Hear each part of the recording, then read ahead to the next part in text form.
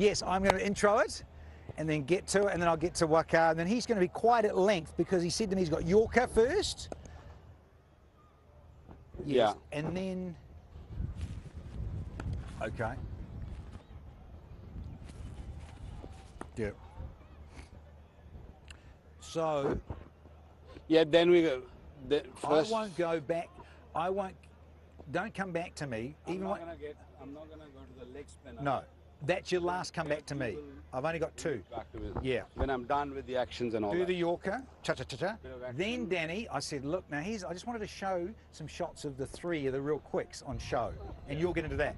And then go, but hey, look, loving it, what you're doing. And then I'll come back with, mate, what about the leggy? How useful is he? 3 times. No, once. No. Start, you're going to do all that, and then come back, and I'll come with the leggy, then I'll finish. Okay.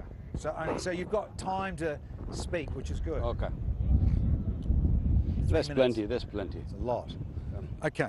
All right. Are we ready? Hang on. There.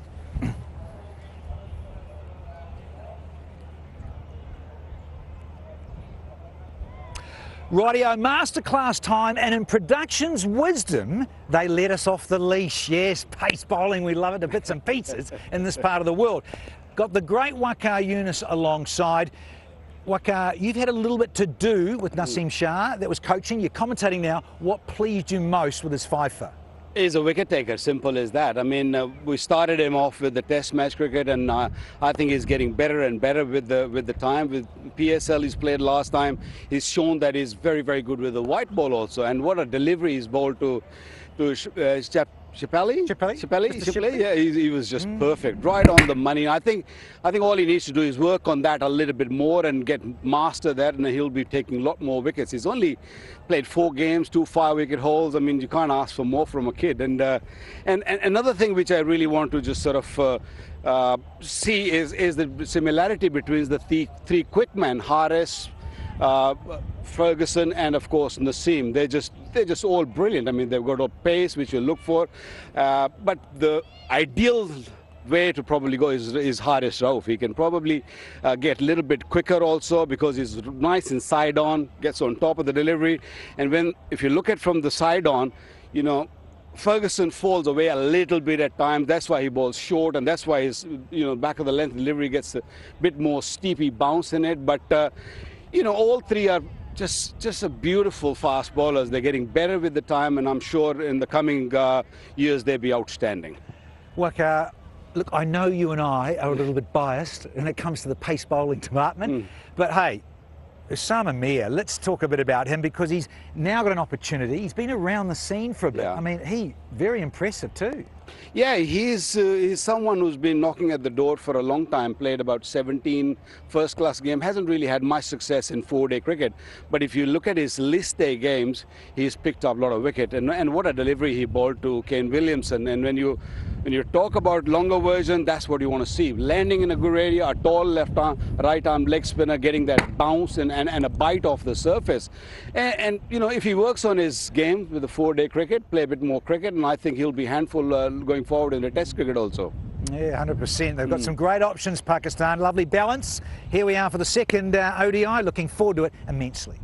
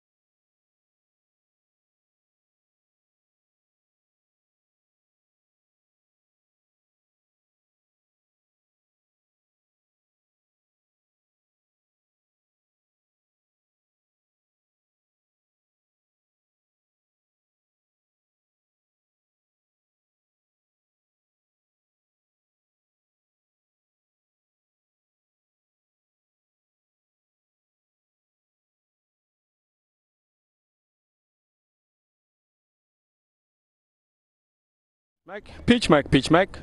1 2 1 2 1 2 1 2 1 2 1 2 1 2 1 2. Pitch mic, pitch mic. Pitch mic. Have to keep this mic ready in the toss area, okay? Okay, buddy.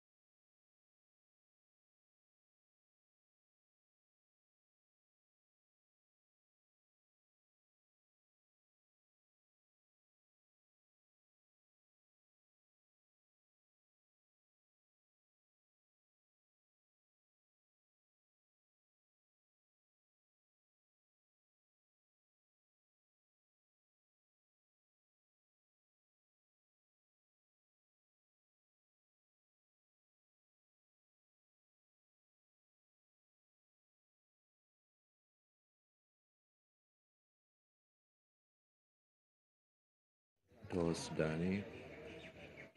The opener has to be voiced? Okay. Guess one. 1 2 1 2 1 2. Guess one. 1 2 1 2. Guess two. 1 2. Guess two. 1 2. Guess two. 1 2. Guess two. 1 2. Guess two. 1 2. Guess two. 1 2. Guess two. 1 2.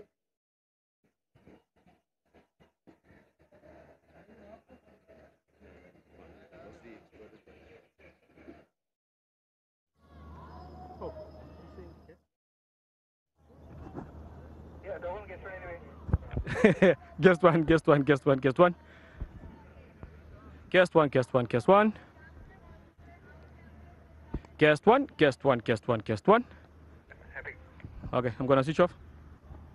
So, PG, remember, this one is going to be with the players. They will have to share the mic. Whoever talks first, they will talk and then share the mic, pass on the mic to the next one. Okay.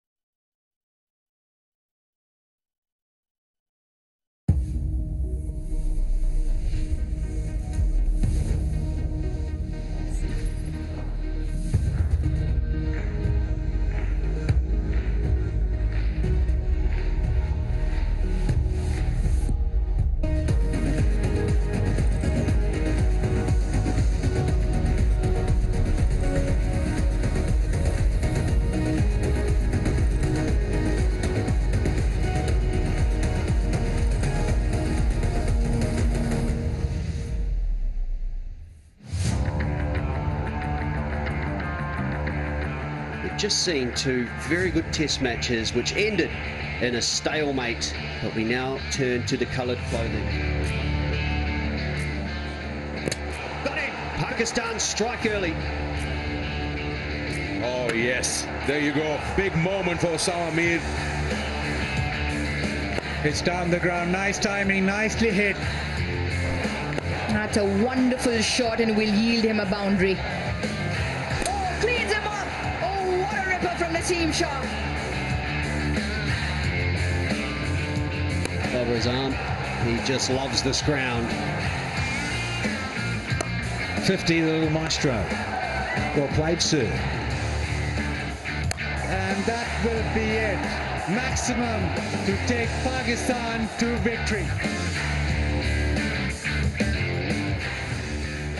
Hello and good afternoon from Karachi. It's the time for the second ODI for the Bank Al-Falah presents Dafa News, Pakistan versus New Zealand ODI series. Let's have a look at the schedule. 9th was the first game. Today the 11th, the second. And then we have one more day after tomorrow, the final ODI on the 13th. Hello and welcome to Inveric Solar Energy Pitchside Studio. Here we are from the National Bank Cricket Arena, and it's a windy Karachi today. Lots of excitement. The first game, Pakistan won that by 6 wickets. You could say that it was, I think they controlled the 3 departments with some very good fast bowling, and then later on the batters completing and doing the job. I've got Bazil Khan and Chris Harris alongside me. Good afternoon to you, gentlemen.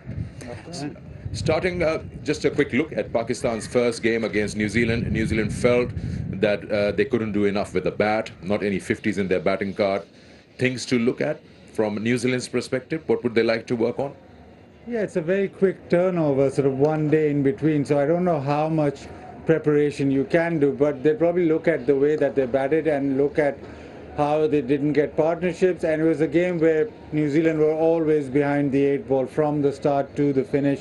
Whenever they looked as if they'll come back into the game, Pakistan came up with a wicket or came up with a partnership. Also, the other thing that they'll probably look at is nobody got to 50 in these conditions, especially when you're batting first. You need 1, if not 2 players to actually make a big score. It's not the kind of pitch where you come in and get a quick 30, 40 and everybody can do that. I don't think you can build a huge score without somebody getting a big substantial score. Not 1, maybe 2. Basil is quite right about the quick turnaround. Not much you can do in 24 hours as a team to change something. And I guess New Zealand will not be worried about the first game. It's just that the certain areas fine-tune and polish them. Yeah, it's just putting the finishing touches on. I think Bassett was absolutely right. New Zealand, there was 2 40s, 2 30s, a bit of a quick start from Phil Allen. No one really went on. I think the top partnership was 60. Got to convert those to 100. If you look at Pakistan's batting, you saw Rizwan 70, Bubba 60. So if New Zealand can take those 40s and 30s to 50s, 60s, 70s, you know, they can put themselves where they can post a total to defend. In saying that, to New Zealand's defence, it looked quite tough first up, batting on that surface, very slow, but they'll be better for it for that first run out. Quick turnaround. I think they would have learnt some lessons, and we'll see some bigger partnerships from New Zealand. This was the batting side. If you look at the bowling, New Zealand only won from Tim Southee in terms of wickets. Pakistan got 6. That also was the difference. Yeah, they talked about reverse swing, and it was easier to reverse the ball bowling first. Second time around, the pitch sort of slickens up, little bit of dew, and the ball doesn't develop into that old ball which reverses. So maybe that's also a factor. But overall, if you look at that Naseem Shah performance, that was one of its kind. I think he bowled beautifully the way that he bowled all throughout the spell. So yes, lack of wickets, but you've got to say that Pakistan overall in that game were better team, and the result showed. A different pitch, but maybe the square might have the same characteristics. Saw a lot of turn in the first match. You believe that there will be a minute opportunity for Ish Sodhi to make it into the 11? Absolutely, I'd be surprised if he didn't. We saw Osama Mir, you know, the impact he had on this game. So I think New Zealand will definitely look to bring a leg spinner in. I think it'll play, it looks maybe a wee bit flatter. I think it'll play very similar to that first one-dayer. Hopefully just a little bit more pace in that first innings. I guess we'll find out soon. Who do you leave out? Probably Henry Shipley. Okay, since we're talking about the turn and the grip, let's have a look at the pitch on offer today. Pitch Report, brought to you by Inverix Solar Energy. It is a glorious day here at the National Bank Cricket Arena as we set up for the second one day. The weather's a little bit different to the other dates. There's a pleasant chilly breeze blowing across, and earlier in the morning as well, prior to 8 o'clock, there was a few raindrops here and there around the city. As for the surface, it's a fresh surface. It again looks like a real good batting paradise. There is absolutely no sign of grass. It is compact and rolled in. So I think from a batter's point of view, they will be absolutely delighted. Having said that, we saw spinners put the stranglehold on in the first game. They didn't give away too many. 4.4 was the overall economy for the spin, and they picked up wickets and some crucial ones with the balls to turn. So I think spin will definitely play a part in terms of batting under light and with a slight moisture in the air. We've always seen in Karachi the ball skids on and comes on better. So I still feel the captain winning the toss will put the opposition in again. Pitch Report, brought to you by Inverix Solar Energy. We're using 3 different pitches for 3 ODIs, but how different can they be from each other being on the same square? The problem is that you've got to prepare them one after the other. You've got no sort of time to actually make sure that you prepare it properly or have the opportunity to do that. Even you look at the Test series, all these games have been played here, so I think the groundsman has his work cut out every time to prepare a pitch and make sure that it's good enough. I don't think that it'll play too differently. I just had a little look at it. It's slightly less dry. The first one was very dry, so maybe it'll hold up better, maybe less spin.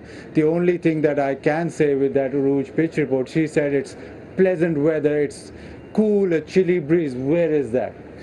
Where is that? Well, you're wearing these jackets. That's why you're not feeling it. At the post-match in the first game, Kane Williamson, I asked him about the impact of the toss. But do you believe the toss will have that much of a say? Oh, look, I think the toss is worth 20 to 30 runs, so by no means does it decide the match, but I think it gives the team that wins the toss a distinct advantage. But it's only a 20 or a 30 run advantage, so if you do lose a toss and get put in and bat first, you've just got to be super efficient, and I think par batting first is about 280. If they'd scored 280 in that first game, I think it would have been a wonderful finish to the one day, but 256 isn't going to be enough, so about 280. So then, similar case over here today, that aside batting first will have to target 280 to 90. Yeah, look, they've had a look at the pitch or played that first game. It'll be quite similar. So you have to make sure that you give yourself that comfort or give yourself a bit of runs to play with, because otherwise it becomes too easy. He feels Ishodi should come into the 11. Do you have anyone in the Pakistan lineup you'd like to see? I don't think they'll make a change. You'd only look at Naseem Shah if the workload is too much. He's played a lot of games and you don't want to expose him that way. Otherwise, I think Pakistan will stick to the same 11. So, otherwise, if they do change, you see Hasnain coming? Or Shahnawaz? Hasnain, I think Hasnain would be your first, and then you'd go to Dhani, but I'm not too sure that Naseem Shah will get a rest. We're looking at the 3 match series. It's not that easy. When you lose the first one, then you've got to win the remaining 2. Bit of pressure on that part as well. Yeah, in some ways it makes it easy. As you rightly said, you've got to win the next 2, and I think New Zealand will just take one at a time. This first one, I mean, obviously this is absolutely crucial. They need to win this to stay in the competition. Well, we're out there. We've got the 2 captains ready. We're here. Danny is also out there. So it's important to see what the captains want to do. We feel over here that they would like to bowl first. Are there any changes in their sides? Chris Harris says maybe Ishodi, he can come into the 11. And if they're going to reduce workload on Naseem Shah, then probably Hasnain might come in. But that also is a very, very slim chance. Well, all we need to do now is go to the toss and find out what they really want. Toss, brought to you by Inverix Solar Energy. All in readiness here for the toss of the coin, and the men alongside to my right, David Boone, the ICC match referee. Booney, good to see you. Looking forward to a cold one later. But the 2 captains, we've got Kane Williamson of New Zealand and Babar Azam of Pakistan. Now, Babar, you have the coin, I believe. Thank you, sir. Tails is the call, is it? Oh, so that's good news for you, Kane. And you're going to do what? We're going to have a bat. Funny enough, as was the purpose on Monday.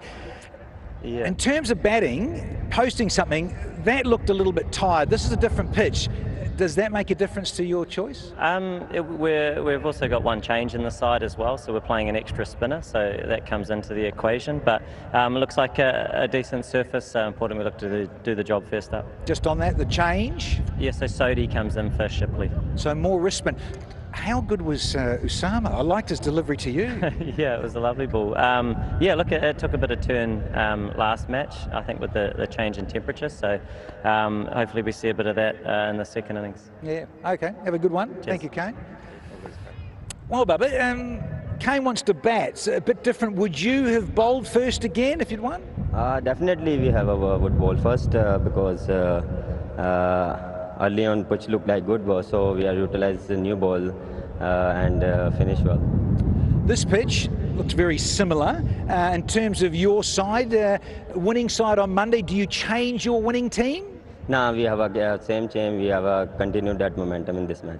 I'm not surprised. I just mentioned to Kane about Usama. Yeah, geez, I mean, that's exciting for you? Definitely, I am excited, and the way he's bowled in the first match, and he's confident in the domestic cricket, and he's improved a lot. So good to see him, and looking forward to it.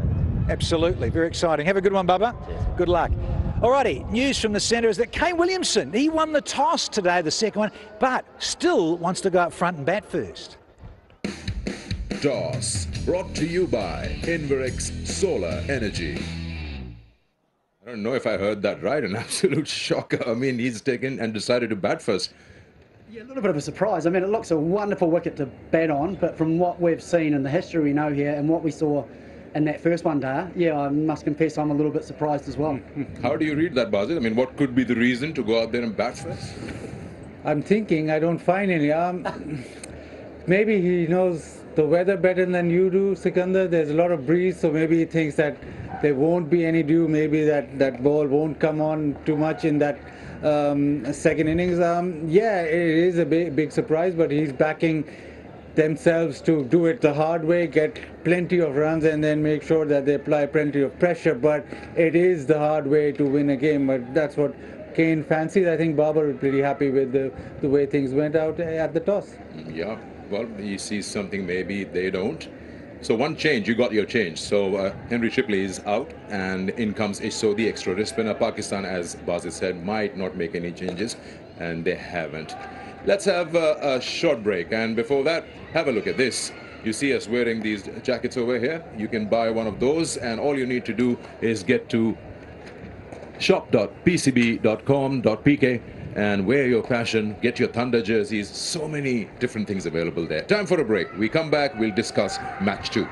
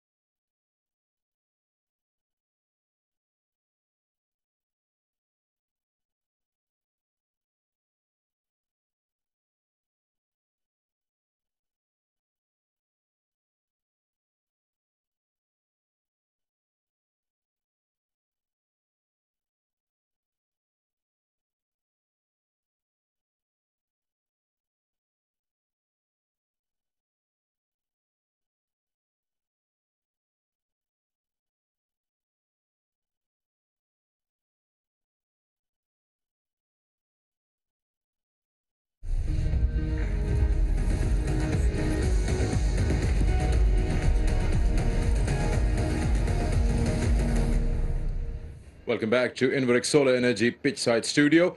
And we are into the second ODI. Just now the toss took place and New Zealand's captain Kane Williamson won the toss and he decided to bat first. Let's have a look at the 11. They made that one change. Chris, looks pretty balanced. Bowler for a bowler. Yeah, no surprise there really. It's as simple as Ish Sodhi slipping in for the new man, Henry Shipley. Obviously because of the massive part that spin played in that first one day, and that's part of the reason I guess that New Zealand, which surprised us all, have decided to bat first, thinking this breeze might keep the dew away and that the spinners are going to play an even bigger part later on this evening. Let's have a look at Pakistan. No changes in there, but Haris Sohail with the bat was a pleasant surprise. He wanted to make an impact. Yeah, a couple of comebacks in there. Haris Sohail coming back into the side. He's always been a very talented batter and always felt that he should get a longer run, but injury issues and all sort of problems with him. And then also you look at Usama Mir, what a start to his international career that he had. Got the ball to turn. He always gets the ball to bounce. Naseem Shah still playing fantastic with his performance. I think if Pakistan win this, then Naseem Shah might get a bit of a rest, but I think you won't want to change a team that performed so well in that previous game. We talk about more about Haris Sohail. I mean, he came last he played was October 2020 when Sri Lanka was here, and he's been off the international circuit since then. But the way he was playing, the timing, gauging the length so well, I mean, what makes him different or special from the rest of them? He's always been very talented. He always picks up length quickly, especially on low bounce pitches, both spin and paces. He's got shots to hurt them, and especially against spin, we didn't see that a lot. We saw him attack pace rather than spin, but especially against spin, he's very, very good.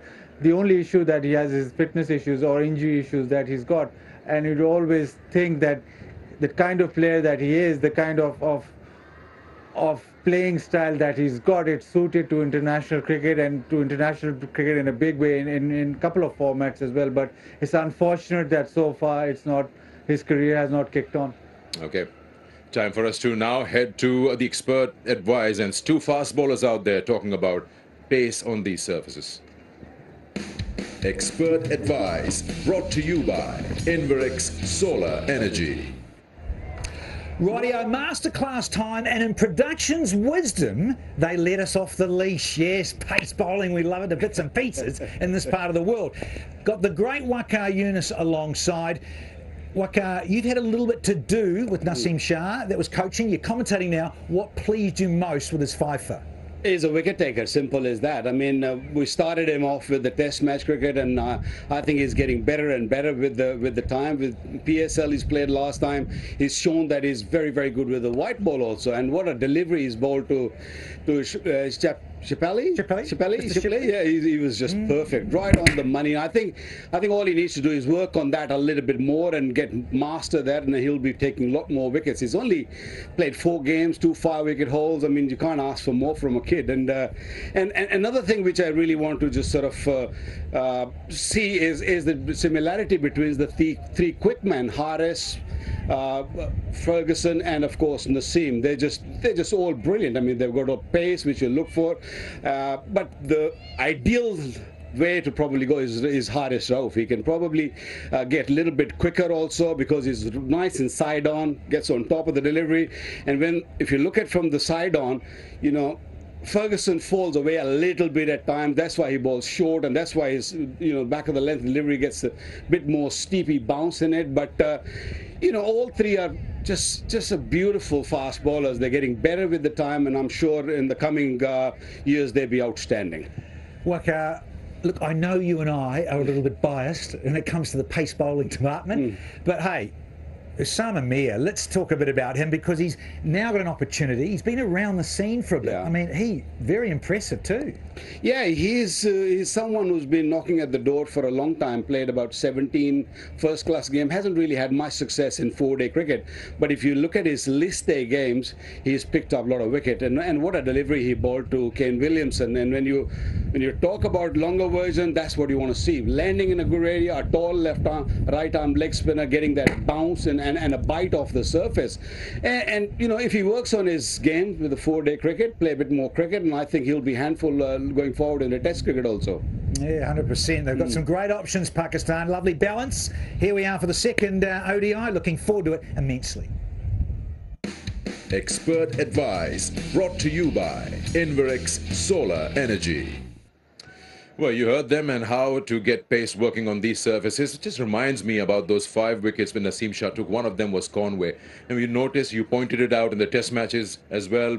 Round the wicket, they try to shape the ball into him. It tends to fall over. How did you see his dismissal in the first ODI when he got a fuller one, and how can he correct that? Oh, to be fair, I think it was just a little bit unlucky. It was a ball that he normally scores off his legs. He's so strong normally. He maybe fell over a tad, but it was outside his leg. It was just one of those unfortunate things that you wouldn't expect to happen again. I mean, it's hit his back foot and gone from outside leg onto a stump. So, yeah, outside of that delivery, Naseem Shah, I just think bowled in such good areas.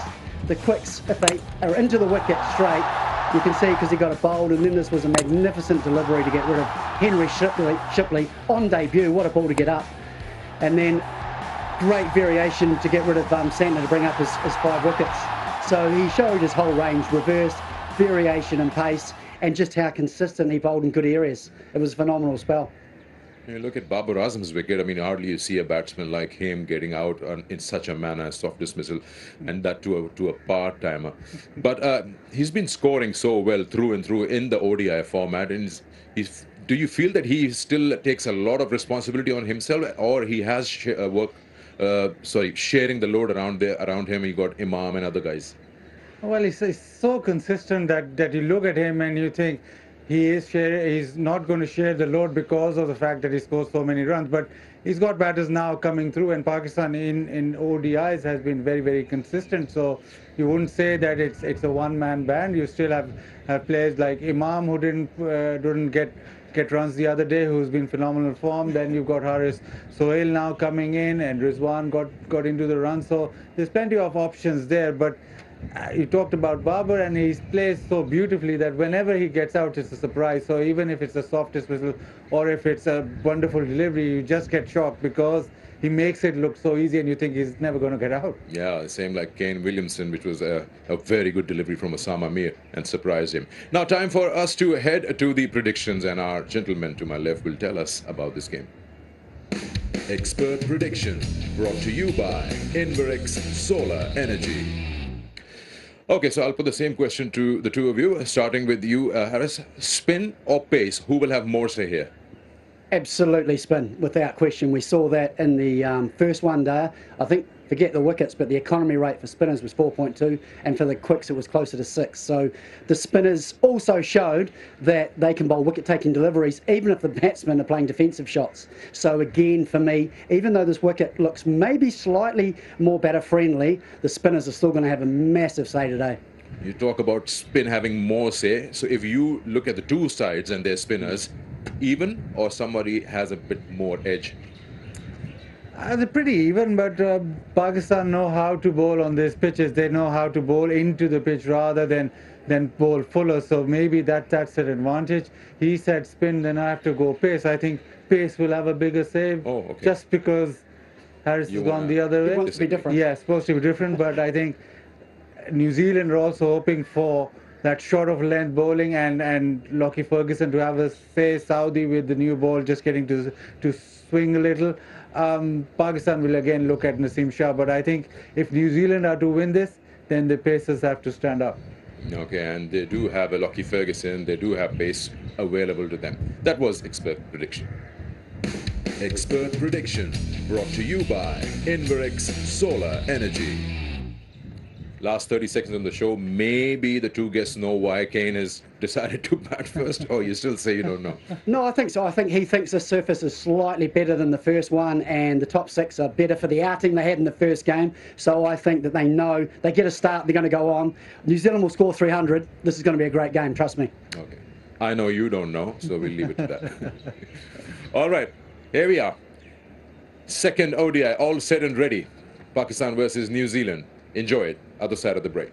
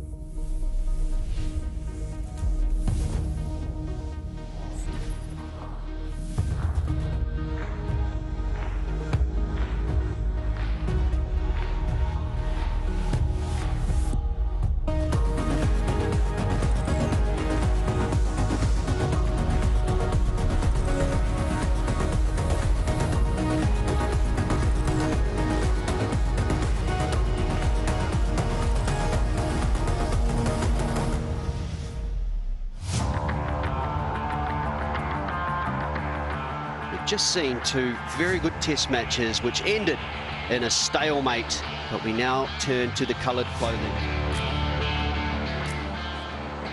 Got it! Pakistan strike early.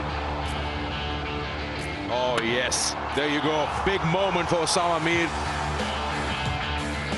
It's down the ground. Nice timing, nicely hit.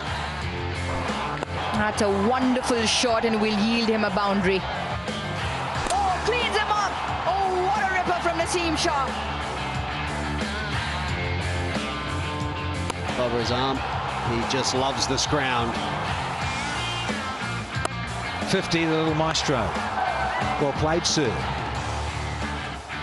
And that will be it. Maximum to take Pakistan to victory. Hello and welcome to the National Bank Cricket Arena. It is Karachi once again for the venue of the second ODI between New Zealand and Pakistan. It is the Bank Al Fallah presents Duffer News Pakistan versus New Zealand ODI series. It will be a very similar looking cricket pitch on shore for this all-important match. New Zealand looking to try and get themselves back in the series. Pakistan will be trying to win the series and even push towards that world #1 ranking. And what will the pitch play like? It looked pretty good last night, but it is Waqar Younis and Chris Harris out in the middle. Game 2 of 3, Pakistan ahead 1-0, and we saw and felt that on the surface in the first game, New Zealand batting first were a few short. Now what this pitch has to say, I'll find out from Chris Harris, who's just going to make his way up now. Chris, what do you make of this surface for the second game? Well, Rouge, if I'm a batsman, you just come in and have a look at the surface, no grass, the batsman will be running out to bat on the surface. Looks absolutely magnificent, full of runs. We saw in the first one day, however, that the team that wins the toss are definitely going to bowl first, and I think that gives you an advantage of about 20 or 30 runs, because we saw in that second innings a little bit of moisture coming in, and it just helps the wicket just skid on a little bit for the batsman, especially with that newer ball.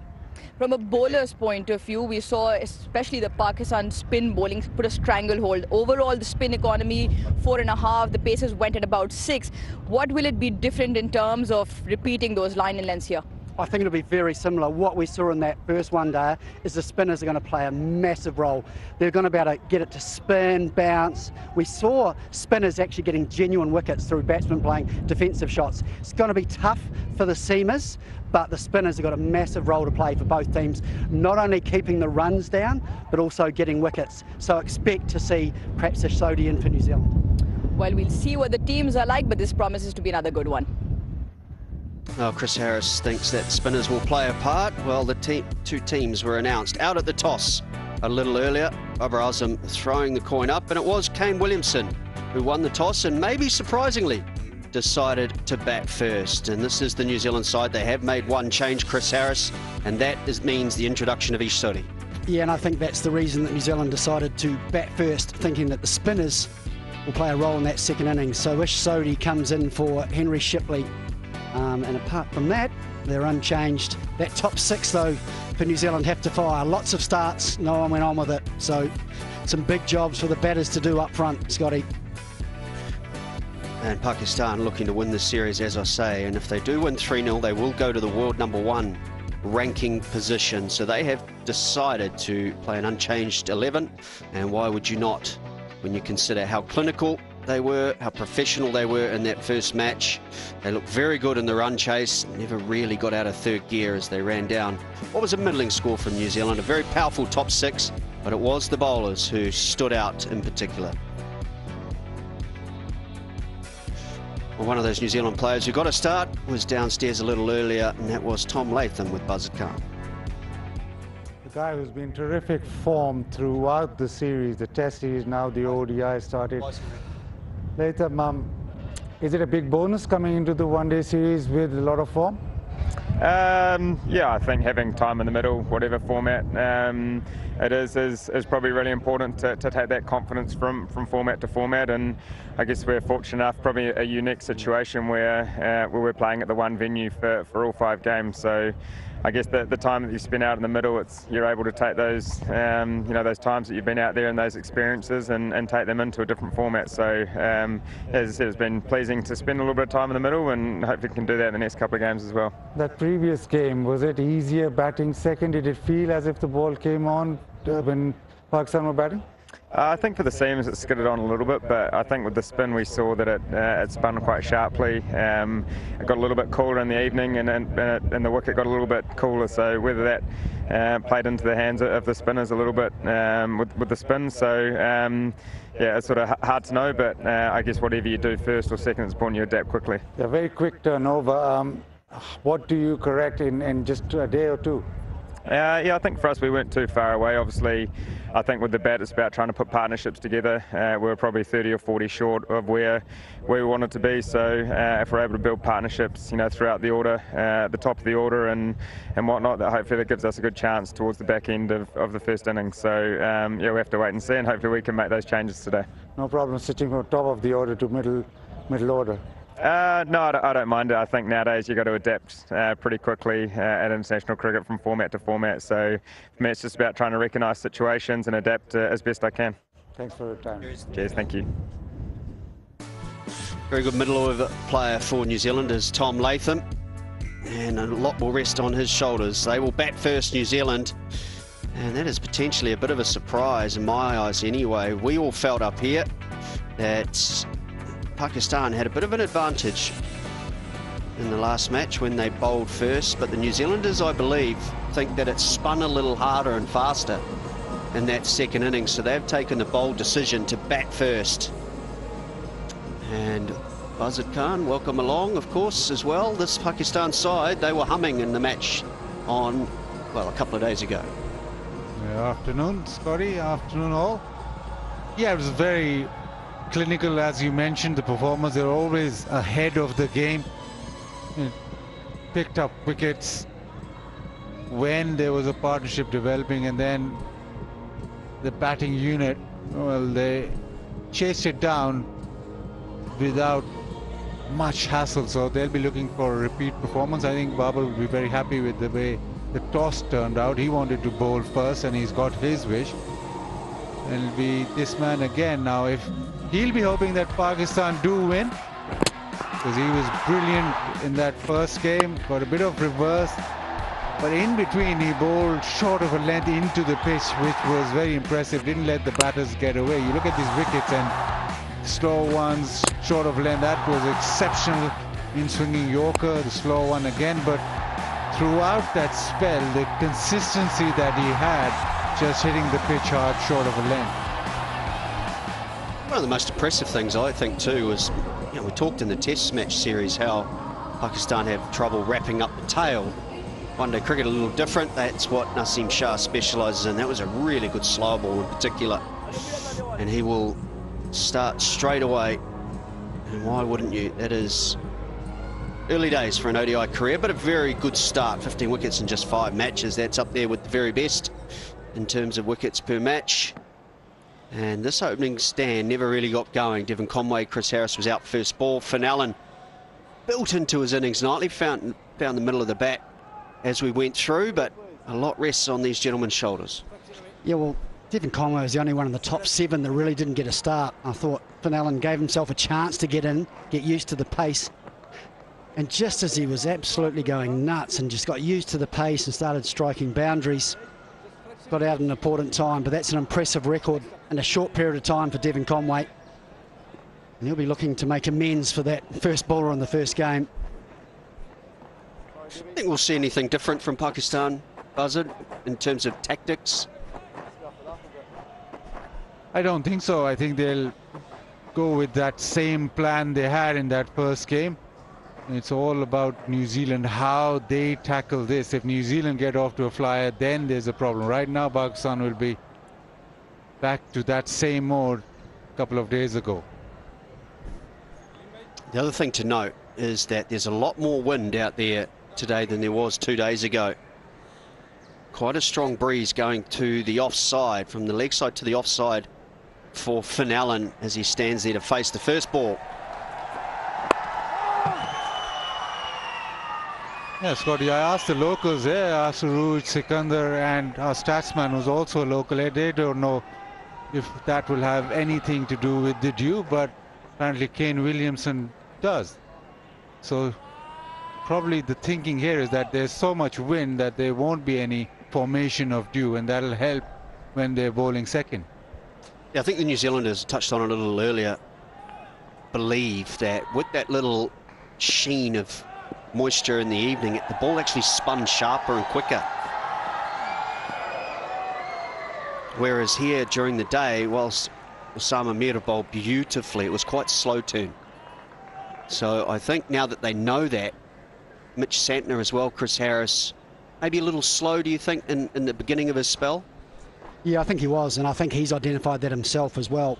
And as he started to get used to the pace, he bowled a little bit quicker, and I thought he created some opportunities. I just felt that because New Zealand didn't get enough runs, he just couldn't apply pressure for long enough. Or edge, and lucky for Finn Allen. But we are underway. New Zealand's inning begins, and this is a battle I'm looking forward to. Devon Conway, along with Williamson, usually pace the innings in the first 25 overs or so. A little bit of movement back.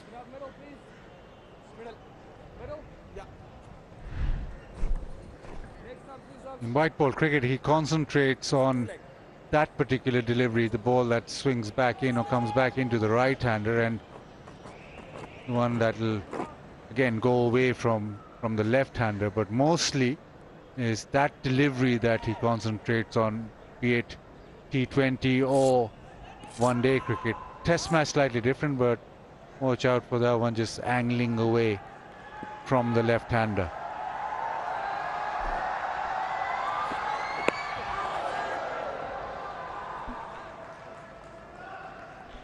It's pretty good pace as well, 143 kilometres an hour. We'll look forward to that battle once again. 1-0 is probably the only thing New Zealand won, was the pace battle between Lockie Ferguson and Harris Ralph.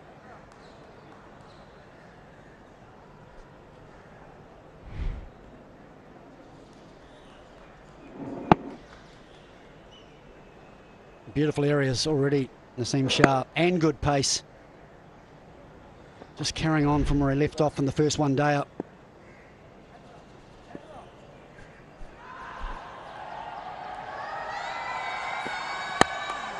Chance and taken. Oh, Pakistan, they've done it again. A wicket in the first over. This time it's Finn Allen. Trying to go on the up over the top, and he's hit a fielder straight to cover. It's a good catch, but this is a big wicket. Pride going on the up. No timing, but a great catch. Nawaz, that cover. Pakistan yet again finding the perfect start. Wicket in the first over. Finn Allen just one. New Zealand 2 for 1.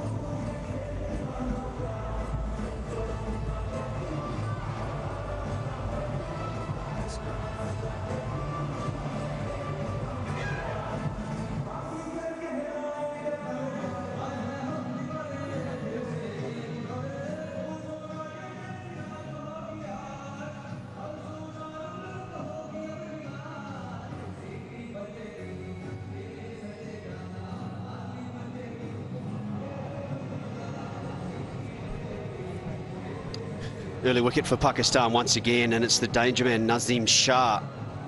The last match it was Devon Conway, this time Finn Allen.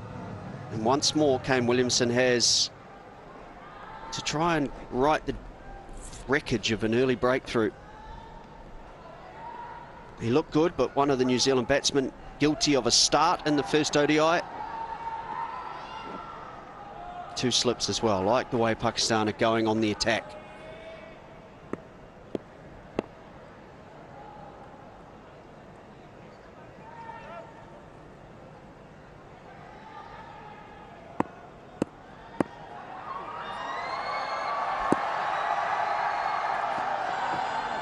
what a beauty that is. Just leaving the right-hander. Nazim Shah, the only one with interest, but I think that's due to the quality of the delivery. It's a brilliant first over. 2 for 1.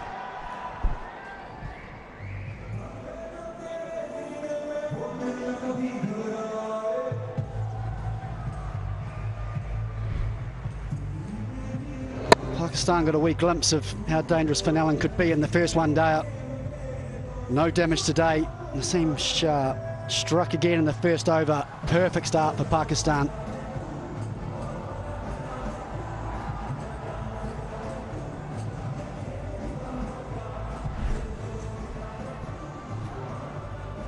Mohammad Nawaz is a very, very good fieldsman for Pakistan, so not a great man to pick out if you are Fenelon as well.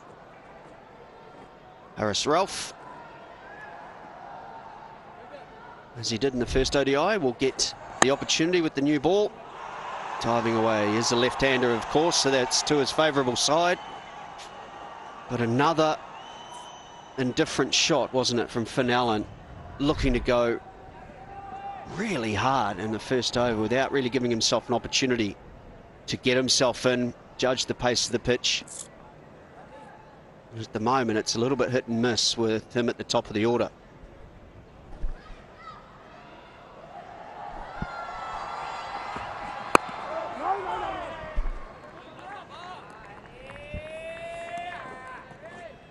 Nazim Shah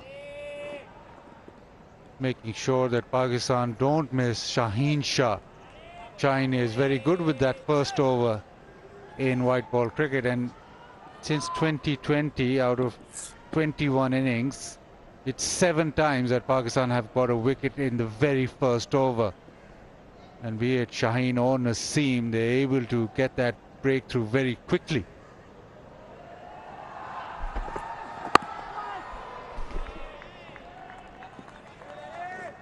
And especially with Shaheen Shah, you look at him in T20 cricket as well, that first over is an event.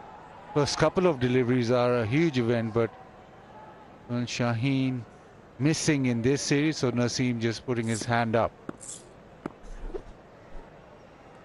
Yeah, it certainly is. I think that's where Fenelon is falling over. This isn't a T20 game. You can give yourself an opportunity to succeed.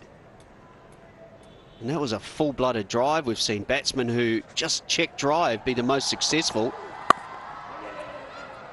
The timing is there. That will run away the first boundary of the innings for Devon Conway.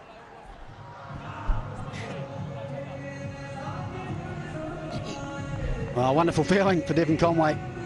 0 in the first innings, and this time, in the first one day, sorry.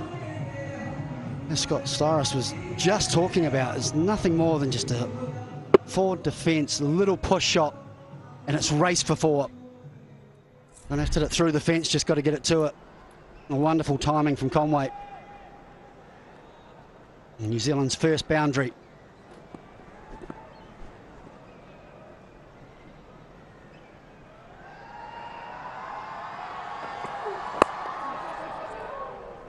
Yeah, good running. And New Zealand been a little spoilt over the last 20 years with players to generate a strike rate up early. Nathan Astle was brilliant around the early 2000s, late 90s. Then Martin Guptill. But the thing they did was still play genuine cricket shots, still look to be a batsman. And at the moment, Fenelon looks to be more of a hitter at the top. He's better than that, I think. Whereas, you know, you looked the other night, Whakazamanu has all the power in the world. He was able to just still build into his innings. And Imam Ul Haq, who didn't really get going, they still play like batsmen and work out the conditions, how is best to score on this surface, and go about their work.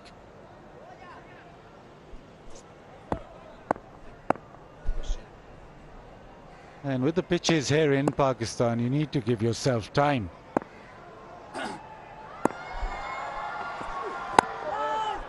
But I also like the fact that, one test match and 2 ODIs, it's turned Scott Styris into a traditionalist. Wants batters to take their time. Before coming here, you never about batters taking time, you just tee off. But thankfully, Pakistan have changed Scott Styris. 1-0 Pakistan.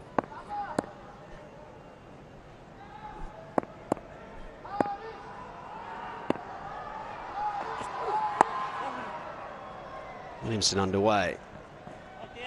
Well, we've seen that it's not the easiest early in your innings. 8 for 1.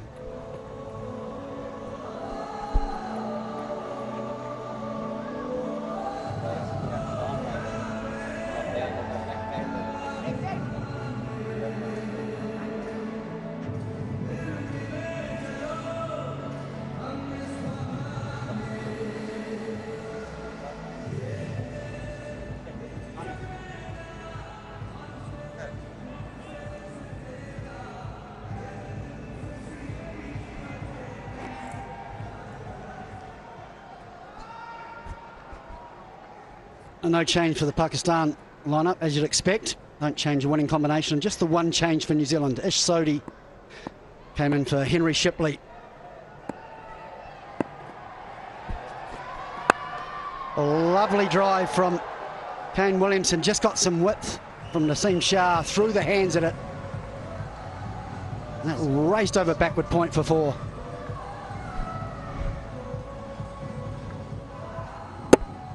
Yeah, slightly wide, and he's just thrown his hands at it. He's gone over the top. I don't think he was in complete control, but the width allowed him to free those hands.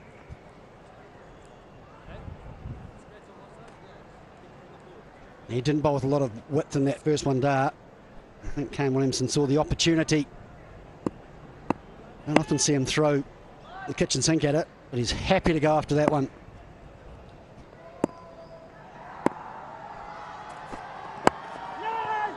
But even that last one from Williamson, throwing the kitchen sink at it, it was more of a check over the top, wasn't it? It's not a full flourish, the bat ending up around behind the head. It's still really nicely timed, deliberately hit in the air. See, there, just a flourish, no different to if he was playing a cover drive. Deliberately up and over, using the pace of Naseem Shah.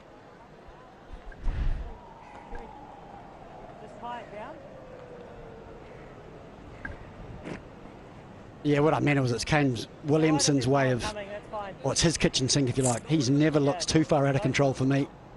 But he just saw the opportunity to throw his hands through it. Absolutely, very much still in control, though. Just got the width he needed.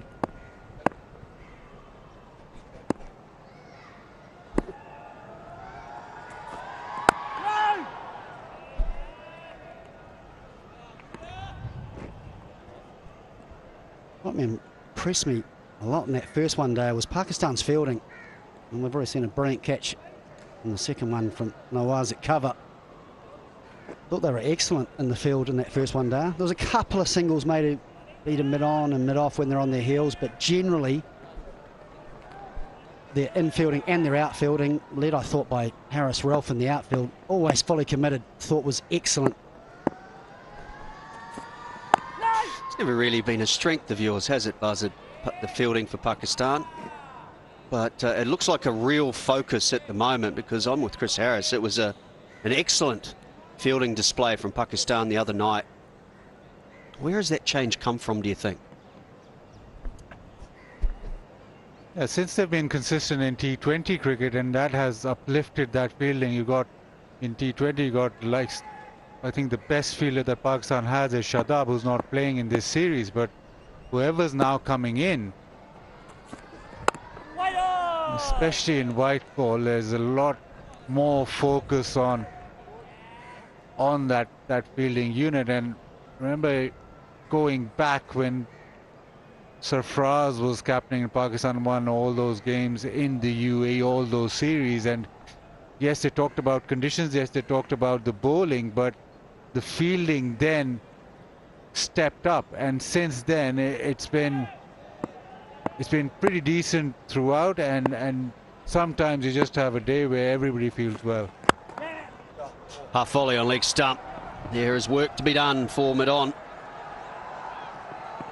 And he won't get their second boundary of the over. It is 3 overs gone, 16 for 1.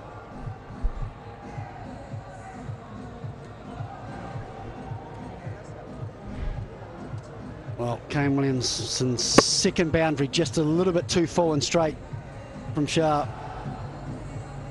And gratefully accepted by Kane Williamson, just controlled through that leg side, and with wonderful timing easily gets it to the fence.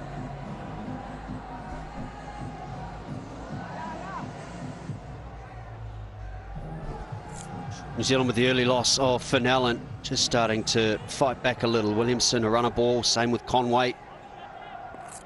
And there's a lot of responsibility on these two. That's the half volley to finish the over. And fast bowlers just hate that, especially off the final ball. They're looking to finish off and get out of the over, as they say. Short cover in place, just the one slip.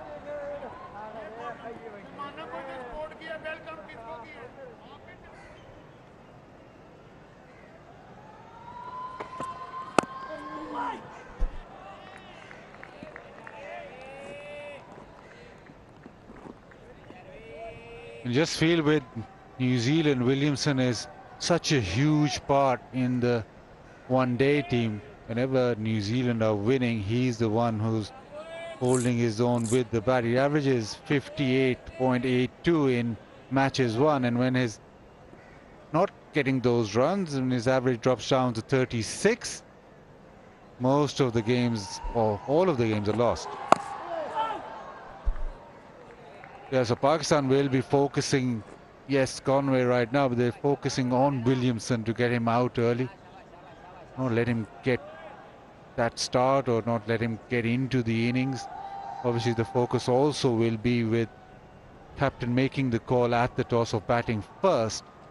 There'll be added pressure of him then making sure that that decision doesn't falter.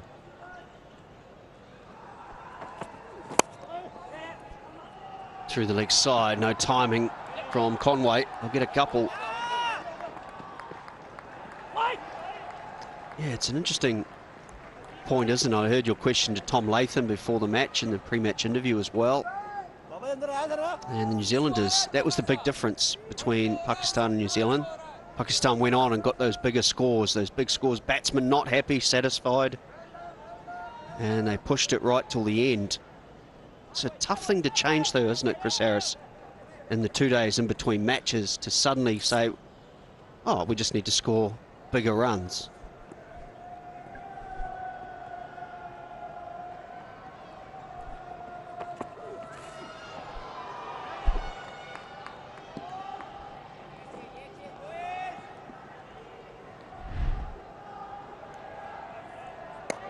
You can just see there, just not getting that foot line. Quite limited to how far he moves, trying to create a stable base. This was the one that he got out to in the first one day.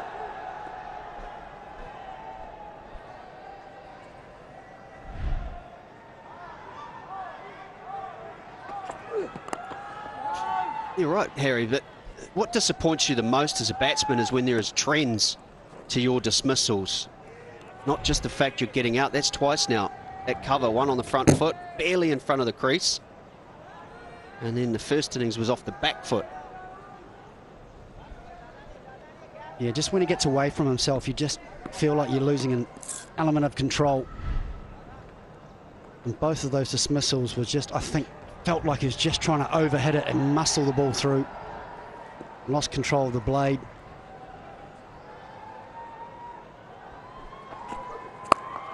Pulled away beautifully. Boundary once again to finish the over. 22 for 1.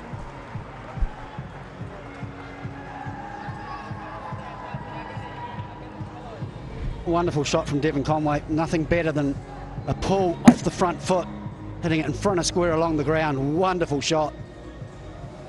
And Harris Relf frustrated.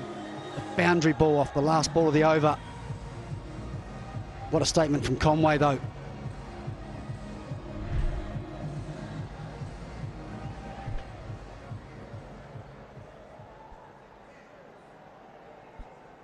It's an interesting point, wasn't it? And package we just saw there. about the lack of foot movement from Finn Allen, but one of the changes I think too, Buzz, from the days gone by with footwork, you're always taught to get your foot to the ball, go right forward or go right back. You don't often see that these days. It's a change of technique. It's almost like the most important thing is just simply the shift of the body weight as opposed to a big stride. And even though he didn't have a lot of foot movement, Finn Allen, he's leaning back on that and just throwing the hands at the ball. And on a slower surface, you've got absolutely no control over whether it goes in the air or along the ground. Yeah, you talk about in the air or on the ground. Now, that's a couple of times. Maybe the last time he was trying to keep the ball on the ground. This time I'm not quite sure if he wanted the ball to stay on the ground or he wanted to hit it over the top, because he's trying to hit it as hard as possible. And it's on the up, so if he's trying to hit that on the ground, he's not succeeding. All you can say, if you want to really go at it, then try and hit it over the top. We just saw there, that was a great shot from side on. The body weight was over the back leg. That can only go in the air.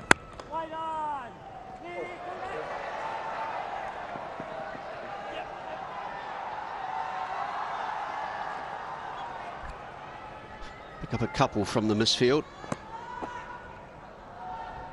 Just have a look at one of the best around, that last stroke in particular. Where's Kane Williamson's body weight? He's more over the front knee, his head. That's the difference. It's why the ball goes along the ground. He never throw his hands as hard, admittedly. However, he will still look to go up and over the field from that same position.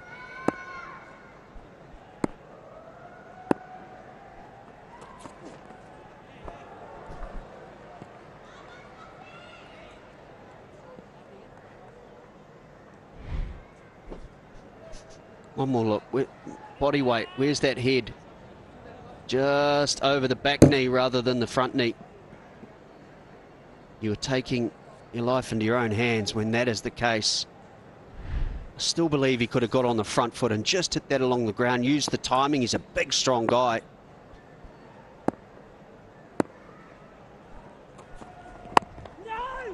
You talked about footwork and you talked about balance, and there was a great quote once in his playing days. Mohammad Yusuf asked him, how do you play fast bowling? And he said, fast bowling you play with balance, spinners you play with your feet.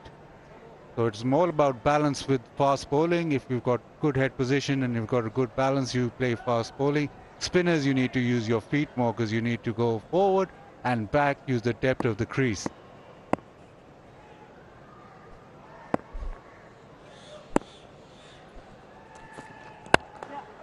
Beautiful shot. Another great example of what we've just been talking about.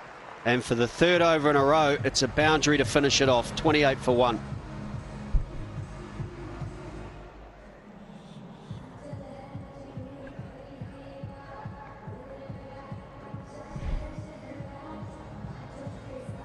That's just a gorgeous cover drive. Exactly as Scott Storris just described. Head over the front knee, full face, not trying to overhit it.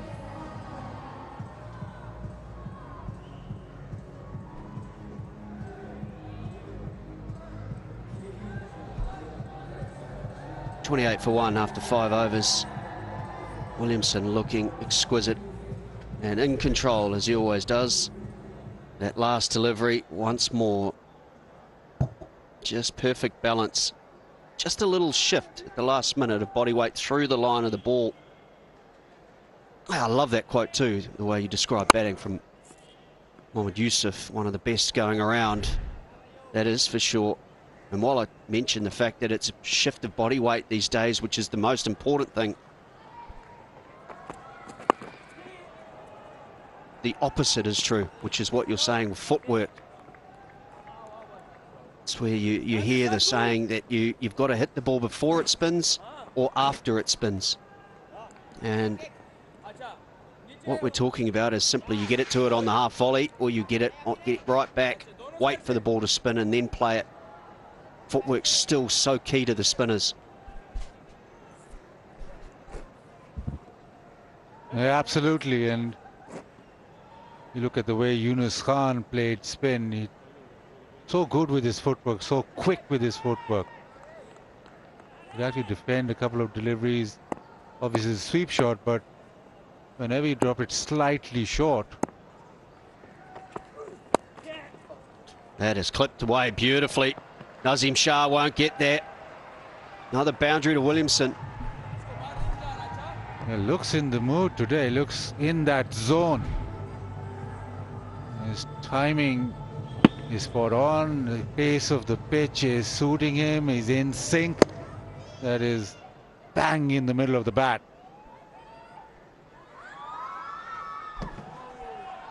This is probably the worst surface, isn't it, for Haris Ralph to bowl on.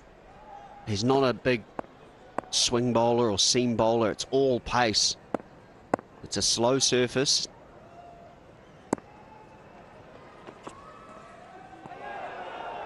That is a good length.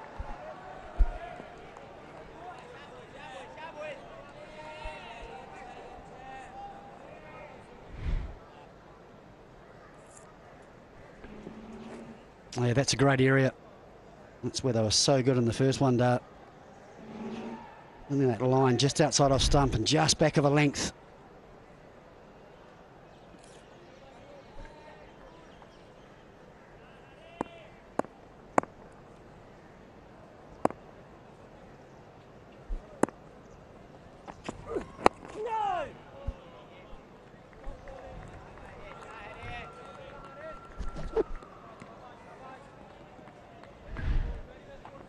Again, no grass to speak of on the surface.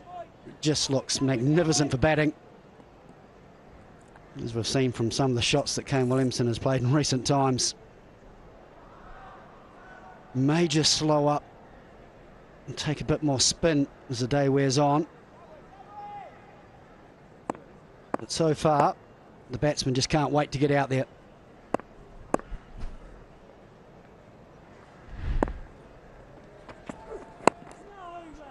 That being said then, when do you think we'll see the spinners?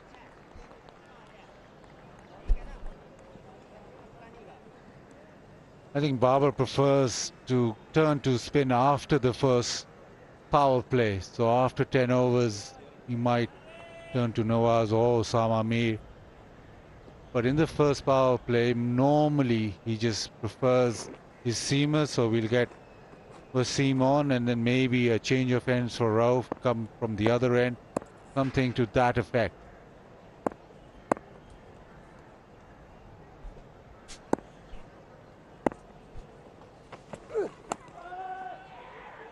Single to finish. 6 runs from the over, 34 for 1.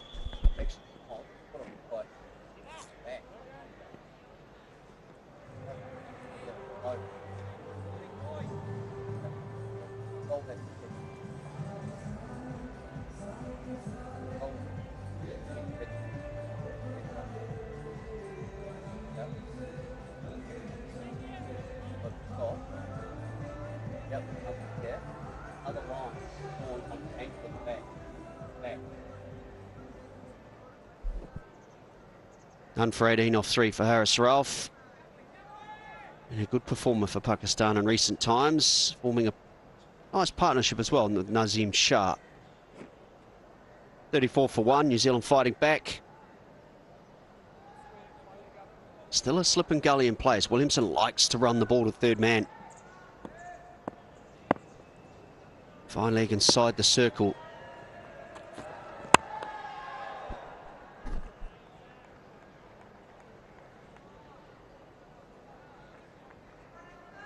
Now in that first game,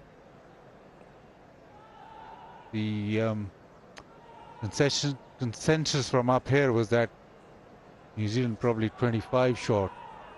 Now the way they go about is that they go quicker, they chew through this and make sure that they're slightly in front of the game. Because maybe look back at that game, yes, they didn't have a lot of partnerships, but they still meant that even after those 50 overs, they got to a target which simply wasn't enough. So how do the batting unit now go about? Once again, they're batting first. They're setting the target. How they go about that will be interesting. I think they would have talked a lot about it, and I think it's just identifying those key moments and taking those partnerships just a little bit deeper before you take, I guess, those calculated risks.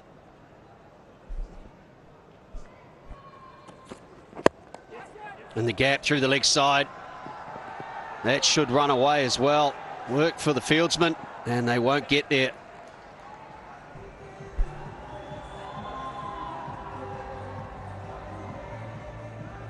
Again, such control in the shot from Devon Conway. Not trying to overhit it, just trying to make sure he gets it in the gap. And you know if he gets the gap, it's just going to run away. Again, superb timing. And it also shows how quick this outfield is.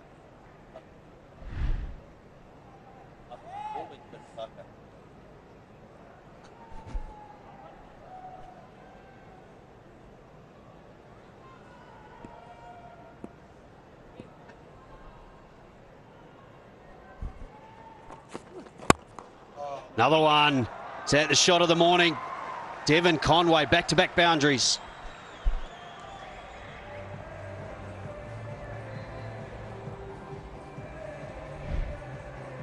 Eight boundaries so far, but this probably the best of the lot. Bat coming down so straight and just following the ball. That is fantastic. Just another check drive though, isn't it? It's the trend on this ground. And total control, that balance you mentioned, Buzzard. I've been talking about the lack of balance that Finn Allen has at the crease. Watch what happens at the point of impact and where their body weight and where that head is, and why are we suggesting the angle of the back is the one that tells you where the body weight is. It is a real problem for Finn Allen, and that often comes when you're overhitting and you're looking to just get it to the boundary at a rate of knots. Another one. Leg side this time. New Zealand in the power play have gone along nicely. It's 47 for 1.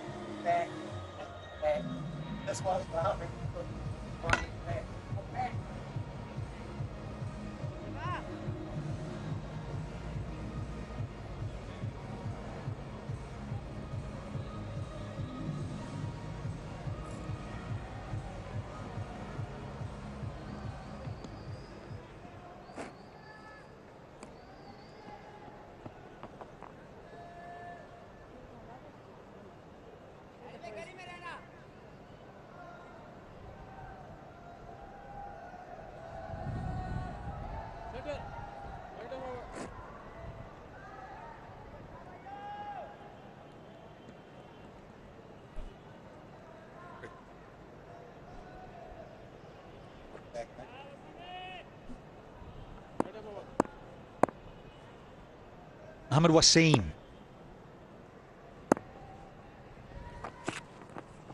He starts with a slingy one. And let's have an extra. It's first time this afternoon for Mohammad Wasim, so he'd like to get into a groove. I know the batsmen did, and they certainly have. And in terms of Williamson and Conway, this partnership approaching 50. Finn Allen, he's out. If you just tuned in, he was out early. Very first over once again, New Zealand, as it was Monday, lost a wicket in the first over. It was Conway on that occasion. This time it's Finn Allen. And now, having seen Kane Williamson at the toss and how keen he was to bat first, very determined, good daylight, good conditions all round. Nice little breeze in and it's cooling. And no hesitation in wanting to go up front with the blade in hand. He's in right from the outset as the skipper. And he's looking all right. Can't thread it through this time. Hello, Rouge and Waka. Hello, Danny. Vakar and everyone around watching. At the Pakistan's #1 battery, the Osaka boundary contest. And every time their LED display is on and the batter hits a boundary, they will be pocketing 10,000 rupees.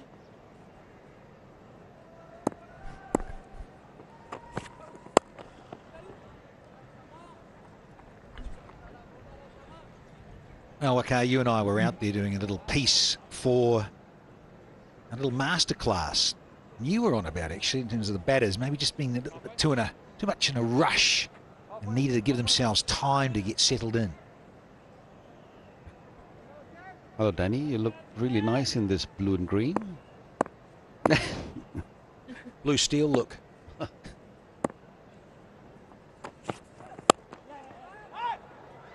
better. Waited, but the wrist and the timing and the fast outfield is helping Kane Williamson, and the 50 now for the tourists is up.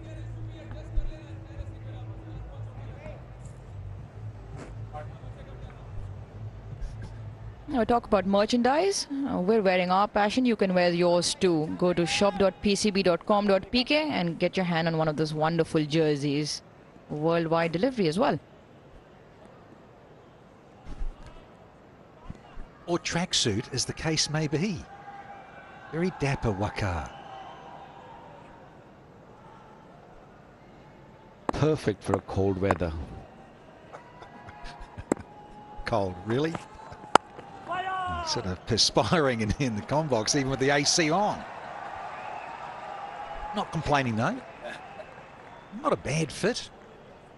Right. It's nice. Its material is really good, and especially with the aircon on, this looks good and nice and warm. Looks good. Yeah.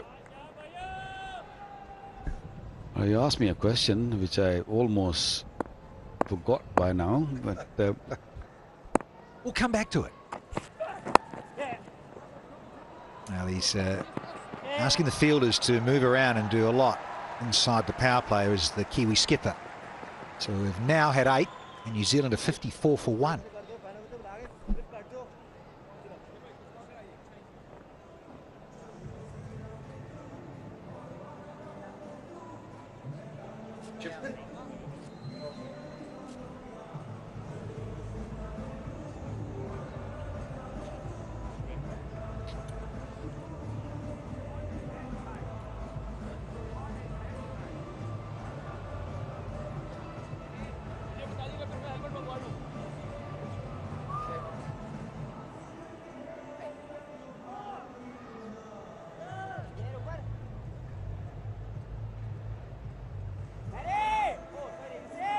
Light refreshment here, and Kane Williamson changing his gloves. He called for gloves at the end of the last over.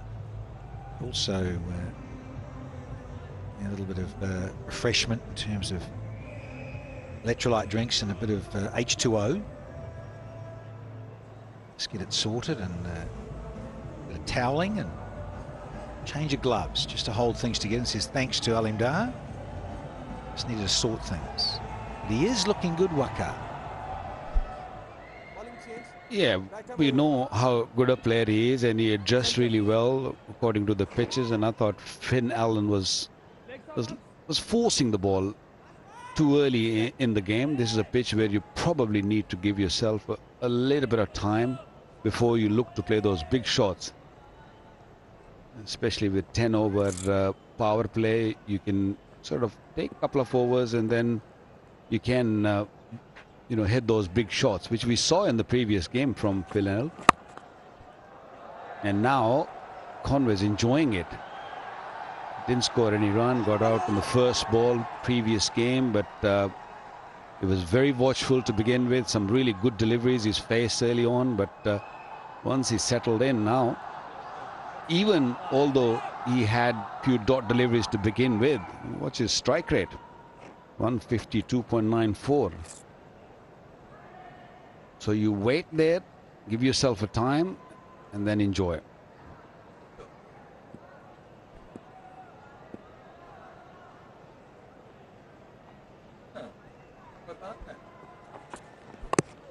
Oh, and there was nearly the chop on this subtly slower surface than in recent years.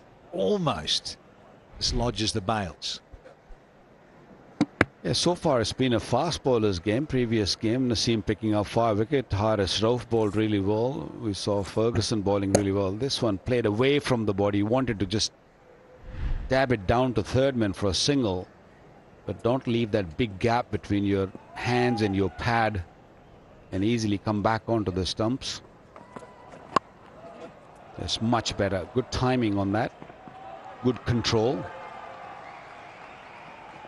But good pace we've seen in this series so far. Previous game we saw bowlers coming in hard and really bowling quickly. We saw Ferguson hitting that 148, 149, odd time 150. But what's the difference? There's a little bit of difference between all three. This Ferguson on the right falls away a little bit, but too much pressure on his back. And Naseem Shah, if you look at his feet, he just goes across a little bit. So, you know, these two have a bit more chance of injuries. On the other hand, Haris Rauf, very simple, gets sides on, gets in a very good line, and then really zips through. Although he's got a small stride running in, but when he gets to the crease, his stride is quite long. Yeah, well, he's had bat problems, Ferguson, but he's also wanting to be behind that line. And that has been stressed a lot, I think, more with T20 cricket.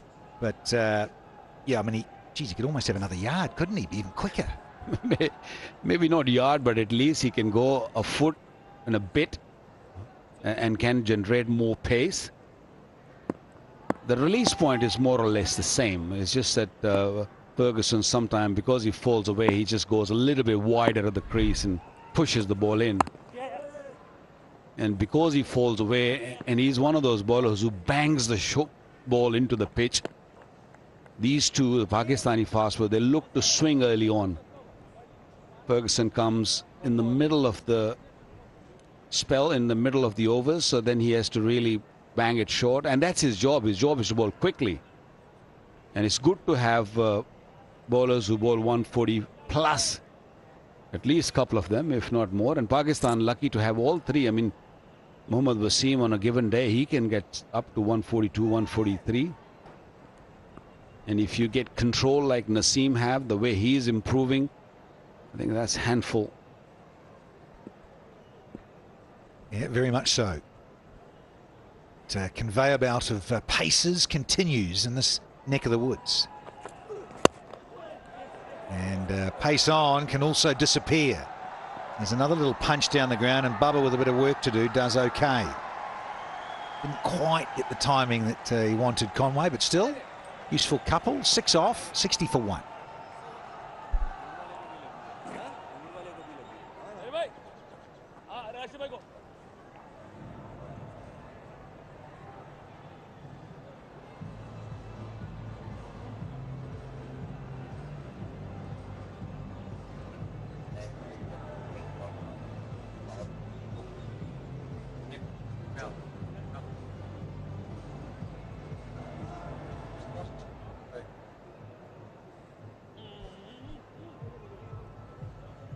Finn Allen out early is the only one to depart so far for the New Zealanders. Now you've got a bit of Conway and Williamson, and certainly Conway with his strike rate and a little bit more aggression and is finding things in terms of timing a little bit more sweetly perhaps than the watchful captain, who's in the mood in terms of batting a long time, and the Black Caps need him. Such a rock at the top, as we all appreciate over the years. Kane Williamson. Time for Mohammad Nawaz. So pace off. The pace is on. Now with the start of the 10th. Last over of the power play in 50 over cricket. So having a discussion here with his captain Bubba Azam in terms of where he wants that square leg. Slightly backward. and then a long off, the 2 men out only. The start of Williamson versus Nawaz in the 10th.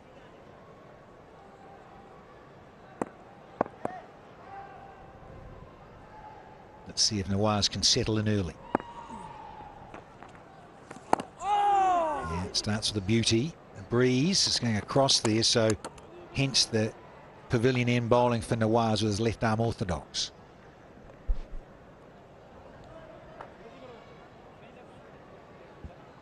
Bowling from the pavilion end, I think Mohammad Nawaz will be hoping that he'll get a bit more drift, and then if he can just spin the ball, then this was ball lot quicker, came in with the arm.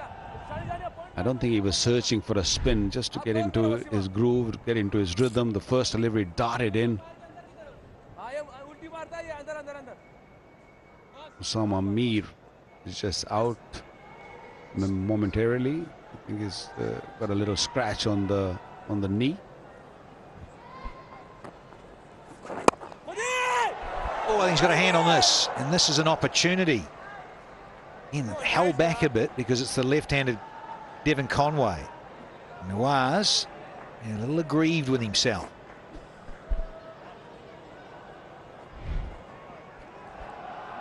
This could very easily have gone to Nawaz. Oh, he's normally an exceptional fielder. He got there, but just with the fingertips of his left hand. Conway with maybe just the first false shot, pushing at the ball. He's holding up in the surface slightly for Nawaz. I don't think he'll be very happy with the effort from Nawaz. Nawaz normally a very safe pair of hands, and I think he could have easily gone with both hands straight away, had gone down, because he probably realized that it would have been taken with both hands. Yeah, I think he'd be miffed even getting a good part of the left hand on it. He practices a lot, and of course we appreciate spinners. They expect this. This is what they're part of their repertoire in bowling, to look for caught and bowls. Very expectant for a C and B. And he's blown it.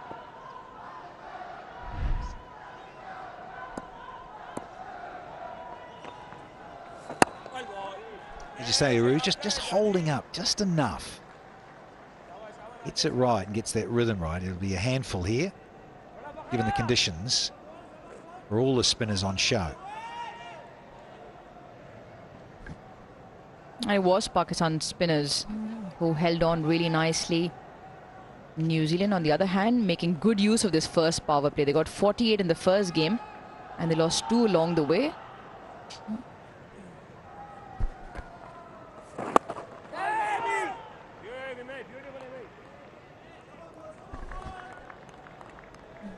Surface looks a little bit better as compared to the first game, where slightly too paced. It didn't quite come on as they would have liked. It's also yielded so many runs in this first power play. 10 boundaries already. We've had 10, and New Zealand are 63 for 1.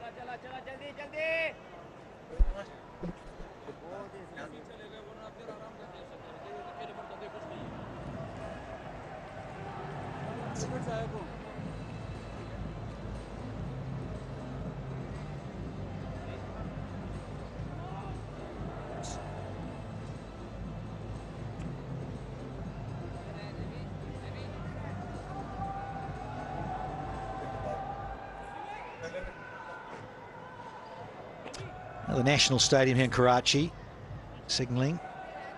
Rashid says, yes, that is the end of 10, so that power play's done. Time to move on. Yeah, make a good point there, Rouge, in terms of the ground stuff. We'd love to, of course we didn't. We'd love to have had cameras here, but it was a day off, and so staff or crew obviously need some time out. But yeah, to see what they would have done and how much water perhaps would have been used. I know it'll be on the conservative side, but as opposed to the test match pitch, which we played in the first game on Monday, now we've moved one across. And I agree with you. I think just that little bit slicker, perhaps, to slide on, that much better for hitting through the ball and batters enjoying that. There's Usama. after his debut. Let's see how he goes. Just a fraction short. Get the loosener out the way. A couple of deliveries and try and get into your work, as it were.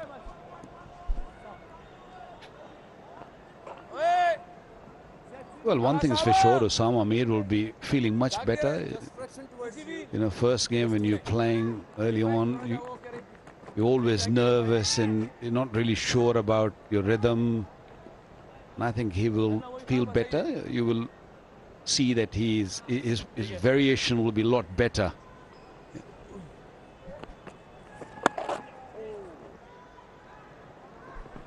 Yeah, just a start here, a little bit short and then a little too full.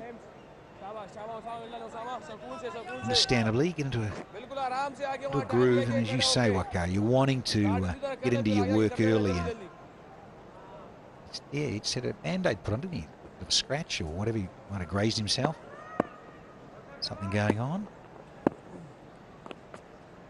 Yeah, that's more like it. That's where we want to be, asking Williamson or Conway to come forward and probe and just push from the crease. Also good field set, Barber giving him the protection with the 4 boundary riders in case he does drop it short or full, and the fielders close in for the single.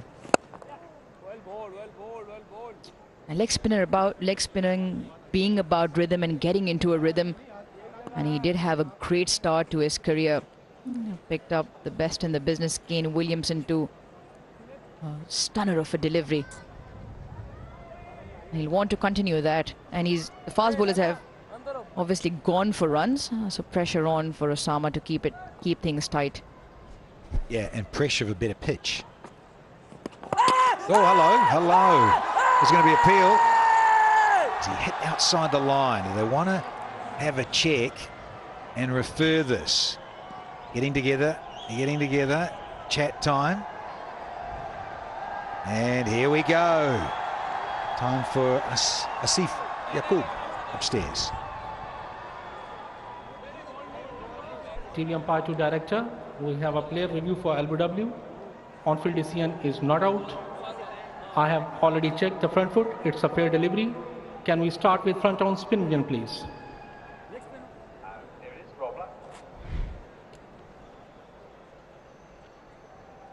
It's nice and slow. Ball is close to the bat. Need to confirm through ultra edge, please. Yes, keep rolling, keep rolling, keep rolling. Roll it back one more time, please. Now roll forward. Roll it back one more time. One more frame. Roll back, please. Now roll forward. No. Yes, the ball is next to the bat and there is a spike as well. So go back to on-field umpire. Rashid, stay with your original decision. Stand by, you're on screen, please signal. Yeah, the technology says it's just simultaneously. Just a little feather inside edge and the pad at the same time.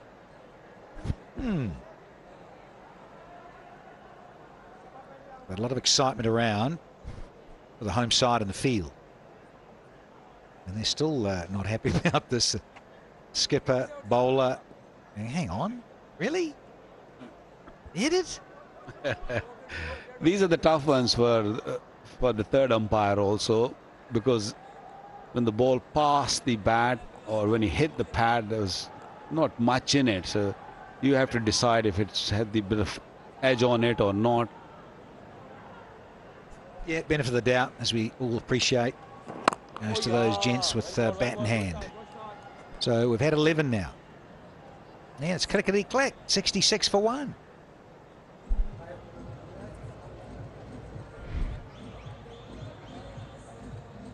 Yeah, it was an excellent delivery, a lot of revs on it, and Rizwan was straight away up and he thought that was hitting in line and would have gone on to hit the stumps, but he didn't realize that there was a little bit an edge, so he would have maybe focused on catching the ball also, but he was quickly on his looking to appeal. sometimes you're very sure about that it's going to go on and hit the stumps. It's an LBW, and then you forget that you have to really catch the ball or stop the ball.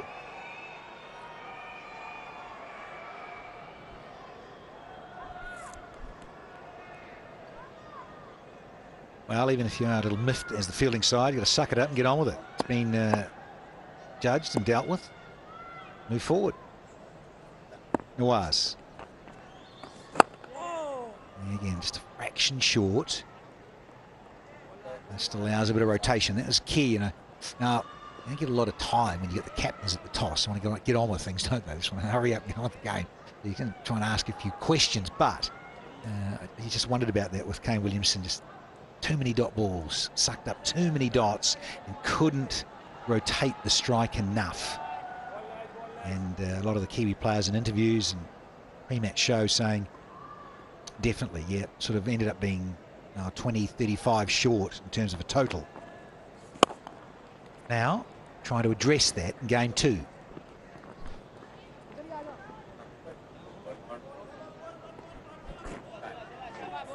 Time for the Tapal tea. Get into it. Well, it's a bit colder today, Waka. You've mentioned the breeze, so nice hot cup of chai from Tapal. Uhuracha.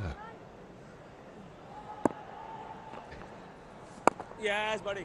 Nice. Bit of pace, bit of flight from Nawaz.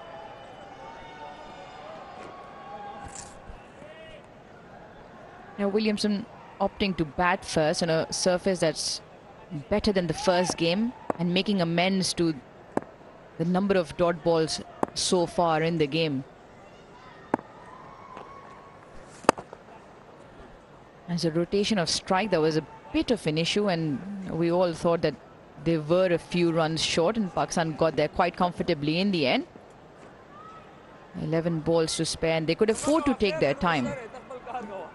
Haris Sohail came in and got a quick fire, 20 odd, which put them ahead of the game towards the back end.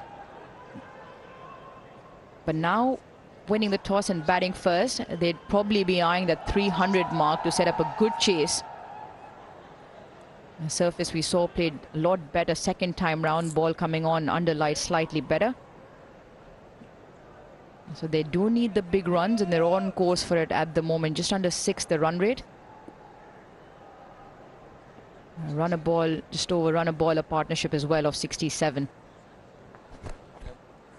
I'll get another run here, yeah, but 38 dots. What do we had, 79 deliveries? So 60, really. Yeah, getting up there.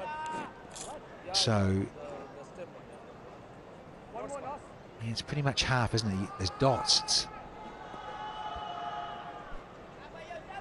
When you lose a wicket in a first over, you know, this can happen. Then the next coming batsman takes a little bit longer, I feel.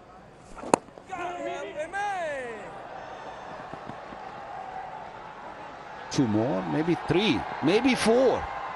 It's 4. Good end of the over for New Zealand. 12 gone, 74 for 1 New Zealand.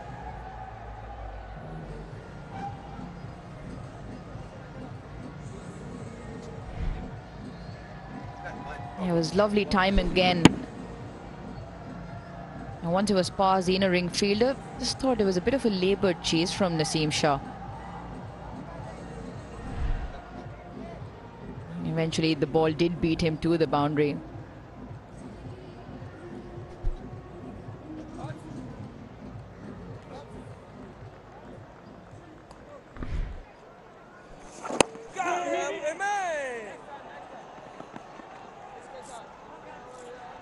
Just the timing and the slickness of the outfield.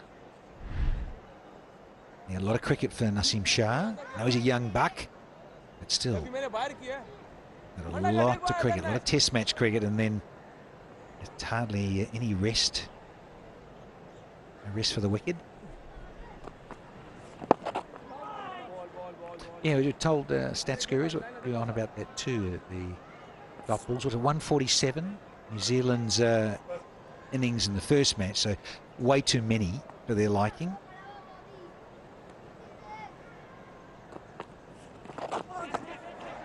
go-to stroke. One of them anyway for Devon Conway.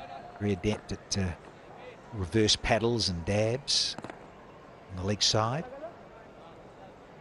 More rotation.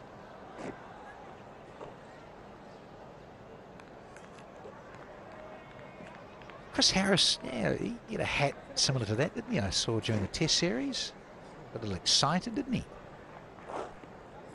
Some of us need to wear hats with our haircuts, or hairstyles. Yeah, especially when you go out there in the sun. Can be shiny at times. No brill cream for some of us. Bazid. Very nice. Baz, poster boy, I thought Baz, yeah, definitely on billboards, wouldn't he? Would Baz some sort of sponsorship with one of those air companies? Must do. It's great. I think they'll probably think about it now after you've mentioned. I'm his agent part-time. I'll take a cut. There you go.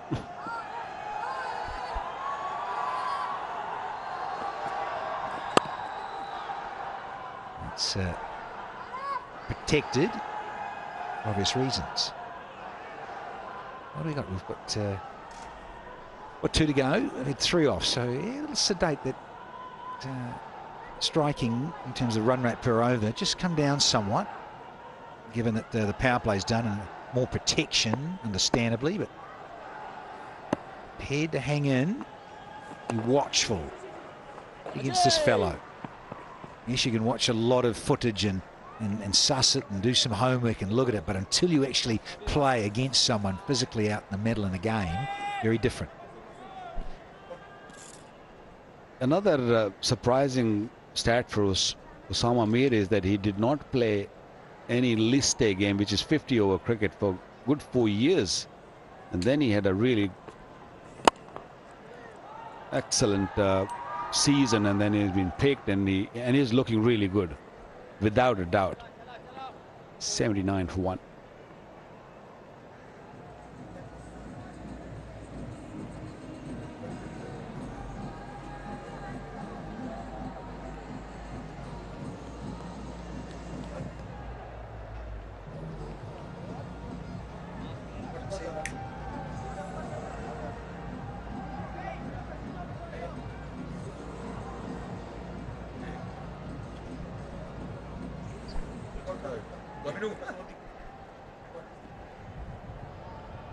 Williamson into the 40s. Conway not far away, less of the strike. The left-hander, but he's on strike now.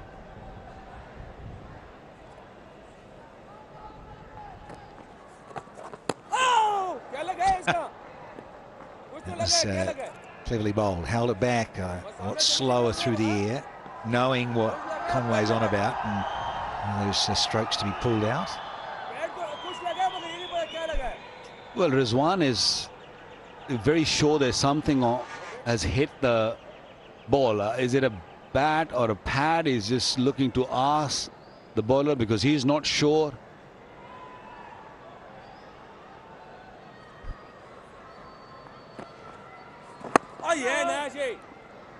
One thing is for sure, Conway is not comfortable against the spinners. Looking to play the reverse. I think he's just clipped a hip on the way to the wicket keeper.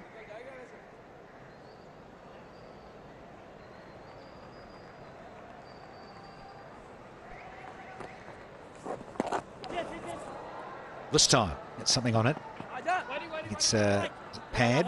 Was it come off the bat? Here we go, waiting. Alindar, no signal. Yeah, so more runs. Conway. Give it leg bites. Oh, unlucky. Devon. Time for the captain.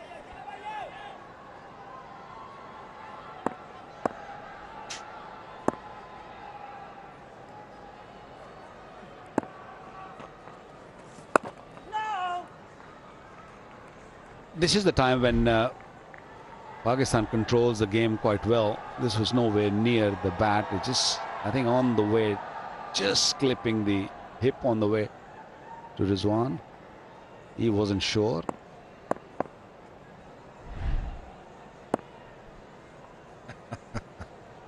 Very excited, these keepers. Running with the stroke. They've got one to go on the 14th. But, yeah, run rate has dropped appreciably. Yeah, Pakistan is really good when it comes to those middle overs, when the spinners are bowling in tandem. They control the run rate. They got a lot more experience in Nawaz and Osama Mir. I think he's a pretty mature when you talk about white ball cricket.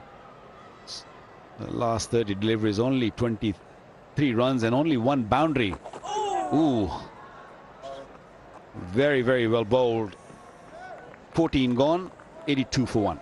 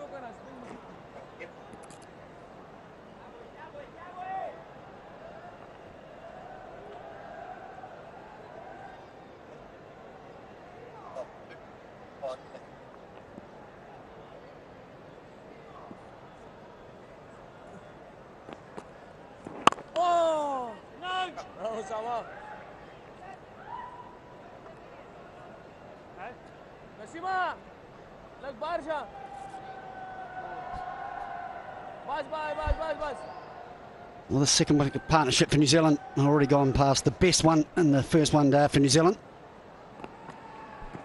A little bit of pressure being put on by the Pakistan spinners. Oh, sensitivity, free movement, because life is too short for sensitive teeth.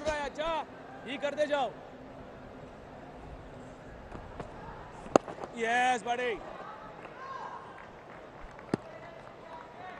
Osama just taking off from where he started in the first one day. Not as much spin on the surface for him yet, but he's been very accurate.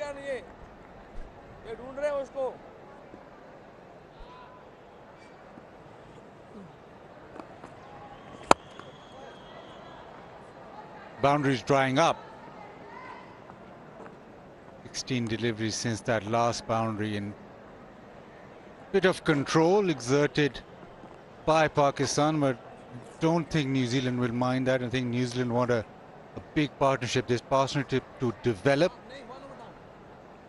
and set the game up.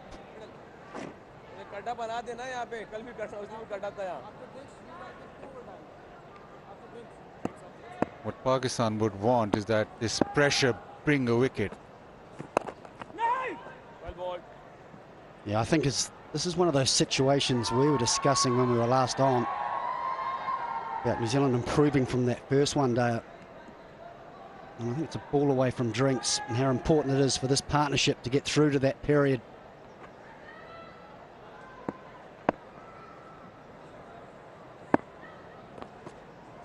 Oh yes, well ball Osama.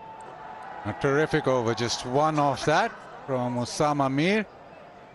New Zealand in the 15 overs, 83 for 1, and it's time for drinks.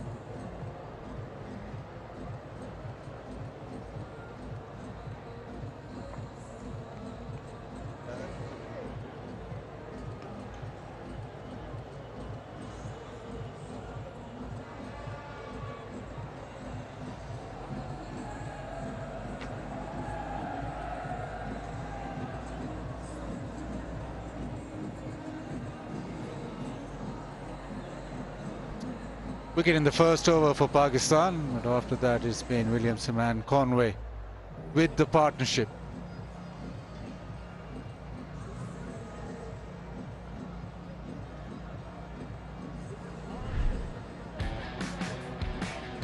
Some lovely shots through the offside.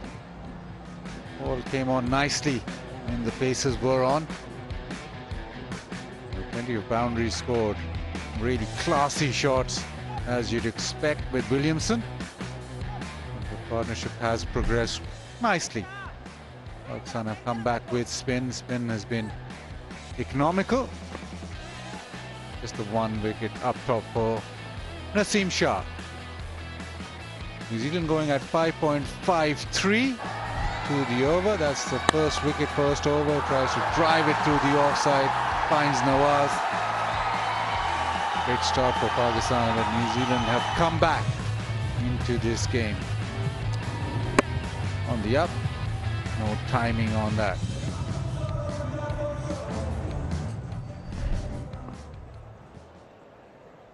Nawaz from over the wicket to Conway.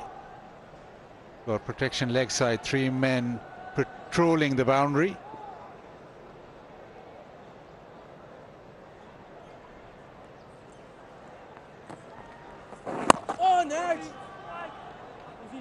What Pakistani spinners will do is bowl into the pitch. We're just suggesting there's a bit of bounce, but Pakistani spinners will know the pace of the pitch. They're quite used to bowling on these sort of surfaces, and they'll make sure that like that they'll just bowl into the pitch. Nawaz will make sure that he's just back of a length. It's one of those situations, isn't it, where I think both teams will be pretty happy with the last few overs in particular. New Zealand 83 for 1 at the 15 over mark after the early loss. Will be delighted. The spinners, as you say, for Pakistan, the last 6 overs, just 3.8 runs per over, just 1 boundary and 17 dot balls in that phase. So the spinners clawing this back for Babar Azam.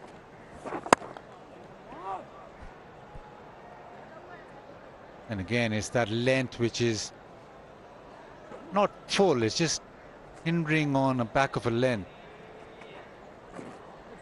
Loves bowling to right-handers. Most left-arm spinners do.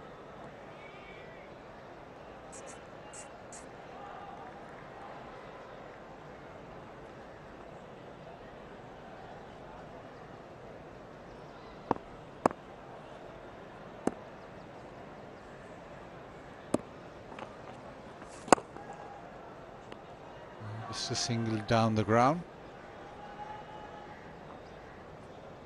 It's tea time in the Tapal Tea Lounge. Spinners doing their job, calming things down, and tea doing its job.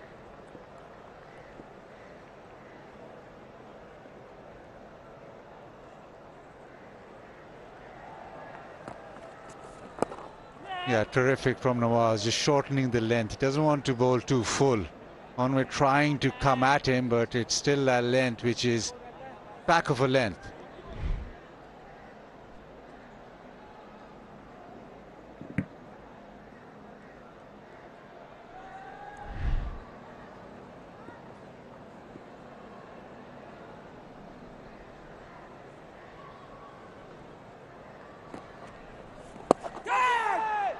Into the leg side with just a single, slightly aerial, but that ends the over. Good over from Nawaz, just 3 off. It's 86 for 1.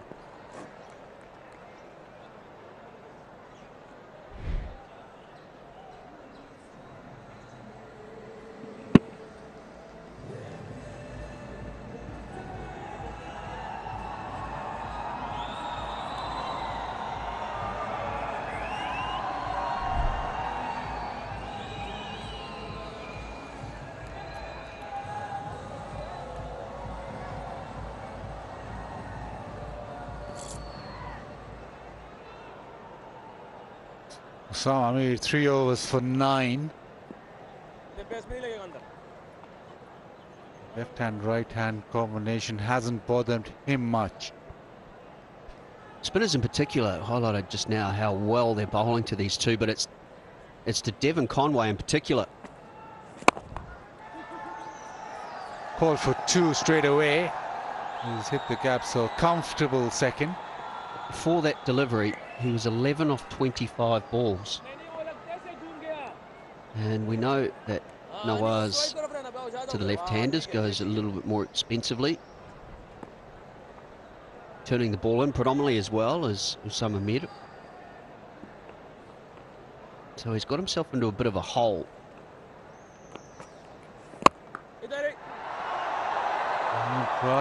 Tries to get it past cover, finds the man. Yeah, I think for that reason you could just sense in the last over a bit of frustration from Conway. He'll be aware in his own mind that he's just got a little bit stuck against the spinners.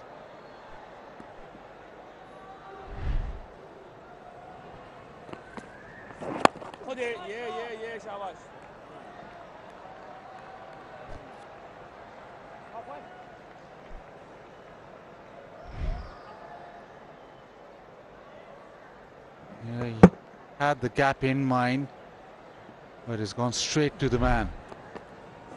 This is good from Osama, and look at matchups and you think a left-hander right now with the ball spinning back in, he's the one who's got to get the runs on the board.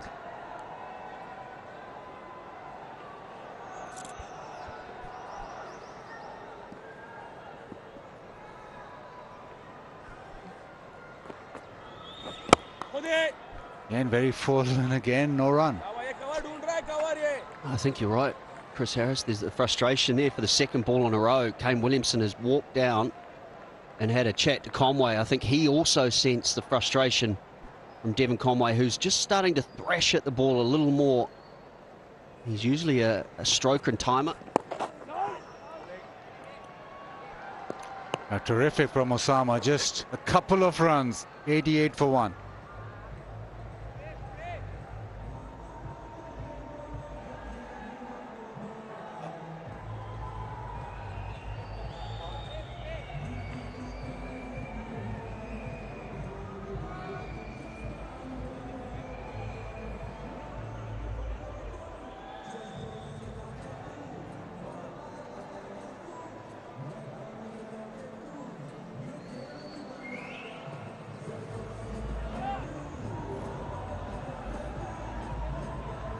And 14 runs. Last 4 overs, just 9 runs. So the squeeze is on. And that makes it 13 runs off 31 deliveries for Devon Conway. And the ball spinning in, which should be easier for the left-hander. From what I've seen of Devon Conway, generally with the spinners, if he gets a bit stuck, he likes to go on the sweep, either the orthodox sweep or the reverse sweep. I just haven't noticed that today, and I'm not sure if there's something in the surface that he doesn't think it's a good wicket or a good pitch for sweeping on.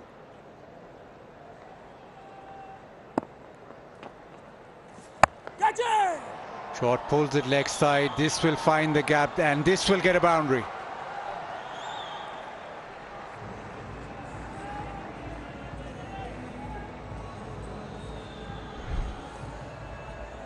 Not perfectly timed from Kane Williamson, but it's New Zealand's boundary, or first boundary in 30 balls. I feel like it's come at an important time, just to release a little bit of that pressure that Pakistan had built up.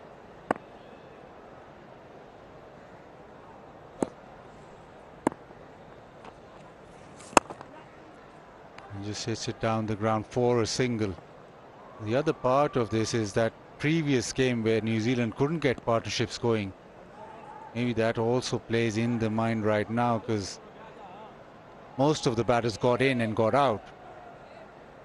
So the conversation between Williamson and Conway will be to that effect, to make sure that they carry on.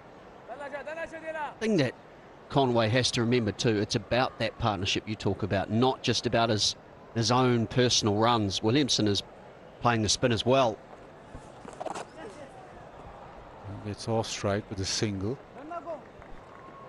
Everybody in an innings, it's not plain sailing all the time. You will have little phases through your innings where everything just seems to hit the middle of the bat, and then others where it's a bit of a struggle. At the moment, it's a bit of a struggle for Conway. But the partnership's 92 off 101. It's exactly what New Zealand want at this time. So he doesn't need to do anything differently. Yes, buddy. Yeah, ball, yeah, yeah.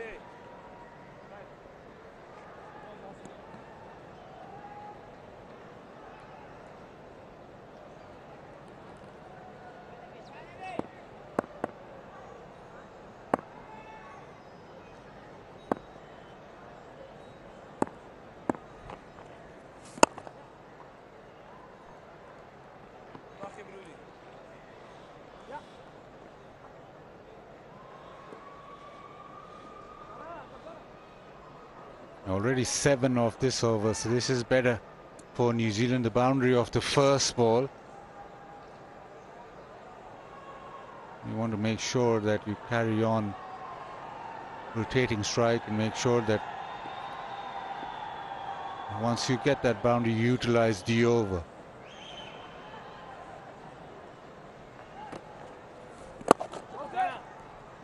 Oh, misfield. That is not good at all. It's the captain. And that's sloppy. 96 for 1.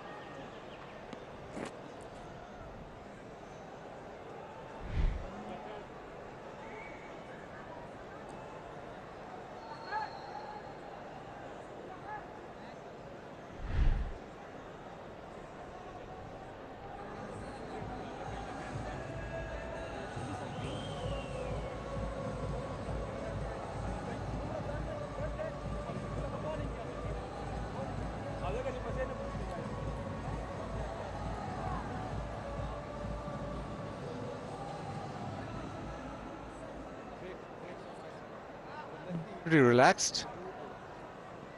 And the way things are going, 96 for 1. That last over was slightly better for New Zealand. A boundary of the first ball, then 8 off that.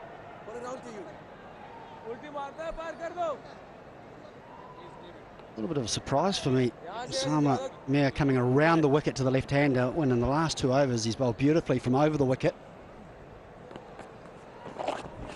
And with that angle, he's just a little sweep down to fine. The fine leg is really fine. Well, that's why it's a surprise for me. I just feel now for Conway, one of his strengths is the lap and the sweep. And just with that angle around the wicket, just makes it easy, or easier for him to get off strike.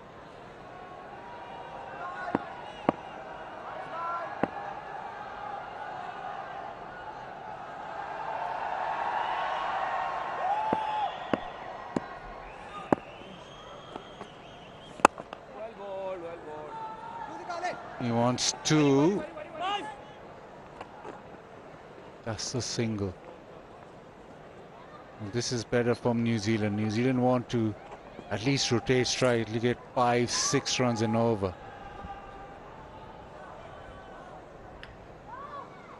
That fine leg is quite straight. It's not really a deep backward square. And it might be a perfect case of the conventional sweep as opposed to the lap. Coming around the wicket, he'll get the angle. He can get his leg outside the line, take the LBW out. That is a really fine position that you normally see for fast bowlers, if he can sweep it hard. Trying to go through extra. A couple of times he's tried that shot. Because the gap is cover, extra cover for the left-hander. Well ball, shabash. Eso queda कि चावा वाला करना दूर जरा. कुछ नहीं चल ले, बस का. 10 है रिश्ता. इसको ज़्यादा तेज नहीं करना.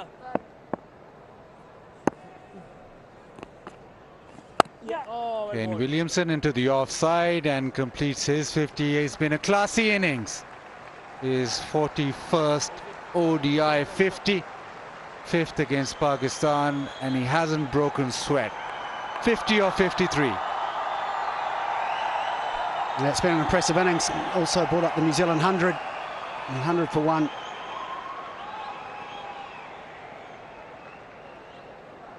Yeah, you feel as though Williamson hasn't even got into second gear yet.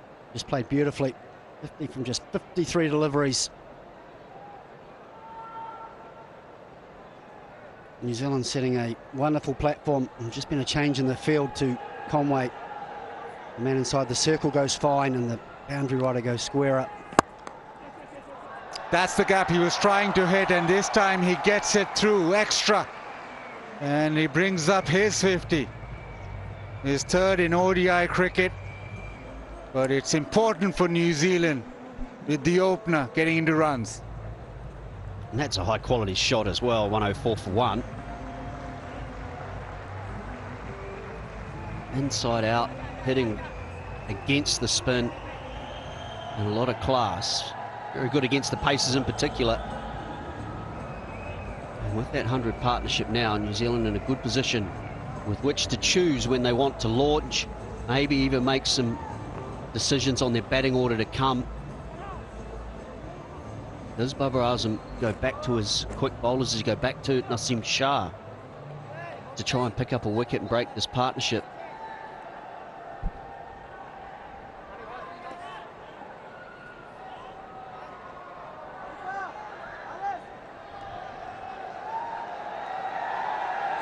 He has gone to pace.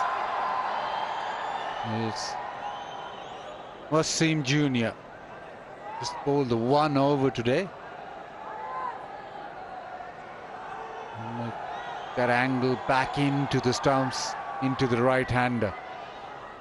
But a mini battle won from this partnership is that spin is off. He's back to pace. Into the offside.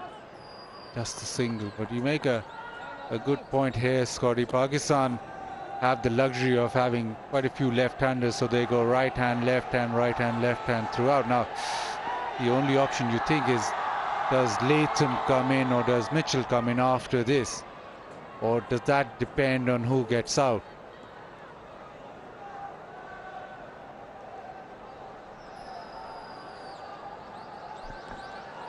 Yeah, I think either or. I think Latham through the middle is superb, especially against the spinners.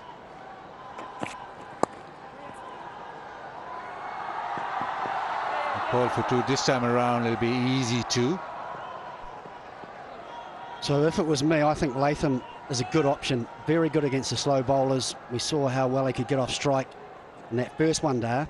And the other side to that is Mitchell possibly has a slightly better power game at the back end. Yeah, I'm with you. I know in a perfect world you want left hand, right hand, but the two spinners Pakistan have, they do have Salman there who can bowl some off spinners. But I think Latham is probably even better maybe than Kane Williamson at rotating the strike through the middle. Very few dot balls. He was exceptional until he got out in the first ODI. And I do like him taking that number 4 spot, especially after 20 overs. It's a spot that Ross Taylor has held for New Zealand for a long time. I think Latham is poised to try and provide the same role.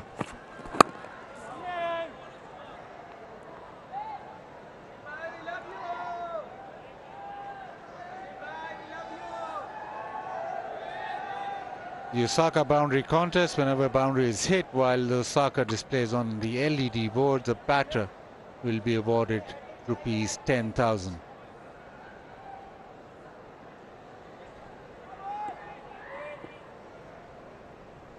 Couple of dot balls from Wasim. Down the leg side, that'll be wide. You can just see what Wasim is trying to do. He's trying to keep it as close as possible to the pads, to Conway. Make sure that if he ends the delivery at middle and leg, it's good for him. He's not wanting to give Conway any sort of room on, off stump or outside.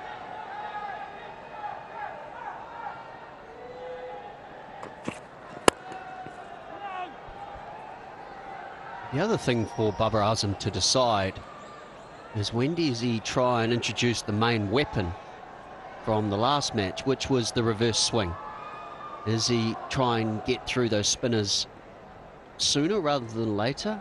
A couple of overs from Salman to provide options, and whether Pakistan can get the ball to reverse. I thought the way they bowled the back end was good, and that was because they got the ball to just swing a little in the air. Hit down the ground and it's through. Lovely timing. Maybe not so great in the field, but that has yielded a boundary to end the 20th. It's 112 for 1.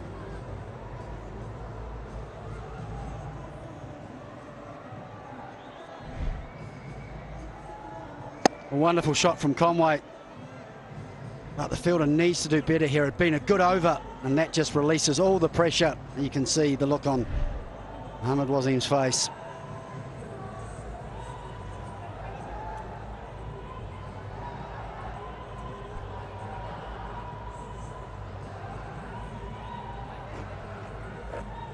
New Zealand again ticking along nicely now.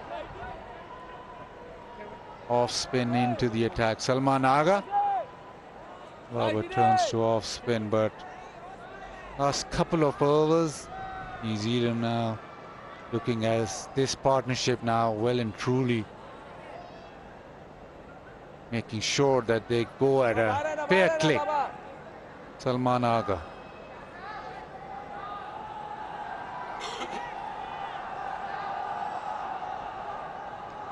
A few overs that Pakistan built pressure through spin. Well, that has been broken. Now it's back with this partnership. It's 110 of 117.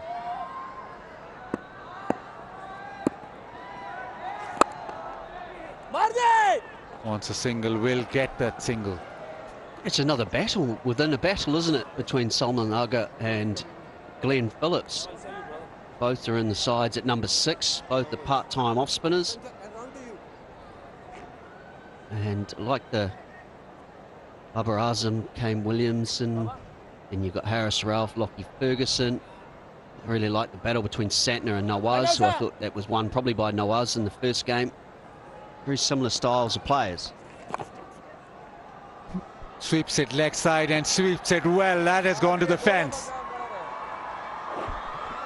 This is a great shot. He has just lapped and lapped in the recent overs, and this time the harder sweep. He's brought the fine leg a lot straighter. This is high quality batsmanship and well executed.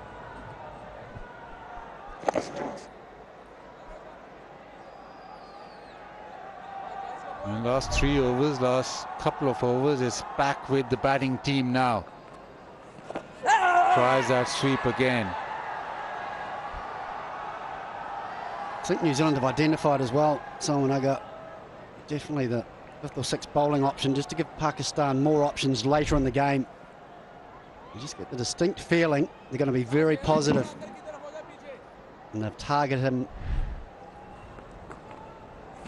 to try and score heavily. And I think it's a good tactic.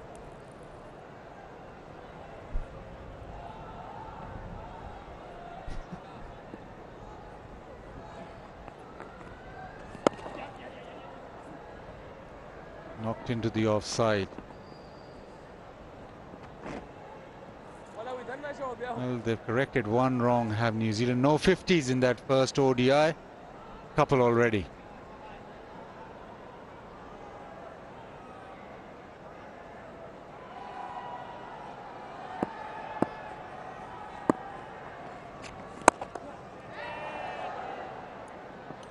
Chipped down the ground, a single to end the 21st. It's 119 for 1.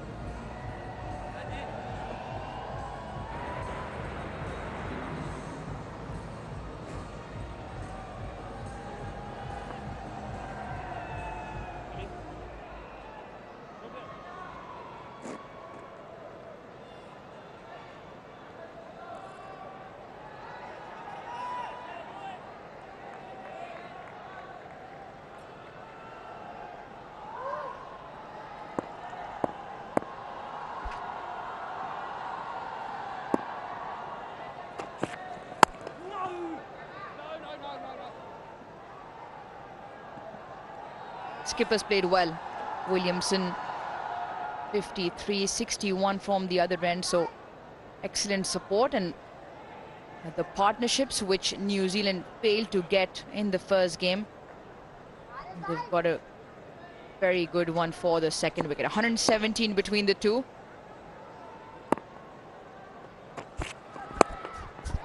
Oh, he's put it down. There's Haris Sohail got one hand to it and couldn't hold on. How big is that miss going to be? Is not the quickest.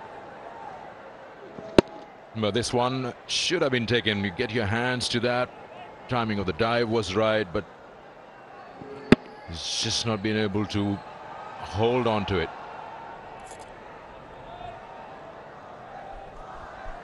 Yeah, should have held on. Didn't quite get the timing of his jump right.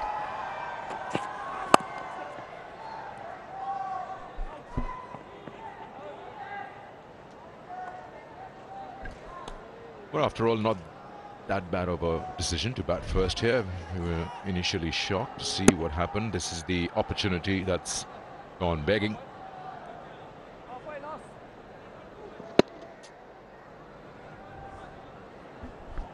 Oh, Harry. Come on. Gotta eat those, son.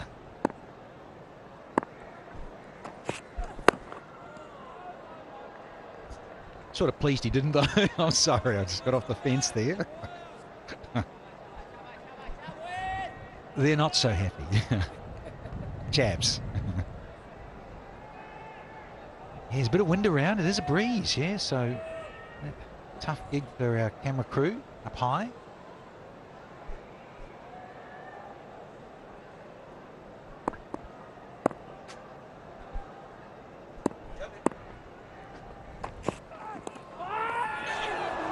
He's put that one down as well. Was there some glove in that? Wasim Jr. Well, he's just held up and looks disappointed, asking if there was off the glove. It really doesn't matter. Rizwan didn't collect it, so. There was some deflection. It clipped something on the way. We should definitely have another look at that. Tell us, Danny. Specs on. Oh, yes, yes, yes. Like a little bit of underneath the glove. This will give us another good angle. Let's have a look. Careful, watchy. Oh, yeah, 100%. He's Kane riding it. Get a lotto ticket. An eventful over. Williamson survives twice. And New Zealand won 22 for 1.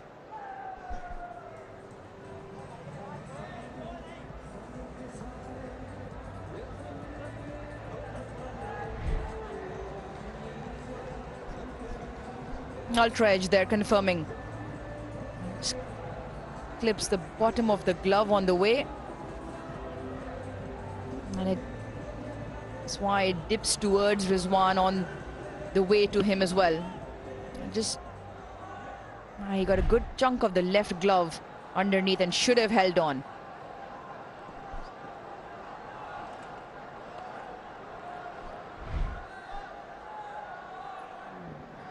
Yeah, well, both players, Haris Sohail now, Mohammad Rizwan, in good position. Two hands. And you think particularly with that, okay, yes, it's dying a little bit on Rizwan, but man, you're the man with the gloves, you're the specialist. Wow. Yeah, switch this just starts to dip in trajectory, but hey, mate. Big moments in the second ODI here in Karachi. Given it's Kane Williamson, given it's 2 opportunities and 1 over. Oof. Hey,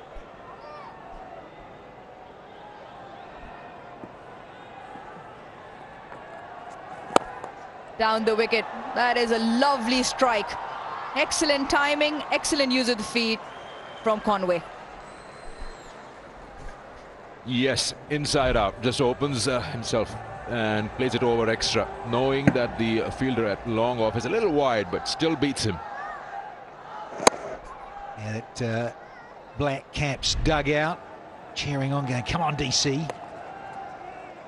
Once again goes to one of his favourite little areas. Yeah, the fielding's just gone off the ball a little bit, isn't it? Guess who? Ironically, Mohamed Wasim, who was the bowler, had 2 catches put down. He can't hold on to this bit of fielding either. Yeah, not the best suit for today. Got his right hand to it, and this one got his left glove. Both should have been pouched, and both off Williamson, who's looking really good at 56.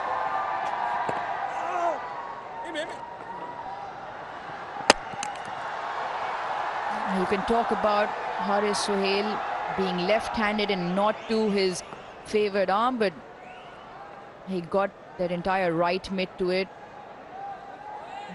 And at this level, you hang on to them. You should hang on to them, even for Rizwan. Let's have a look at Harris's again. You just gave him an escape.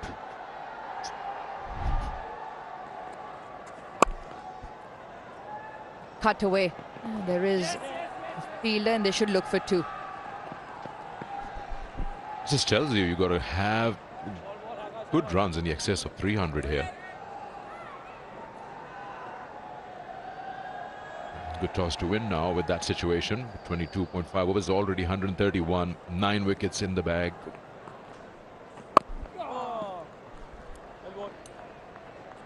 Nine off this over. 131 for 1.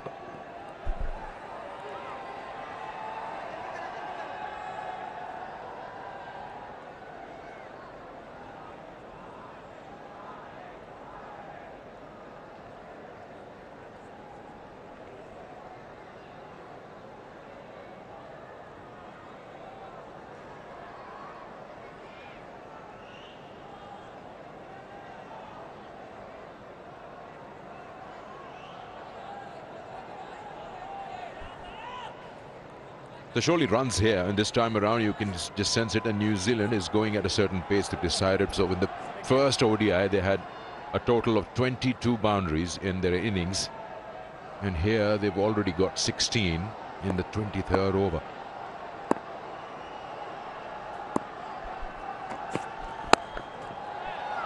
He's got it through, and he's got enough on it. Kane Williamson now 61. Yes, he threads this rather nicely, but again, it was in the air. I don't think he got quite all of it. Maybe that's what he's saying to Devon Conway. Yeah, it's just jagged in a little. It's quite high on the blade. If he was probably not in this vein of luck, it could have gone straight to Haris Sohail, right down his throat. But as it is, it's more runs and responsibility, just on what you're on about, Secunda, of winning the toss and going up front, given what had happened on Monday. Now a different pitch,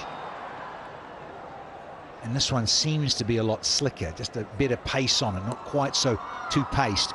So you got to admire this from Williamson. He's captain. He's said, listen, we're going to take this on with the batters at the top, need to take responsibility. We're going to go out there and go up front, bat first, and post a substantial total. Have to make it 1-1, to make it a live rubber for Friday. So again, you've got to admire this fellow here on screen, leading for the front and all, and win the toss and say, listen, we're going to get runs.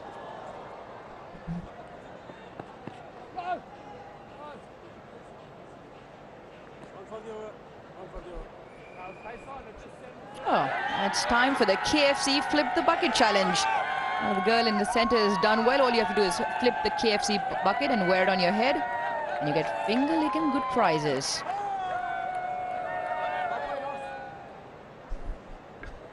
Danny can give competition to Chris Harris. I'm very sure he might even win it. Is that because of my hairstyle? Of course. And one bucket full of chicken.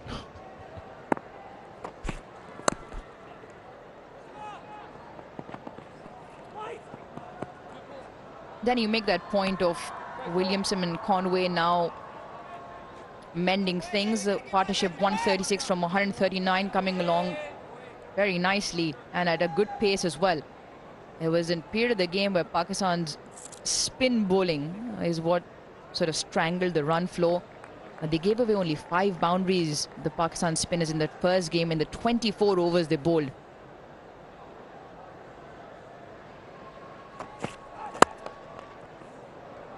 And it was once again when Osama and Nawaz came in, they just dried the runs out a little bit, but in New Zealand now,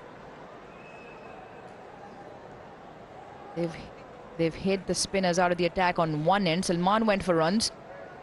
And it just changes the complexion of what Babar Azam now has to think of in terms of this proactive approach and partnership now building into a big one from New Zealand.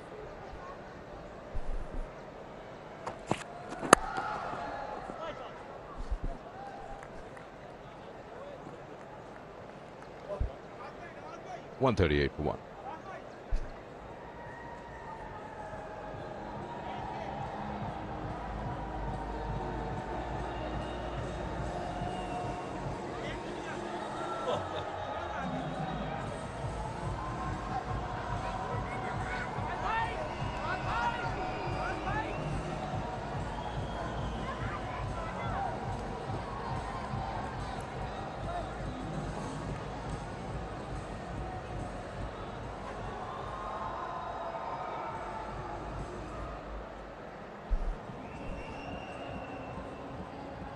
It's a lovely day at the National Bank Cricket Arena. Slight breeze blowing across. And if you've just joined us, Kane Williamson won the toss and elected to bat first. And he's the one who's leading this charge along with Conway. Once again, a very good batting surface.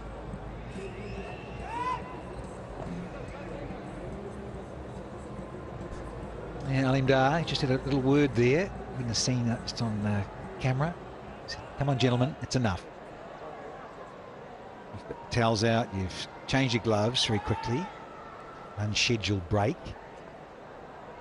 Mention this breeze in. This is, well, I keep saying it's winter, isn't it? Aruj? Winter, it's January, but it's still rather warm during the day." Yeah, we've been told that it's going to get colder. Temperatures will seriously drop the next 2 days.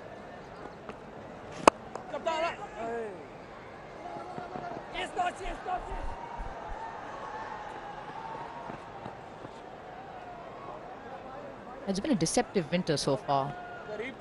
December was warm. Early part of January was warm the first day. The first game was very warm, no breeze. A lovely day out there today. Yeah, the pitch side. There's a bit of studio with you, Sackers. It's quite warm indeed. Today the breeze, much better for you, Sakanda. No, it was pleasant today. It was nice. I was just thinking, what do we do with these jackets? But it was nice.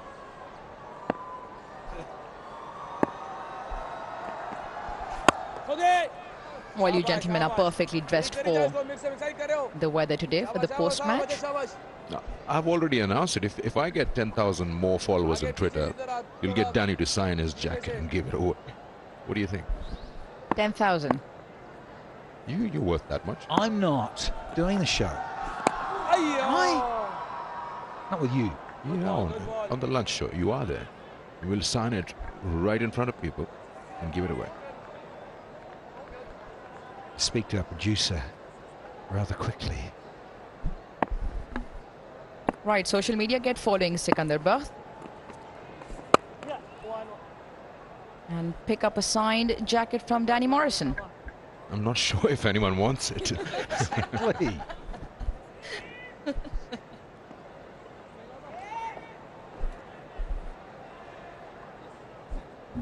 Come on, Danny. You've got a lovely following here in Pakistan.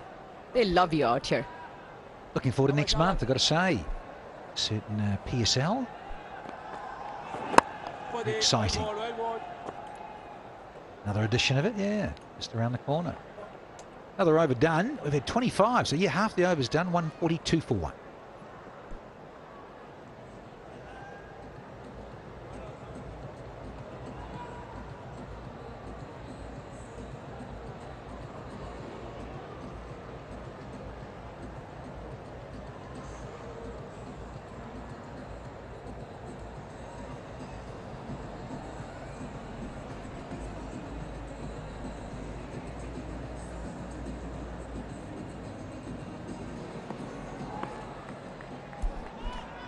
halfway mark in the second one day. New Zealand 142 for 1. Pakistan have had their chances. They've put down Williamson twice. New Zealand, while building on this one. Really big partnership. 140 now. Oh, has a big slash at that. And clears the rope by some distance. First 6 of the game. Bank Al-Falah. Yeah, the 6 and donate $1,000 US to the flood relief. Well done, Devon C. Oh, one hand off. It's just too easy. The flamboyance. Wow, 75 metres with a miss hit. Mind you, the breeze was taking it that way, to be fair.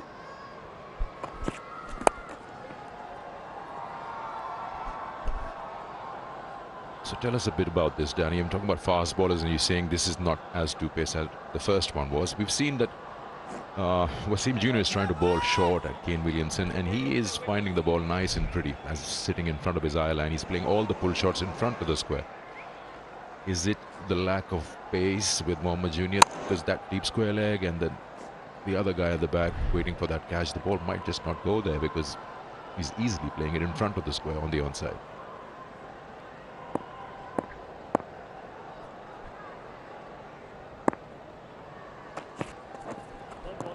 To reload here, Wasim Jr. Well, look, let's be real and fair. It's a very good surface, 22 yards, very flat, devoid of grass. Was out there for the toss, the captains and the match referee, and yeah, it took me back to 20th century in those late 80s, early 90s, and you see the pitches here, particularly for one-day cricket, let alone test matches. And it's sliding on, I think, that much better than the one next door. There we go. There's a better slower ball from Ahmed Wasim Jr. Have to have that repertoire happening, whether it's a leg cutter, off cutter, knuckle ball. Some of the guys go with just a little change it with a single finger release, just that little index finger there, and it just floats at you. Yeah, but you've got to have a repertoire in this modern time, given the nature of this surface.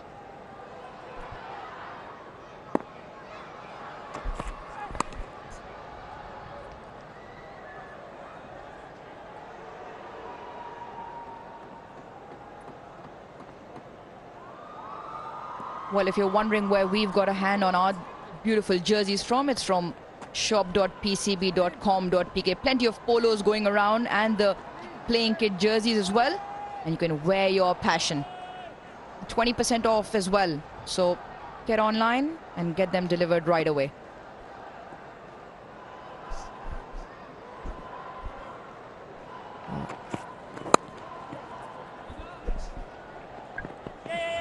Couple of runs added to the total. You talk about these variations, bowling those slower ones, which is rolling the fingers on the seam. As far as I can remember, the first time I actually saw it, just correct me, was it a regular feature before that? Was the '92 World Cup when Aqib Javed got great batch with that slower one. Were you a big fan of variations at that time, or it just came in much later? Yeah, a little bit that time. Sometimes you'd almost bowl a slow swinger, so you'd still hold it as perhaps an outswinger or an inswinger, and you could just, you know, come over the normal action, but just obviously just change it the last split second and get it to float. And sometimes it may just curve or dip on you, particularly in New Zealand conditions. So that was, yeah, it was very clever from Aqib Javed at that time. Here's a boundary to finish the 26. It's a very productive over for New Zealand. 15 off it, 157 for 1 here.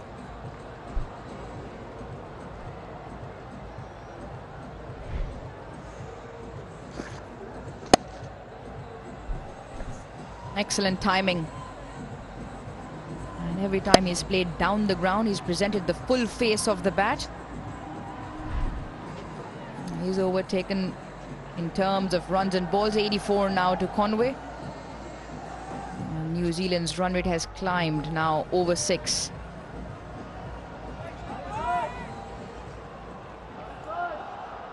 Just stepping on the gas a little bit. The third 50 coming in 39 deliveries. The previous over yielding 15 from Wasim Jr.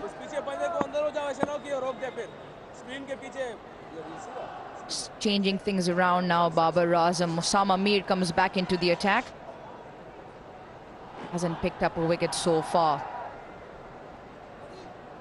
He's got deep backward square, long on, long off, and deep point on the boundary. Oh, lovely. Excellent turn. Yes, please, says Babar Azam. More of this in terms of that high arm action that we appreciate from Monday. Oh yeah, lovely pace in the flight and everything, dipping on that good length that he wants. Knocked over Williamson on Monday, so yeah, confidence there. Yeah, just searching for that similar delivery that knocked over Kane Williamson on Monday afternoon. This time a little too full, so yeah, just looking at some history in handed. Williamson and Guptill against Pakistan. It's our second wicket partnership was 159, so getting close to breaking that with Devon Conway. Yeah, that was in Auckland in 2016. Let's see. I want to put the mockers on them, but let's see if we can go past a little milestone there for the Black Caps versus Pakistan in 50 over ODI cricket.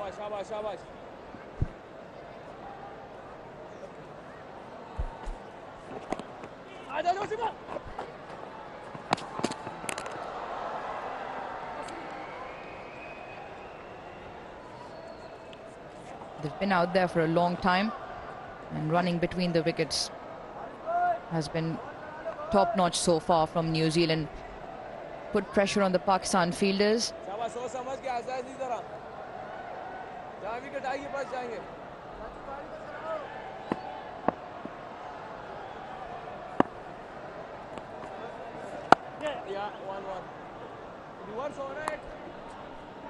Osama Mir also comes off from a good domestic competition, the Pakistan Cup, the one-day domestic competition. Picked up 28 wickets in the 11 games he's played, so coming off a good run recently in his list A career, 65 wickets out of the 42 matches that he's played. Had a great start to the career as well a couple of days ago. Bowls it good over here in his comeback spell. Just a 3 off it, 27 done, 160 for 1.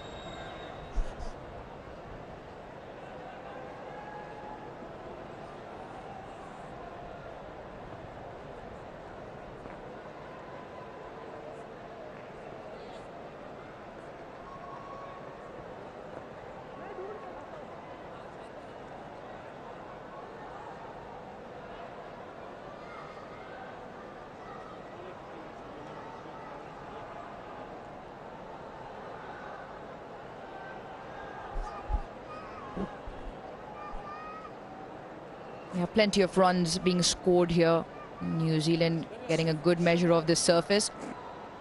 A couple of big overs as well. Important bit is just the 1 wicket loss in the first over again. Finn Allen to fall. Similar region as he did in the first game, 2 cover.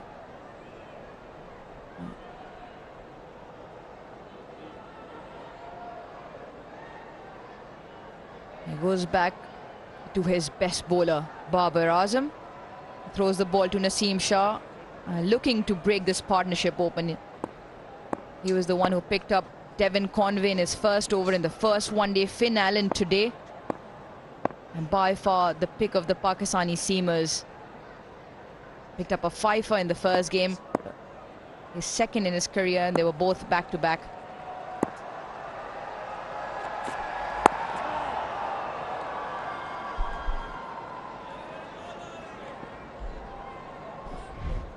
Pakistan haven't had the best outing in the field so far. Ground fielding as well as the catching. They've just been a little bit on their heels. 3 catches put down,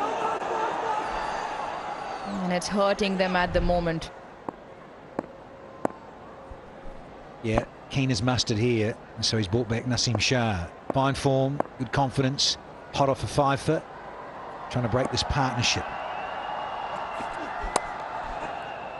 That's good fielding. Imam at the point region. He's done well. Yeah, he had to do that after that bad fielding package. Just dives and stops that. But you're right, Danny, it's an interesting phase of the game. So Naseem is going to come in with a quick fire, a couple of overs, try to break this partnership and go either way. So this is that card that he's brought his best bowler, the spearhead. So New Zealand, let's see if they attack him or just want to see him off.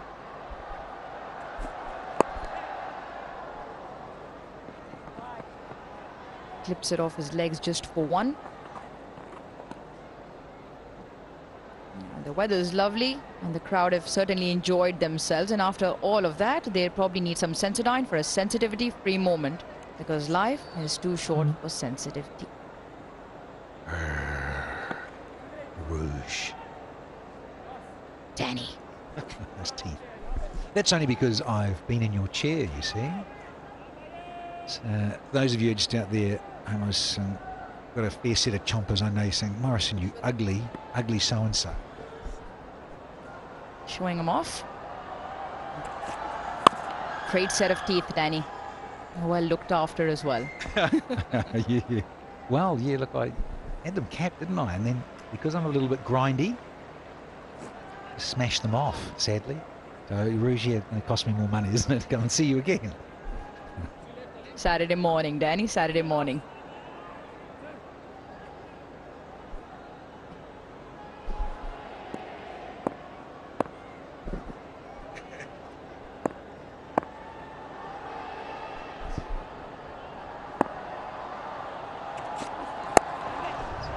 Chipped over the leg side.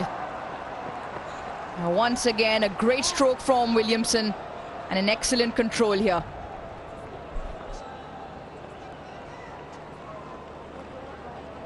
Yeah, well and truly smashed Guptill and Williamson's second wicket partnership for New Zealand in 50 over cricket versus Pakistan. Yeah, going along rather nicely, these two. The left-hand, right-hand combo, Conway and Williamson. Partnership now 164, goes past that 159 back in 2016. So well done, Kane. We've had 28 overs, and the Kiwis are 166 for one now.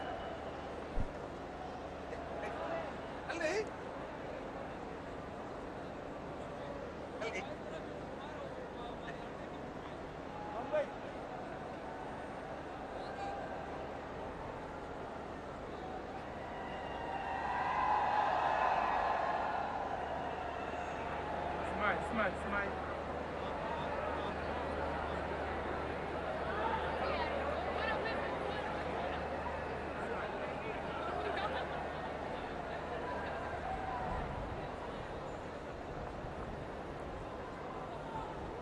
And run rate now 5.93. Just seems as if New Zealand now willing to step on the gas. Partnership 164. And you would think now problems for Barber, but you would think that New Zealand will try and push on. It's been built up, the foundation set, and after that first wicket in the very first over, these two firstly calmed nerves and then went about business. They picked off the bowling, lovely shots throughout, especially fancied the paces, and both Conway and Williamson have made sure that New Zealand have a platform to launch. Osama Mir, reverse sweep, and he's hit it really well. That has gone to the fence in a flash. Once again, good start of the over from New Zealand. This time around, taking out his reverse sweep and controlling it very nicely in Conway, right on top of it.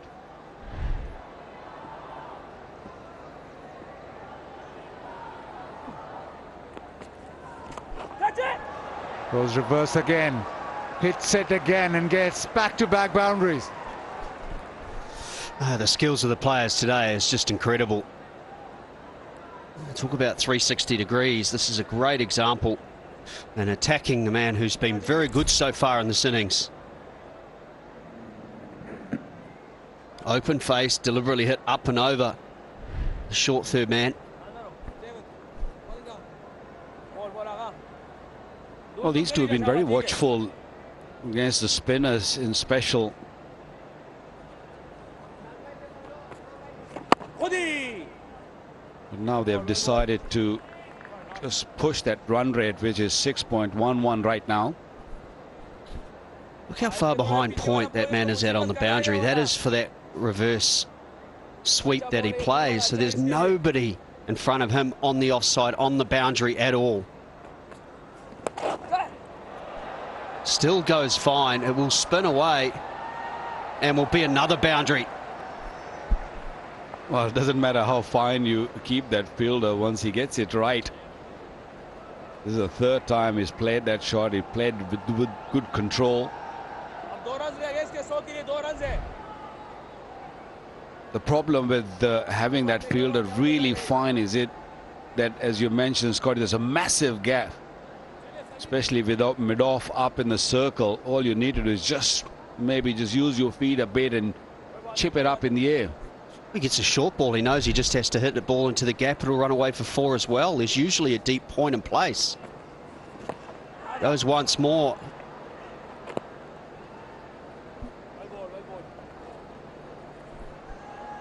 Talked earlier about how batsmen's innings don't always go at the one speed. There is always a moment where you will struggle for a while. Conway had that around the 30 mark in his own score, but since then he has just been on fire.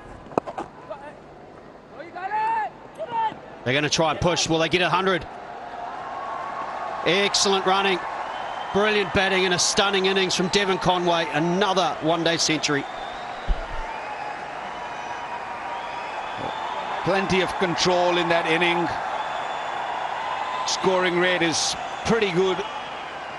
Strike rate is awesome. It's 112.36. 13 boundaries and a 6. Second 100 for Dean Conway.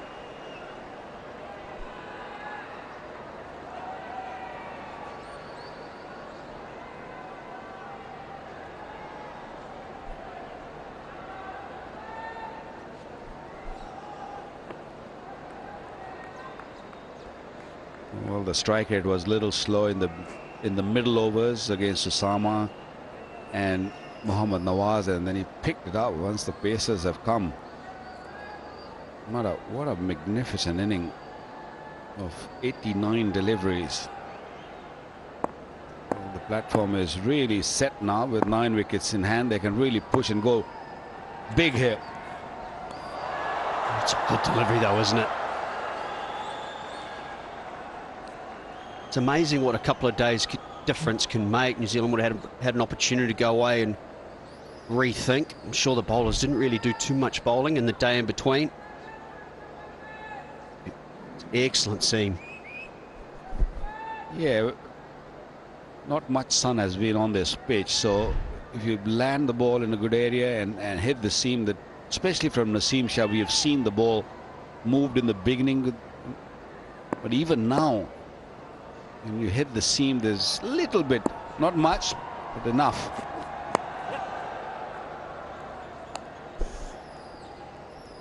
But this has been superb from New Zealand. You talked about the way a batter gets to his innings. There's situations where he's not scoring quickly, not scoring fast enough. That's just into the leg side. This is the 100 moment. His second 100 in 14 games, but it's been an innings that New Zealand wanted up front, and he's provided exactly that. Big runs, and after that first game they would have talked about somebody batting through or somebody getting to that 3-figure mark. Well, it started with Conway.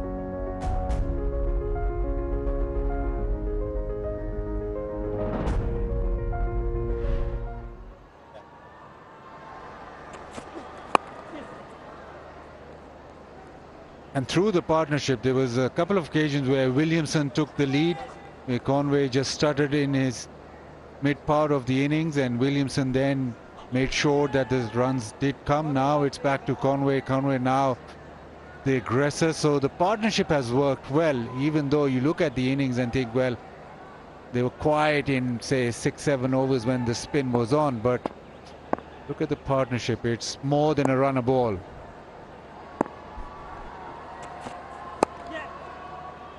They should push for 2 more. Fieldsman's quick. We'll keep them to 1. Yeah, I think this highlights different phases of Devon Conway's innings. He was 35 off 31 early in his innings. Got off to a great start, but his first 50 balls that he faced, he had just 42 runs, so his strike rate dropped through that middle phase back to 84. But the last 39 balls that he has faced, he has scored 58 runs at a strike rate of 148. Has decided to be aggressive. And I think that's what the really good players have, that ability to take the blows. The opposition are on top at a certain stage. They can get through that and then put pressure back on the bowlers at different times as well. And that's exactly what he's done. That 22 to 42 was the part where he struggled, but he never gave it away. He looked frustrated. But you're right, Buzzard, that's where Kane Williamson took over and kept the partnership going. Bowling! Beautiful delivery on a length, just catching Devon Conway, pushing at the ball. And is that the moment Pakistan gets back into this match? Whenever Pakistan need a wicket, Babar looks for a wicket. He goes back to Naseem Shah. And he is the man always provided Pakistan a breakthrough, a very important breakthrough. Ball just seemed away, a touch, taking that off stump of a batsman who's playing on 100. That means he's bowling at his best. He's making his name in a white ball cricket every game. What a spell once again from Naseem Shah. Excellent delivery to get rid of Devon Conway. 101 of 92 delivery. It's 183 for 2.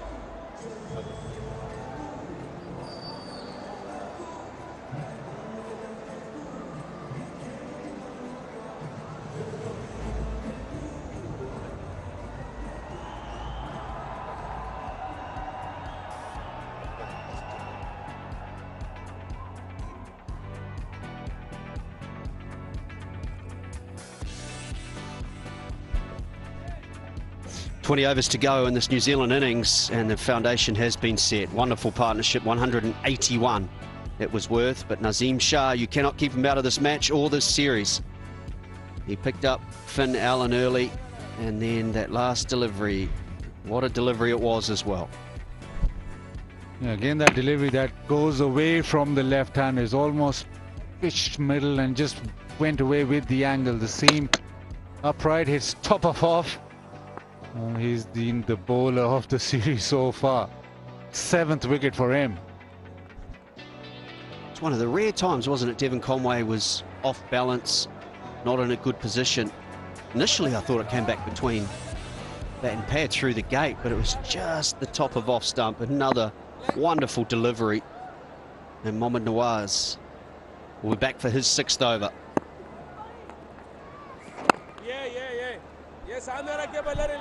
And just gets Pakistan back into the game. That was a huge partnership. Now 30 overs done, 183. New Zealand would have been looking in excess of 325. Now that just comes down a little.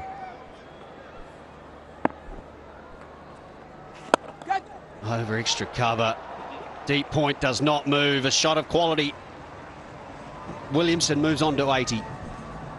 Well, Kane Williamson might have struggled against Nawaz early on in his inning, but this was a beauty. He's played it on few occasions, this shot, in test matches also. He likes to just open the blade and go over the top of extra cover. What a wonderful stroke.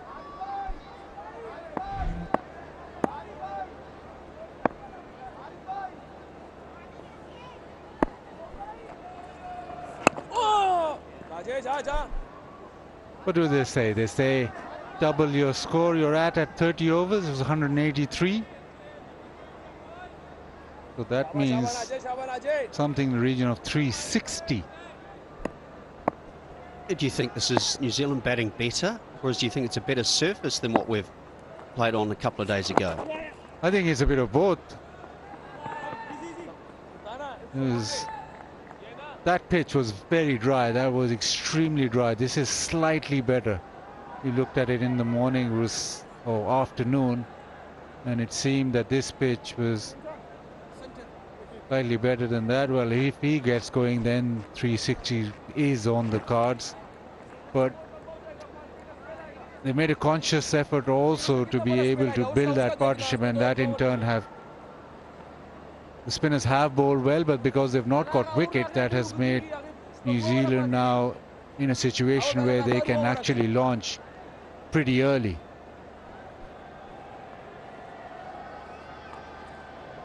I am a little surprised that New Zealand have sent Daryl Mitchell in at number 4. Left-handed Conway back in the pavilion. Tom Latham, who I think is New Zealand's best player through these middle overs, very good at playing spin. Keeping that left-hand, right-hand combination going, not allowing Nawaz to settle. Yeah, Kaptana. 5 runs from the over, 188 for 2.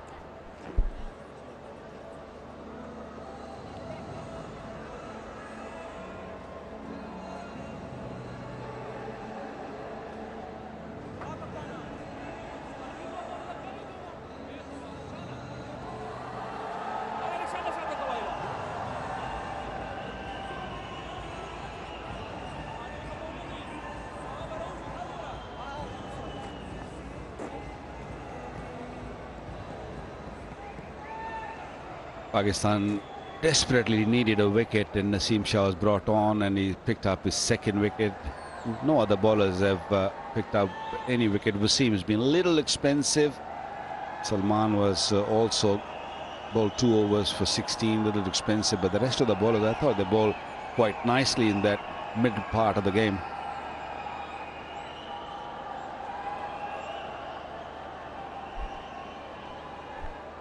It would have been an interesting decision for Babar Azam to make if Nazim Shah hadn't have picked up that wicket of Devon Conway. He's bowled 6 overs already. Oh, this is a chance. He's got a hit, though. Close. Confusion between the two New Zealand batsmen.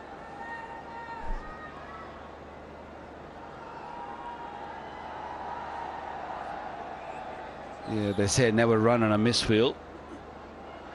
And straight away, Mitchell just turning his back to his captain, saying, no, I'm not running, wait. He would have been interested if they would have hit the stumps. Just a little wide from Babar Azam.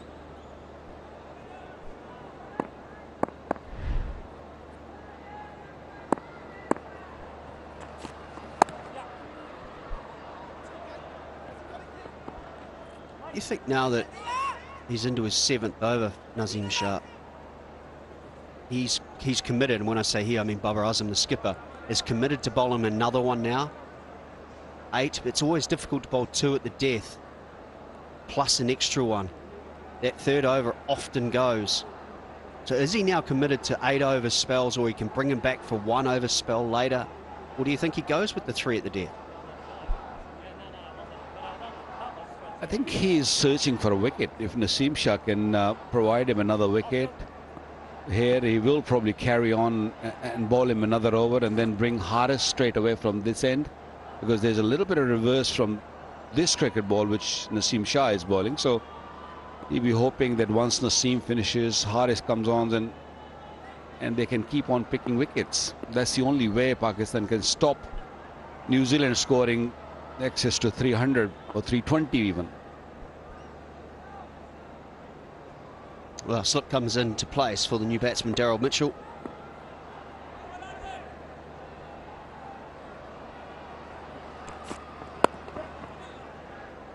That's nicely played, gets his innings underway. But what would New Zealand look at as a total? 190 for 2, platform set. But where does New Zealand think that they have the license now to just to launch? You need to make sure that you get at least 20-25 above par. I'd still think that the ball will slide on slightly better when the lights are in full effect.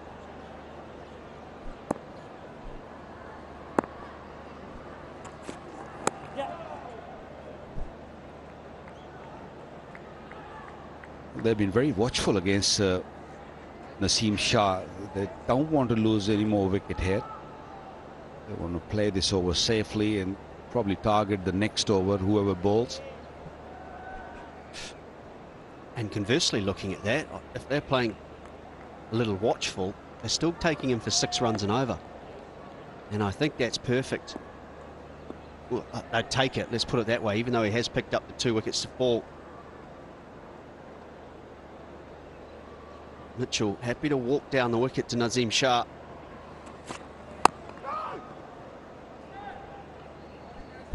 I think he's a little worried about that in-swinging Yorker, so he's making sure that he's standing outside his crease and looking to get that on full rather than sort of sitting back. On the other hand, Williamson, because he's faced so many deliveries, is happy to sit back and play it from the crease.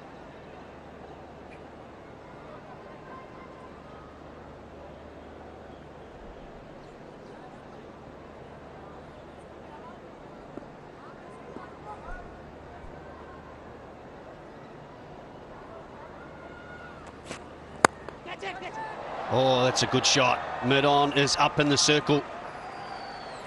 Another boundary with the Mitchell at 7 off, 195 for 2.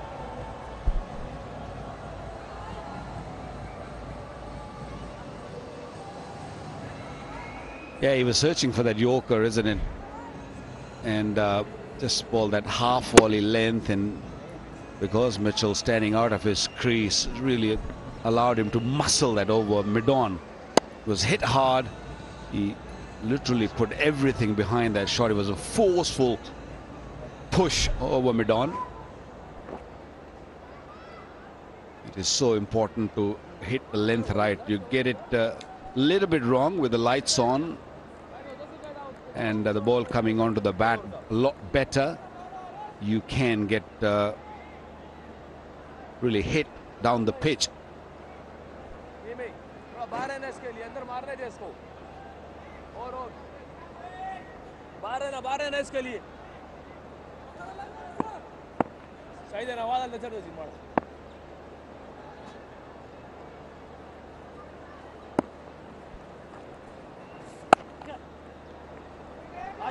There's work for deep point. Williamson's been running hard all innings. Keep it to a single. Well, if there's ever an example of how good the bats are today, just watch the bat and how it turns. This is off the inside half.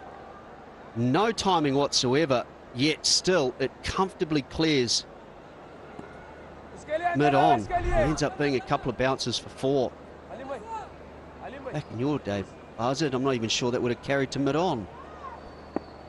Yeah, we didn't get any good bats. You did, Scotty, though. I don't know why you're complaining. You always had brilliant bats. We always had, because we have all the Western sponsors, the Kookaburras, the Grey Nicks, the Gunner Moors. Whenever we played Australia, we always had, the stickers had the Australian players' names on the bats, which caused them a lot of fun because we were using their gear, essentially. What is it? Big brother, little brother?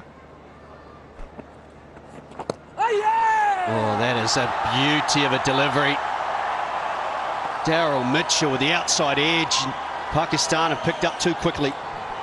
Another wonderful delivery from Nawaz. Mitchell had no clue. He was looking to go forward and then decided to pull back and played a little bit squarer.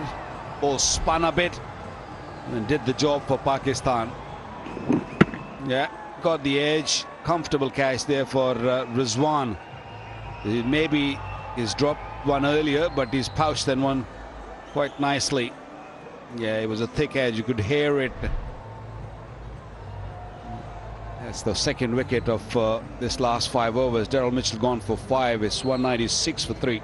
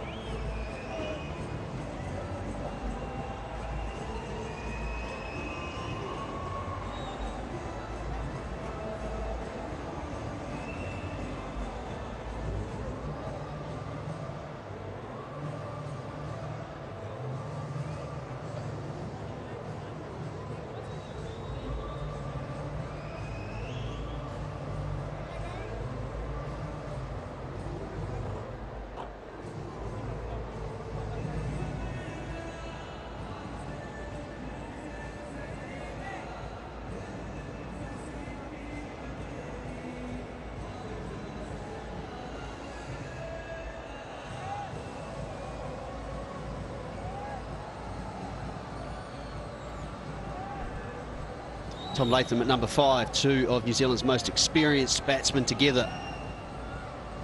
Good average, 700s, often bats in the middle order, and the strike rate is good as well. Played well in the first ODI, and his dismissal was a bit of a shock in the end because he'd been rotating the strike, very few dot balls, but he has a big role to play in support of his skipper, Kane Williamson, who's 84 not out. It's exactly what you expected from Pakistan. All the way through the Test series, they showed great character and fight. And they've done so again with 2 wickets and just 13 runs.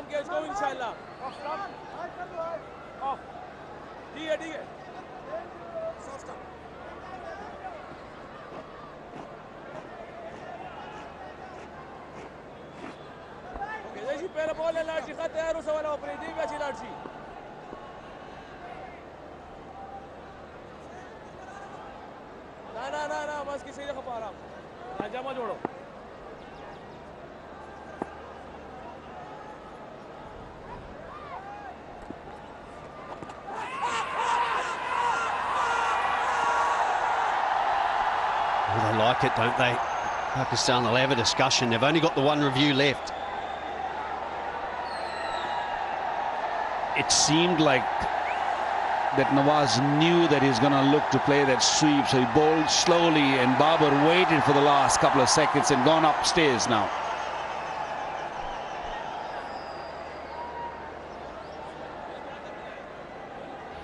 TV umpire to director, we have a player review for LBW. The on-field decision is not out. I have already checked the front foot. It's a fair delivery. Can we start with front on spin vision, please?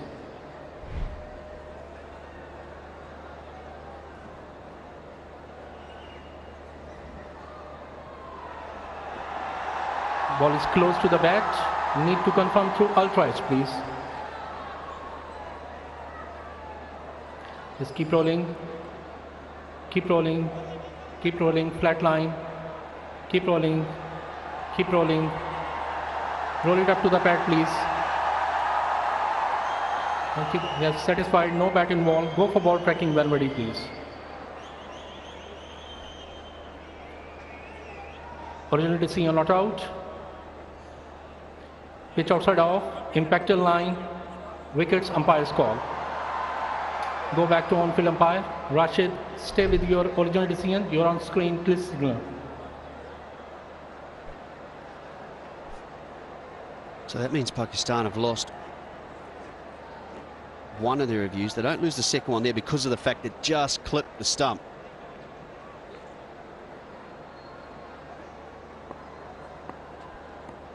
Got to remember that. If it hits the stumps, then they still keep it. Stays umpire's call.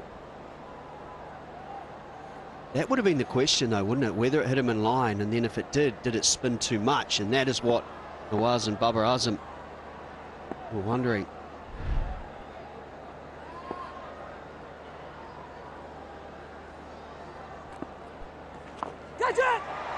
It should be out, is it?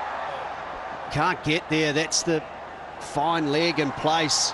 That is a straight down, deep backward square's throat. If he is in a regular position. Yeah, he's been set for that little paddle sweep. And once you go with the full sweep, and even the top edge is going to go pretty square, he's still very fine.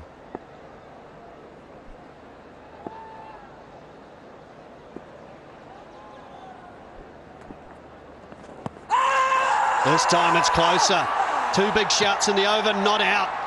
They'll have another decision to make. Well, this one seems a lot closer than the previous one. Yes, it spun sharply, but it was very close to the stumps. He was on the back foot. Will Babar take a risk of losing another review? Yeah, he's going upstairs. But this one looks a pretty close one. TV umpire to director, we have a player review for LBW. The on-field decision is not out. I have already checked the front foot. It's a fair delivery. Can we start with front on spin vision, please? Yes, nice and slow.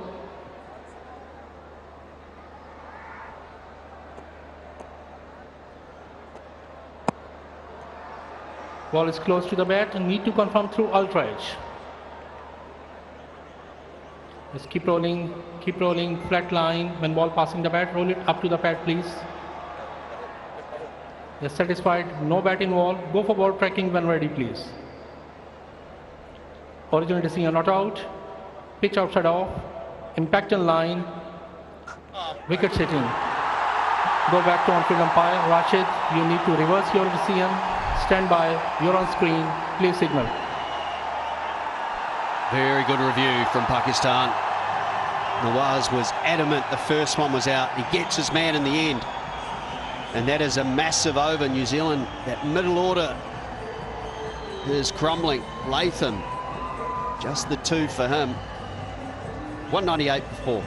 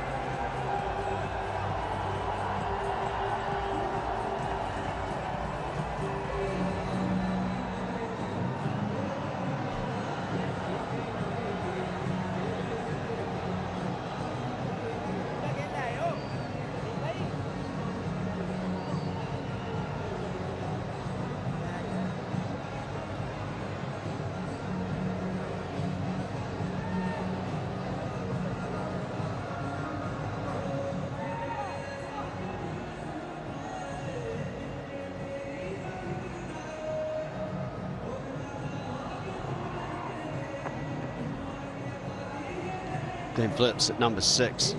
Usually so dynamic and powerful. A long time for him to bat. 17 overs left in this innings.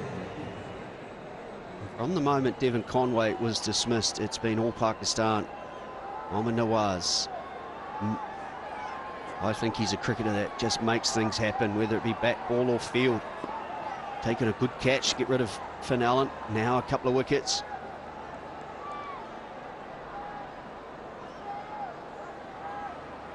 And now Harris Ralph, the pace man, back.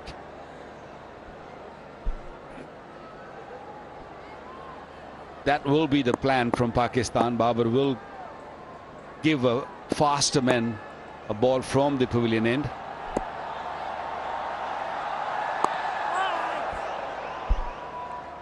And with those wickets that Pakistan have got, it just takes that launch away. That's come back a long way. Spun back. And he's missed it by quite a distance in the end.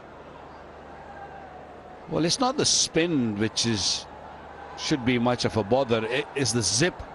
It just spun sharply. Didn't really give any time to Tom Latham to just bring his bat down.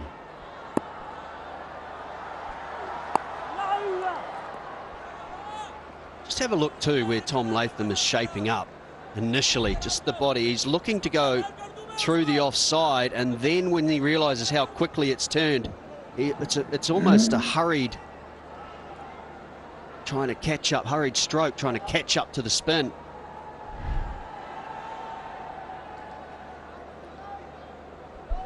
I think Nawaz gets that drift also, a little bit of drift also really made him think of going through the offside. And from there, when the ball spun sharply, very surprised that the umpires didn't give him out, because he was right next to the stumps and the ball was going nice and straight toward the stumps. Had to go upstairs, and the third umpire had to make the decision. It was a brave call from Babar to take a review, the second review of the over. Eventually got it right. Suddenly the run rate drops. Wickets have started coming. The faster bowlers got more spring. Generating some pace, a better pace. And bringing that run rate down. I don't think Pakistan will like New Zealand to get anything above 300. The only way you can stop that is by just keep picking wickets. And again, Williamson goes back into that phase of building the foundation. This is the one that has spun back sharply. What Nawaz does is bowl into the pitch and bowl it quickly.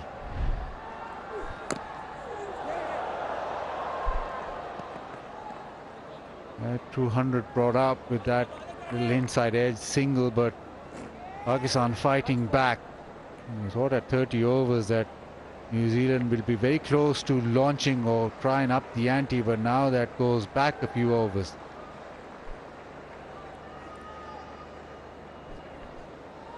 It's what effect it has on Williamson as well. He's seen 3 batsmen come and go with those 3 wickets. Devon Conway was looking so good. A massive partnership of 181. So does he now have to go back into his shell? He was looking to go through the gears, be a bit more aggressive.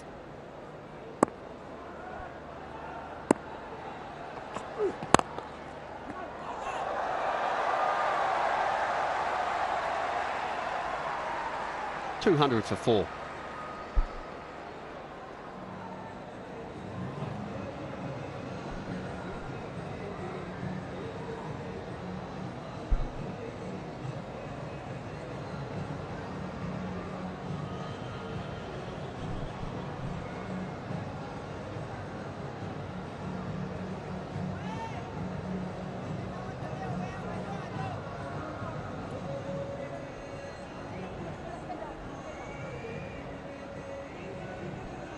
At one stage, New Zealand were looking to get through to 320, 330. But they're now into that middle order, one away from the the bowling all-rounders. 300's looking a long way away. And we've spoken about it, Waka, haven't we? New Zealand made the point that they believe it's starting to turn and turn quickly, and that is why they took the risk to bat first. What we're seeing from Nawaz is backing up that point.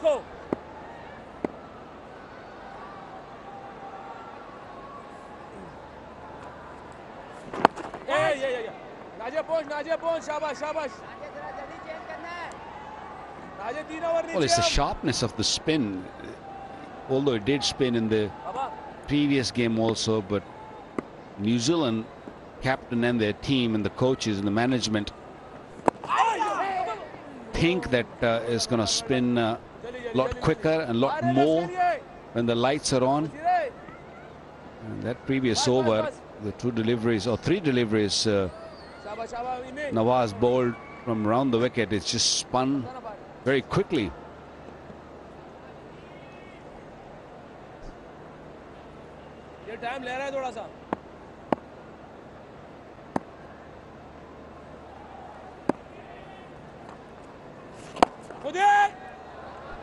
And it makes this Williamson innings all the more important. It's probably now that he'll have to bat through the innings rather than taking the risks and going through the gears. It's probably now thinking that I need to be here at the end to give New Zealand a chance to get to that 300.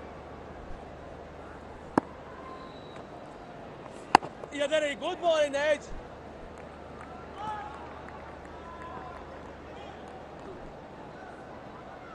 भैया quick change करना है, quick change करना है.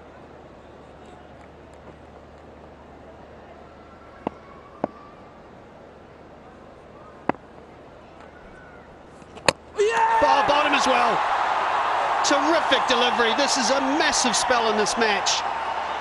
And it's the danger man, Williamson. Nawaz is the man for Pakistan. Things are changing very quickly here at the National Stadium.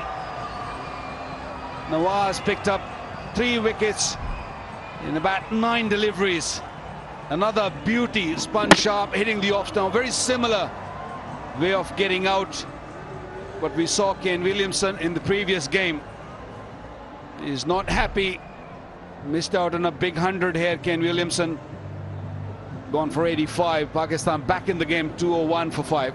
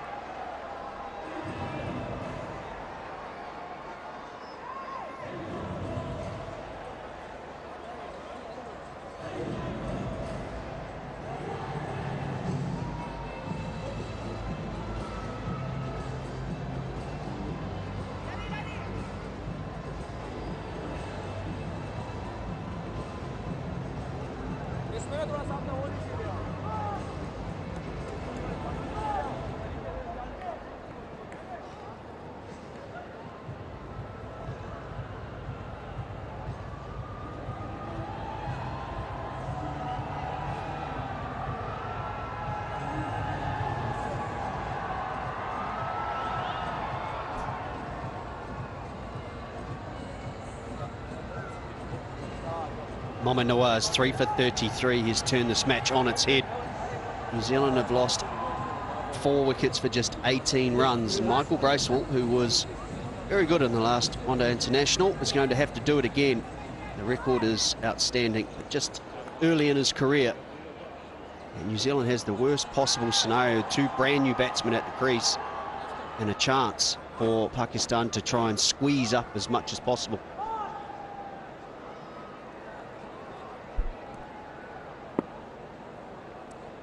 Second wicket partnership 181, and after that it's been all Pakistan.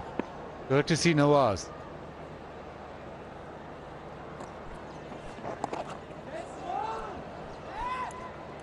Gets going straight away with the single, but another successful over. 202 for 5.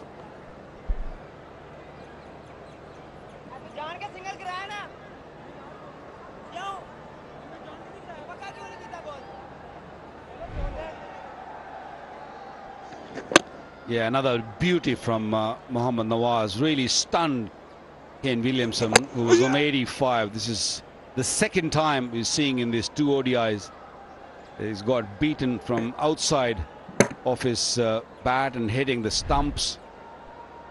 Previous game, it was the ball hitting middle stump. This time, Nawaz spinning it away from Kane Williamson, getting that off stump. What a wonderful delivery. Bit of drift, bit of spin. And getting someone who's on 85, that's a beauty.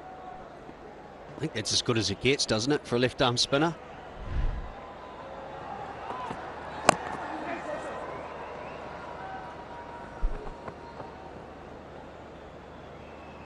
Especially with the pace that Nawaz is bowling. He's not bowling slow. It's at a fair clip that he's getting the ball through. And with that, if you get that amount of spin or turn off the track, it makes it so difficult.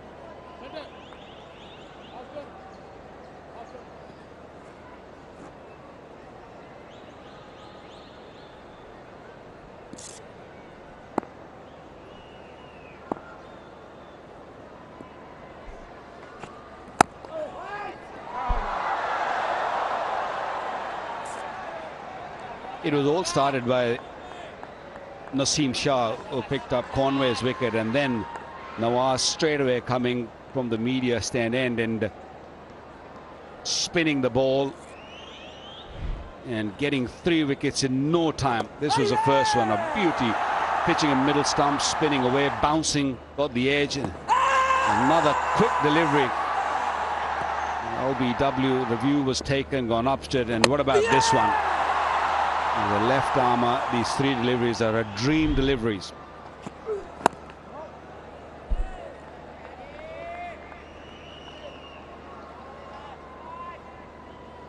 Well, forget about 300 now. New Zealand might struggle to get 280 now. Pakistan will be thinking even less than that. 225 maybe, 230. You can ask Scotty. Scotty says 235 max. I can tell when you get this little wry smile on your face, there's something coming. It's 225, 230 is the number you think.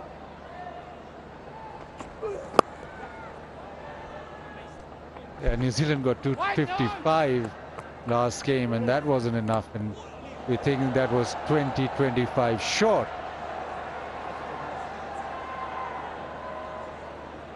Well, Alim Dar is just thrown down. He's just thrown down the sweater. He's not happy because I think that he's got hit. Wasim has a very strong arm. He's thrown right at his ankles.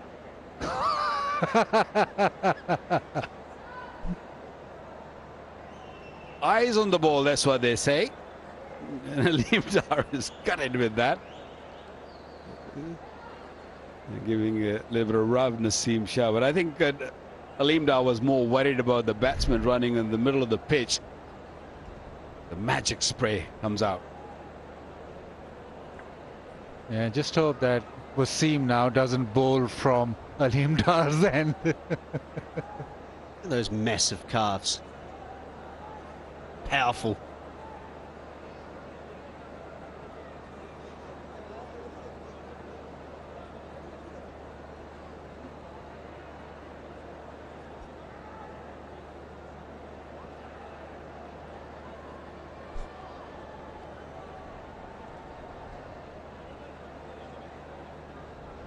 Tale of two halves. Early wicket, then that massive partnership, Conway and Williamson, and it all looked pretty for New Zealand. Then Pakistan come roaring back. We get 4 for 18, and now you look at this 204 for 5, and think Pakistan, you get another, and they're in with a massive chance. It's been all down to Nawaz, but it was started by Naseem Shah. Left arm spin at a good pace. He's getting sharp turn off the surface. And he's just got Pakistan well and truly back in the game. Alim Dar, well, Still wincing, but he's all right.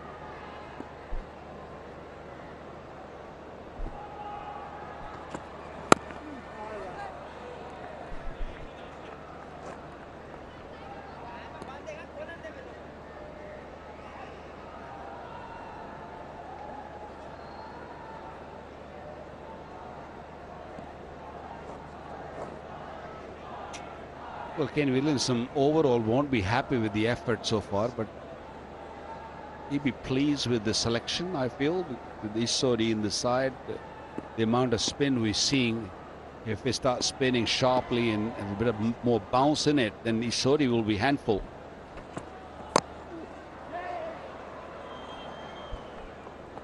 Three runs from the over. 2-0, 5 for 5.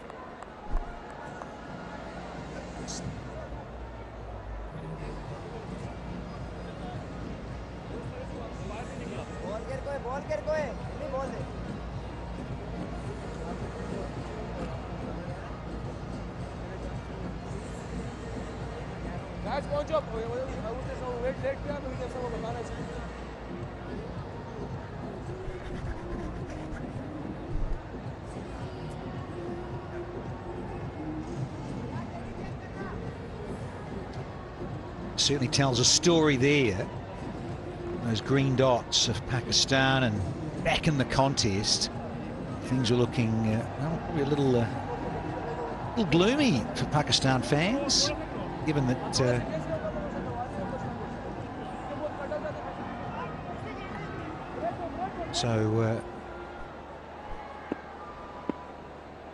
comeback into the contest, as it were, for the home side. Yeah, that 1 for 183 became 2 for 183 was mounting pressure for the home side.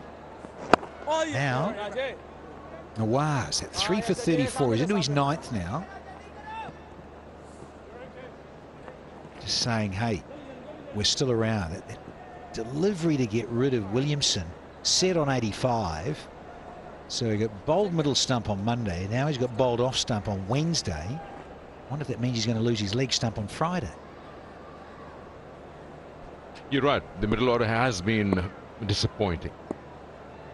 Such a great position. 183 for 2. That's where it started.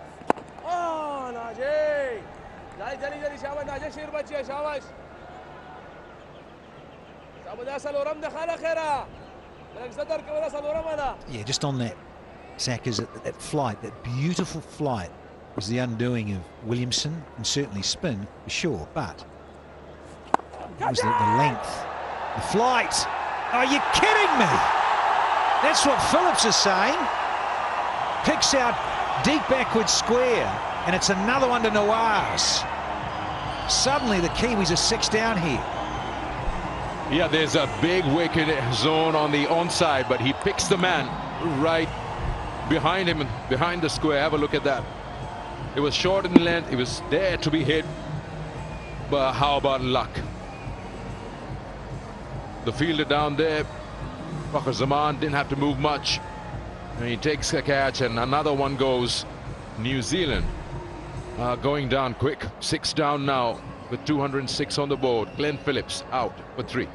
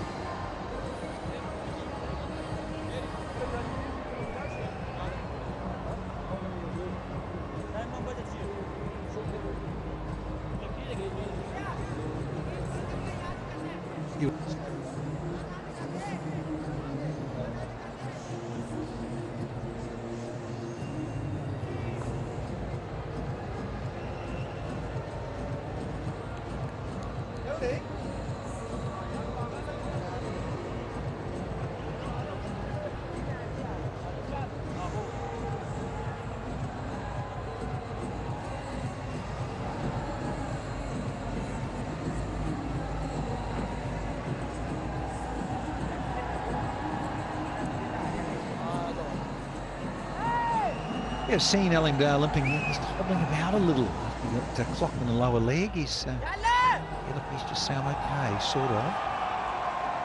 He's pointing and saying, listen, it was your fault. Carry on, old man, well done. Yeah, 16 for 4 in the last 27 deliveries has certainly turned this game on its head somewhat. And now Satner, with all that experience and uniqueness as a left-hander at the crease, in at number 8. Waz, 4 for 35 from 8.5. And again, the confidence to give it some air, give it some flight. And drop down on a length that asks questions. Just discussing whether someone heard anything. The keeper saying he didn't hear anything.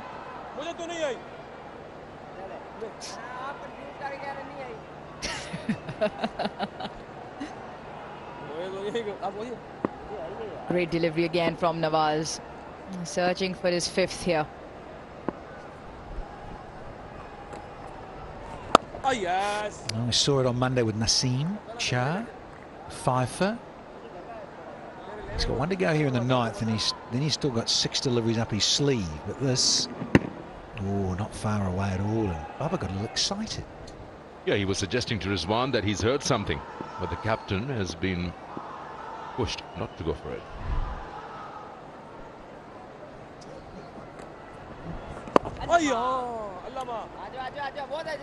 Yeah, they've got a review left. We've had 37 now, and New Zealand 206 for 6.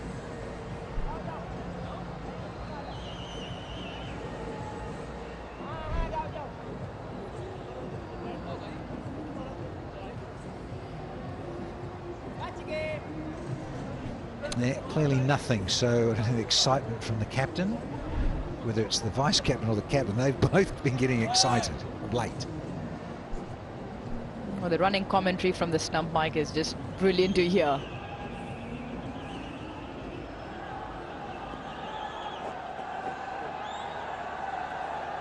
Probably just need to rush a little bit here. Pakistan running 3 overs behind.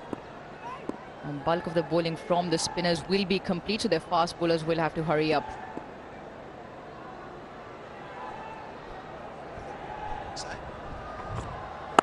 Harris Ralph, so he's been called to come back and keep chugging on.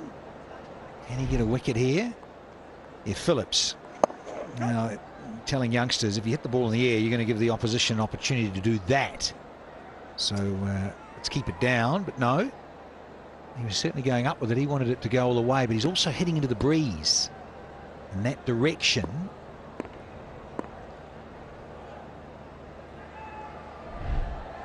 Strategy didn't work from Phillips. Pakistan 3 overs behind. I think 1.5 over for Alimdar. And then, of course, the 6 wickets that have fallen. They'll be fine, Sackers. There'll be nothing untoward happening, given that's the umpire, as you say, got clocked. What a shame. You had now. I think David Boone.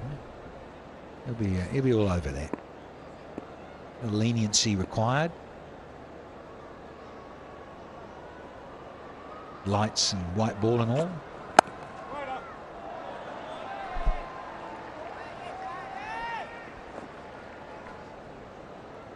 From a New Zealand point of view, there was a point where it looked like 300 plus was a target that was on. The way Conway and Williamson were going, but Pakistan have not only kept the door ajar, they've smashed the door open, picked up 5 wickets. At the moment, for New Zealand, well, Satner and Bracewell, yes, they'll need to bat, but they'll have to get a move on with a scoring rate as well. It won't be easy now. Pressure on, bowling with the slip. This is good from Babar. He's gone for that single. Yeah, everything has changed. I mean, 183 for 2. That's where it started. It was the 30th over. And we were calculating 300 plus at that time. Now, with 207 for 6. That's the important part. The 6 wickets down and then 12 overs to go after this.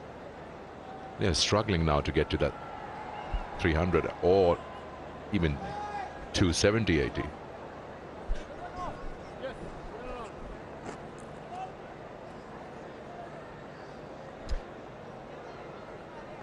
Slippers in. There's a wide floating slip because of Santner, who's just arrived, yet to get underway. Yeah, probing. Yeah, good crowd, isn't it? To say as the sun starts to set and we get into post 5 p.m, people at work. Yeah, one to go. Friday the 13th. It's just around the corner. Yeah, get those e-tickets now. pcb.bookme.pk to get on down. Can New Zealand make it 1-1 with a live rubber for Friday?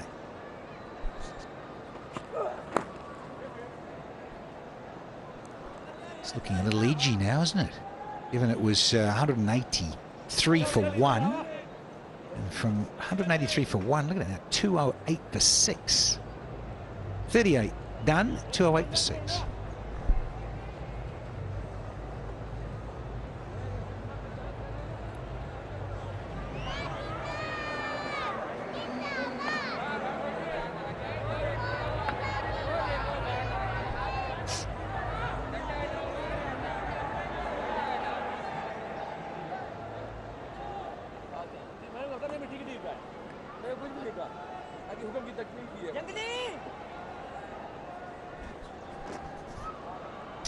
Look at that Manhattan. Now those big overs somewhere around over number 30 and over number 27. And then that graph just dips. Nawaz's last. 4 for 35 from 9. And in the twilight. So yeah, sun going down very quickly here in Karachi. And so it'll be on the minds. Certainly of Pakistan in the field, and Ralph running in from the pavilion. And now Nawaz looking for a 5-for to finish things off from in his 10-over allocation. A great scene.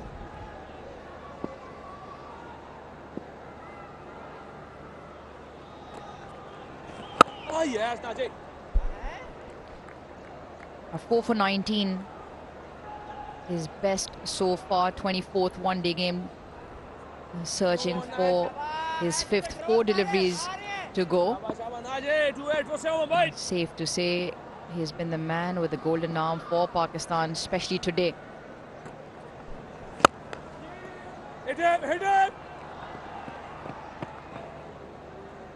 He bowled a beauty of a delivery to Kane Williamson today. And this was to Daryl Mitchell on day 1. He cleaned him up in a very similar fashion to Kane Williamson. Splendid bowling from him, and he's changed this game on his head.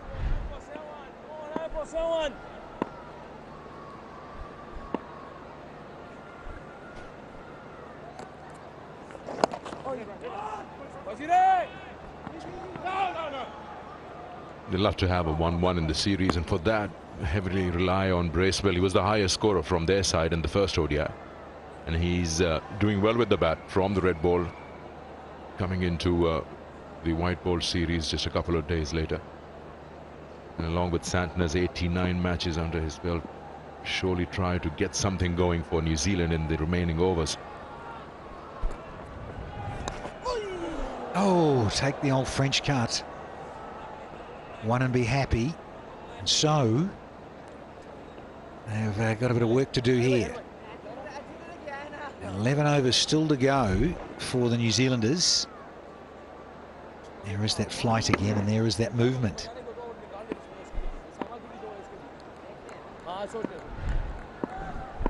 Bubba still at a leg slip.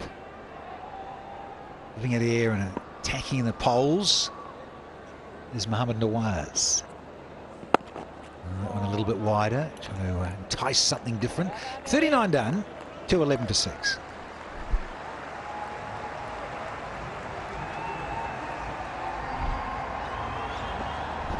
Nawaz's 4 wickets. That's the first one. Faint edge.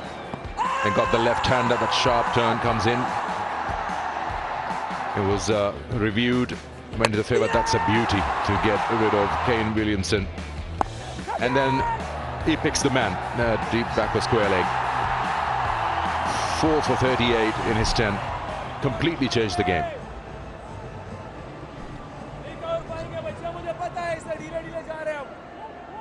Spoiled as per this modern era with the drone cam. Maybe. Yeah, those kites. I wonder if those kites will be attacking us. A lot of those birds. Rouge, local here. Your pets flying in the sky. Attacking a drone cam, possibly. I'll get a couple here. Mitch Santner, much needed, and let's see if he can hang in and be there for the next 6, 7, 8, 9 overs. When you actually look at the quality of spin and you compare the two sides, you've seen what Nawaz has done. Osama Mir fairly new to the international arena, and then you have Santner, so much experience. Sodi. But do you feel Pakistan would have an edge on knowing how to bowl on these surfaces more into the pitch compared to New Zealand, or it's just going to be even Stevens? I think it's been mentioned a couple of times. The players that have played through the Test series have got a measure of the surfaces, the pace of the surface, and that's where Bracewell stands out from a New Zealand's point of view. I thought he was exceptional during the Test series. But from Pakistan's point of view, I think Nawaz has held it steady for them.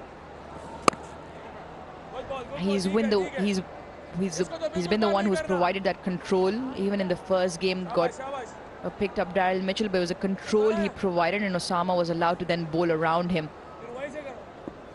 Obviously, much more equipped to these conditions. Yeah, well bowled. And Nawaz is off late. He's been one of the most prominent all-rounders, along with Shadab in the white ball game for Pakistan. A very utility player as well, and he's smart, so he's good with preempting and changing his lengths around to pick up wickets, and that's what he does well. He can provide the hold onto the runs when required, but he's always looking for wickets. And it's 4 of those that have changed the game on its head at the moment in favour of Pakistan.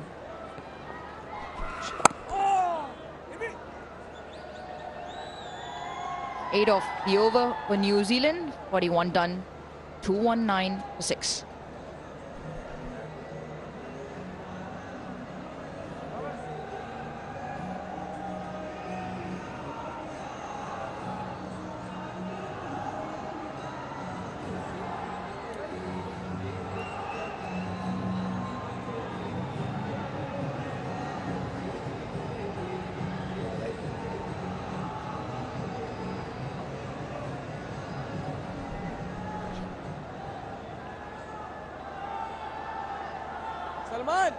Just looking at projected scores, if they can go at sort of between 7 and 10, you're going to get over 300, and that seems to be a given.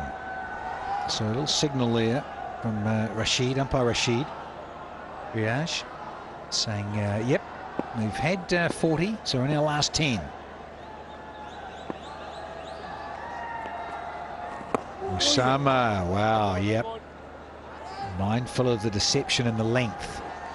It's been spot on pretty much most of the time. Outing on Monday, second outing here on Wednesday, and yeah, trying to get through these overs quickly. The men in green. He's played a couple of those. Is he doing that on purpose? He's 6'3", 4. That extra bounce is that extra weapon that he has. Gets the top of the stumps. Hey, there you go.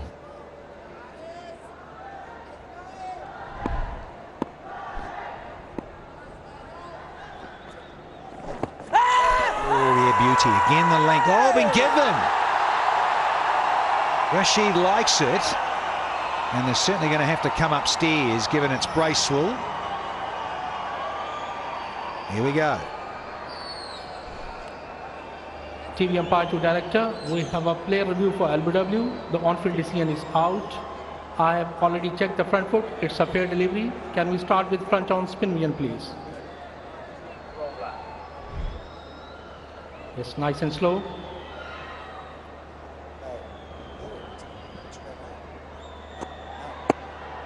Ball is close to the bat. Need to confirm through ultra edge, please. Just keep rolling, keep rolling, keep rolling, keep rolling. Flat line, and there is a gap between bat and ball as well. Satisfied, no bat involved. Go for ball tracking when ready, please. Original decision out. Pitch in line, impact in line. Wickets umpire's call. So go back to on-field umpire. Rashid, stay with your original decision. You're on screen, please signal. High fives and smiles all round for Pakistan. Bracewell can be a thorn in your side. Doesn't get going. Out for 8.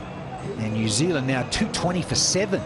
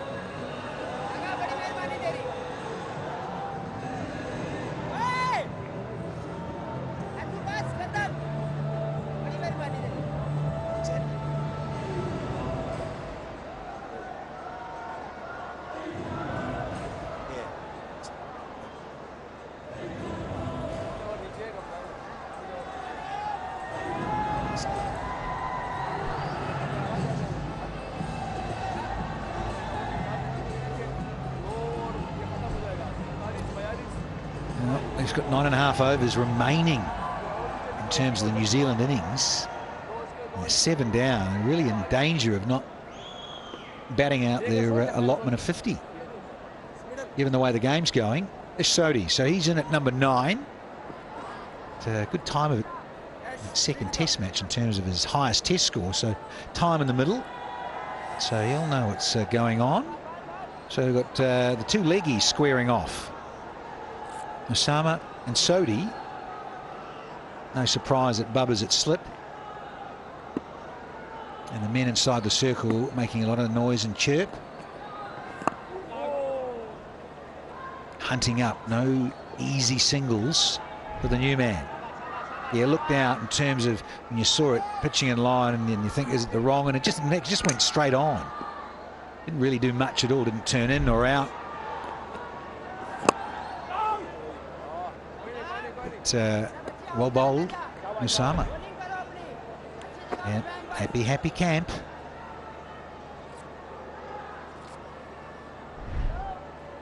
One more to survive here for Sodhi.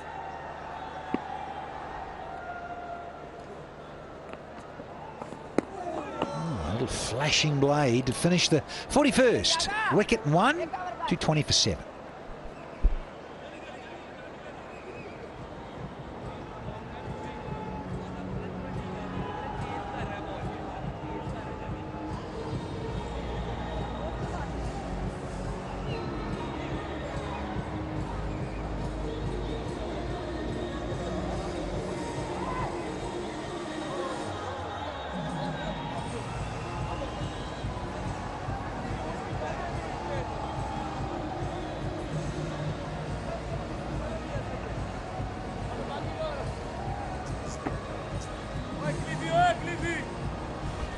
.220 and they just nosedive, haven't they? Conway, Williamson were looking to take them 300 plus, and now they're struggling to even play the 50 overs. And spin is to be blamed. Aleem Dar is still struggling with that. The ball that hit his shin. Well, what's he saying? Take a can of Harden up. Aleem, come on. Yeah, just a little smack on the leg, Chief. Let's get on with it. So you were making the point, Secunda, but I think the match ref would be quite lenient in terms of being behind. Overs remaining in the allocated time. So Aleem said some attention So I think that'll go in Pakistan's favour. Salman. Oh yeah, the hang time out there wide and teasing Santner.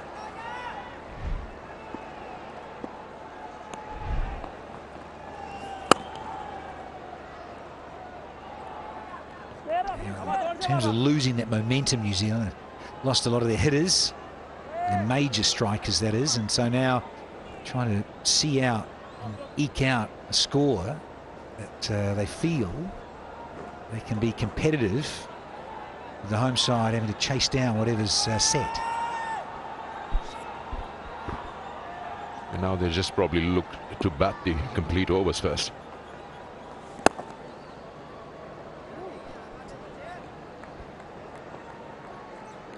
Six overs, beg your pardon, between Naseem and Rauf left.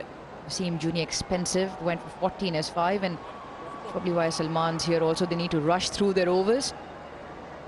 And he does like to give the ball air at times. So he can entice the batters to go for the big stroke.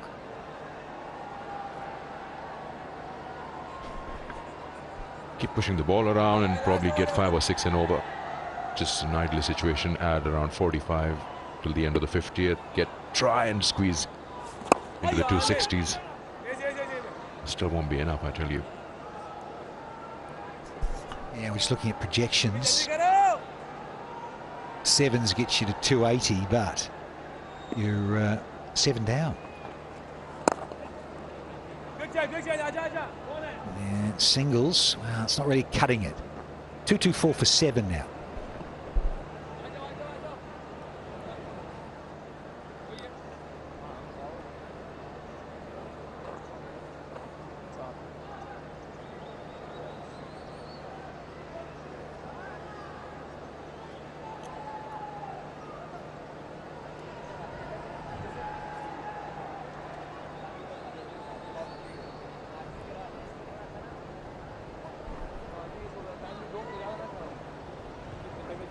Yeah, just been enlightened that no boundary being struck for 10 overs. Wow. So wickets do any form of the game. They knock people over and halt proceedings. Makes life a little difficult, and now Osama's making life a little difficult for the new man Sodi.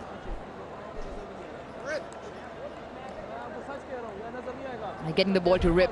He's bowling at a good pace as well.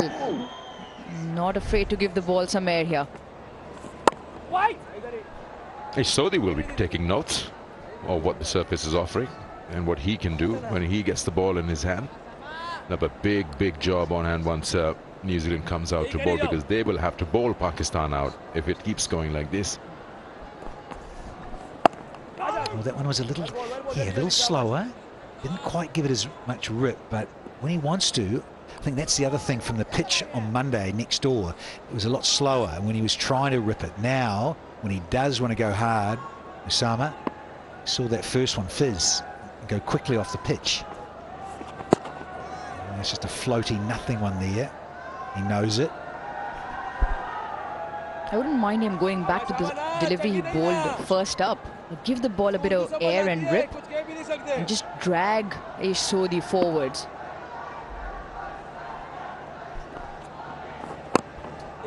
So many different kind of leg spinners. We're talking about Rashid Khan earlier, who's quicker, flatter trajectory, and then has a very good wrong on. And you have someone like Osama Mir or Usman Qadir, they give more flight. You have Imran Tahir, bowls a lot of googlies in and over. They're all so different in their own way. Yeah, I think you look at that with Rashid Khan, obviously shorter in stature, but so aggressive through the crease and his fast arm and delivering it so quickly and getting it to dip on batters. Bowls a lot of googlies, a lot of wrong-ins as Rashid Khan. Whereas this fellow taller with a little bit more flight. We've had 43 now, and it's 225 for 7.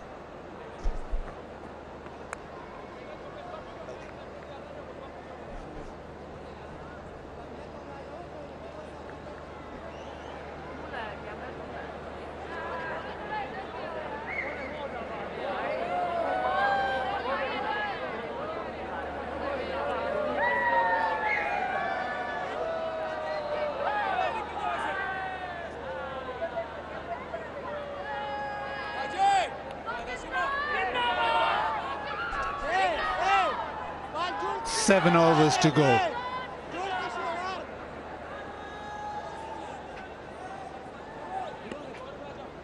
It's come to a complete stop as this innings for New Zealand.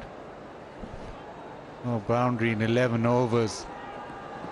And you would have thought that after that second wicket partnership, one guy getting 100, the other getting close to 100, that New Zealand would have kicked on, but not so. Pace back on.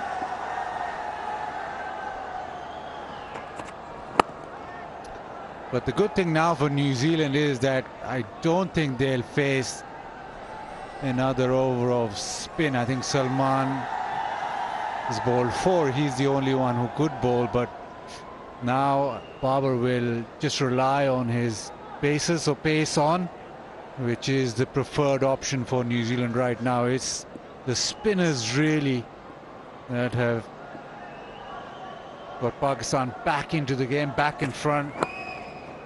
Nawaz in particular just turned away, just a single.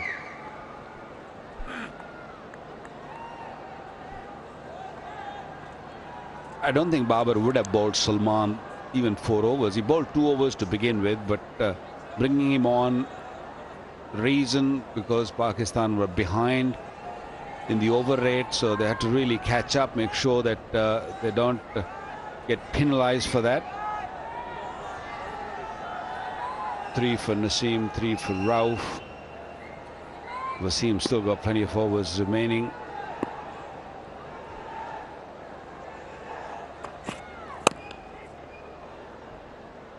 And this is what New Zealand will want, is to tick over and then on the last 3 or last couple then make a move. Right now they're happy just to tick it over. Well, they've now got themselves in a position where they have no option but to do that. They would love to have more wickets in hand so they could be going hard now.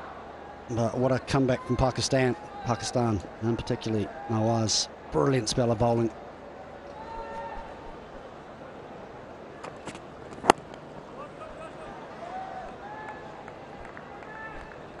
Which is interesting when you think they would have been, especially the batting unit would have discussed about setting up the platform after not getting it right in the first one day. And you have to say they got themselves in a wonderful position.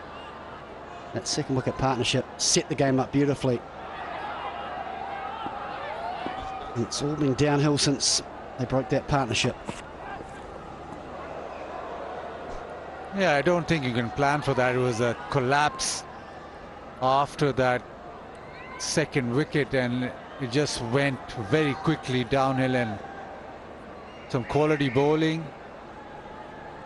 a lot of turn off the track and quick turn, which meant that the new batter come in, had his work cut out, and that has pushed New Zealand to this situation. A decent from Wasim, trying to keep it stump to stump. 44 done is 227 for 7.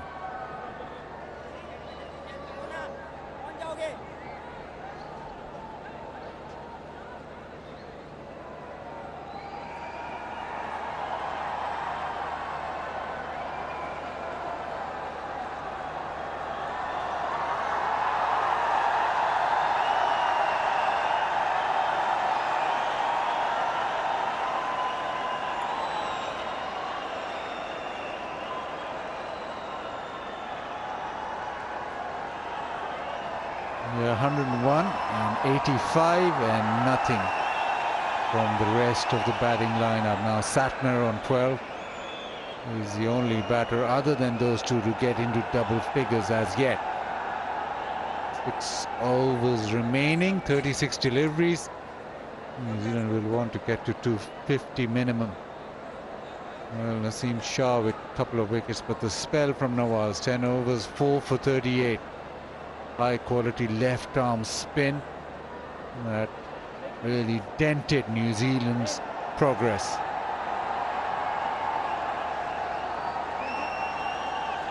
Well, happy faces in the crowd, and Pakistan doing well. Lovely. Haris Rauf. with 5 men inside the circle. Pakistan also still with the squeeze. They could post another fielder on the boundary, but right now Babar thinking that let's make sure that New Zealand have less an option of taking a single. Well, the most impressive bit of Pakistan bowling is the squeeze from the other end, which you mentioned, Baz. 73 deliveries, no boundaries, so all of them are just working together. Pakistan had a poor run in the first 20 odd overs where they dropped catches, they were all over the place, but then the fielding also backing up the bowlers. Nawaz, no doubt, was outstanding. He bowled first 5 overs, no wickets for 24, and then those last 5 overs that made a big difference. 4 wickets, only given away 14 runs. Changed the face of the game.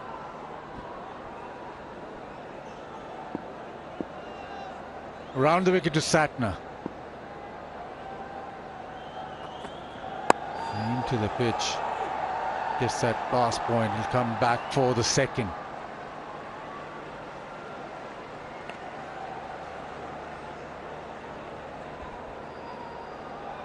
Sure, Satner and Sodhi have been talking to each other, and that talk would have been based around 256 in that first game. Wasn't quite enough. New Zealand have got themselves in a position though where they might take that score, and if these two can play very well, 260, and they may hope that that breeze from today just keeps away any little dew that may come in, so this wicket continues to get slower and help New Zealand spinners. Misdirected that time. He'll have to re-bowl that.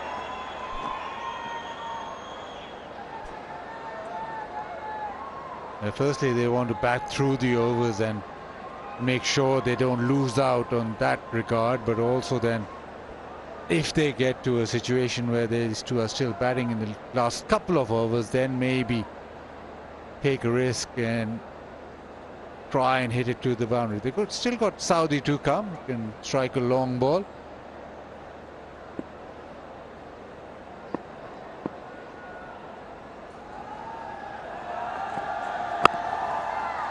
Slow one into the offside, another single. So this, I reckon, is what New Zealand will just play at, just making sure that they get these singles, rotate strike and take it even deeper, or make sure that they still have wickets when it's time to go, and that time will probably now be just a couple of overs.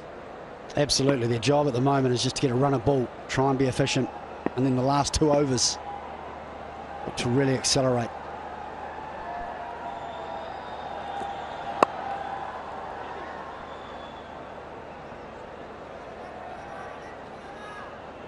It's hard to get even run a ball at the moment, especially against the spinners. Pacer, you can nudge it around and keep looking for that singles. The spinners are really, in New Zealand, batters are struggling against. Still, what, 31 deliveries to be bowled. Even if they go run a ball, they'll be happy with that. But I think they'll be hoping that Satner is still there at the end, and he can maybe have those couple of big overs which they're searching for. So 1 dot ball to 33 for 7.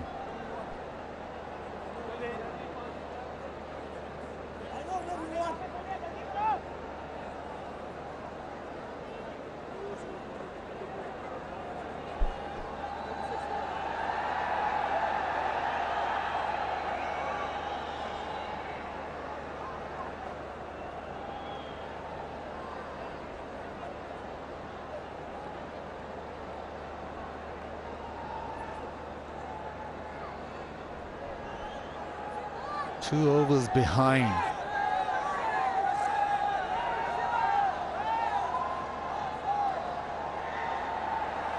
Zealand with the option then, if Pakistan don't complete their overs on time, they'll have to get an extra man in the circle.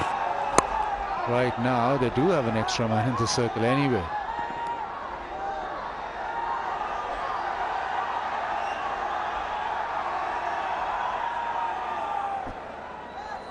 And I guess the other positive for New Zealand is with the change, with Henry Shipley stepping out and Ish Sodhi coming in, New Zealand are playing the extra spinner.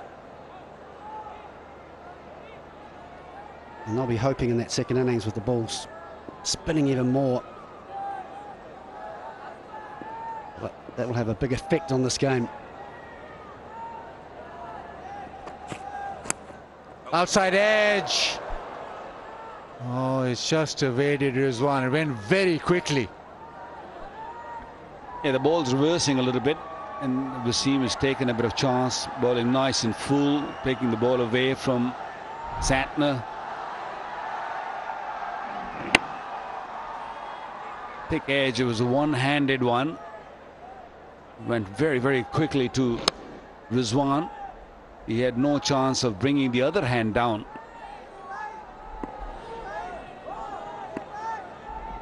Good that they've kept the fine leg or third man very, very fine.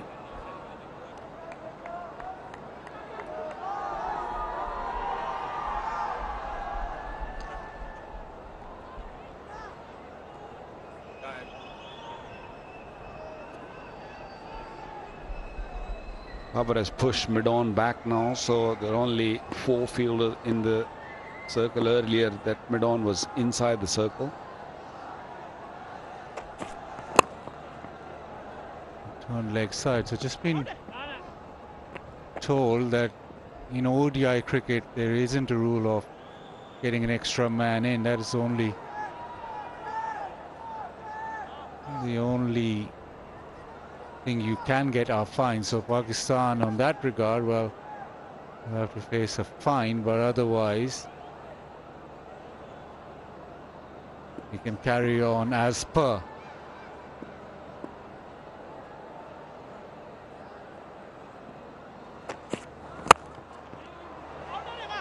Chance. Oh, it doesn't hit. Salman Agha had a chance of a run out. Mitchell Santner's very quick between the wickets. But I'm not sure if he was quick enough to get home from this one. Would have been just gone.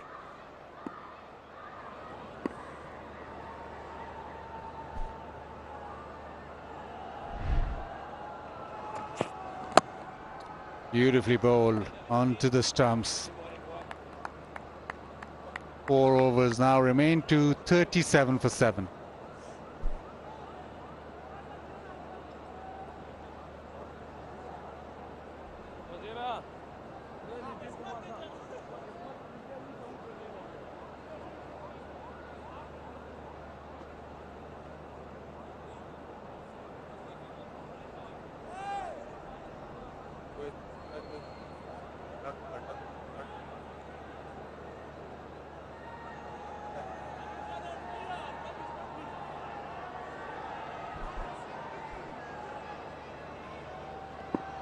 .24 deliveries remain. 237 for 7.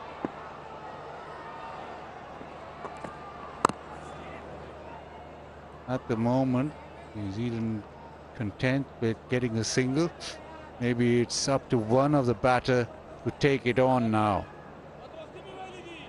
Maybe Santner takes a back seat and lets Ish Sodhi try and get a boundary or 2 away.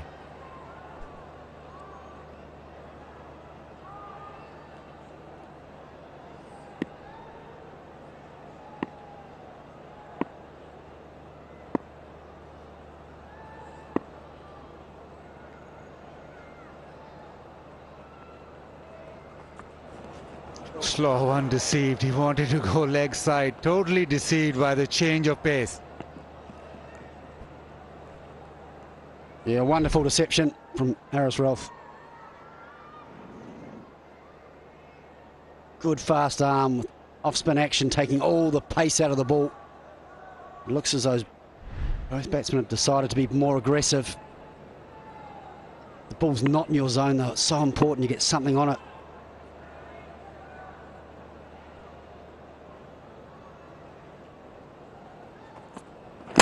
Yorker, leg stump, uprooted.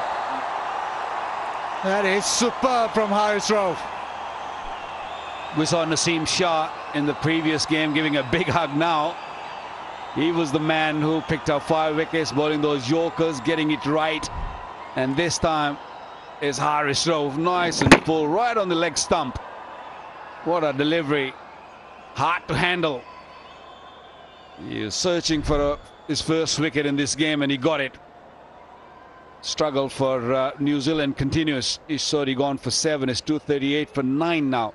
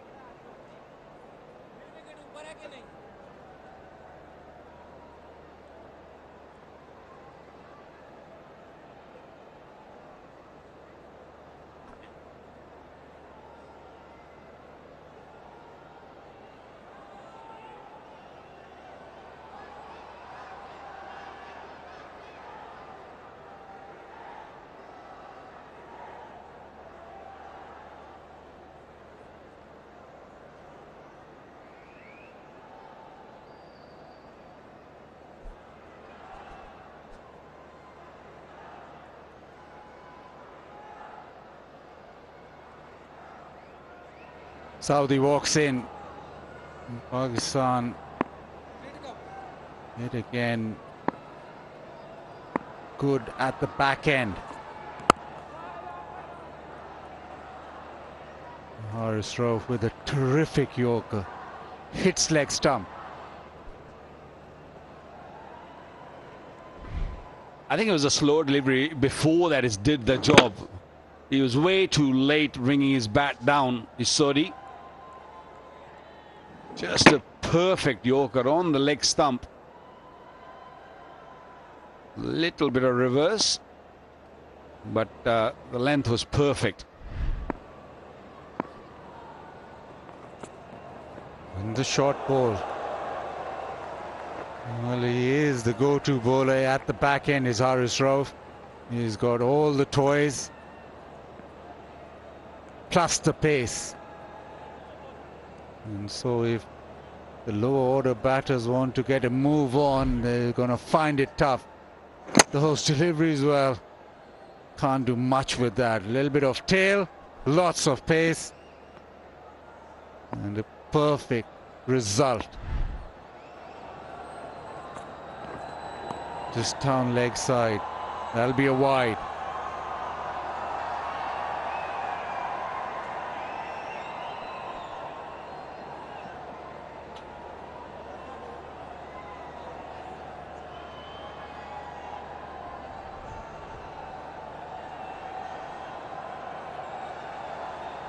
City of lights, so they say, Karachi.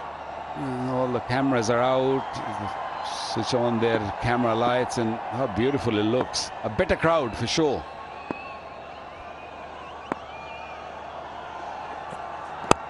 Another full-length delivery, another dot ball. That is a terrific 47th over, just 2 off and a wicket. 239 for 8.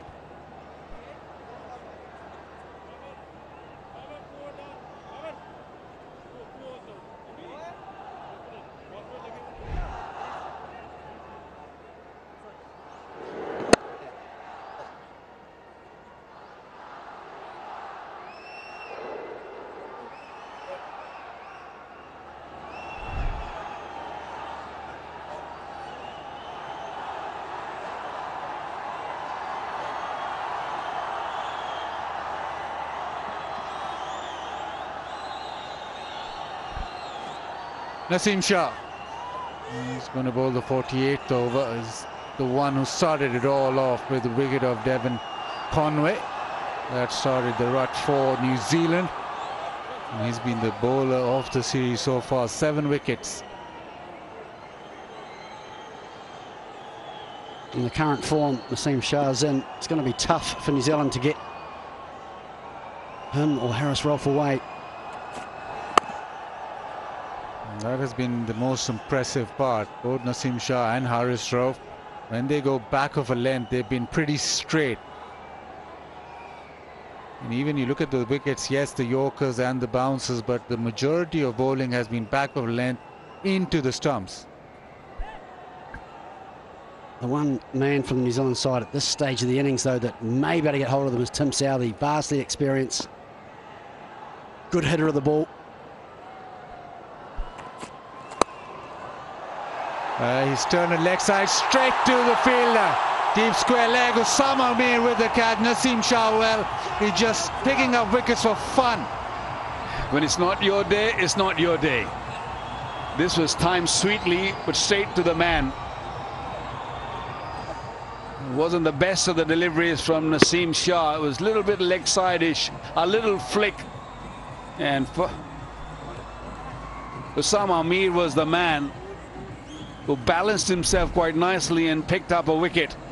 That was a 3rd wicket for Naseem Shah. It's 240 for 9 now.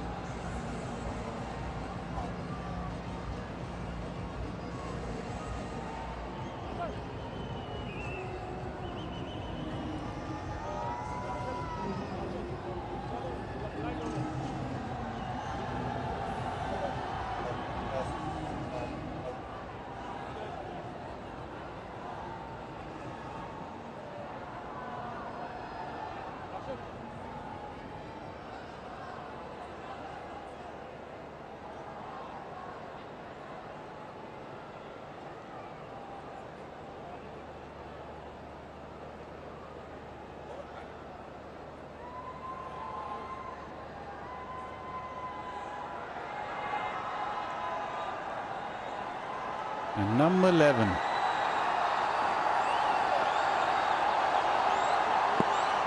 Lockie Ferguson walks in.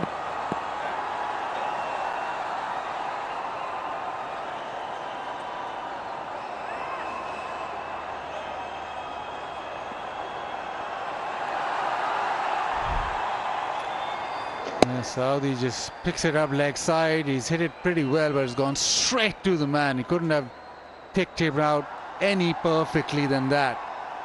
And it's a decent catch. Osama Mir very confident underneath that.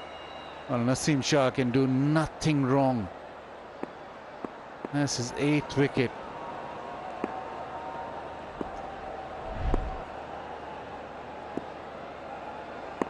.240 for 9 New Zealand. Goes for the Yorker. Doesn't miss by much.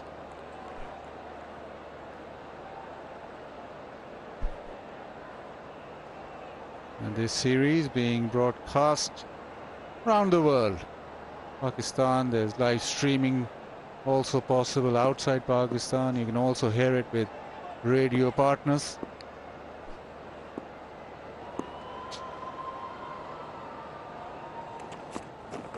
Down leg side, that'll be a wide.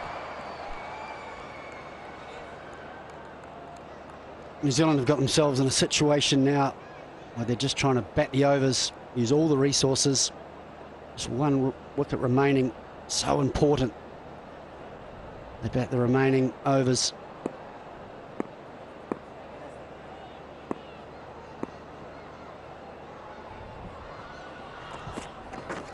And again down the leg side.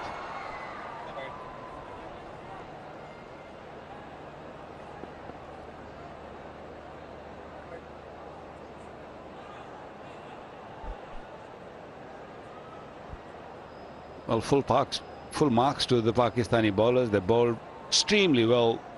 Pacers, spinners, but the only thing missing was the disciplines at times. They've given 9 wide balls. Inside edge. Naseem Shah searching. And that's the reason why Pakistan is behind 2 overs. That's 9 deliveries. Over and a half. And they've been sloppy in the field also. That's really has really set them back a little bit, but great comeback, no doubt.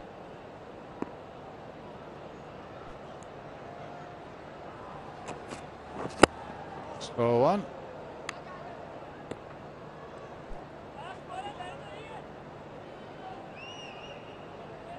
New Zealand, one stage they were 183 for 1.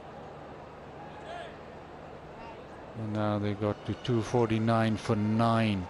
That's why Babar Azam, smile on his face, was under pressure for a bit. That's second wicket partnership. And now he just think that got everything under control. 48 done, 242 for 9.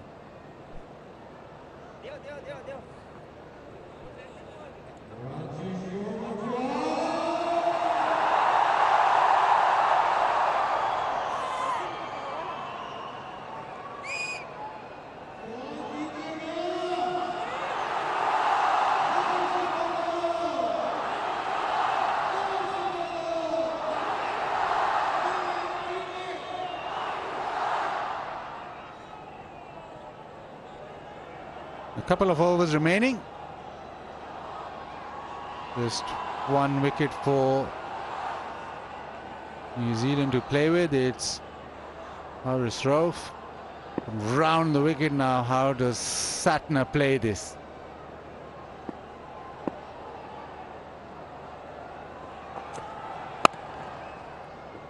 Short into the covers, doesn't want the single, so maybe look for boundaries, maybe take it on himself to get a big over.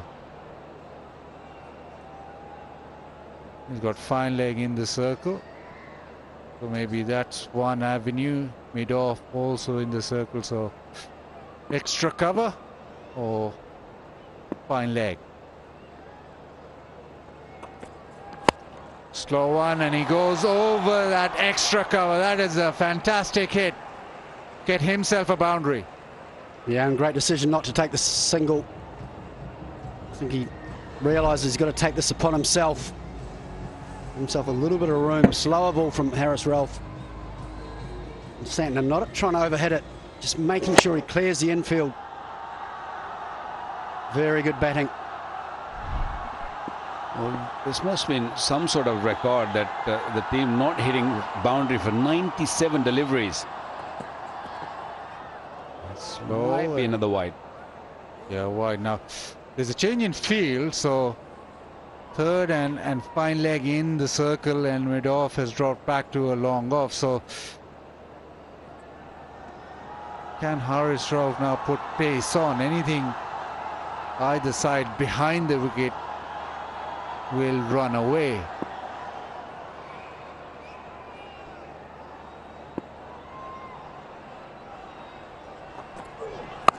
Now pace off.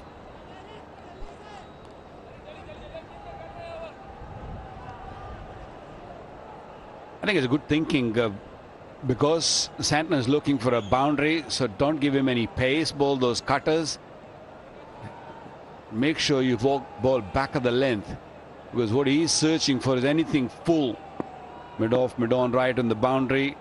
Then he's got mid-wicket, square, point, all on the boundary.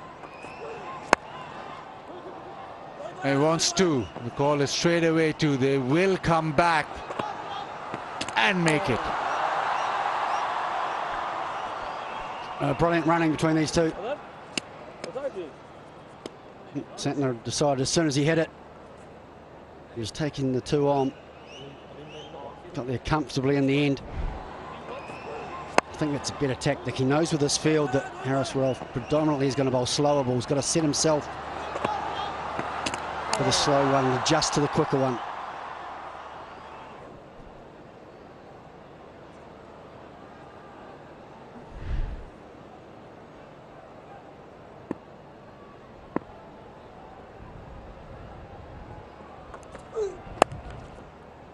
to the leg side. He's happy with the single.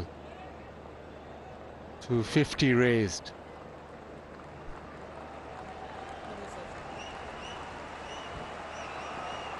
At one stage when Pakistan picked up their second wicket, the score was 183. That last 50 came in, 90 deliveries.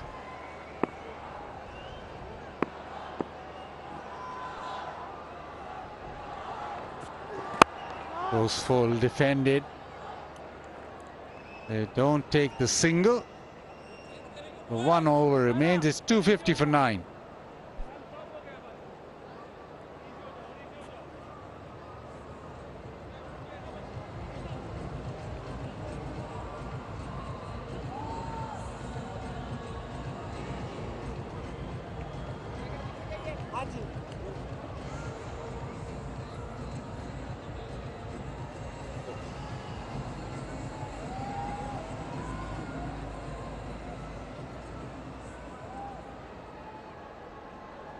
Pakistani bowlers were really good in the middle overs where they put the breaks. They made sure picked up wickets. Nawaz was outstanding. When Pakistan picked up their second wicket, if you would have asked Babar to take away 300 and declare. Slow one, it's been smoked out of the ground. Second six of the inning, and it's come at an opportune time. And there'll be a donation of $1,000 from Bank Al-Falah for flood relief. But the slow one picked and deposited. Yeah, wonderful shot from Santner. He knows with this field he's going to get predominantly slower balls, set himself for it, and a wonderful strike. Into the pitch, leg side. They want to. Coming back for the second, and they do make it. 8 of the first 2 deliveries. Yeah, they're getting some sort of momentum. Might be a little late for them, but they'll take it. Picked up the slower one on time. It was in the slot. And good swing of the bat. Went long way. 91 meters. Massive hit.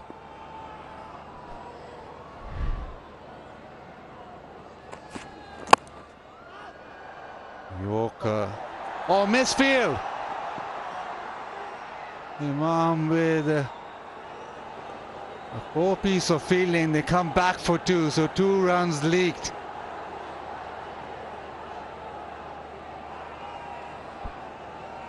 Babar not going to be very happy with the effort here.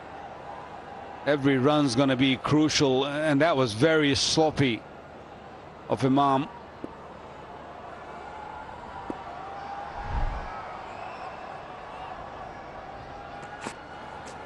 Slow one, that's really well bowled into the pitch. No pace at all. Well, the modern day fast bowlers, they have to have 2 or 3 different types of slow deliveries. He's bowled the leg spinner, which went out of the park, and straight away decided that's not the way to go. Just bowled that off cutter into the pitch. It's a slow pitch. He's learning very quickly, Naseem Shah. Goes full. It's straight too long off. I don't think there's a second. There was Wasim has a great arm. And that seems that is the end of the innings. Wasim with a throw to the keeper's end. And it was flat and hard, and that has meant that Satin has been run out. New Zealand end with 261. A bit of a flurry in the end by Satna. But it's been a comeback off note from Pakistan. Well, at one stage, it seemed like that New Zealand might get 350 or even more. There's a wonderful partnership there in the middle. But then Mohammad Nawaz came on to bowl, and he bowled his second spell, one of the best spells I've seen from a left arm spinner here at Karachi. Got the spin going. Got big wickets in the middle. Last 59 deliveries, 42. They've done better, I would say, because earlier the runs were totally dried up. Pakistan have done a superb job to get New Zealand all out for 261. He's got a bullet arm and he's flat and right to Rizwan. There was no chance that Satna was getting back, even with that big dive. He fell well short.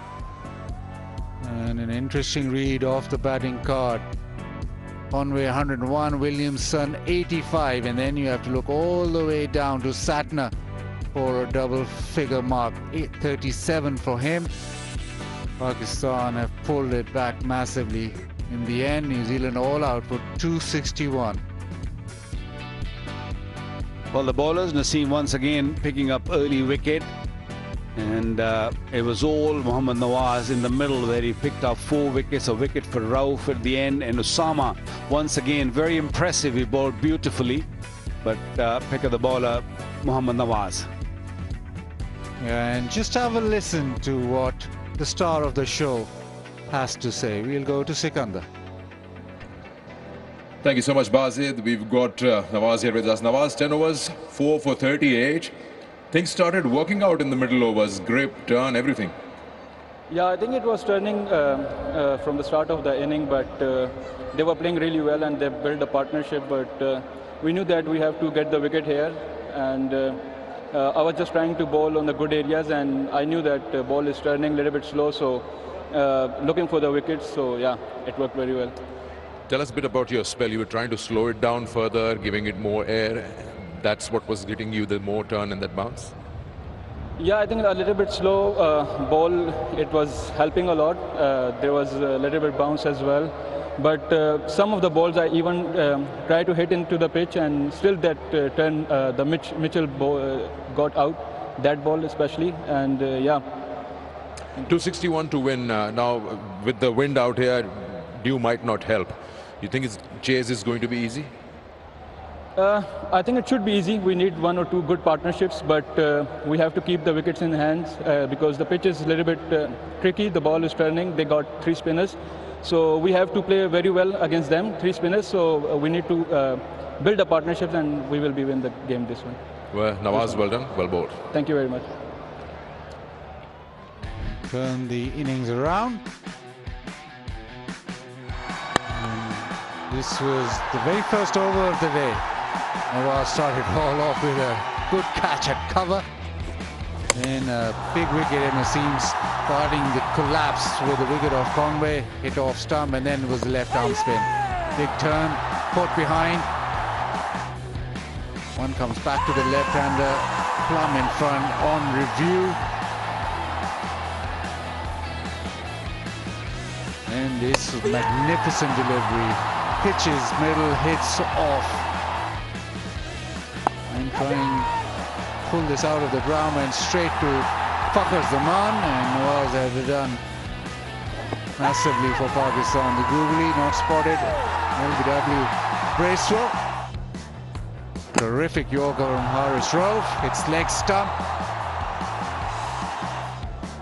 Saudi trying to pick this over, square leg, goes straight to the man. Comfortable catch from Osama Mir. In the end, Satna wanting the strike, hits it straight to Wasim Jr., who with a flat throw dismisses him. And so after a massive second wicket partnership, it all fell away for New Zealand. So after the break, Pakistan will need 262 of their 50 overs, and we'll be back after that break.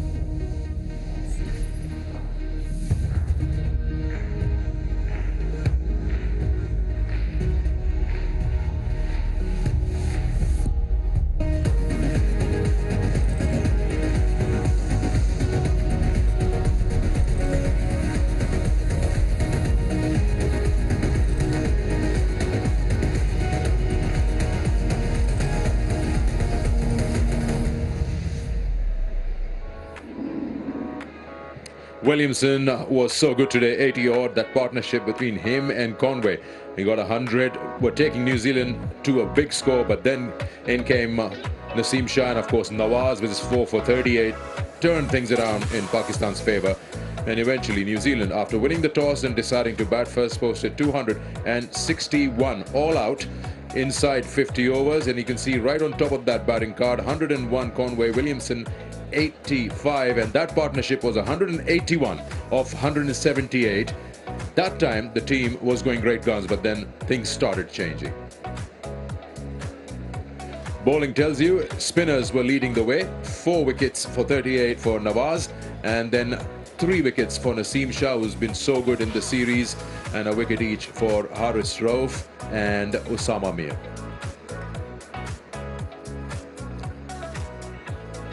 Hello and welcome to Inveric Solar Energy Pitchside Studio. I'm Sikandar with you, and let's quickly discuss, because there's short turnaround over here between 2 innings. So I'll welcome Uruj Mumtaz and Danny Morrison alongside me. I'll come to you first, because you must be depressed looking at how things have gone by. The middle order has completely turned their back on the captain. I'm not depressed because I'm here with you two. That's great to be back. Here we are, Karachi, come on. But on a serious note, yeah, when you think they were 183 for 1, was around 30 overs, and you go, you tend to say, let's double it from there. If someone stays in and keeps going and going big, man, you could say they should have got 350 minimum in a way, because they were going great guns. And then Conway gets 100, Kane Williamson gets out for 85, and all of a sudden it just keeps going down the gurgler. So yeah, you're right, not so much me depressed. I think that dressing room will be a little bit frustrated. The two, Conway and Williamson, were going great guns, and they were almost scoring a run a ball, that partnership. You feel that the batters coming in found it tough to carry on that momentum and started losing wickets? I think it was a better surface compared to the first game, and it probably wasn't as difficult. I think credit to Pakistan's bowlers. Nawaz was fantastic. Don't forget, it was Naseem Shah, Babar threw the ball to first up to bring that breakthrough. He's the one who got Conway, and then Nawaz did. He never really allowed them to get away, and he got the ball to spin off excellent lengths. So I don't think it was much of a difficult period to get in. I think Pakistan bowled spectacular. Just run us through, show you how Conway and Williamson batted, and they made it look so easy. As you said, they were going for that big score. The partnership between them, 181 of 178. They're finding no difficulties whatsoever in stroke play.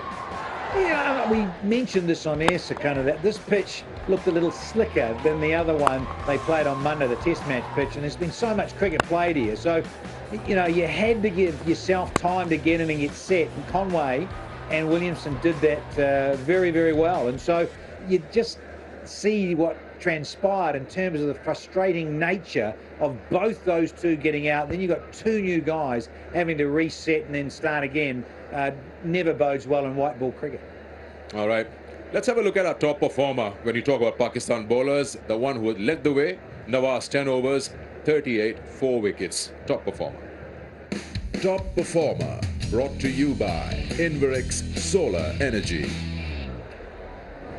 Yeah, it was some spectacular bowling from him. Got this one to turn sharply. He bowled this one quicker, and that was his first. Latham again, they took the review. It was bang on in front of the stumps. He just played back to that line, but this was an absolute ripper, wasn't it? It was very similar to the one he got Mitchell in the first game. That honestly, I mean, Glenn Mitchell picked out the lone man on the boundary, but it got Nawaz his 4 wickets. Let's have a look at his career. Nawaz, he's been good, and this is his second best, 4 for 38. He's got a better one, 4 for 19 against the West Indies back in 2022.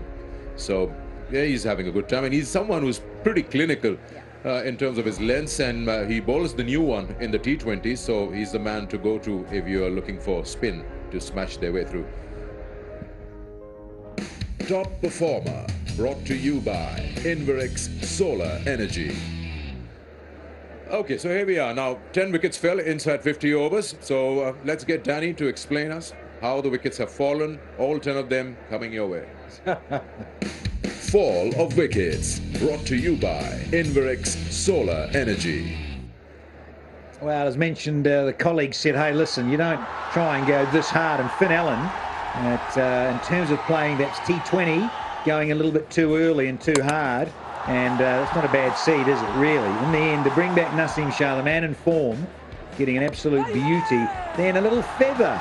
But again, it's that flight and there's that turn and bounce, the undoing of Daryl Mitchell. In terms of that there, Latham had to get reviewed.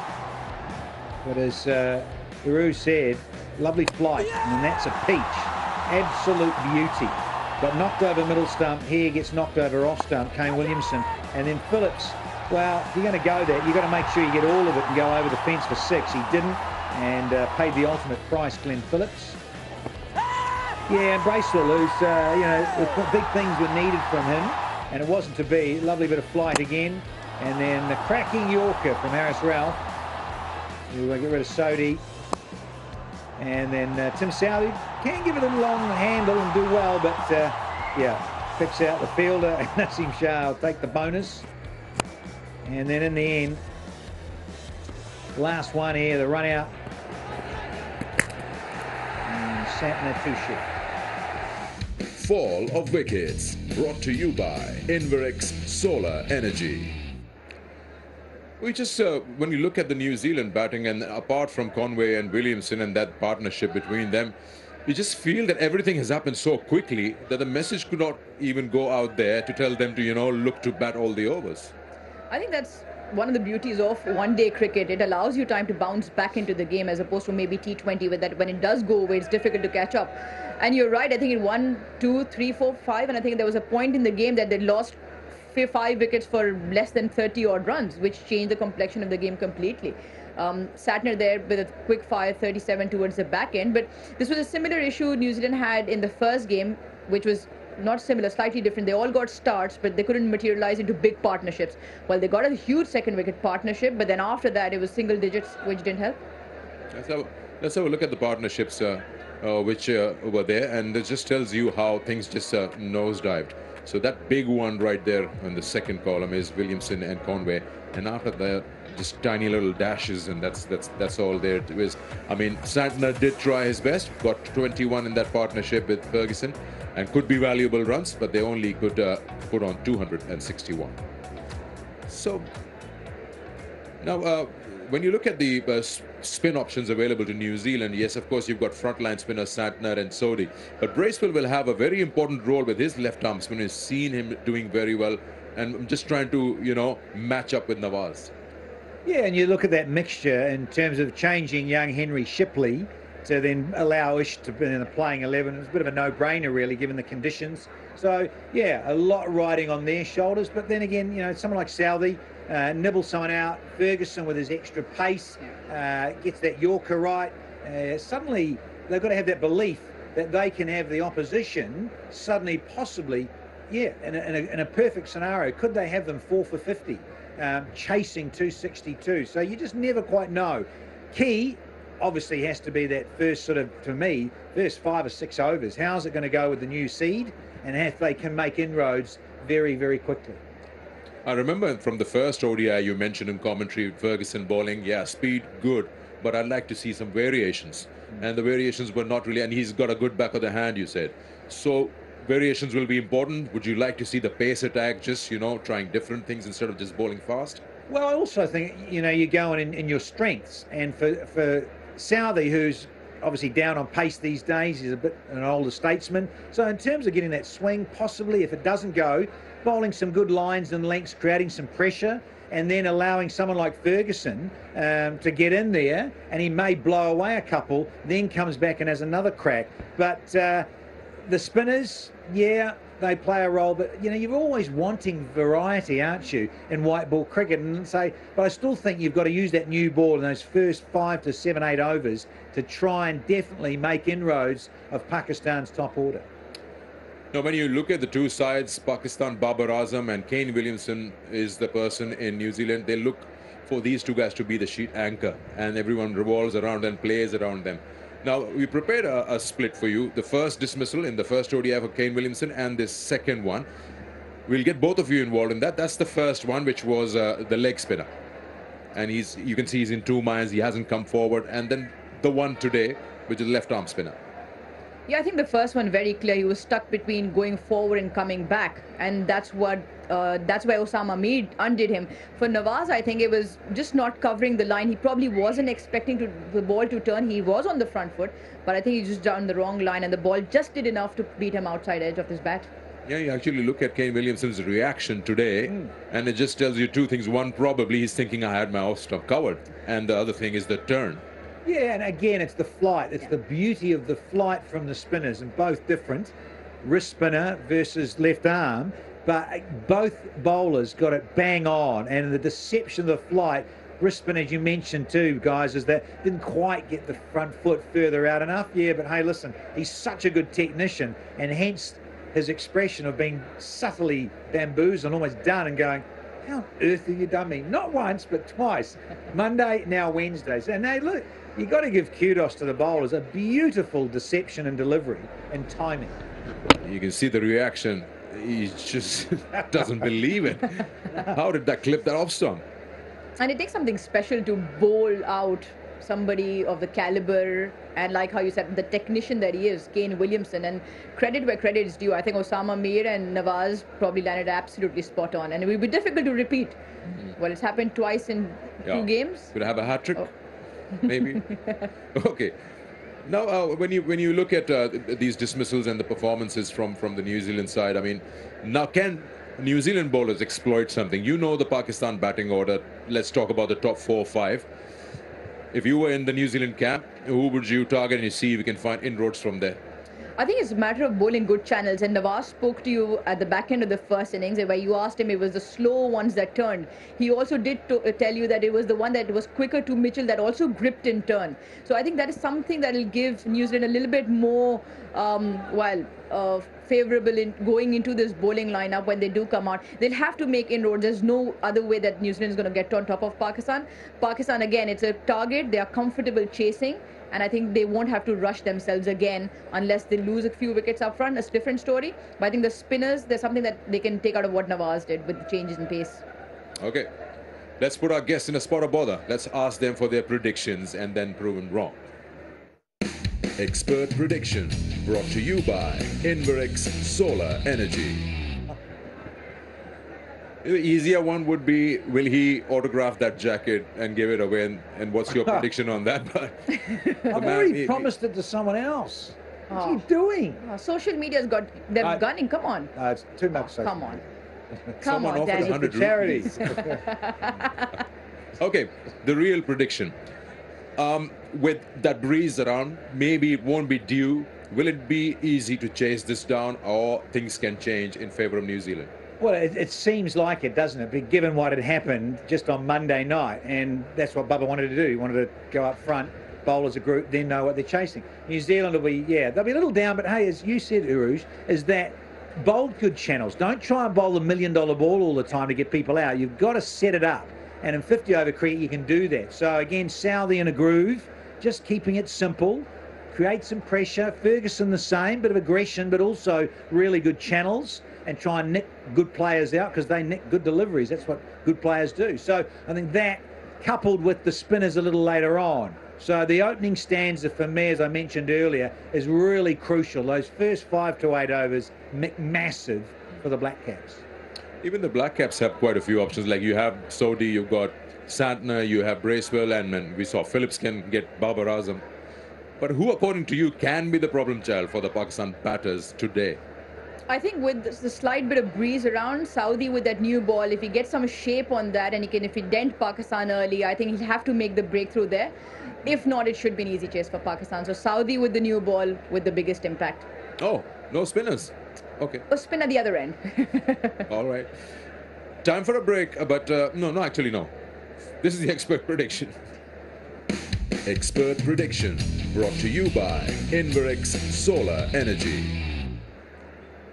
I say break and Danny goes like this. Hang on. You're always in a hurry. You just want to leave. No. Okay, so this still stands, doesn't it? I'm still waiting for those extra followers. If I get them, then this jacket is going to the winner. I'm not. Signed by you. It is. Not from you. Well, you guys think that 261 is enough for New Zealand to defend? We saw what happened yesterday, which was 255 and 256 to win rather the other day. It wasn't enough. Can they do something in terms of bowling performances, and can they run through? One thing's for sure, I guess, that they'll have to bowl Pakistan out if they want to win this. It's as simple as that. That's what they've got to do, knock them over. Okay, 262 to win in the 50 overs. We'll have action. Pakistan will come out to bat on the other side of the break. Don't go away.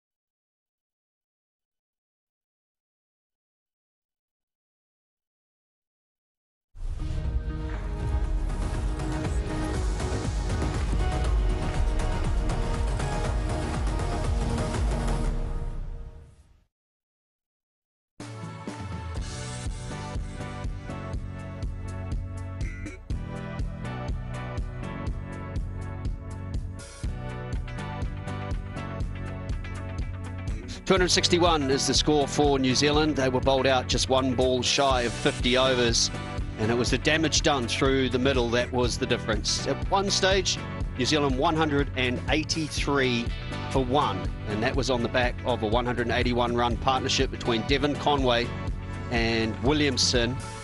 But it would have been a very disappointing way to finish the innings. Devon Conway was sensational right from the start, just timed the ball all round the ground, didn't look to overhit the ball, and his century came up at better than a runner ball. That was a 6 over the offside, and it came as a bit of a surprise in the end when he was dismissed. Will it be a match-winning knock? That is the question which needs to be asked at the moment. Mohamed Nawaz, the star, certainly. 10 overs, no maidens, 4 for 38. The amount of spin he was able to impart on the ball through those middle overs, I'm sure will please the New Zealand spinners. They will have 3 frontliners at their disposal as well, but the rest always chipped in to Haris Ralph. Good pace tonight with his 1 for 47. Fokker Zaman played nicely in the first ODI. He'll get another chance to add to that average. It's an impressive one, 45.5.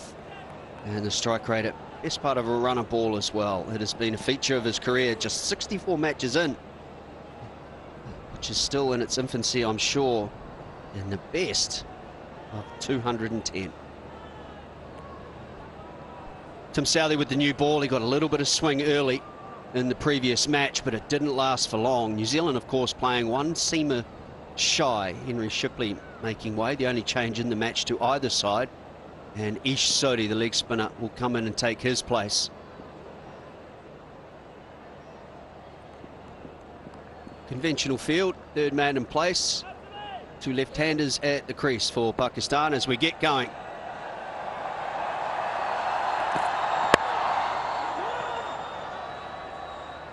Right on the money, as you'd expect, with just a hint of shape back into the off stump.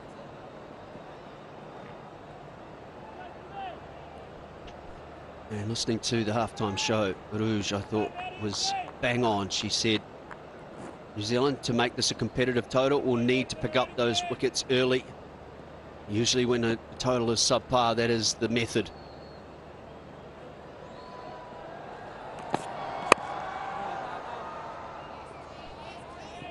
Lovely to me!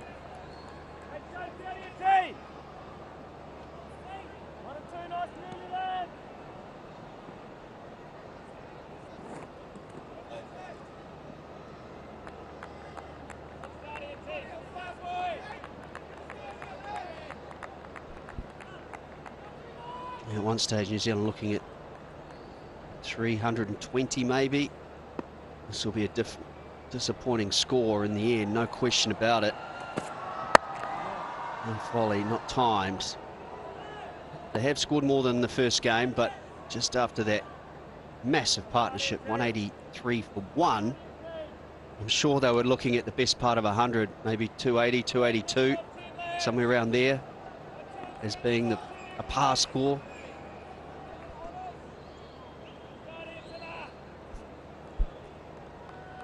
It just goes to show you how quickly the game can turn on its head.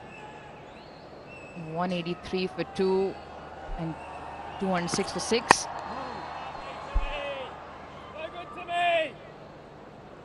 As a sort of target that Pakistan like to chase. Around just over 5 runs and over, they feel very comfortable chasing, and chasing in that range where they can just allow their batters to set in. And for New Zealand's sake, the impact will have to be up front. We saw that in the last match, didn't we, when Pakistan with Fokker Zaman along with Babar Azam, they just started to cruise. They lost Imam ul-Haq early. They went through a bit of a phase, I thought, where they just got themselves into a bit of a hole. Spinners bowled well, and then Haris Sohail, when he came out, just gave the innings some impetus.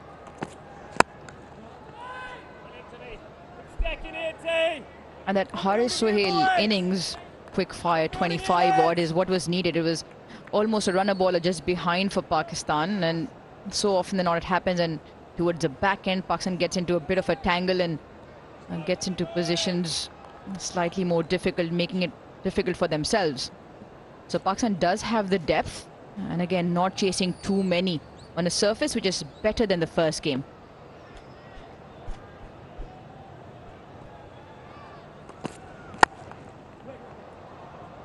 Maiden over to begin the run chase. Not without loss.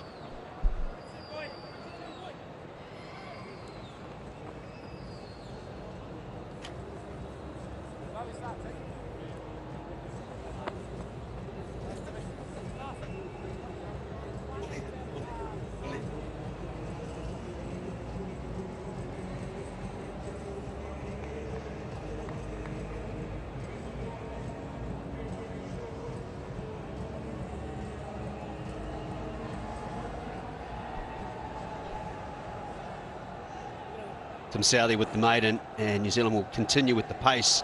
Usually, Lockie Ferguson will be the bowler first change. No Trent Bolt, of course. He's decided to ply his trade in all the T20 leagues. And it's the wickets per match that will excite Kane Williamson, the skipper.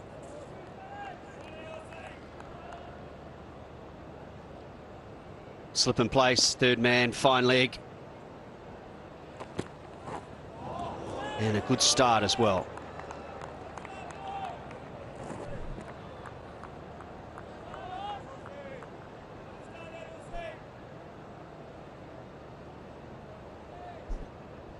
Imam ul Haq was out early in the first match, but a very good record, 900s in just 56 matches. Had a good strike rate as well.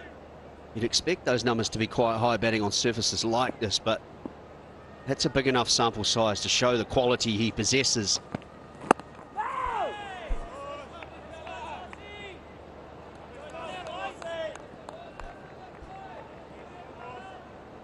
Different task at hand for Ferguson as well. Normally bowls first change when he's required to come and bowl those sharp spells and quick.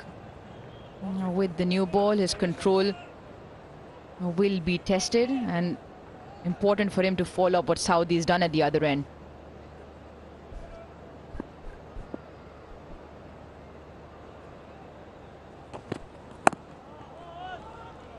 Still looking for their first run, Pakistan, but I don't think they'll mind. They'll know that this 260 mark just two days ago, roughly the same score. But you're right, I think with Lockie Ferguson, he's often been used in that battering ram role for New Zealand through the middle overs.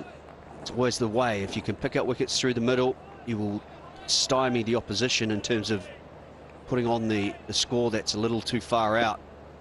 Pakistan were able to do that. It was Nawaz. Now he's got a roll with the new ball, Lockie Ferguson. Yeah, I don't mind it in terms of that extra pace. And Aruju in the mid-innings show, you and I touched on, simply have to bowl them out. It's a scenario, given this pitch is really placid, a little bit better, I think, than the pitch from Monday, not quite as too pace. So without getting too carried away and getting too stressed, putting pressure on yourselves, bowl good simple plans, bowl on good channels, don't try and bowl $1 million deliveries all the time. So if you're creating some pressure by bowling exactly what's happening here, still looking for their first run. I know it's a target they can feel like they can track down, but all of a sudden you get one, you get two, and Lockie is revving up to 150. 148.4 that last one. Can he and Southey, they pick up one apiece early, and then all of a sudden something else happens. A little run out, a little bit of nerves around, changes the complexion.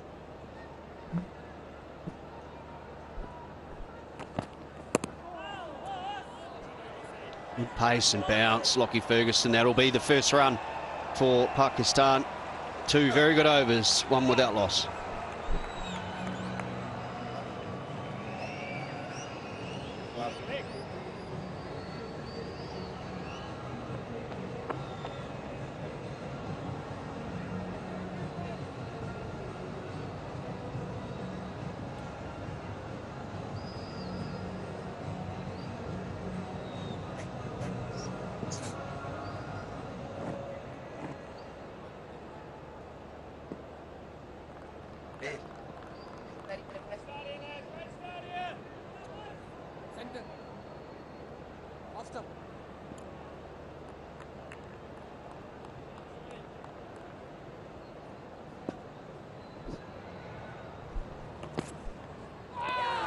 A little wide of off stump.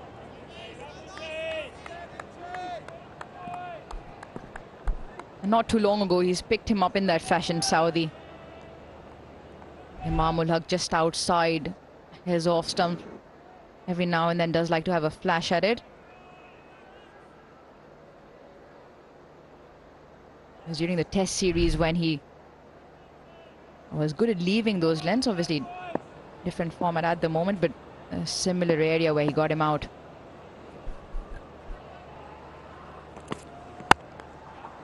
There he goes. He's not going to miss out twice. Half volley from Southey, first boundary of the innings.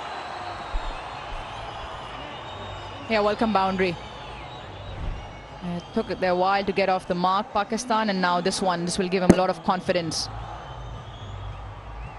It's not the ideal half volley, but he's done well to get to the pitch of the ball and through the covers.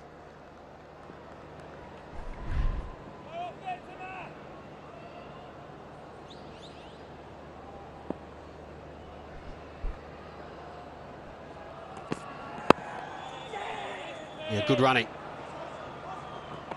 Boundary and then get off strike. Teams often talk about that strategy. Just wonder though, with the lack of the third seamer, New Zealand are most likely going to have to bowl a spinner in the power play. And Bracewell did pick up Imam ul-Haq early in the last match. So I wonder where Williamson will go or how quickly he will turn to his spinners, because they all can't bowl through the middle. He's got the three frontliners. He's got Glenn Phillips, who did a job. Oh, he's got him, is he? Is that an outside edge? It is. Tim Southey strikes. New Zealand have got their first. Talked about a welcome boundary, now a welcomed wicket. Fucker's got to go. Little feel and grab at it. Length, there it is. Beautiful, test match length. And that is a really sharp catch from Tom Latham. It is the end of Whaka Zaman. Back to the dugout, sir. See you later for a duck. 6 for 1.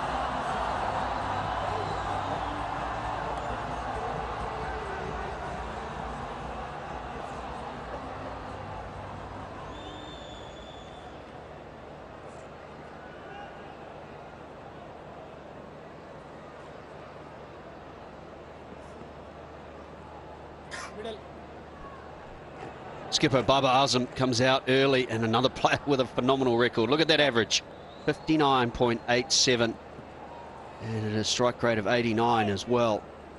He will have to do a job. His fellow captain, Kane Williamson, was brilliant.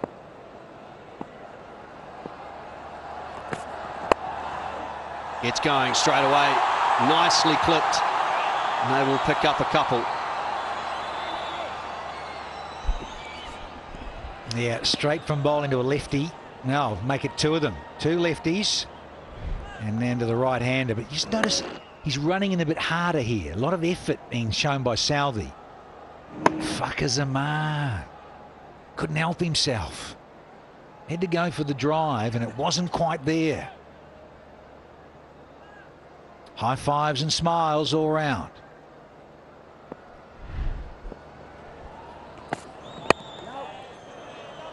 End of a successful over for Tim Southey and New Zealand, 8 for 1.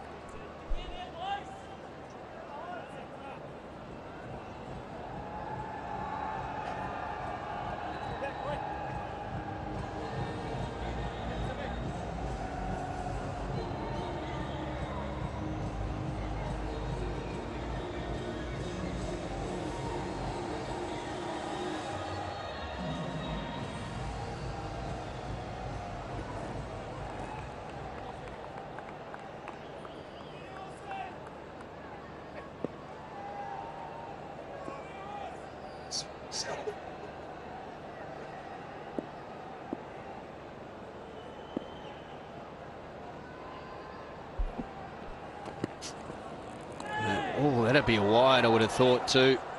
Tom Latham, that just hit him at almost before he was ready, wasn't it? He got himself into an awkward position. Just watch the hands. I'm sure we'll get an opportunity to see it again.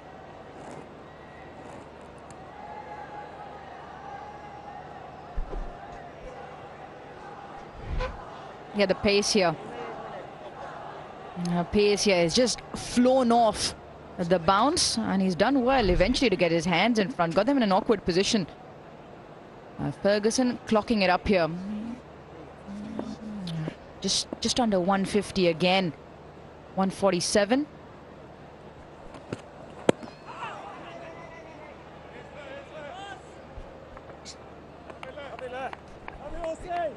Yeah, it got big on him and very quickly. And I just wanted another little replay just to get near his throat.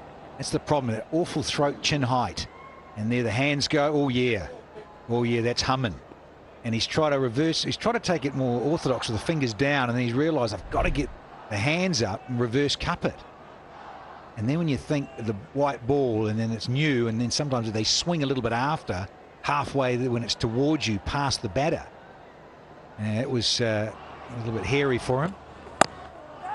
It's quick, isn't it? This is really pumping through in the late 140s here consistently, Ferguson. So the chat would have been, gentlemen, Mezzers, Southey and Ferguson, you're going to have to crank it up here. We want line and length, yes, but we want effort. We want your A game in terms of shutting down and trying to get a wicket or two inside the first 5 overs. They've done that. Can they get 2 or 3 inside the power play?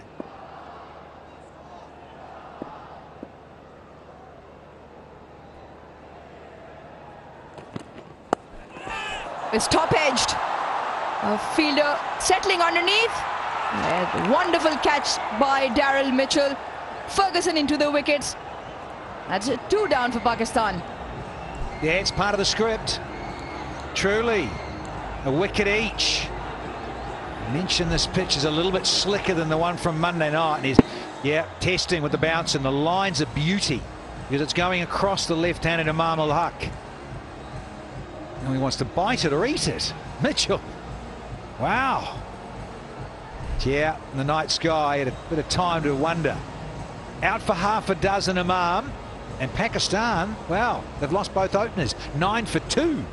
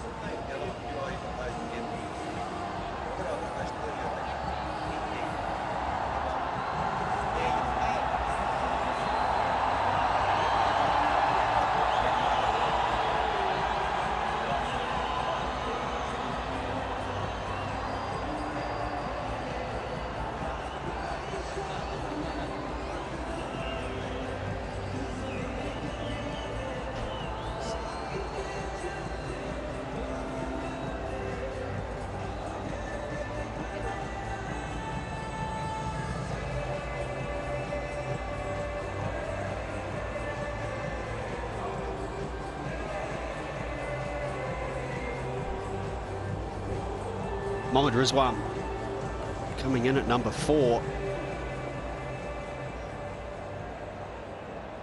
And needs a big job. I thought he played exceptionally well in the last match.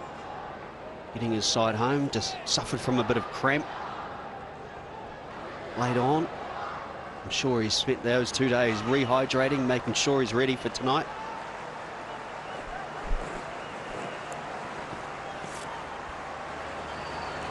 Yeah, Pakistan in a huge spot aboard the 9 for 2.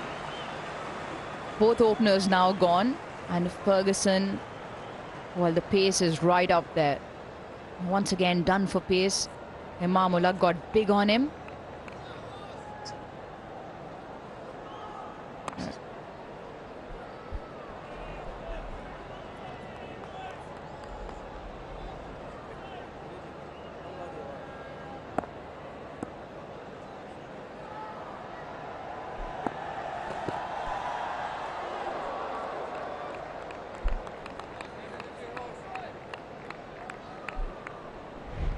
That last one, 149.9 kilometres an hour. And that sort of pace hurries even the best in the world up. Onto him quickly. Daryl Mitchell is usually safe as houses. And it looked like he was a little nervous standing under that. Spends a lot of time at slip in the test match team.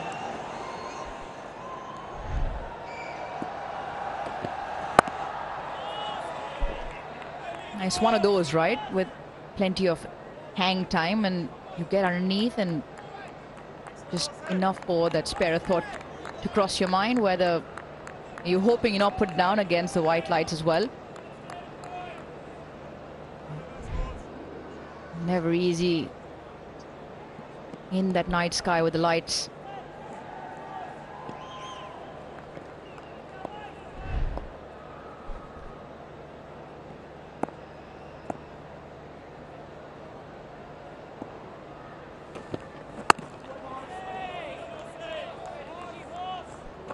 Match on. Pakistan 9 for 2.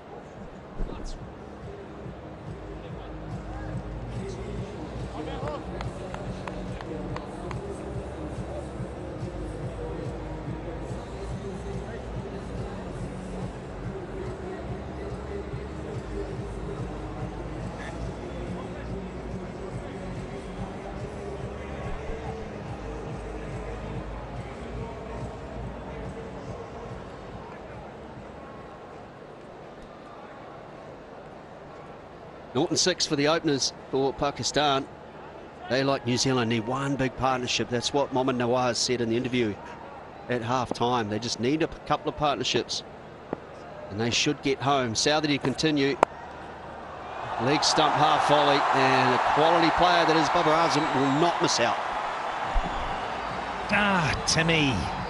Southey. He's got the early wicket. It was the left-handed Zaman. Now it's a good delivery to a left-hander. It's around that line of just outside it, and a left-hander's off stump, but not there to Bubba. And once again, Alim Dar was a little concerned. Might got hit again. He survives and can see the humorous side. Southey got to get his channel right. That one on the money. Rare to see Southey miss like he did. He's looking to keep the ball full and swing the ball as much as possible, but it doesn't last long in these conditions.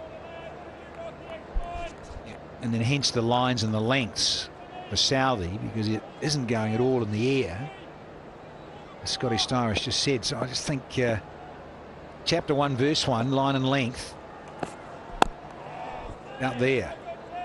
And the odd one might keep a little low or just nip back more off the seam, off the pitch. You know, brings that LB into play. A little chop on that doesn't bounce and skid through low. All those modes of dismissal fairly common in white ball cricket.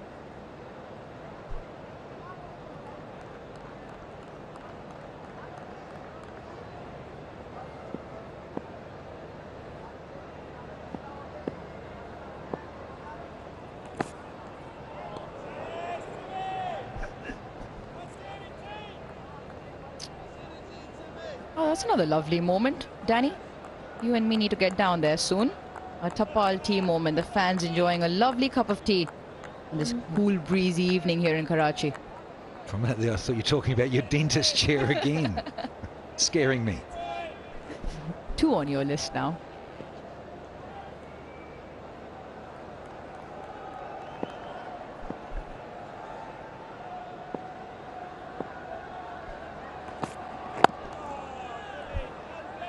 Now it's a good comeback from Saudi after being clipped off the legs first ball. Danny, we spoke about this again mid-show. Just need to keep the pressure on, bowl in those channels and not give away too much for Pakistan. Make it tough up front. And they've gotten on the absolute perfect foot here. 13 for 2, the 2 important wickets for New Zealand.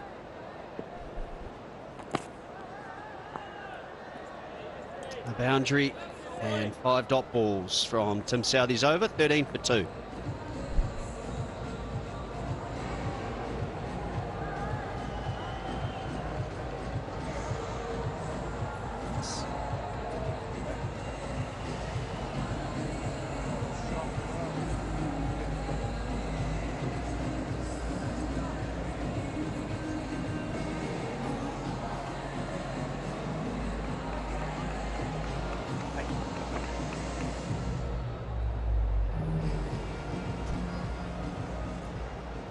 Pep in the step of skipper Kane Williamson. They've got the 2 early wickets. The question is, can they get one more? Put this middle order under pressure as well. Lockie Ferguson starting to get to the top speeds that he's capable of, around the 150 mark.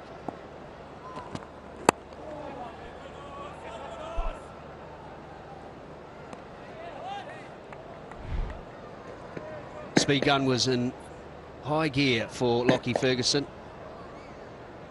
Not quite from memory, looking after every ball, he's got to that 150 mark. 152.7. That was the bouncer, the short ball. Amen to that. Loving a bit of heat. It is pulled away too. Southey will cut it off.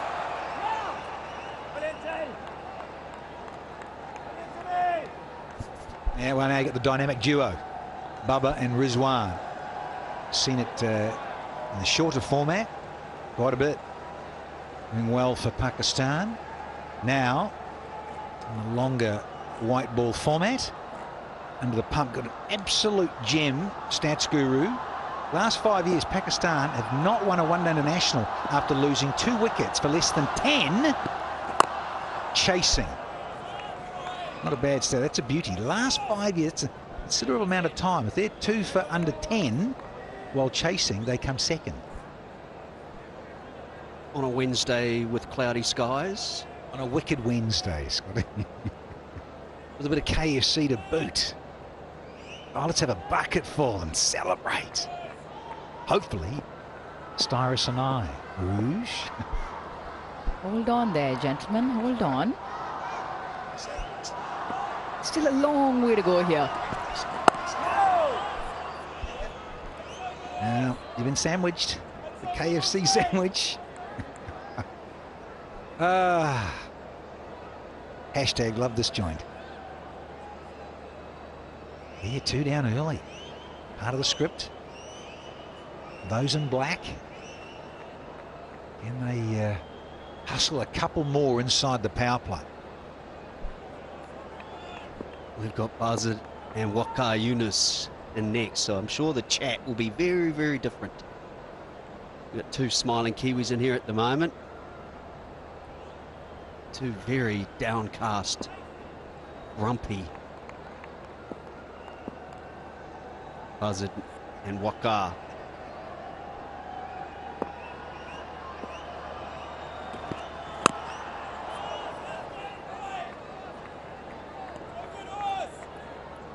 .150 once more, Lockie Ferguson.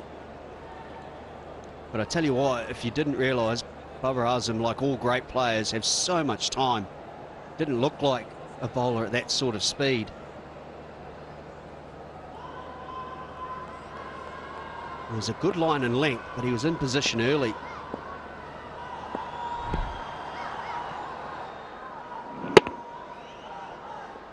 Right under the eyes, high quality. And this time pulled away. Beautiful shot. Boundary off the last over, 18 for 2.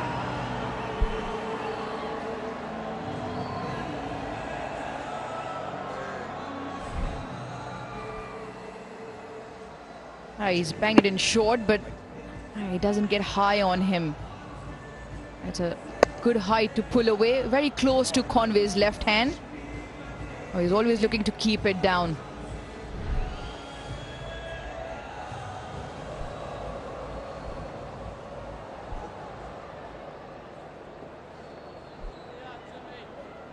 Oh, the feature of this pull shot, I think. Look at the balance, but how he hits it down deliberately. Conway not far away. We've already seen Glenn Phillips. I know one's a fast bowler, one's a spinner. Looked, hit the ball in the air, no timing, he gets out. Amamul Haq as well. No timing, it goes straight up in the air. And he just does not take any risks. He's happy with 4s. Doesn't need to see the ball or ego-wise for it to go for 6 to be happy. It's just such high-quality batting from the skipper. Hence that average and the calming influence of the captain, Babar Azam. There's me a chat here. Southey said, hey, I like this. Is it carried? Do you think something's on it? Really? No, I don't think so. And it's that sort of delivery, though. It's the one that just comes back off the seam and keeps a little low. And even great players like Babar Azam could just maybe jam one back onto the poles or disconcerting. And suddenly, just watch how much this jags back and keeps a little low. A real candidate there to get an inside edge onto the stumps or just zip off the pads onto the poles. Unlucky. Running with the shot, and Ferguson having been just a little fatigued perhaps after 3 overs. Just sitting on his heels. But I like this approach too, Pakistan. It doesn't always have to be about the boundaries. Bring that New Zealand field in, knock the ball into gaps, take your singles. On the inside. Does he get a little tickle? No.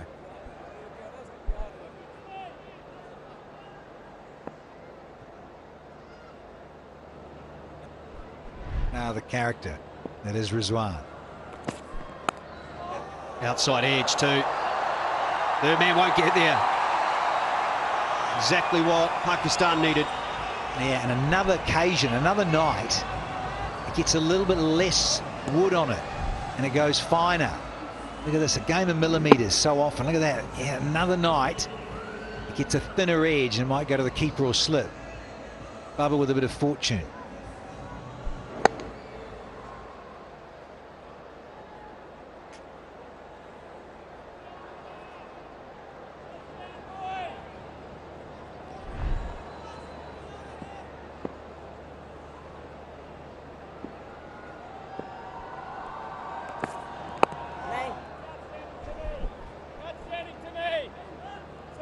That's really good control from Saudi. Saw him bring one back in to Rizwan that went through Rizwan's bat and pad, dipped towards Latham. The one that Babar Azam just a genuine edge, the one that he takes away from the right-hander. So Saudi with the initial breakthrough now, making it difficult for Babar and Rizwan. They like to bat together. They do a lot of batting together, and hence why their understanding between the wickets also good.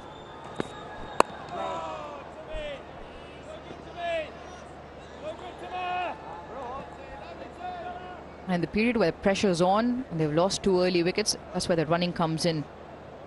They've already taken 2 singles to Ferguson. Quick, sharp singles. I think it could be a case too, the fact that the 2 left-handers are now back in the pavilion. If we are to see a spinner inside the power play before 10 overs, it'll be Santner now rather than Michael Bracewell. Captains do like the ball spinning away from the bat. Bang on the money. 7 overs gone, 23 for 2.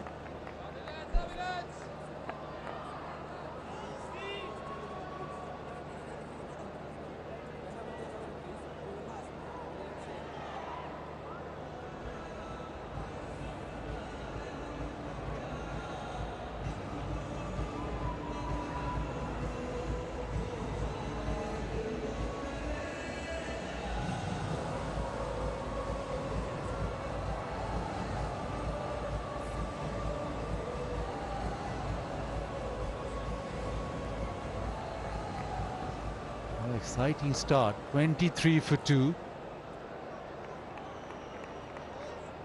Ferguson into his 4th over.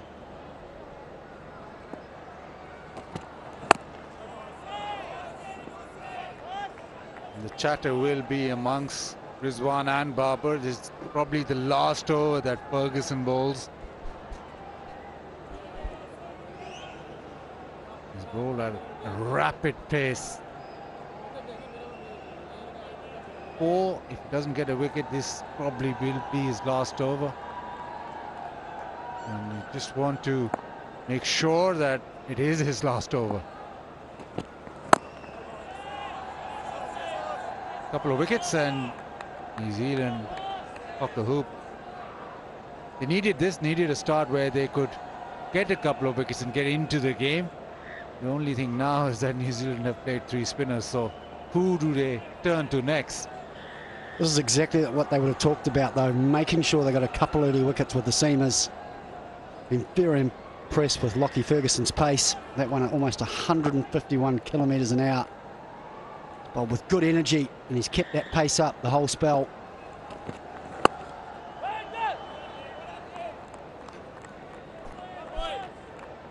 Well, they've got 2 wickets to begin with. They can afford to bring in the spinner in the power play and maybe ask the Babar and Rizwan to make the pace rather than give them pace.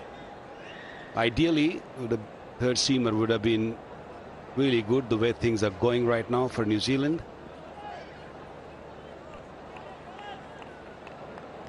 So that's an excellent start. They were looking for 300 plus. They got 260. They got 2 wickets early.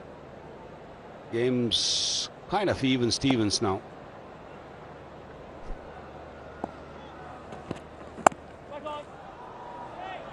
This is good yet again from Ferguson. The speed is up, but also his direction has been good. He's been at the Pakistani batters. And can he produce another snorter? Can he produce a bouncer or something to that effect? Well, New Zealand will feel as though they were at least 20 or 30 short again, and that was the reason that they would have felt they had to get early wickets. All of a sudden, it makes 260 look a lot better. Too full, but can't find the gap offside. Daryl Mitchell could be an option here. Sensitivity-free moment, because life too short for sensitive teeth. To get more teeth into this Pakistan batting lineup, Daryl Mitchell might be an option here. He bowled at medium pace because this ball's still new, so he's just rushing to the batsman a bit more. Shot ball pulled away extremely well. That is a fantastic shot. A boundary to end the 8th. It's 27 for 2.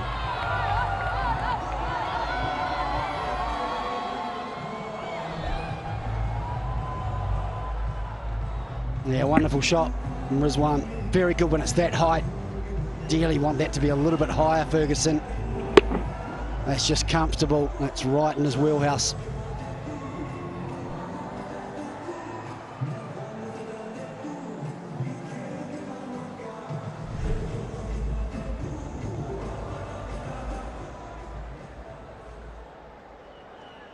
The partnership, Babar and Rizwan. White ball cricket, this is the shot, the pull shot. Babar played one previous over, Rizwan with an equally good pull shot. Rode the bounce, under control. Now, first look at spin. Mitchell Satner. It'll be interesting how much turn he gets. New Zealand will be banking on quite a bit of turn, and turn which is at pace. Pakistan, especially with Nawaz, got the ball to turn off the surface, but also had pace on it, which made it difficult. Now New Zealand will want that to continue. I like this from New Zealand, especially inside the power play, and Santner being a left armer going away from the 2 right-handers. You know, Bubba particularly, very good player of spin. I think he'll be quite aggressive with the field up. This may create an opportunity. Short, just misses out. There's nobody out there on the offside boundary, so yeah, just a wry smile. Well, the kind of total New Zealand have got, they can't afford to bowl too many bad deliveries. Yes, Mitchie. Yeah, that's yes, better. Mitchie. You have to be on the money throughout the innings, I think. Otherwise, the class Babar has got, he will punish you. Anything loose at the moment, he's a little bit under pressure. Lovely, lovely. Just into the leg side. Rizwan or strike. Rizwan, does he take Satner on with the sweep shot? There's only that deep square leg to contend with. There's the long off and a deep square leg. So opportunity for Rizwan. Rizwan not shy of taking the spinner on either, especially inside the power play.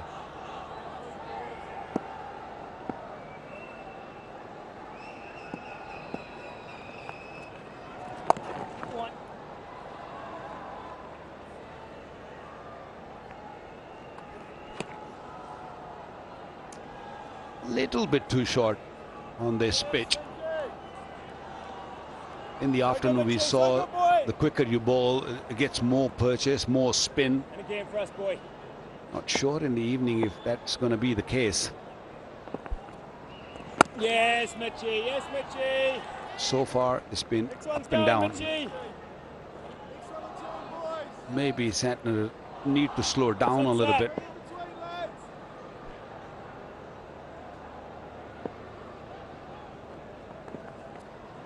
Yes, Mitchie. Yes, boy. Decent start to his spell. Just 2 off for Satner, and it's 29 for 2.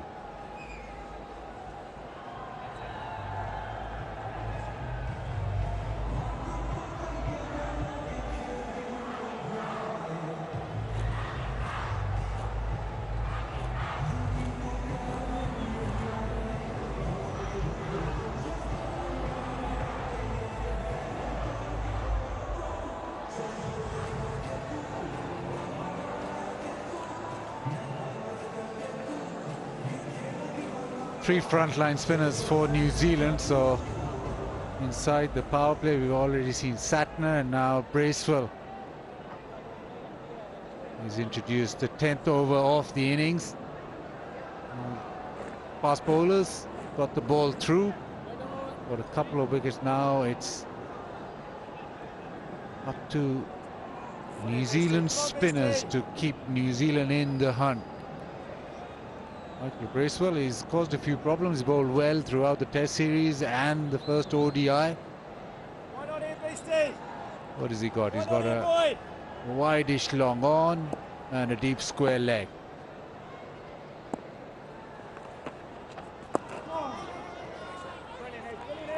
Starts off nicely, a bit of turn. If there's a little bit of turn, we've seen that Bracewell has been the bowler for New Zealand who gets the ball off the straight more often than not. Yes, Beastie. Lovely fella. Pushed into the gap.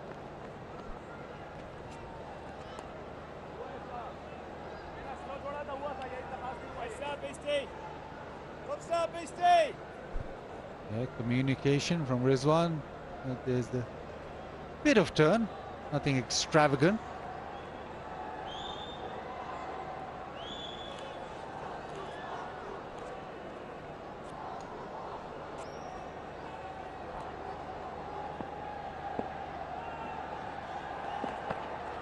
Yes, Beastie. Yes, Beastie. So good there, boy. I think that's the line for Bracewell, just outside off stump. No protection on the boundary on the offside. Just the 4 men in the circle. Can't afford to be too wide.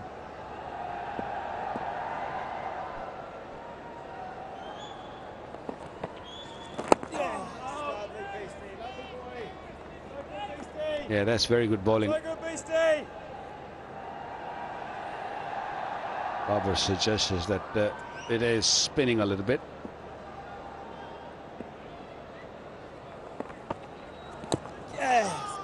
That's very good bowling. I know there's no man on the offside which is patrolling the boundary, but that's your line. Got to really drag Babar outside the off stump, ask him to drive the ball. Yeah, plenty of turn there.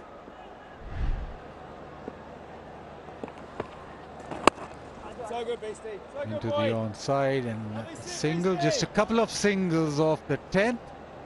Pakistan 31 for 2.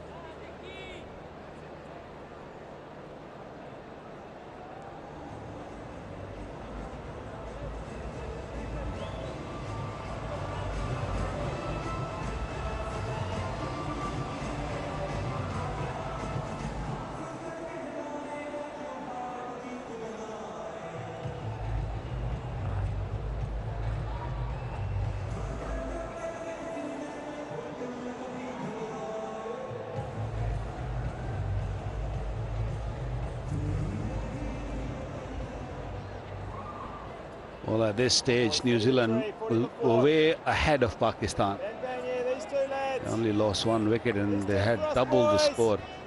But Pakistan have scored.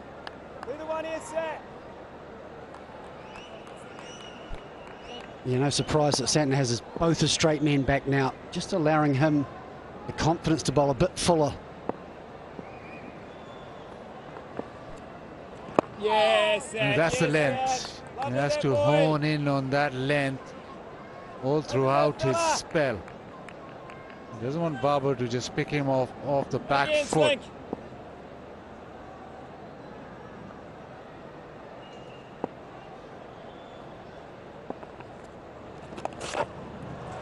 Just down leg side, Babar helps it on its way to the fence. A lot of risk involved in that shot, but Babar will take that.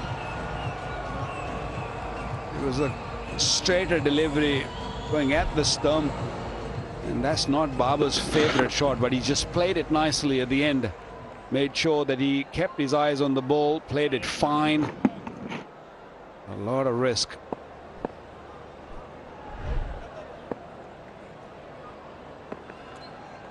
Yes, Babar wants a single, Rizwan doesn't.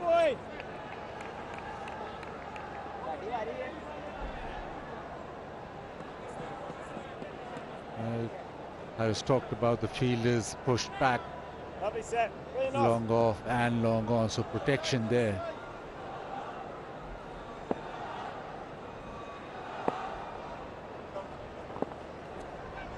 Oh, Mitchie, so good, Mitchie. Just eased leg side. And Babar has been very good against Satna. He's never got out to him. Remember that 2019 World Cup where the ball was turning. That was probably one of his finest innings. Babar got 100 and he played Satna extremely well. So, And again, Sat. And again. so far, Satna hasn't got Babar's scalp.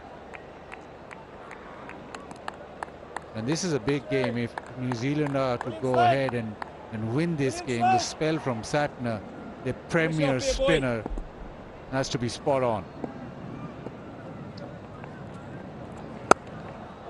Too short, thumped offside, but protection, so just a single.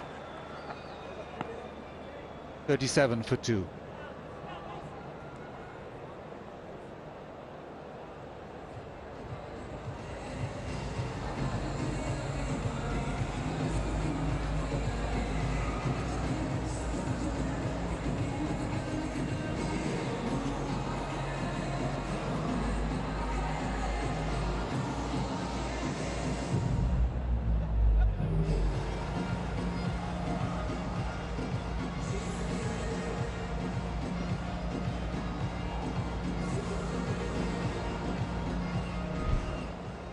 Started off with a little flirt outside off, some good length from Saudi. And then that short ball, that was a spell of high pace from Ferguson. Babar, as he does, comes out and makes it look very simple. Terrific full shot from Rizwan as well. These two bat a lot together in white ball cricket, especially T20. And it's up to them now to take Pakistan forward. Plus 11 overs, couple of wickets. New Zealand in the game. Certainly a big partnership in this game. Both got runs in the first one day. New Zealand will know the importance, with a slightly under par score, of breaking this partnership.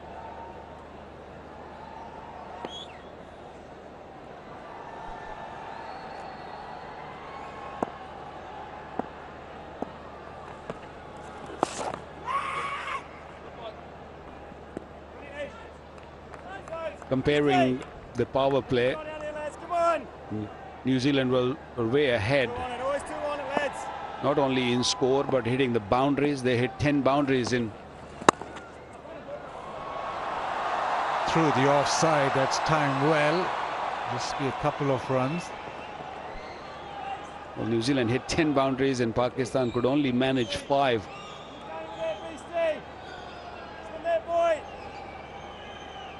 But the middle part of the game, that's where Pakistan really pulled things back. Lovely beastie, lovely beastie. Come on, boy. And Pakistan will be hoping that they won't lose too many wickets in this next maybe 15 to 20 overs. Aleem Dar is not very happy with the way Rizwan bats and just runs onto the middle part of the pitch where the ball's supposed to land. Appeal, but probably hit outside the line.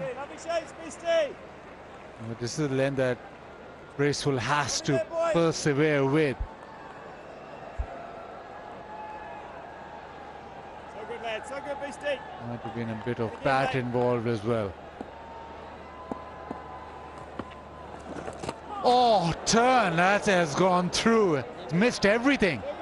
Oh, wonderful signs for Bracewell and the New Zealand spinners. That's excellent, beastie. That has turned dramatically. Outstanding, mate.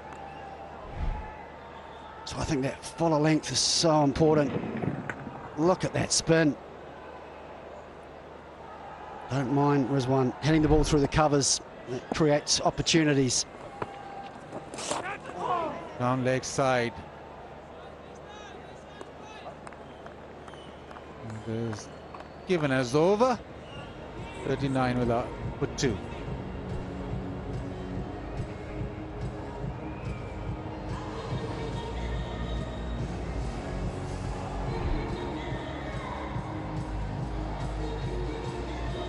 A big inside edge, also maybe outside the line of off stump.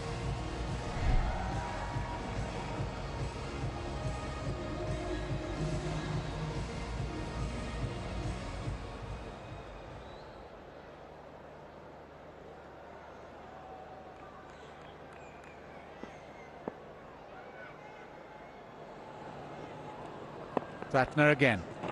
So good. So good, Picked Sat. off. Excellent fella. Barber to that leg side. Bracewell is getting the ball to turn from the other end. This is last ball, last over. It just seems as if he's got a bit of glove or bit of bat on it. And that is a dropped catch. No wonder Aleem Dar didn't signal wide.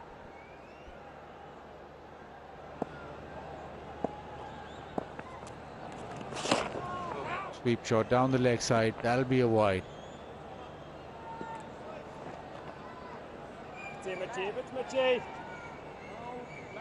get it up over 6s, lads. Come on. Well, a few worries for Pakistan. They're spinning sharply and this time goes for that fine sweep, but there is a short fine in place. And Bracewell is creating those opportunities. There are a couple of times in the previous over, the ball spun sharply. One got the inside edge, and this one, Babar playing all around, Rizwan playing all around it, and they got a bit of glove on it. Oh, Mitchie, yes, boy. Turning, had one turn. And that's the length for Santner. Just a little bit fuller. Brilliant, Mitchie. This is brilliant, boy. Rizwan's preference is to play off the back foot. He's gone back to a very full delivery. Getting harder, lads. Come on. Good from Santner. Brilliant, Mitchie. He knows that Rizwan likes to sweep as well, like that man on the 45 for the catch and a man in the deep. They're too short. on his full leg side, but he has to be very consistent here, Satna. Just build pressure. And you just think that a wicket here and New Zealand will be in front of the game. They don't want this speed of pressure just to go without a wicket. Pakistan right through this, and it's a different game altogether. Yes, Lang, yes, Lang. Brilliant, lads. When you look at this total, you think it shouldn't be much of a problem for Pakistan, but the way the ball's turning, spinning, Good sit for us, boys. it's going to do some doing to get those runs. Yes, Lang. Yes, buddy. Into the So good, offside. boy. So good, sir. 4 off the 13th, it's 43 for 2.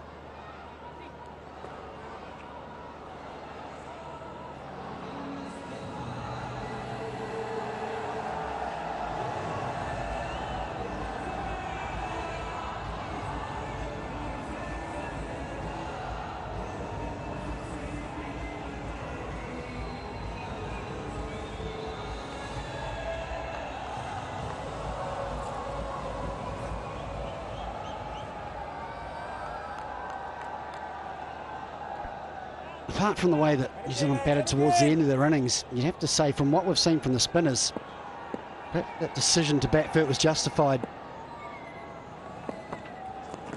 So good. In their mind, they thought there was a bit more sharper turn in the second innings, hence the reason they played another spinner. And from what we've seen so far, you'd have to say they've read this surface very well. Top ends for you, Soames. But as with most innings, if these two get in and start getting in sync with the turn, then there'll be a problem for New Zealand. Yes, there is turn. Yes, there is some encouragement, but you need to get a wicket. You need to get Barber out early. Barber looks the more accomplished right now in terms of handling whatever turn there is. Yes, Beastie. That's so nice, Beastie. Yeah, it's a great point. New Zealand know how important this partnership is. Lovely that, Harris Beast. Sahel played very well on that first one day, but New Zealand would love to get him in early and test him against some of the sharp spin with a slightly newer ball.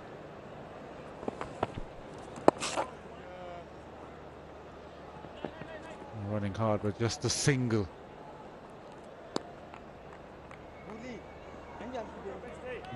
Hot cups of tea being served in the Tapal Tea Lounge.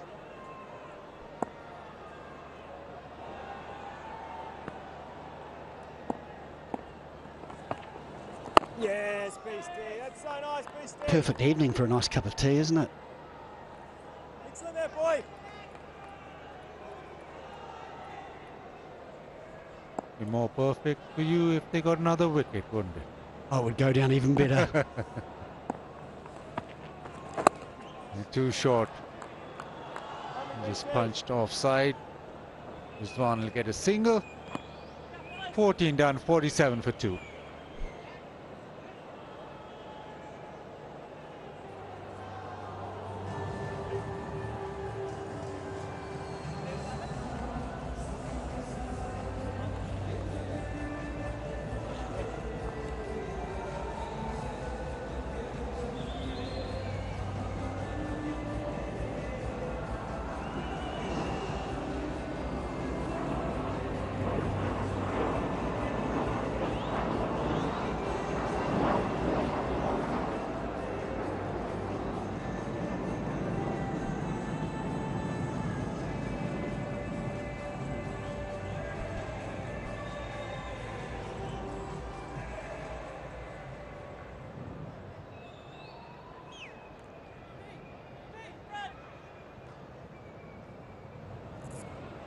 It's not been easy, and it won't be easy, where the spinners will test you through the day from either side.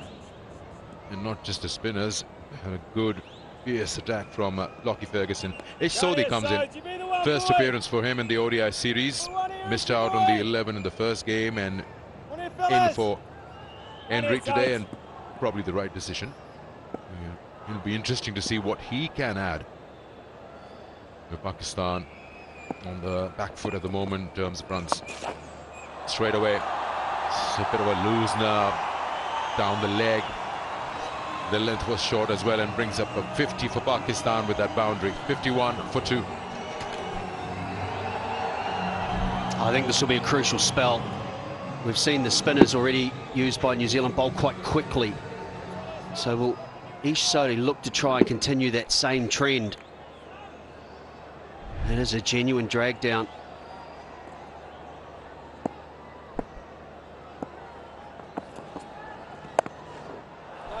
Once again, this time he drags it from outside off stump.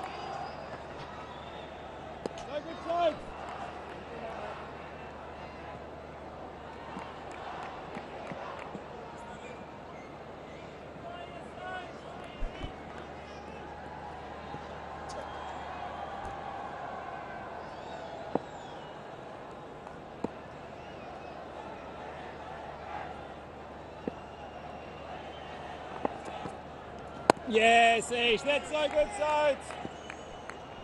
It's the odd ones going a bit faster off the pitch. Whether that's actually the bowler concerned is just giving a little more rev on it. The other one will just stand up a little bit.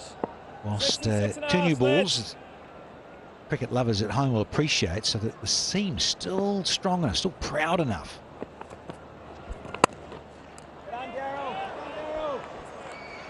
Yeah, where it gets interesting, I'm trying to work this out in my head, is the style of bowler. Does it affect the pace in terms of getting the most reward?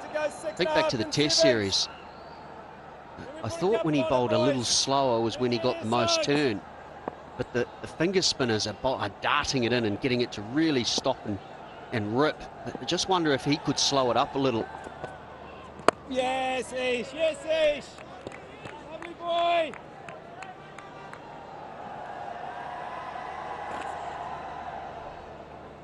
Brilliant, Ish, brilliant, Ish.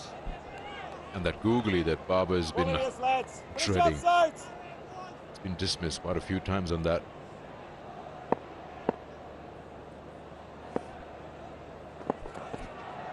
Yes, Ish, so good, boy. Just that boundary, otherwise a good over. 52 for 2.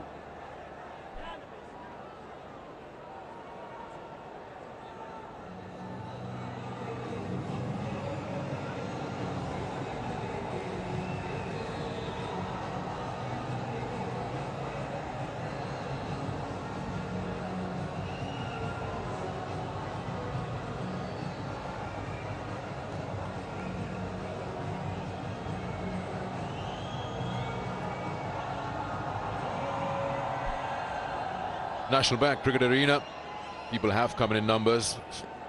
This is probably the maximum crowd we've seen in the tour.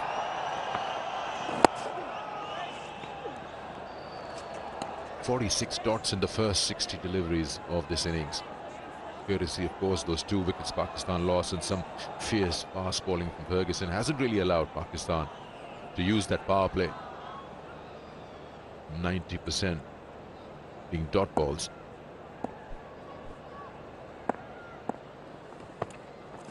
So good, Beast. So good, boy. It's almost a throwback game, this one so far, isn't it? 50 or 15 overs. Back in the 80s, Danny, used to be a good score. Yeah, it was a little bit different back then, wasn't it? In terms of striking and runs per over. What was a good total?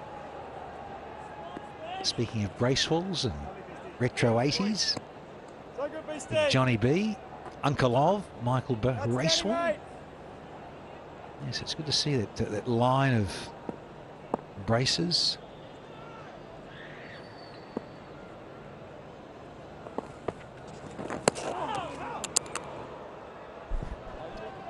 It's got something on it. It's no signal from the umpire. What were the totals back then? 250, 60 would be a big score to chase. A huge score to chase. Huge. We remember going to Australia then. Sometimes you're 210, 220. Wow, outrageous. You look now, it's mind blowing. And then I'm talking 35 years ago, but still, it's the state of the game and a bit of technology with the blades and just trying to score faster, isn't it? What it's done for Test cricket. It's almost a completely different sport, I think it's fair to say, isn't it? Just with the... I think batting's changed in the last 10 years, let alone going all the way back then when they still used the green dimples on the gloves. Gold.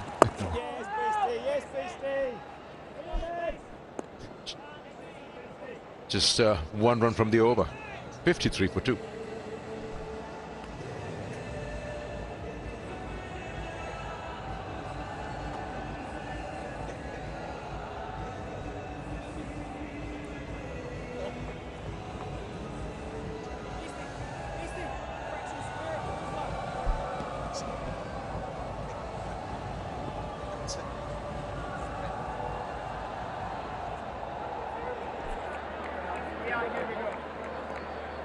Again, boys, top start this, and again. Keep building, boys. Keep building, lads.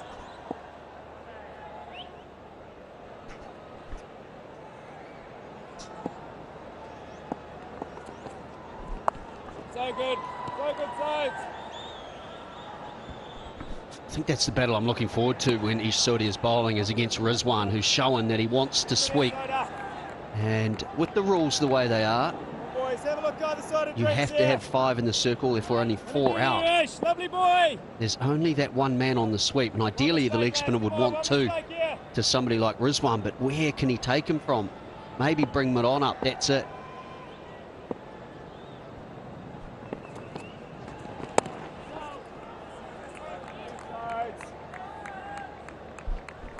Rizwan favours that sweep shot, or the onside for that matter, so much that he probably just moves across and just keeps playing everything on that area. But he's been practicing that reverse as well, so can't just dedicate too many on that sweep shot.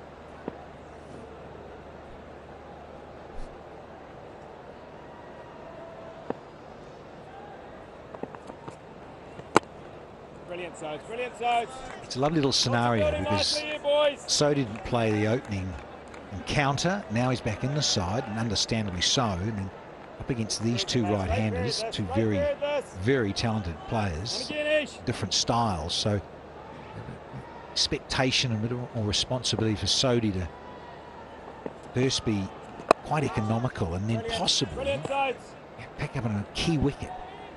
You think the inclusion of Sodhi is about the conditions, the cricket pitch, or maybe how potent Usama Mir was for Pakistan in that first game? Combination of both, Scotty. I think, again, another tall wrist spinner. Variation and bounce that we all know and get. The odd one that can stand up fizz and the other one that might just skid through. But yeah, no doubt, conditions suit. Going off the straight. Yes, Sodes. Yes, Sodes. Brilliant fella.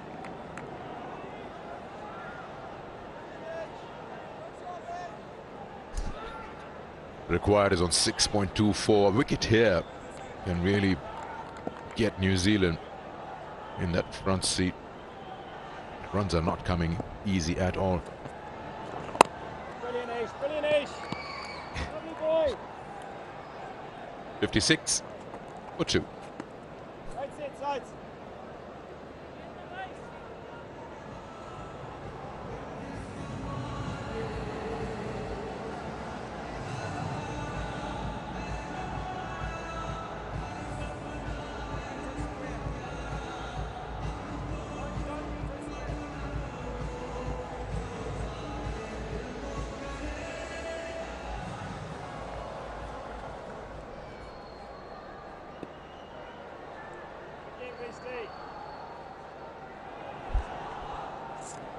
Second ODI, 262 the target. Pakistan with that required 6.24 now. Brace well in his 5th. Oh, beast. That's so good, beast. So good, beast.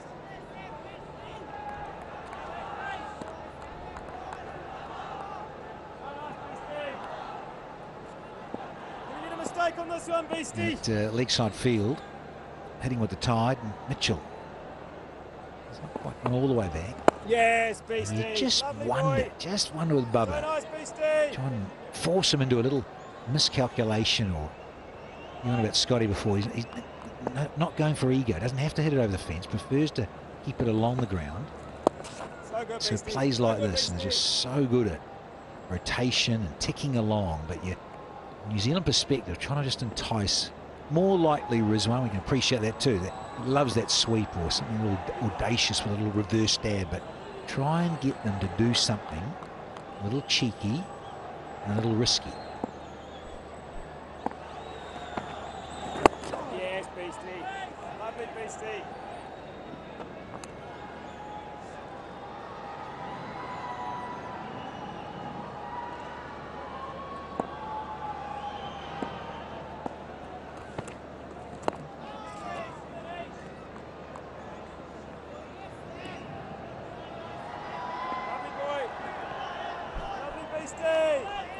Closing up to that 50 partnership, so essential. Pakistan's point of view, these two carry on. There it comes. 50 partnership between Babar and Rizwan. It's 59 for 2.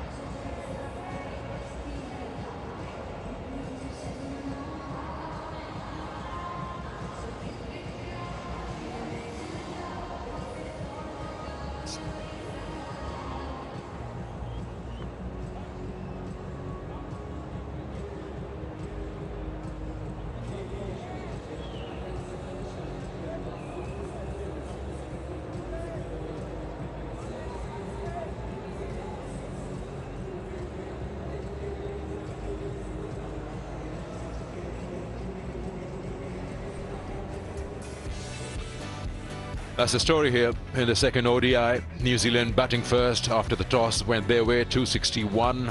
Great start, Conway and Williamson, 181 partnership. And then it all went down. 261, Pakistan would be feeling that they've done a brilliant job stopping the side and bowling them out inside 50 overs. Pakistan, they still need 203 and they have 32 overs.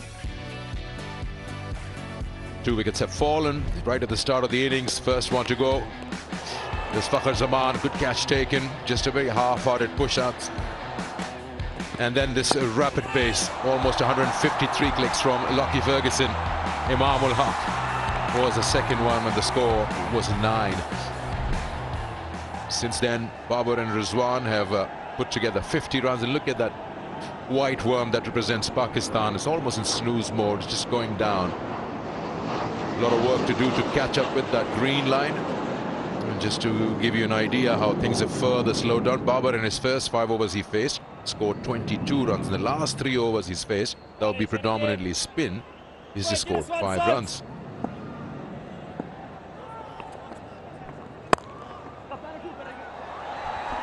Runs here, couple at least, will come back for it. That worm was interesting because if you think about the run chase 2 days ago, Pakistan stayed at the required rate almost exclusively through the first 45 overs. That's why we talk about a clinical performance. They didn't have to try too much. Here, they're way below where they need to be. Yes, Beastie, yes, Beastie. Brilliant boy. Now, run outs. Something, just a little bit of a change of fortune. Your tails are up. Yeah, confirmation, Scotty. Nothing for ages, wasn't it? 1 for 183. Then all of a sudden, that second one goes, and it was the floodgates open. And if you see New Zealand's war, it's on its way up till the 183 score. It's still not coming down. They're losing wickets. You feel they were trying to keep up with that momentum because Conway and Williams were almost scoring a run a ball. Well, I think what it showed us is that it's actually quite difficult when you start. Once you're in, you know the pace, then you can start being aggressive. But the new players walking out to the middle, it's not that easy just to continue the momentum of the run rate. Lovely sides. I just think that's why the spinners just keep a lid on this, and those men inside the circle for a little run out. Pressure on these two. You do something a little silly, a little out of the ordinary because of the run rate now drying up. Look at this, 3.3 now. That's all, Pakistan. Got some part of bat on that. Pakistan would be keeping that eye onto that required because that's just slowly moving towards 7 to 6.5 at the moment. You just don't want yourself in a position where it just goes out of reach. And time and again we've seen a lose early wickets and Pakistan just goes into a shell. Both these batters have been out for a while. They've together faced 93 deliveries. Oh, that should have been stopped. A single to end the over. Takes the score to 62 for 2.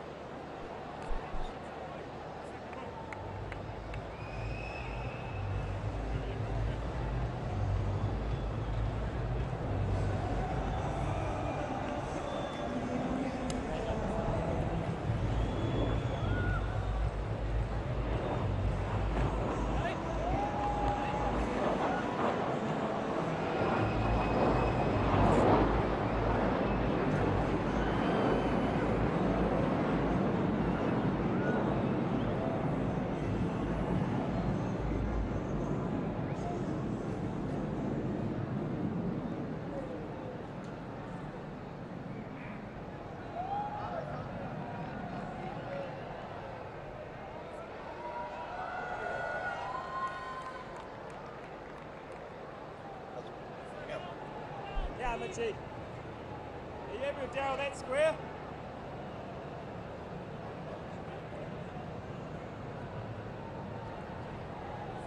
Satna, 3 overs, none for 12. Come from the pavilion end.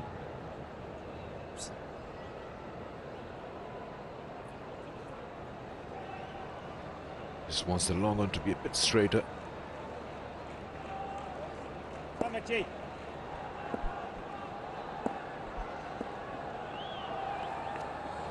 Yes. Quick single. Babar's call.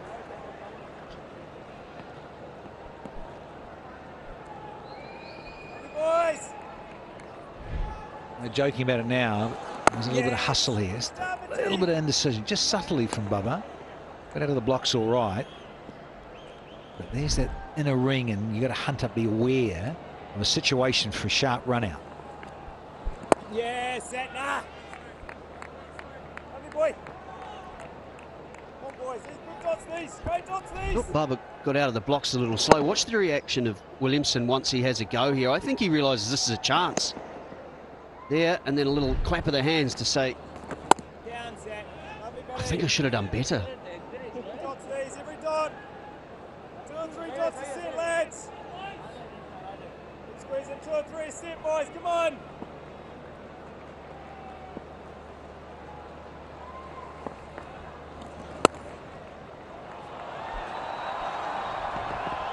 Probably just a single, yes, rightly so, sent back by Rizwan.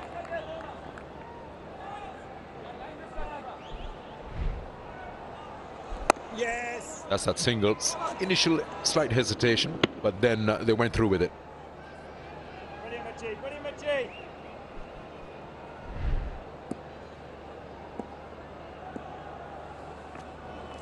So good, Sam. So good, Sam. And these two have battled a lot with each other, understand eye contacts, especially in the T20s when they open for the side. Very good at rotating strike.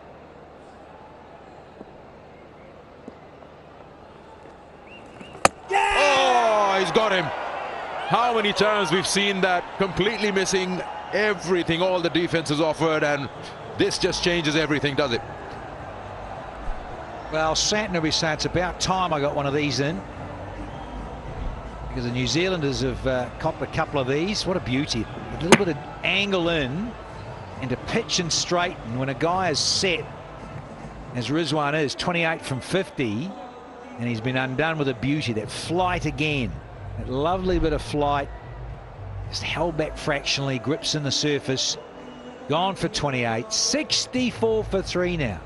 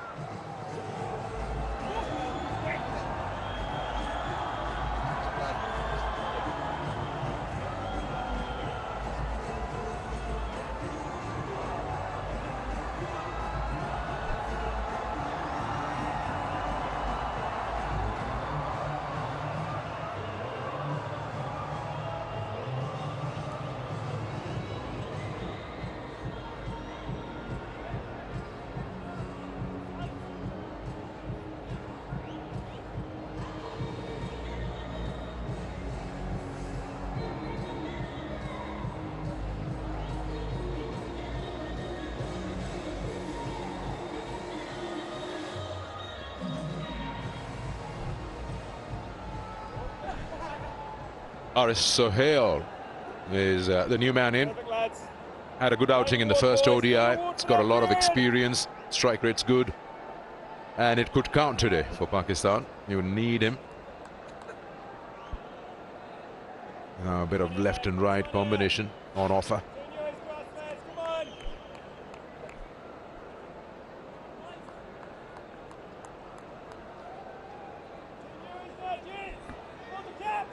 Well, bit of a disturbance behind the bowler's arm. It's a new over. Sodhi from the University Road and into his 4th.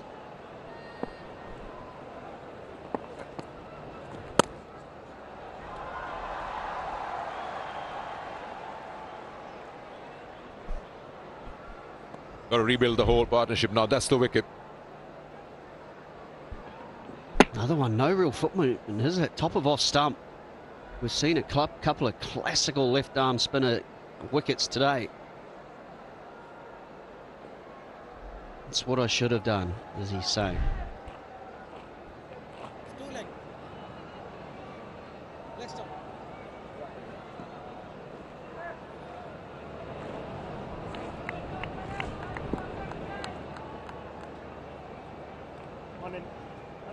Come on, boy.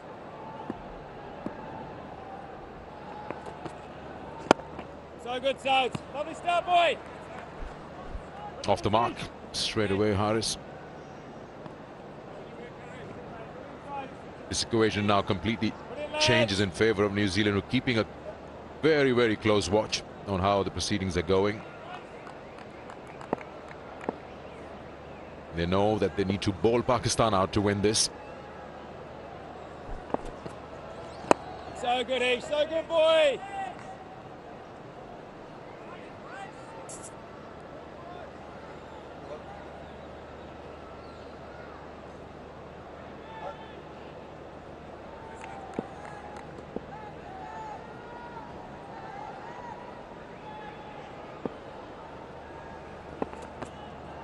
Yeah, so that's lovely, buddy. More's needed from Babar now, because, you know, after this, Salman Agha, who is, of course, proper batter, is also an all-rounder. And then you have Nawaz.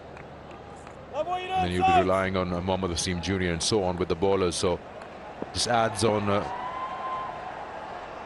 additional responsibility, I'd say, on Babar now, the way he's going to proceed with his innings. Brilliant, brilliant, Ish. So good, this Ish. Finish off now, boys. Finish off. Good sit for us. There you go. And then you've got Osama Mir, who can bat a bit, but his job would be only if they require some big hits in the end. Yes, down, Nossi. Well done, Nos. And top balls have been a highlight. It's 21 overs gone, 66 for 3 Pakistan.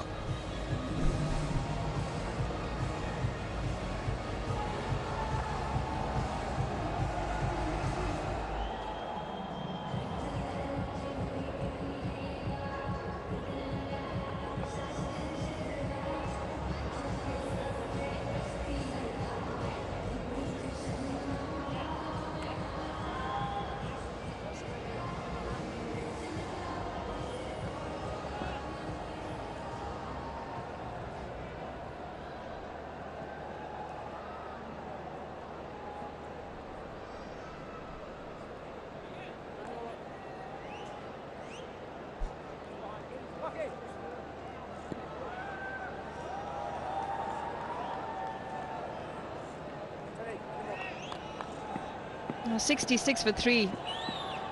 Pakistan, well, the crowd's coming in numbers. It's been the best crowd in this series so far.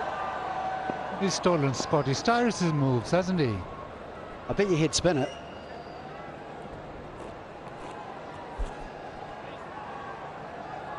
Come on, buddy.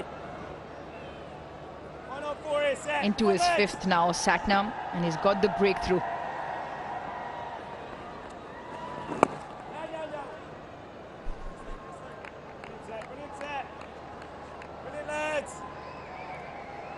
Been very good from New Zealand.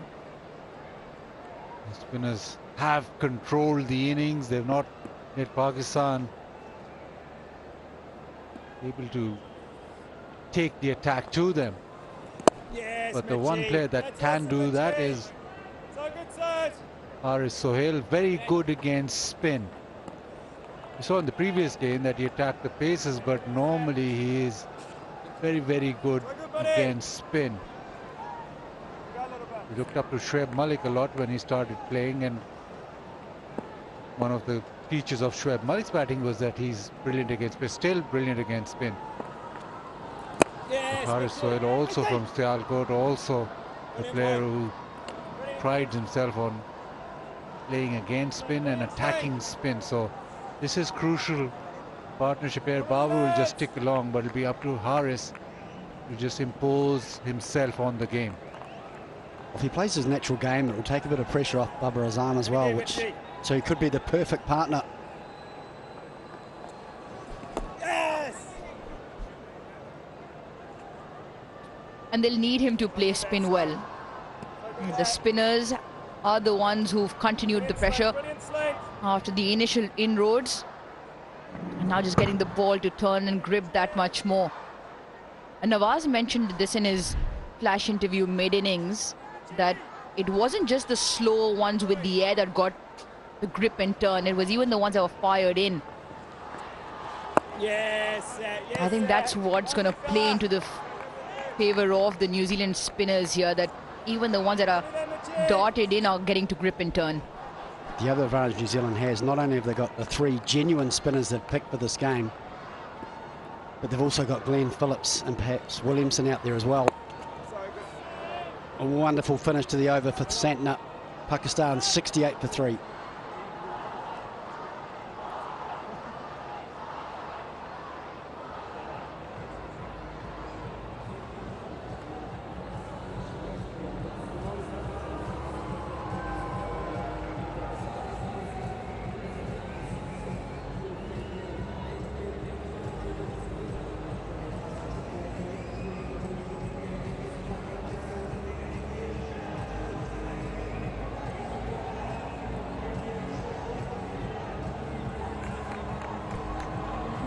Comparison, well, that's a stark difference.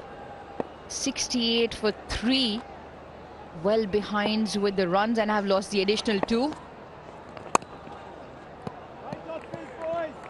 55 of 99 is what Babar and Rizwan got between them. Struggling to rotate strike at one point, which is what further caused a strangle. The required rate now has climbed up to 7, just under 7, 6.9.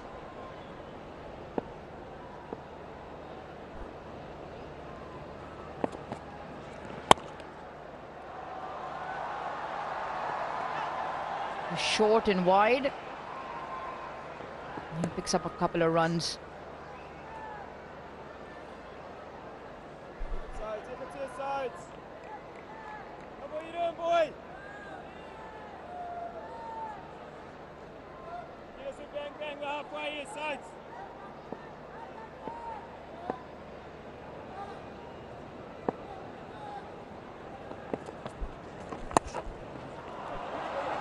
Short and again to the fielder, just the one. Lucky to get away with that one, Sodhi. I think that was there for about to put away. A little bit disappointed he missed out. Lovely, Ace, lovely boy. Field on the leg side goes back, but Sahel. Very strong player, hitting with the spin particularly.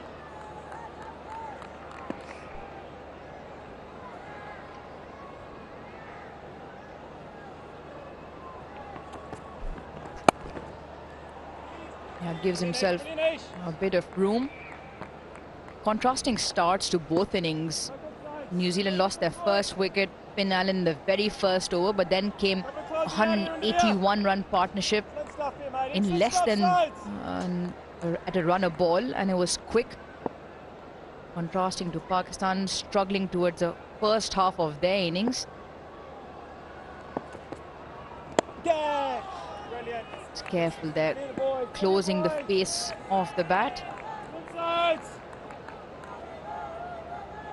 We spoke about this in the mid-show as well, that for New Zealand the impact will have to be up front for them to hold Pakistan to the total that they've set.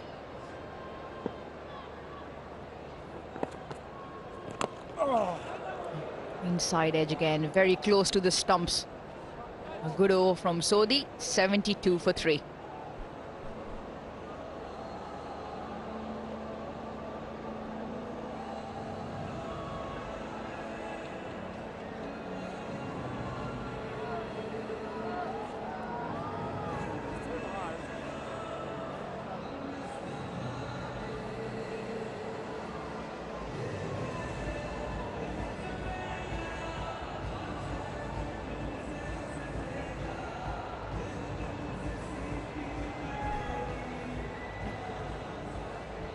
And New Zealand will be very happy with this.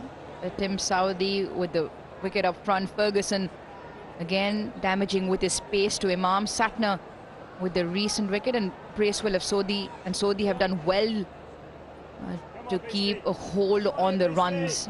And the squeeze is on from New Zealand.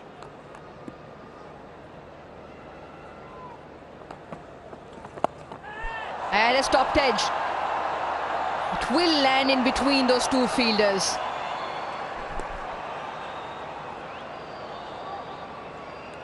think this is a great move by New Zealand as well to bring on Bracewell to the left-handed Harris Sahel, and we've already seen it was a lot shorter than Bracewell would have wanted to bowl, but it just held in the surface. And Harris Sahel managed to get it between two men.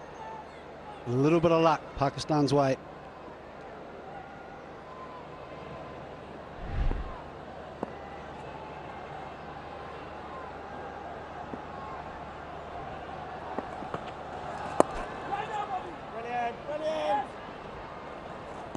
Interesting from now on end how Kane Williamson handles the spinners. He's got all three have bowled 5 overs. This is Bracewell's 6th over. When does he introduce another spinner? Maybe Glenn Phillips in the attack. Hopefully by then they'll have got rid of Babar. That's what New Zealand think, but I don't think that you can manage with just the 5 bowlers.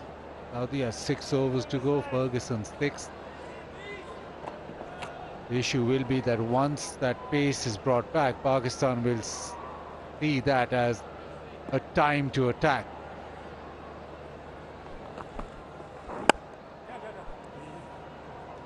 Another easy single. But not only have they got Glenn Phillips, but there's also the other option of Kane Williamson himself.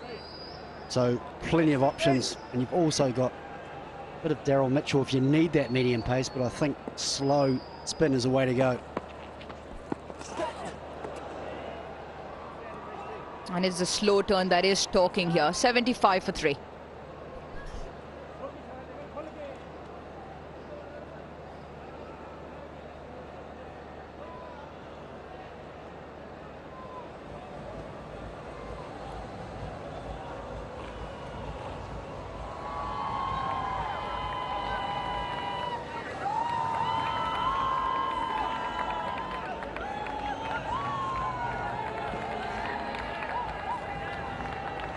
It's only going to get harder here, come on! It's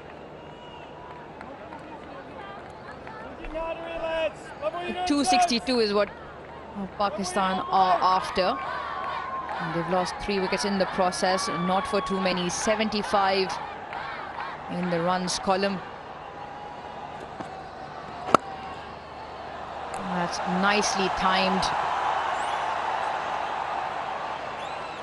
And picks up 2, Harris.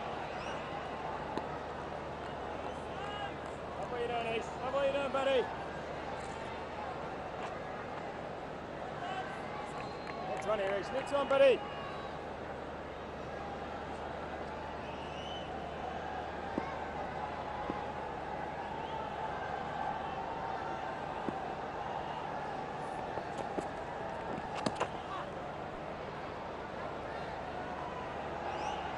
We'll have to reload that Sodhi.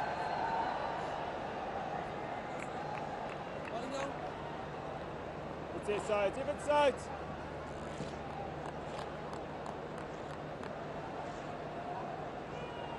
Required rate now over 7. And again, Ash, and again. 7.12 is precisely where it did. Just going over 3 Pakistan at the moment. Short, and he's gone for the big shout.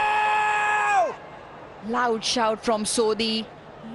It's hit him on the back leg. They do have 2 reviews.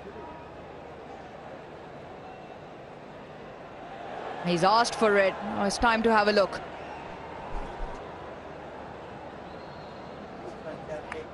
TV umpire to director, we have a player review for LBW. The on-field decision is not out. I have already checked the front foot. It's a fair delivery. Can we start with front on spin Vian, please?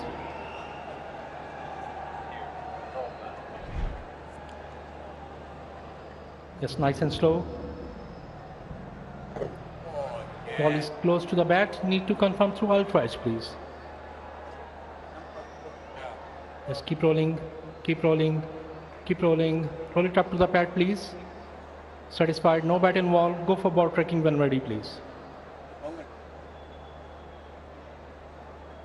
Original decision not out. Pitch outside off. Impact in line. Wickets umpire's call. Rashid, stay with your original decision. Stand by. You're on screen. Please signal. Yeah, great on-field decision. New Zealand retained the review. It was umpire's call when it was hitting the wickets. And that is what has saved Haris Sohail. I just felt it had gripped and turned a lot for that. Looked like he was sliding down. The umpire's call is what saved him.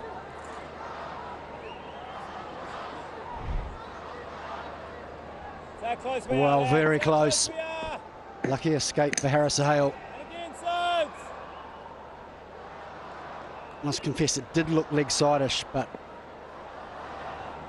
it was close. Cut away, and cut away very nicely. Babar Azam picks up a boundary. Boundary for Babar after 54 deliveries. Slightly wide. Cut it through point, and he cut it fine enough that the fielder in the deep had no chance. But it's the amount of control that New Zealand have exerted.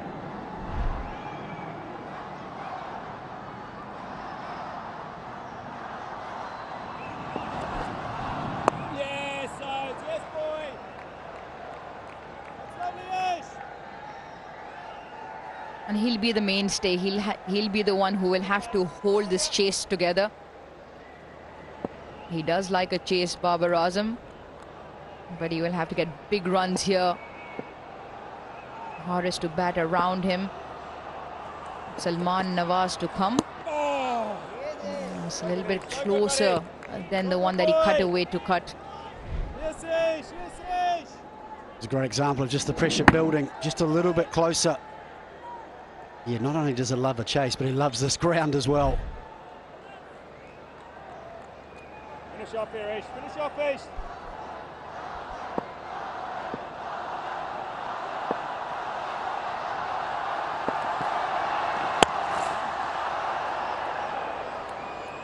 Ends the over with a wide one. It's 8 runs off this over, halfway stage, 83 for 3.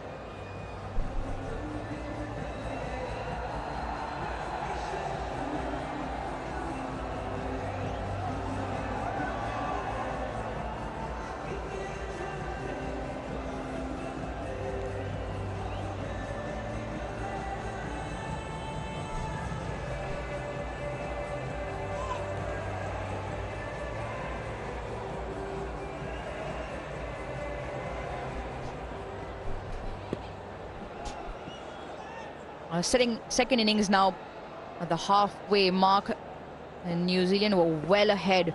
They were 142 for 1, Pakistan in pursuit 83 for 3. Down, Beastie. Lovely that boy.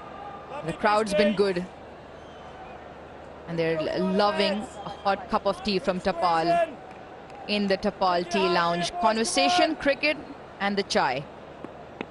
And smiles. And smiles from Arooj. The first time through the season, she said, the crowd's been good in Karachi. Hurrah! You got to agree with it, Baz. Come on. Today, it's been good. The crowd's been excellent. I was just about to say, they sense how crucial this next wee period is for Pakistan, because even they've become more vocal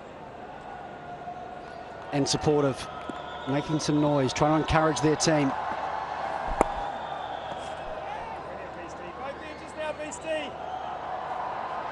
There they go, the encouragement they feel their side needs.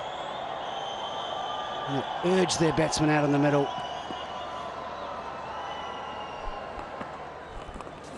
It's top-edged. Once again away from the fielder. Just have to be careful here, Haris. You can again just sense he's getting a bit edgy, not getting the ball away. Difficult for him to even rotate strike. It's the second time he's top-edged a delivery now. It's a wonderful sign how well these New Zealand spinners are bowling, how difficult it is. them to access the boundary.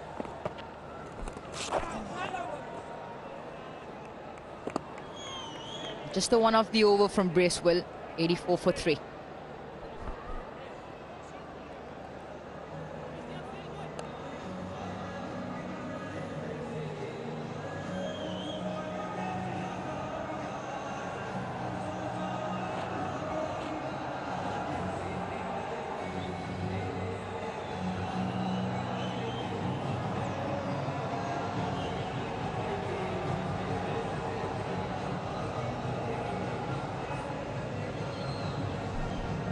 The Pakistan batting card, not a pretty sight at the moment.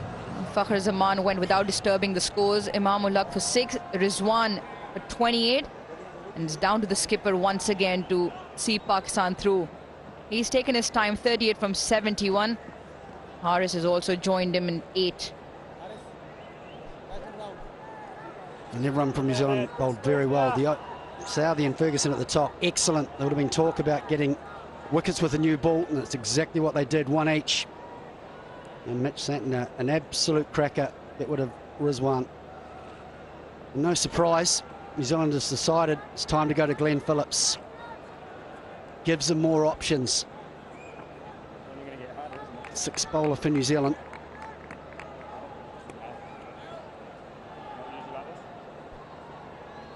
Crucial for New Zealand that Glenn Phillips goes through his overs or bowls a spell which keeps Pakistan under pressure.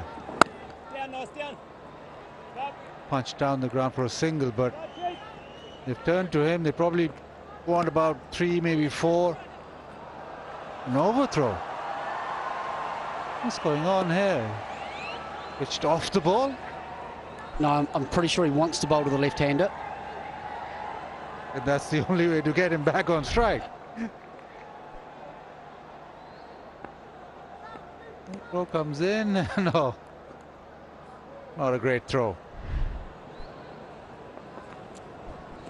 Yes, GP, lovely buddy, lovely GP.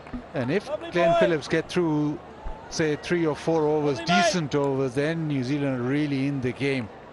It's probably the opportunity for the Pakistani batters to make a move. Down, Jeep. Lovely boy. Lovely GP. That probably opens up an opportunity for New Zealand as well. Babar Azam might cite him as a potential opportunity, not being New Zealand's frontline bowler, as an opportunity to score off him. Don't forget, he picked him up in the first game, stumped. Oh, that's a quicker one, darted in. He generally bowls a little bit quicker than the other New Zealand spinners, so won't spin it as much, but what he will be is very accurate. 94 kilometres an hour, right on middle stump. He sneaks through his overs pretty quickly as well.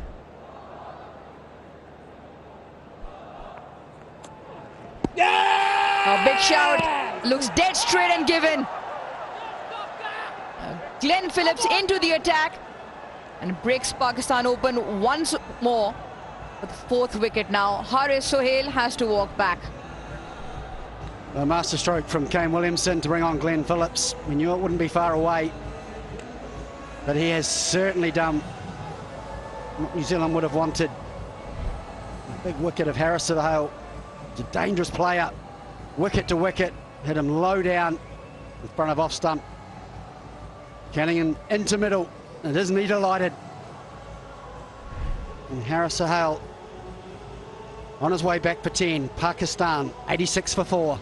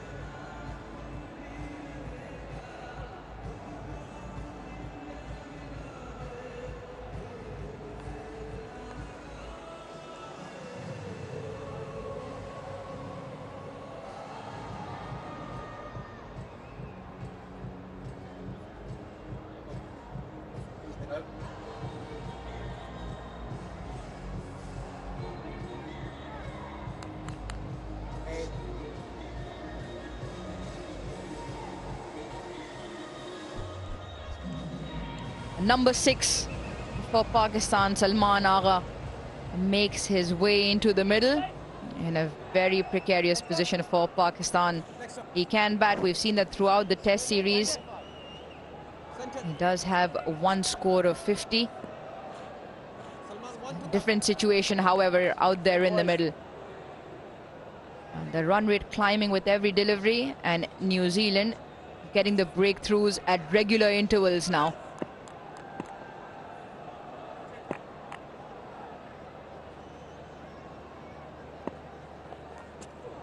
Yes, GP. Lovely that, buddy. Excellent over from Phillips. The wicket of Haris Sohail. 27 done. It's 86 for 4.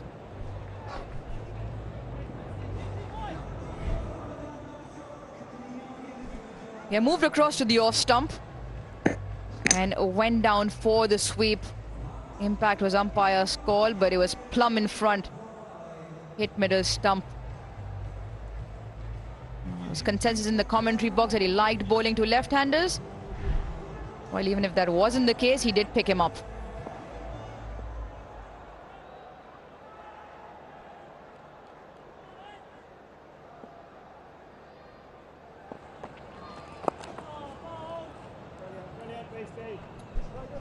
Let's just throw this in the mix. In T20 cricket, Nawaz is used as a power hitter against spin. Whenever there's spinners operating, Shadab or Nawaz are promoted up the order to take the attack to the bowlers, to the spinners especially. Was there a situation here right now where Pakistan behind the 8 ball? Maybe just go with Nawaz. Salman, we know, can bat against spins. Salman is a proper out-and-out batter who can craft an innings that's in the air but get back for 2. Would you want to shake it up right now and send in Nawaz and him then maybe take a few risks? If they come off, then Pakistan are back in the game, and also if it does come off, he knocks the spinners off their length. I like that theory for a couple of reasons. He is a very powerful hitter, and I feel that Pakistan need something pretty special to get themselves back in this game, and it would be left and right hand combination. Tom Latham probably should have done better there, looking for a little lap. This is going to test the outfield. Southey does well, and they scamper back to 3. It's probably going to be wides, I think.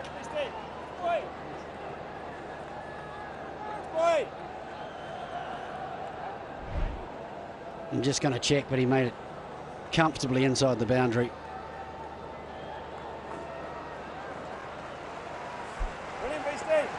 Excellent effort on the boundary.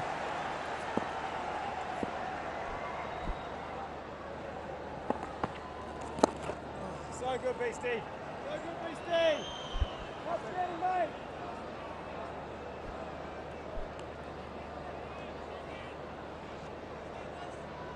Brilliant, Beastie.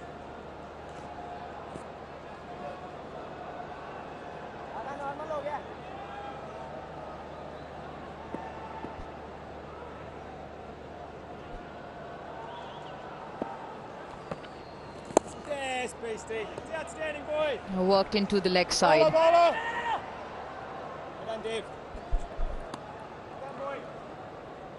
Oh, Rouge, this is for you. Look at that. Oh, that's got to hurt your teeth. Why is that? Those ice creams. It's a Sensodyne sensitivity-free moment, because life is too short for sensitive teeth. Look how happy they are. Well done, Chris. Excellent over. 94 for 4.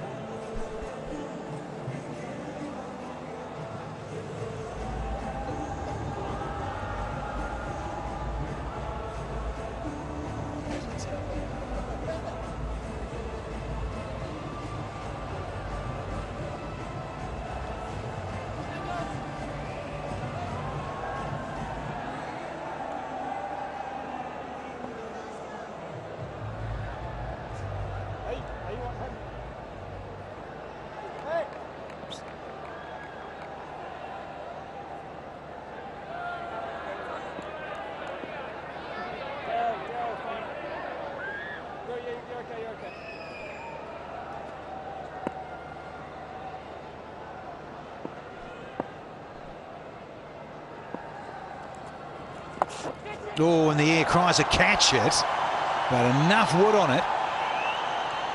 Phillips, he with the golden arm. So, interesting little scenario when you've got a man that used to keep. Now he's working on his off-spin bowling, Glenn Phillips. A lot of energy and backs himself. At asking rate, it just keeps creeping up, isn't it? Interesting. Now 7.6. 96 for 4 after 28.1. So good, GP. Yeah, different world. I like the intent, though, from Solomon since he's walked to the middle. He's just not let the bowlers settle on their line and length. His use of the feet, the reverse sweep, traditional sweeps, trying to keep the bowler guessing. That's maybe exactly what Pakistan need at this point. I think they should have done it a little earlier than that. The others batters who were batting earlier, they should have moved the game a little bit quicker. They allowed the scoring rate to just go up. Now the run rate required is 7.63. That means one of them have to take risk, and I don't think Babar can afford right now. So it has to be Salman Agha who's got to move the game a little bit quicker.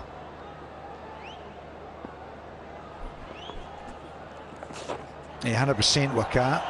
Oh dear, Big Ish hasn't got anything on this one, and I think should have done better. 100 up now for the home side.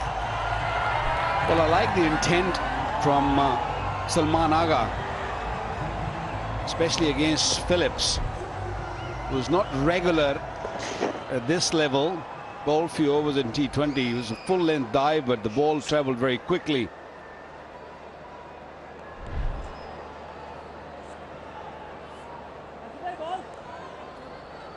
Last 11 deliveries, Pakistan have managed to put up 16, so things have started working for Pakistan.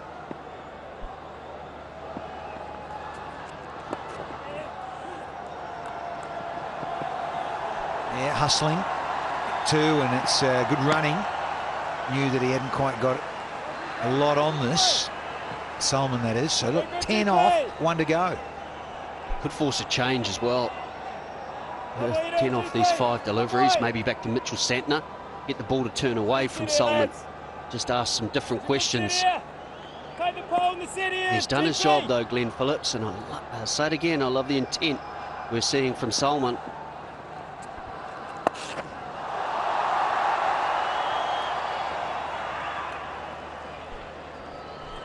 So 11 off the 29th, 105 for 4.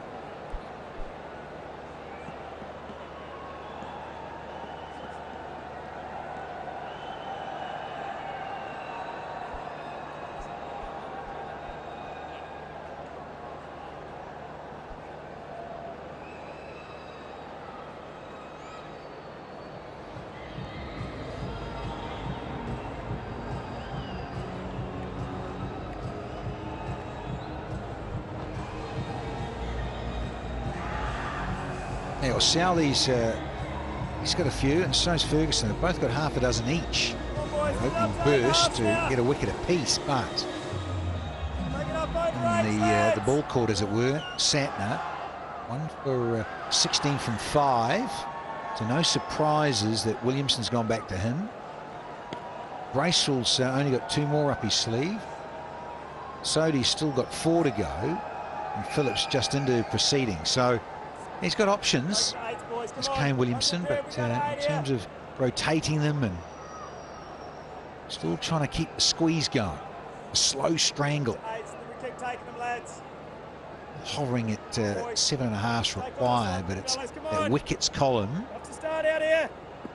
just causing a few jitters for the home side to try and win the series here tonight. Up. No. There's Sodhi again. Wow. I think he should have got this, and the body language from Santner suggests so. I think What I saw in the normal speed, I thought he thought that he's coming to him, so he just waited. And by the time he reacted, it was short, and then, of course, ball pitching and spinning away from him. He cannot afford to let these sort of opportunities go away. Should have been taken.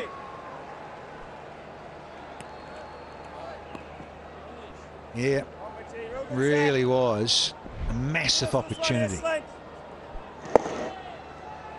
Up in the air for an age. So he's not picked up the distance in terms of the background there. He's not moved quickly enough at all. Sodhi, beautiful piece of bowling. Now they really want it to be given. Saying too high. He's getting the signal. Is it too high? Is that what you think, Tommy? I don't think it's high. I have a feeling it might have got a bit of bat on it.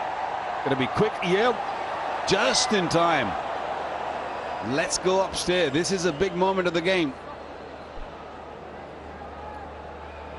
TV umpire to director, we have a player review for LBW.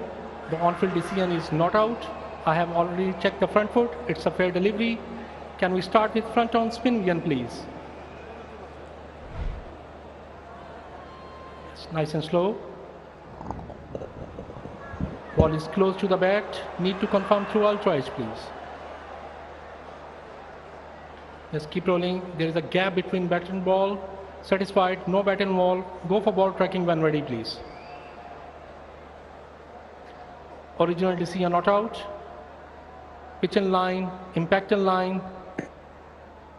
Wickets missing. Alim, stay with your original decision. Stand by. You're on screen. Please signal. Well, that's what was in terms of reading the lips of Santner. He was saying, "You think it's too high, Tommy?" He almost sounded surprised when Tom Latham relayed the message. I think it is high. So Tom Latham got it right, and so did Alim Dar.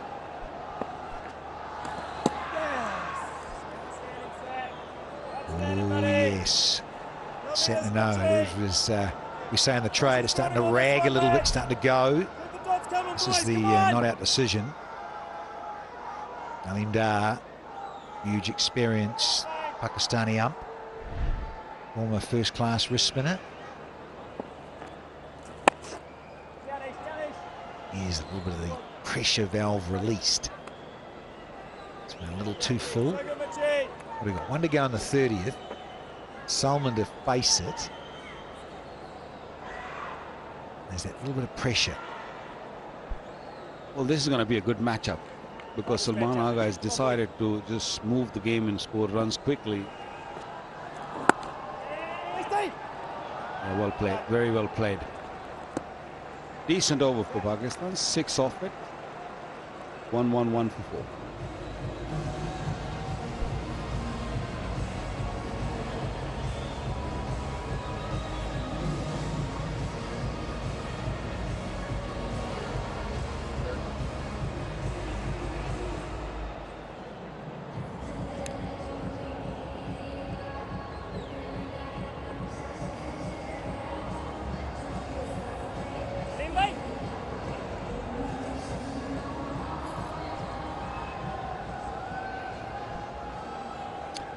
Well, Pakistan got a little bogged down, understandably so, and you lose a couple of wickets close together. The old breaks on. It's, losing at 64 and 86. So when I think about what they want to do with strategy, let's bring back Ferguson, says Kane Williamson.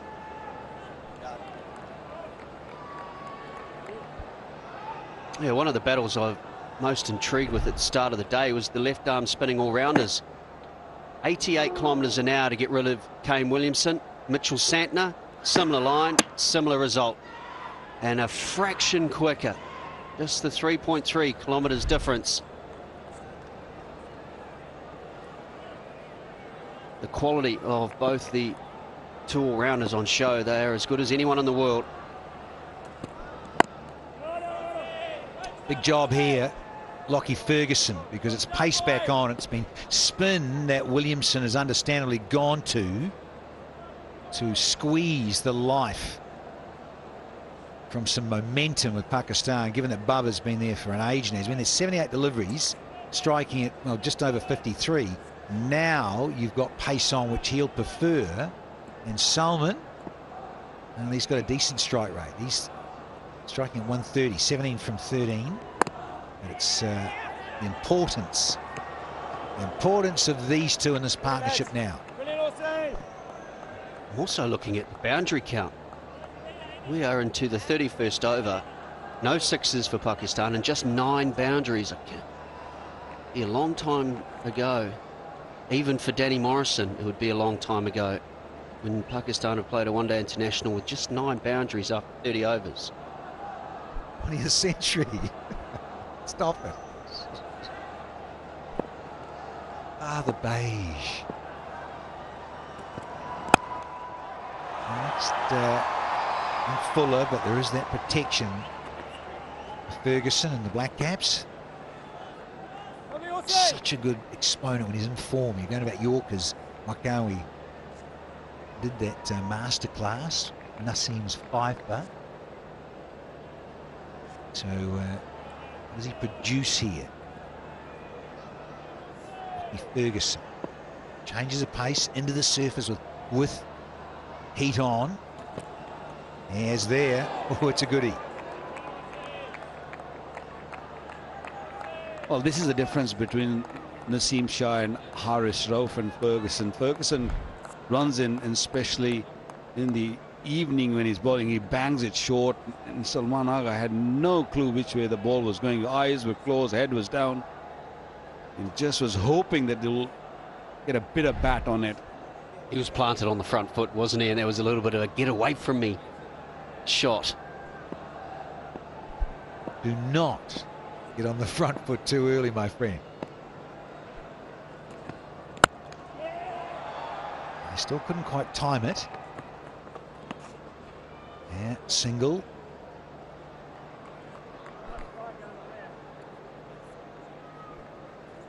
Osaka boundary contest. Yeah, they've been around a while. 20,000 rupees to the players towards this contest. 2 boundaries. So far, that's all. Time to tee off, fellas.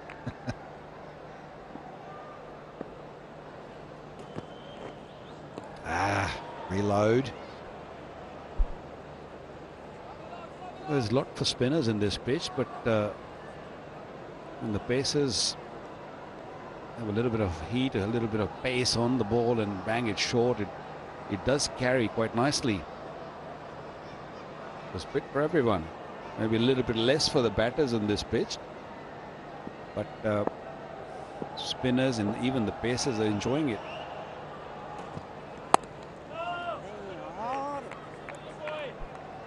$31 done. It's 114 for 4.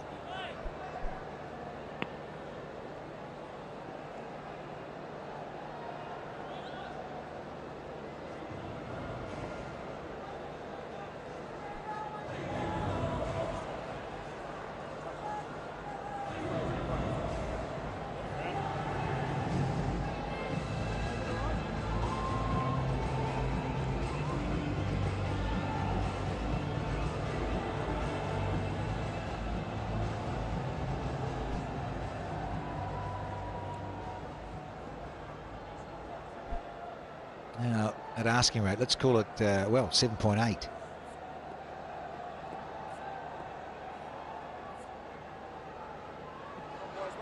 Kick it on some more. Pakistan, yeah, only going at 3.7. More of Santner. And the intent. Salman.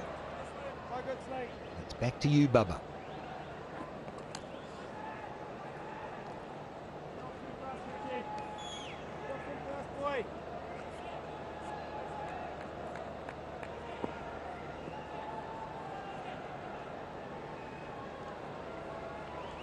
Well, for Babar right now is to just look to take a single and give strike back to Salman Agha. Well, if you can. Well, it's not happening at the moment. Babar struggle against the off spinner, and then now Santner just landing in that good area with a good seam presentation. Look at that. Yeah, it's almost the one that hit the top of off of Rizwan. Yeah, that's that length. Pressure is at no man's land. It's going to be a cracker. No, couldn't quite get there. Phillips would have been the only man to get there. He's the quickest in the team. He's not nearly as quick as Phillips Mitchell. Yeah, good effort. The pressure getting to Babar Azam. He's not been fluent for the last probably hour and a half. Glenn Phillips sprinting back. In a perfect world, that is Daryl Mitchell's catch running in. Brilliant, City.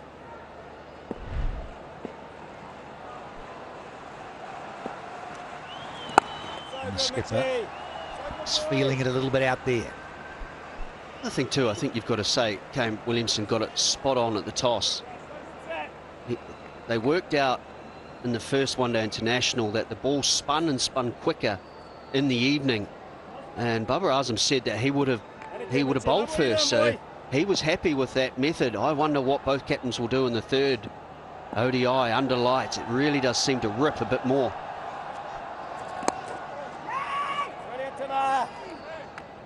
Not because of our origin, Scotty, but certainly like to see a live series. What I'm saying is one apiece, of course, and that's what would be intriguing. Take it to a decider on Friday, given these conditions.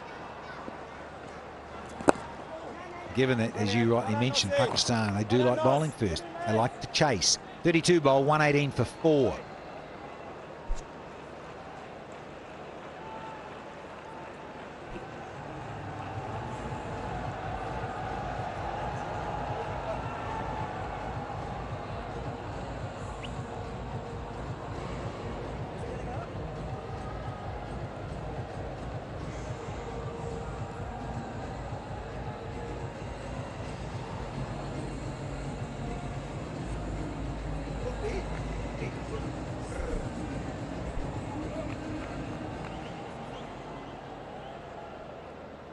Well, it has gone to 8s now. 144, got 108 deliveries. More of Ferguson. A look away, almost in self-preservation for Bubba. And he gets away with it. Gets off strike, more importantly. Well, Scotty, normally here in Karachi, it has been the case that in the evenings the ball comes a lot better on the bat. And because we had so much cricket played on this surface, that's why the predictability of the bounce is also not there. Some are really going through quickly and the odd ones just sort of dying.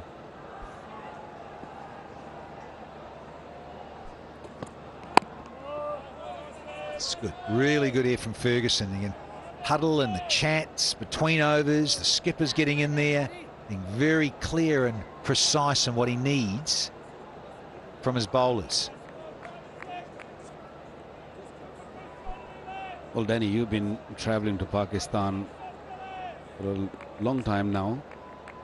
You've been to Karachi many times. I have not seen a pitch like this previously in a one-day game where you get this much advantage to the spinners. A handsome stroke, man, that went like a tracer bullet to the fence. Long half volley, and he hit it beautifully late with timing. Yeah, Pakistan were just looking for a boundary. They were struggling to get the boundary. This is a good shot. Moving away, giving himself a little bit of room and allowing those hands and arms to go through the shot. Two fast bowlers next to me. What are the odds, you two, on this one being a bouncer? Scotty. There we go. Tried one, didn't he? Just didn't bounce enough. Most batsmen are sitting on the back foot waiting for it. You're an intelligent lot, you guys, aren't you? It's a shame, wasn't it? A shame. That could have been, yeah, the one to get it in the hole. Sitting back there.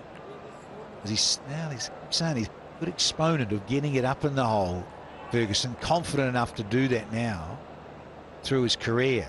Seen him and settle guys and then rip a pole out. Intelligent lot, huh? Well, Scotty tried to start. Oh! Yeah, celebration. Talking of intelligent lot, the batters are going crazy out here. That is a wonderful direct strike from Glenn Phillips. Well, more than a run out, I enjoyed the celebration. Wow. He had a couple of stumps to aim at. But look at how he just got to the ball, grabbed it, and just threw it. Lovely throw, and watch that. Gone crazy, and why not? You beauty. They were looking for a wicket, and they were looking for Salman Agha's wicket because he was just taking the game away. He was playing much better than Babar, what we've seen so far. Salman Agha gone for 25, a well-played 25. It's 124 for 5 now, Pakistan. And it's also time for a drink.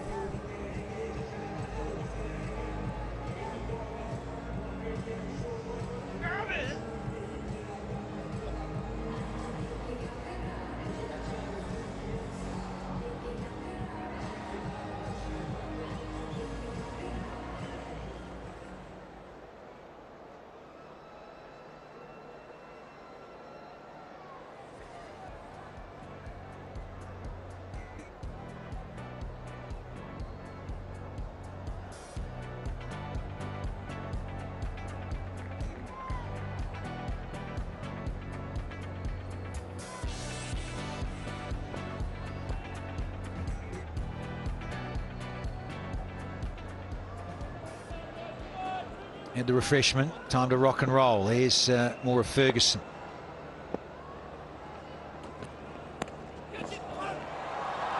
At the line wrong, and a needed boundary for the home side, courtesy of Bubba. 128 for 5 now. Half century to the skipper.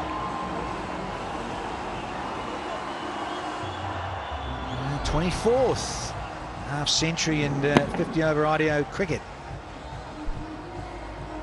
So disappointing for a bowler when you just pick up a wicket and then a gimme ball on leg stump. You can see what he was trying to do. He hurried Babar Azam up earlier in the over with a short ball.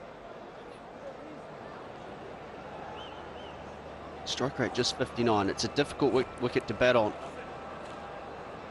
important for his side that he is still there at the end if they'd have any chance.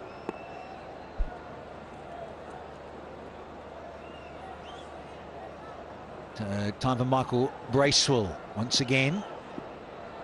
New batter in, Mohamed Nawaz. Certainly no slouch. Getting an opportunity here tonight, no doubt. 1/2 century. See how he can go, given how well he bowled in the light of the second match. Oh, so good for Williamson. Another left-hander in, so let's have some more off spin. Sent him back, said no. What are you doing, Selmers? You know, that's what you're doing. You're heading back to the pavilion. He's in your bargle. It's a bit of a more aggressive Conor McGregor, isn't it? That celebration, getting the arms nice and wide. Requires a lot of energy, that, doesn't it? Spending a lot of energy. Ben Phillips. Oh, hello. Yeah. It's fizzing a bit. You're on about the Scott Styrus. Under light, still getting it to go and go quickly at times. Bullses. Yes, Beastie. Yes, boy. Yep. Tough gig now for those in green.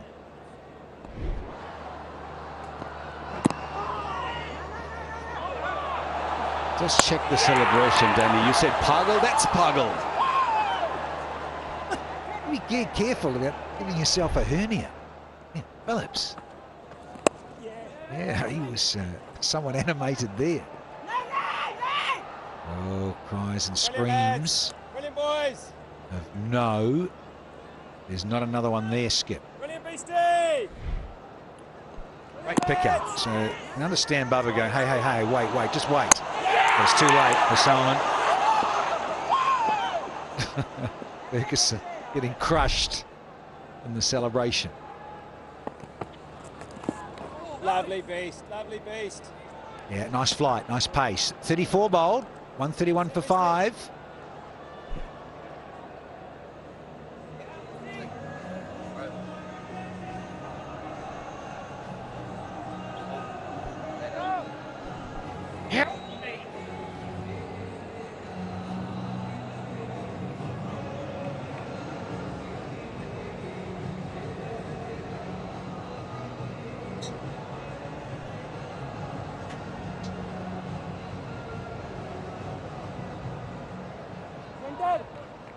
Yeah, like a shining beacon.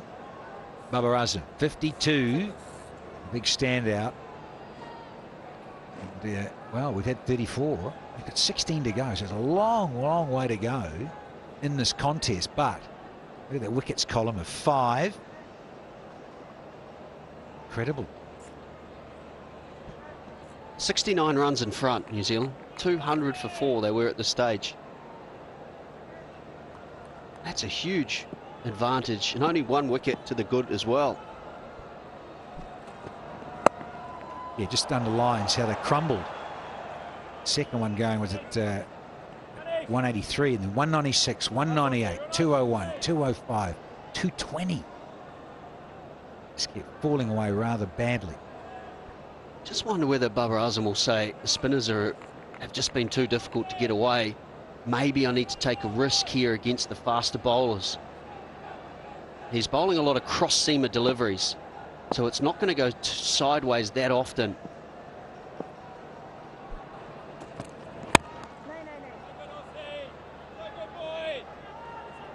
Well, I still feel that Baba's going to stay out there.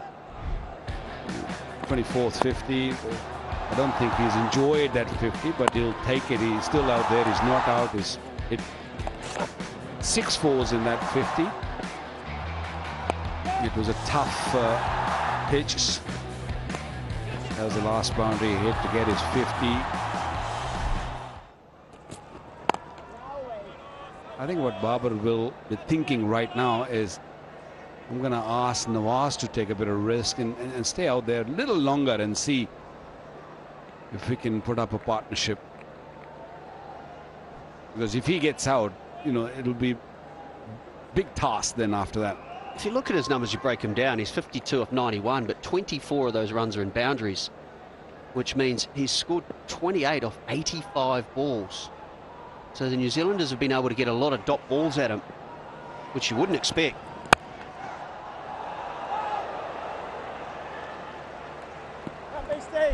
Big there, Bracewell. It's that sort of effort. Yeah, Southey runs over and gives him a low 5 and says, yeah, that's great. Gutsy, well done.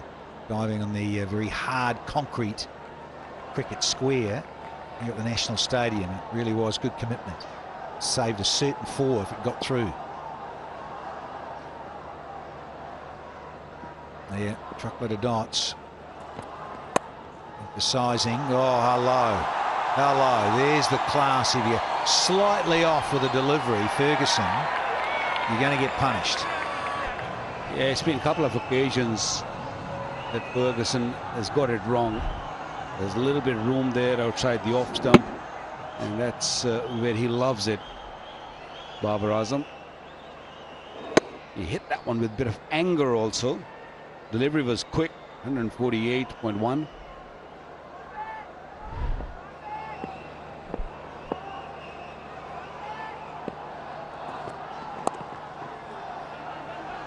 Hustle, thinking a 2. Not a bad result because he captain will keep strike. 137 for 5.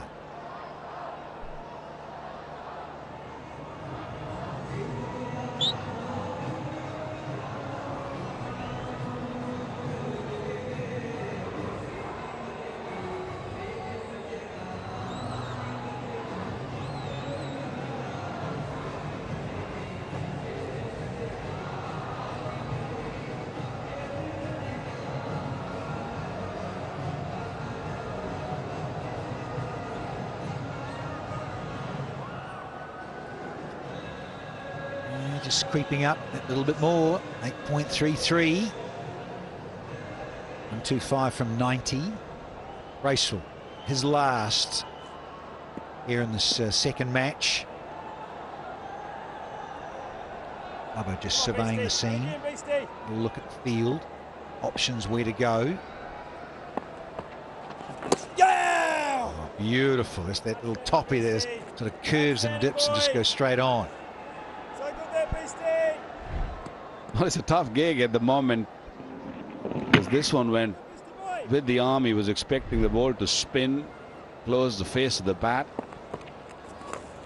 Oh, very, very lucky boundary if it is.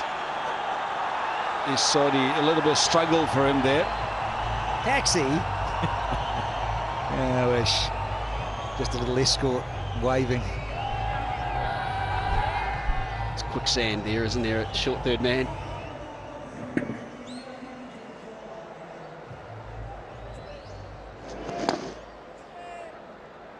That was an emergency hack, wasn't it, from Babar Azam? Tom Latham knows it. Oh, and it doesn't quite carry for Bracewell. A very, very eventful and good over too from Michael Bracewell. Almost a return catch.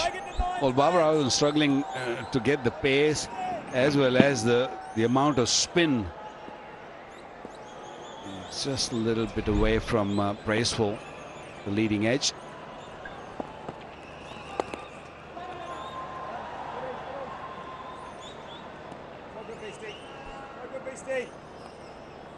Just a single. We had 4 deliveries and 5. I need to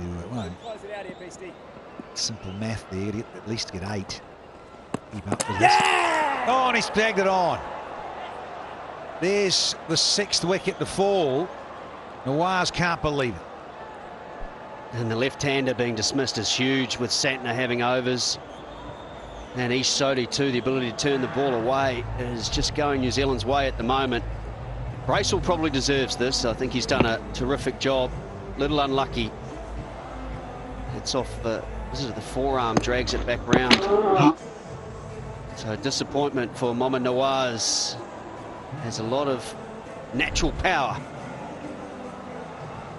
Just the 3 for him, 142 for 6.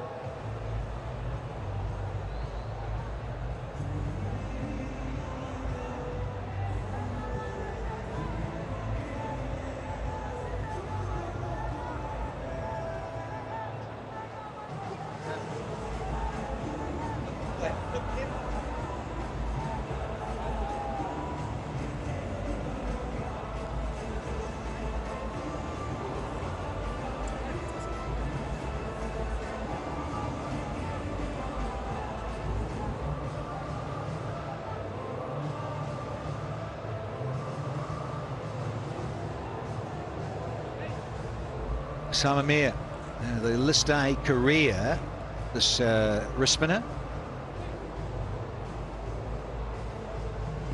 And he's got a lot on his plate because he simply has to work with Bubba, and there was much strike to the captain.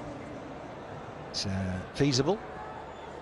No easy task given the pitch and tails up of the tourists. And a leg slipping, much like Bubba was. And Pakistan were bowling.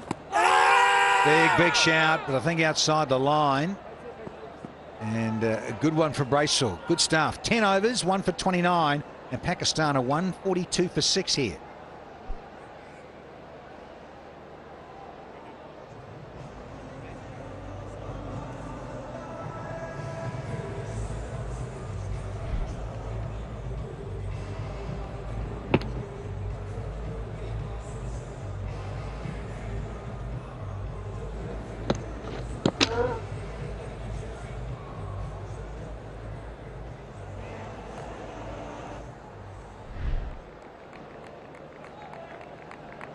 A terrific spell from Bracewell, 1 for 29 of his 10.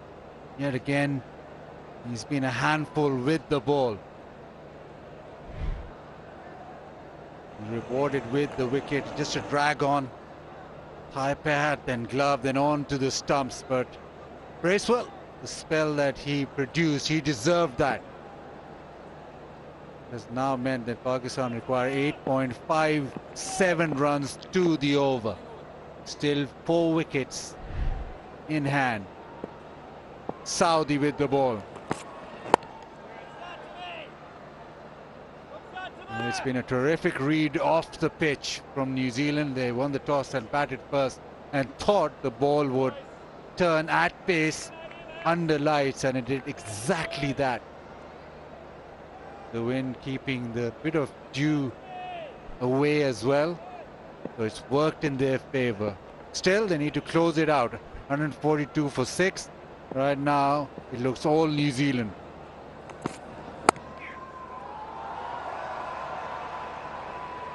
How does Pakistan now approach this? How does Babar approach it? He's 63 of 100 deliveries is Babar. He's batted for a fairly long time. Now he's got Osama and then Wasim Jr. to follow. Wasim Jr. can hit the ball. Osama can hold his own.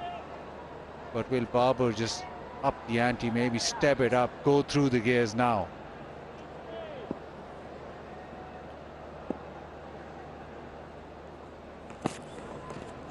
Short ball. It worked well. Saudi with the new ball was good. And the cutter in between that. Nicely directed bouncer. Yeah, that's a terrific bounce, a terrific height as well. He bowled superbly at the top.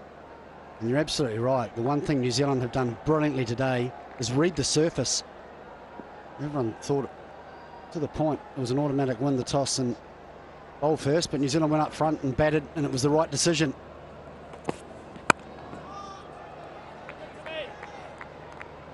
You just imagine if that First innings batting went according to plan. That huge partnership, and then a massive collapse, and they get to 261, and everybody's thinking, well, they've missed out here and missed out on maybe 20, maybe 30, maybe even more. At one stage, they were looking like 300 was just a walk in the park with that second wicket partnership. But even after that massive comeback from Pakistan with the ball, New Zealand right now look as if they're on course to pulling off the victory. I think even at half-time, even though they knew that they had perhaps underperformed the position they put themselves in, they'll feel as though it was pretty challenging and difficult when they came out to bat. And they would have used that in their favour when they had the ball in their hand. They knew if they could bowl in good areas, it was going to be tough, and it certainly has been. And down the leg side, he'll have to re-bowl that. If you really compare the two games, hard to separate. Similar scores, almost 255, 261. New Zealand batting first, same turn and bit of bounce. Well, you mentioned about the dew things, slightly wet, not very, very wet in the first game, but today probably our best assessment is the buggy cam tires. It's just dry out there.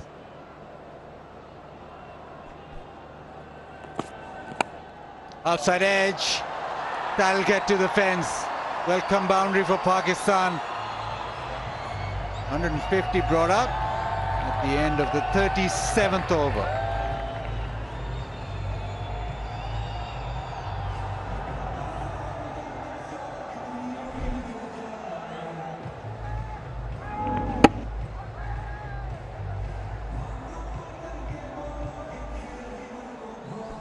Won't add any confidence to Sama Mir in terms of batting, but that's -4. Pakistan will take it. They go to 150 with that.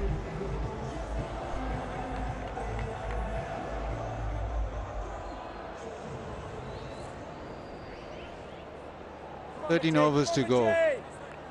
Required rate 8.62. Satna with the ball now. Two right-handers. Left arm spin. Does Babar take him on? Does he now make the move?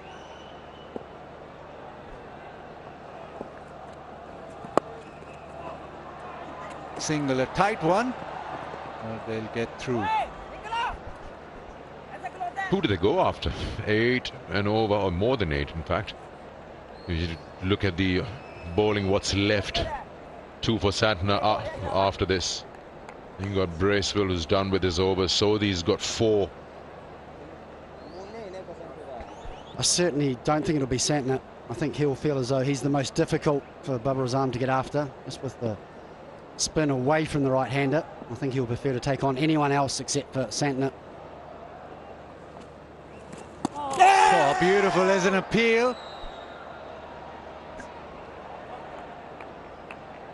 He's gone upstairs. First thought was his TV foot umpire to came up, but I director. think he got back We have pretty an umpire quickly. review for stumping. I have already checked the front foot. It's a fair delivery. Can we start with front on spin vision, please?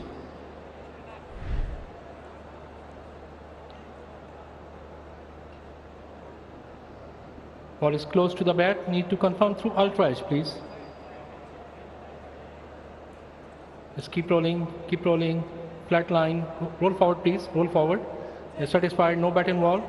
Now go for side on angle for the stumping, please.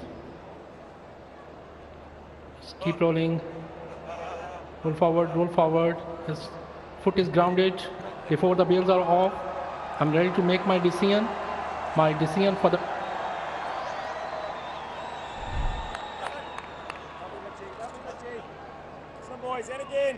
The umpire goes through the protocols and it is not out.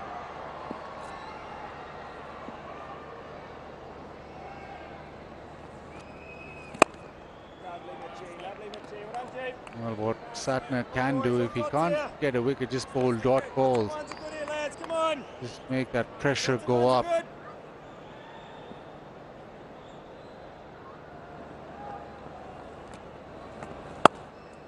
Throws it up into the offside. Sama will get a single.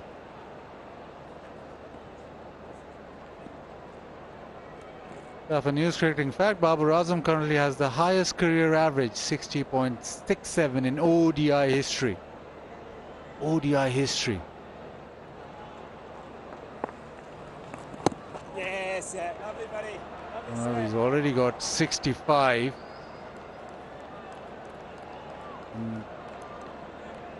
That fact about 50 innings and more, so clearly the best average ever. Blocks that one, so a really good over for Satner. Just 2 off. 38 done, 152 for 6.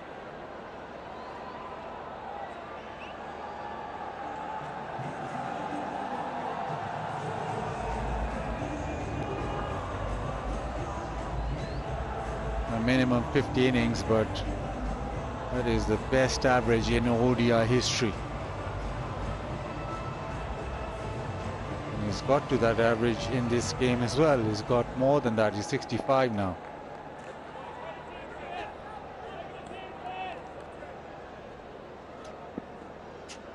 .172 to the over required. Short ball, thumped leg side, and he's got all of it. That's gone all the way. Osama Mir with some hit. Well, that's a wonderful strike. He got a good bounce of the previous over.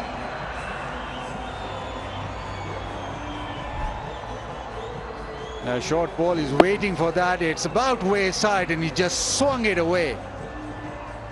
And that has gone a long, long way out of the ground into the stands almost. And Bank Al Falah will donate 1,000 US. Short again, glove, and gone. He's gone away with that short ball this time, and it's hit him straight on that glove, and Saudi has his man.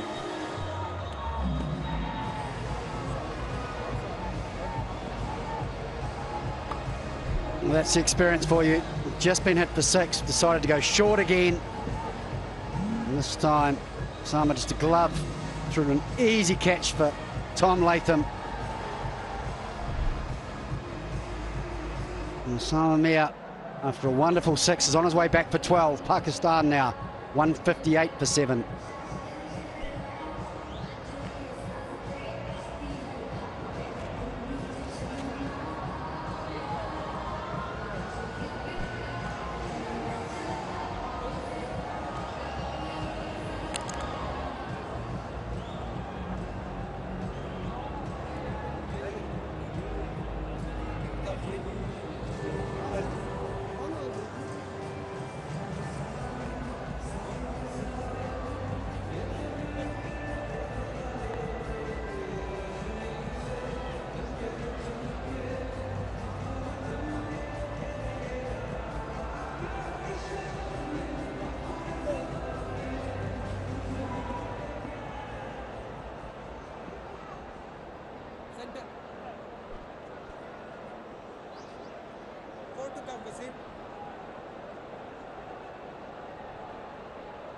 Mohammad Wasim walks in at number 9.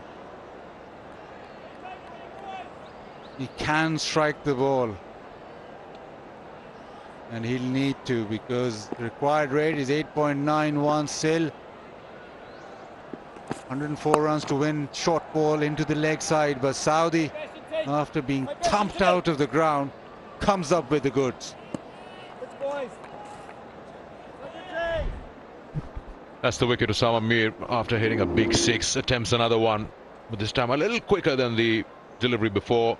Gets it onto that glove, and Pakistan lose their 7. Now where does Babar go with this?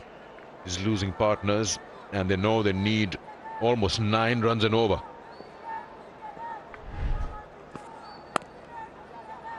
Into the offside, just a single. But at the moment, pretty content, just rotating strike. We've come to a stage where you just have to bite the bullet and go after the bowling, try and win it off his own bat. Right now, Wasim, well, he does have the ability to clear the fence. He has the ability to strike the ball. Now, do you wait longer? Does Wasim give himself time to get in and then go after the bowling? Short ball pulled, thumped leg side, straight to the fielder. Just the one. Nice to Matt.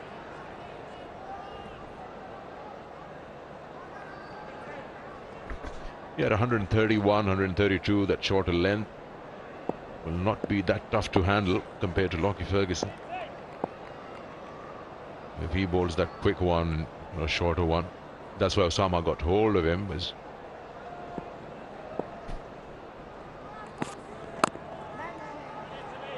dot ball. That ends the 39th. It's 161 for 7.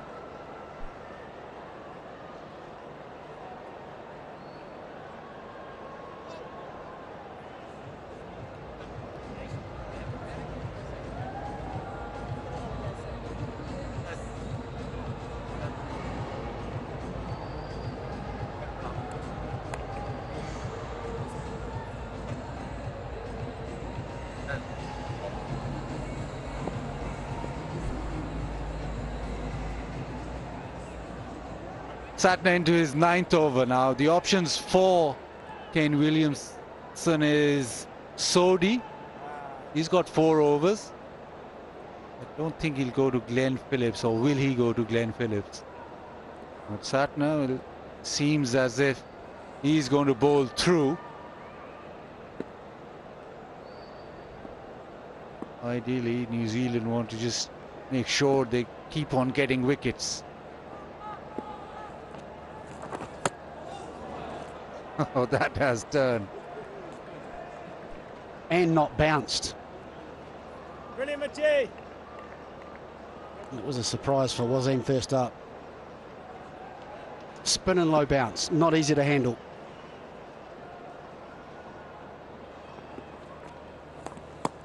Yes, Machi. Yes, Machi. now what do you do in the third game if you win the toss?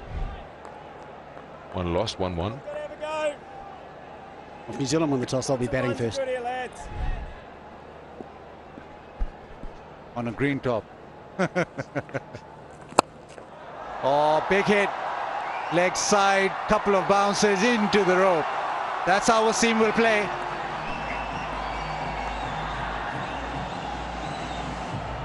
Yeah, good shot from Wasim. Held his shape. So easy to try and overhit these and fall over. Gets himself set up. And it's a good strike against the spin. Not an easy shot.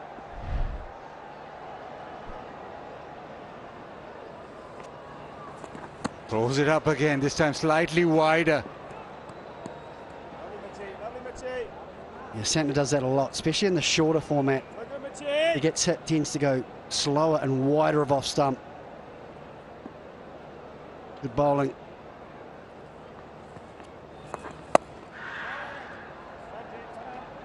Just the boundary, the one scoring shot off that over so far. 5 deliveries bowled now. The Satner toss it up again, outside off.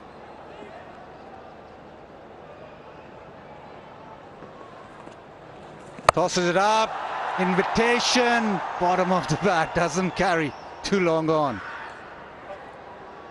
Just a single. What he done is 166 for 7.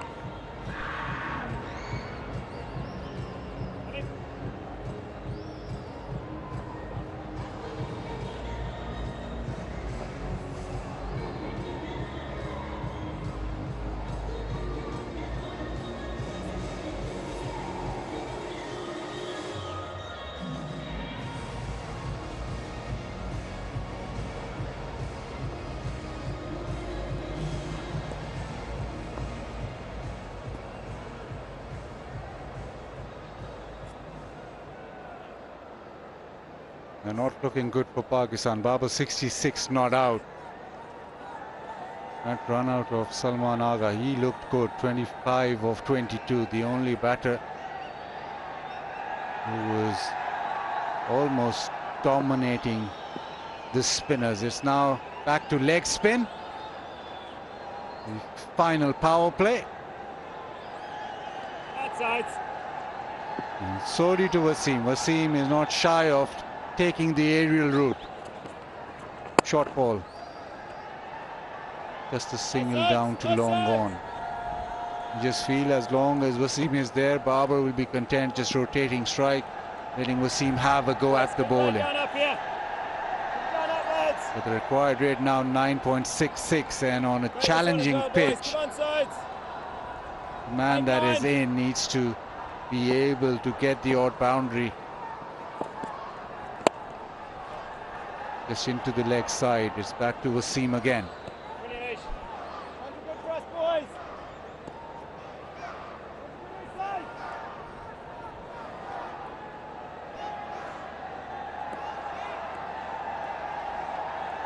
Again.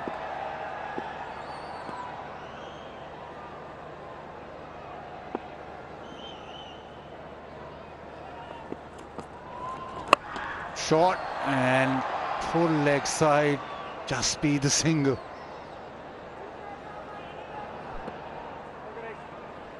Good cross here, Ish. Excellent boy. Excellent lads.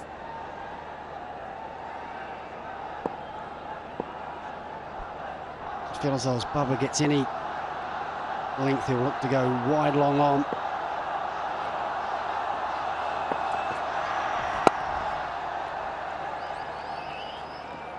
Yeah, another single. 4 singles in the over so far, and you just feel that New Zealand will be fine with the singles.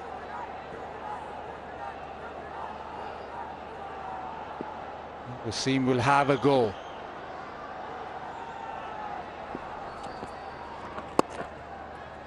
Put from Sodi into the pitch, turned leg side, just the single. The 5 singles of the first 5 deliveries.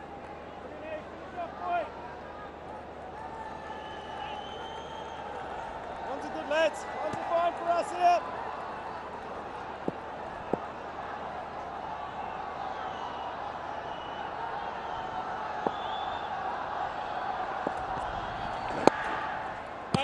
Babar content to just push it leg side, get another single.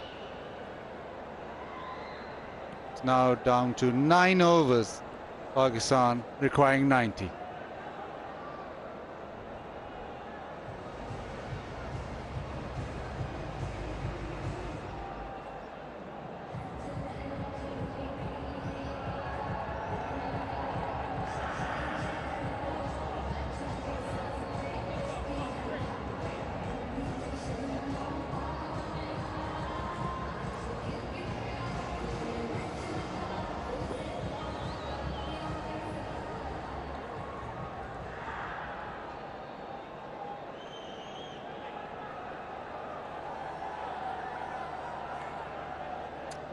Yeah, Pakistan need all the batters they can find.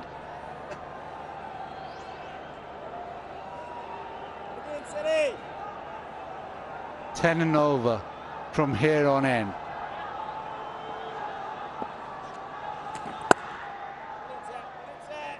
Just a single now. This is the battle now. On the last over, a couple of balls tossed up, and Wasim trying to hit it over long on mid-wicket. Satna toss it up outside off, or just really bowl into the pitch.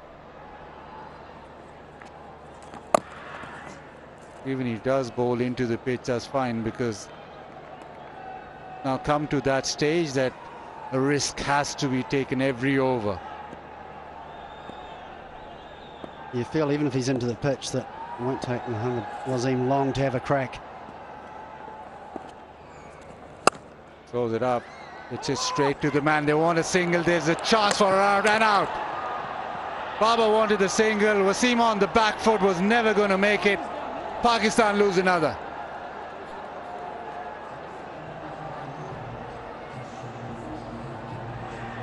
Well, had no chance, Mohammad Wasim. It was hit so hard and he was on the back foot. Pretty much straight to cover. There's a call of waiting. Bubba just says, you've got to go. And he's out by 2 or 3 metres. And Wasim on his way back for 10. Pakistan 173 for 8.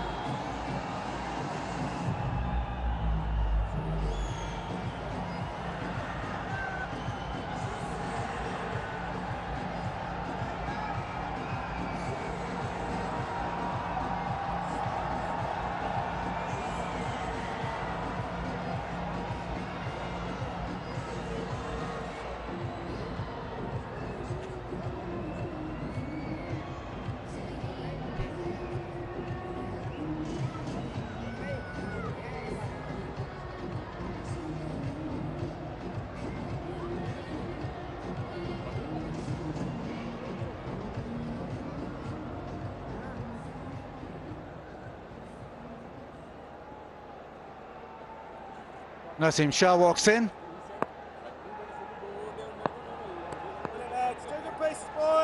Pakistan in quite a pickle. He also can strike a long ball. But at the moment, it's all on Babar now.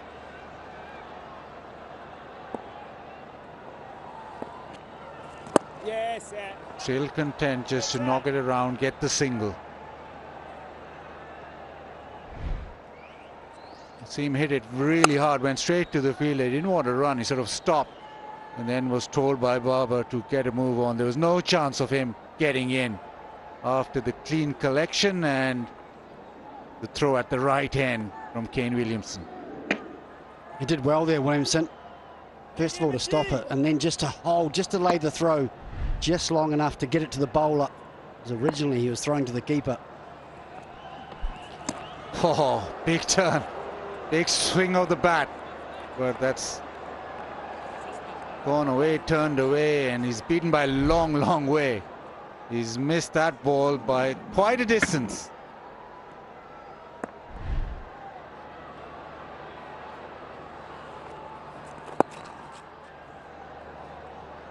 Sadhana through his spell, 10 overs, 1 for 34. Pakistan 174 for 8.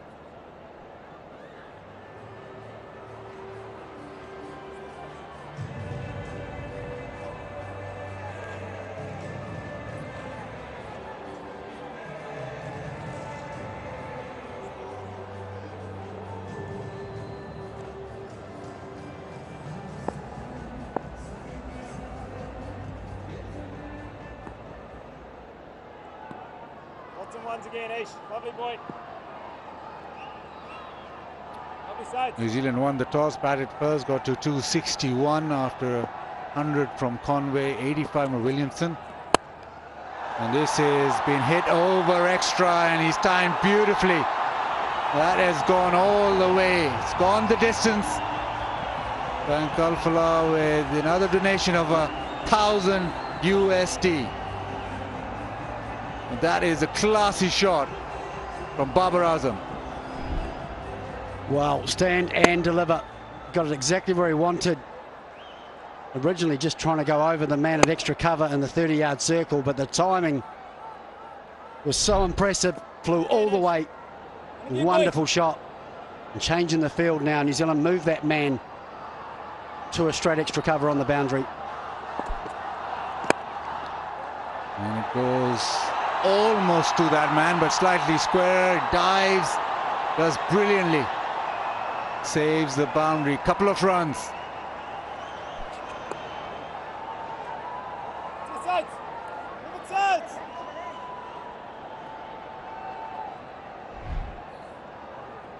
Conway ends up doing well, had to run back virtually where he just came from. Hard enough to stop it with your hands, let alone your knee. Does well, saves a couple.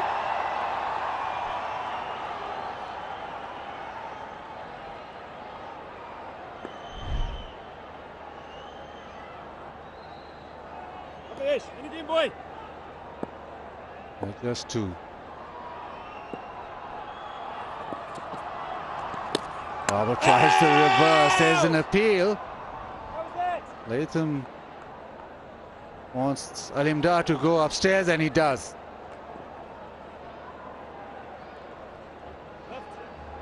TV umpire to director. We have an umpire review for stumping. I have already checked the front foot. It's a fair delivery. Can we start with front on spin again, please?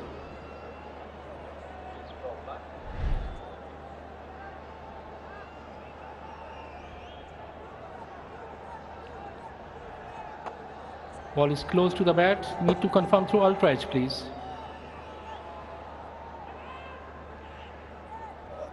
Yes, roll forward, roll forward, roll forward, roll forward, please.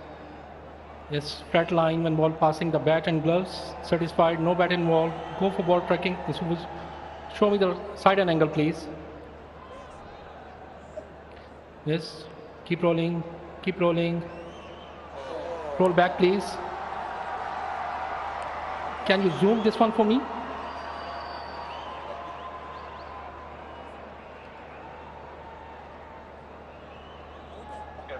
Yeah. Okay, give me the stump cam, please.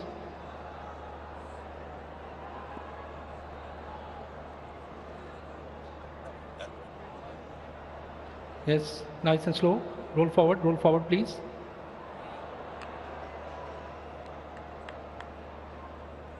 Show me the previous angle, please.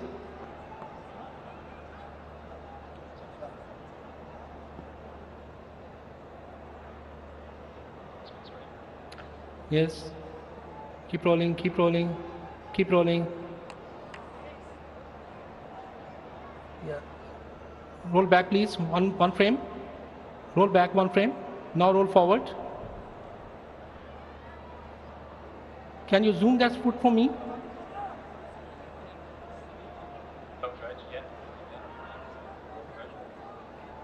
Yes, now roll forward, frame by frame. Yes. Yes, I can see the foot is in the air. When bails are off, I'm ready to make my decision. My decision for the big screen is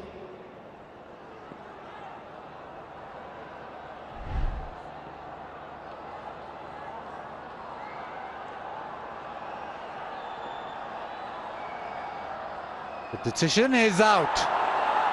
Babar Azam with a little stumble, and the timing from Tom Latham off stumping, it was absolute perfection. And just as the foot was raised, that's when Latham got the bails off. And that means that Babar Azam has been stumped for a well-played 79, and Pakistan lose their 9th, 182 for 9.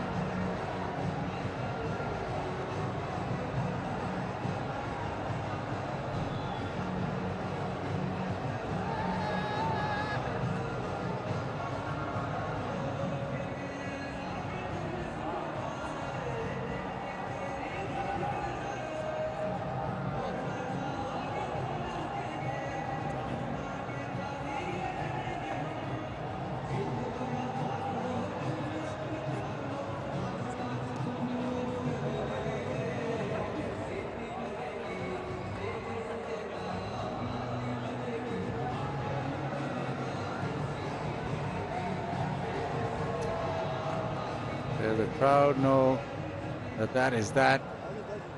They're off.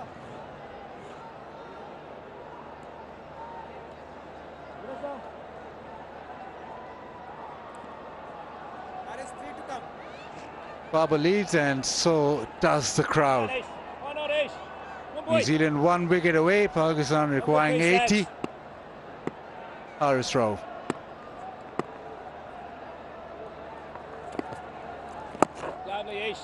Nicely bowled. But a terrific stumping from Latham. It is the timing of the stumping. Yeah, it was very clever. Just held it and then just noticed that Bubba was losing his balance, whipped the bails off. The timing was exceptional.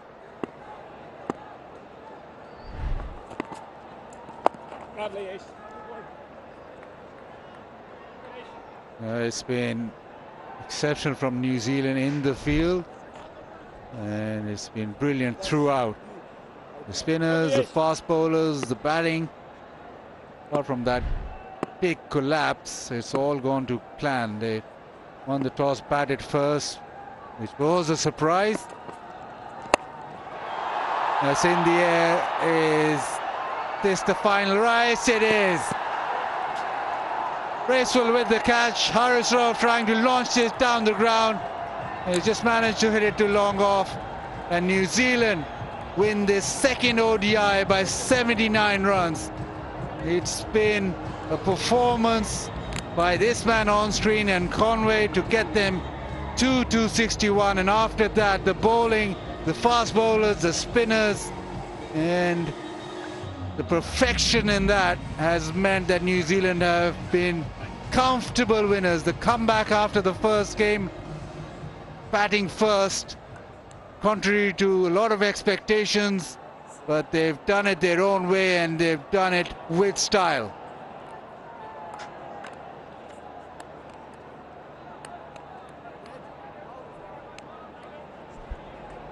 Very happy group, New Zealand. There's all the support staff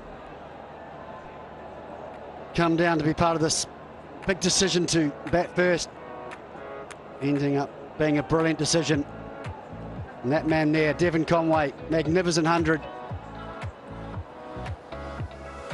which in the context of this game was the difference, along with his skipper Kane Williamson, a partnership of 183. And this was the last rites for Pakistan. Harris Ralph couldn't resist. A little bit of air from Sodhi. And a comfortable catch to Michael Bracewell at long off.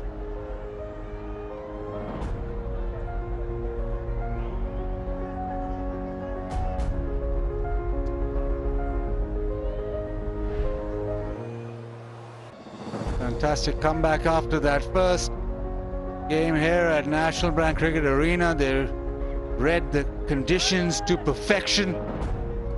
Helped by the little breeze, there was not a lot of dew formation, but the ball did turn as expected. New Zealand, well, they backed on their spinners and they did deliver.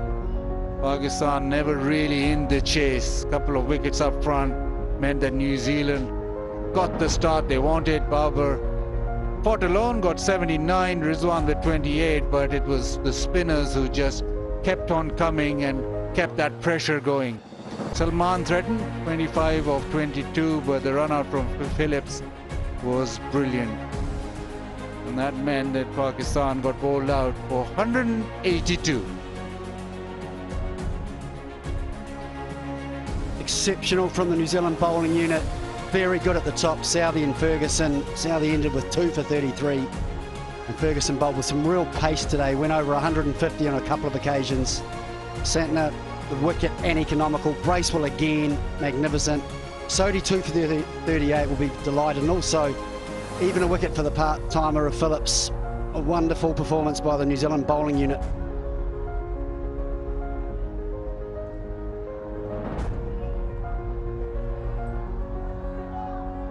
Straight away into the wickets for New Zealand.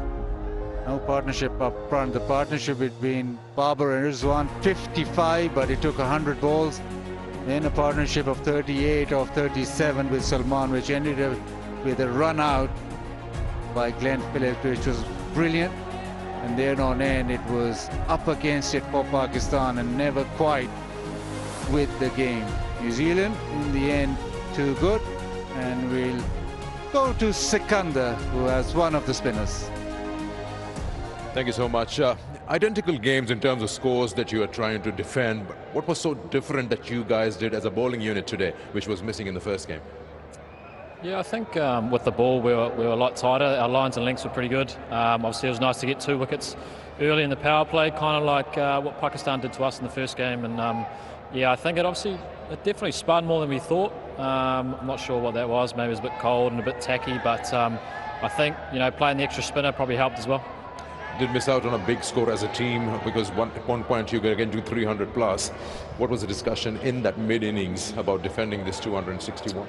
Yeah, obviously we were looking, like you said, probably getting at 300.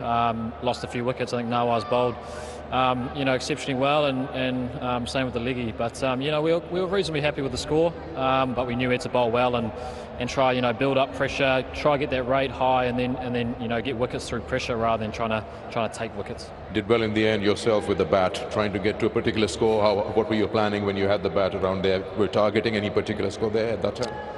Originally maybe like 280, but I think we lost a few wickets, so we're just trying to get as many as we can. We knew that if we got to around 250, 260, we could scrap, but we needed wickets early, and we were able to break that partnership between Rizwan and Baba, which we couldn't do last game.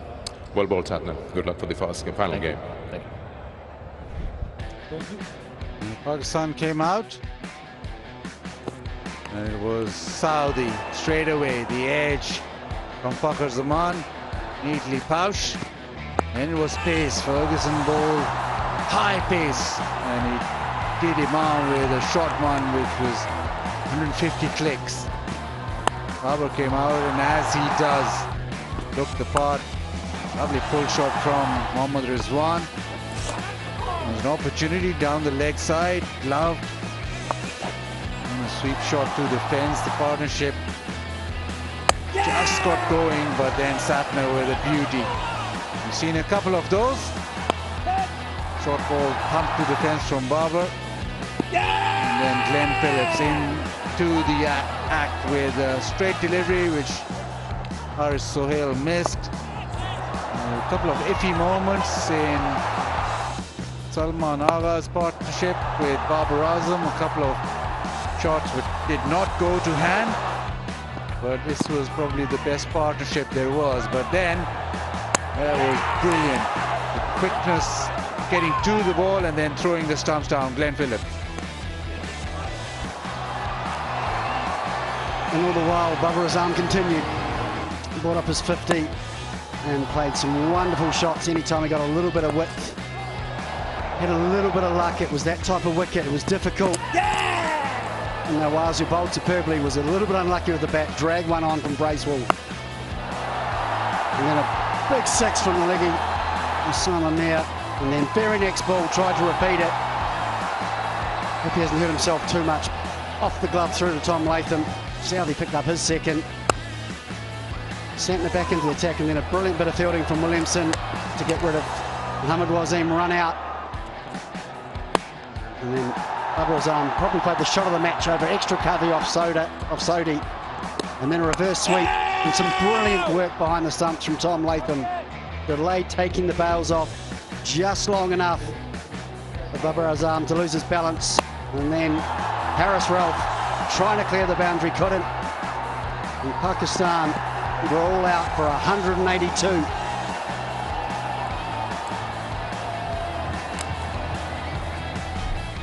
New Zealand won the toss and they elected to bat first, which was a surprise. 100 for Conway, 85 for Williamson, and in between that there was a bit of a collapse afterwards, and they got to 261 courtesy Satna with 37.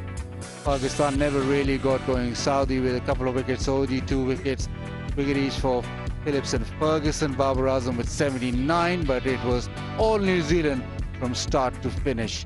New Zealand ending up winners by 79 runs.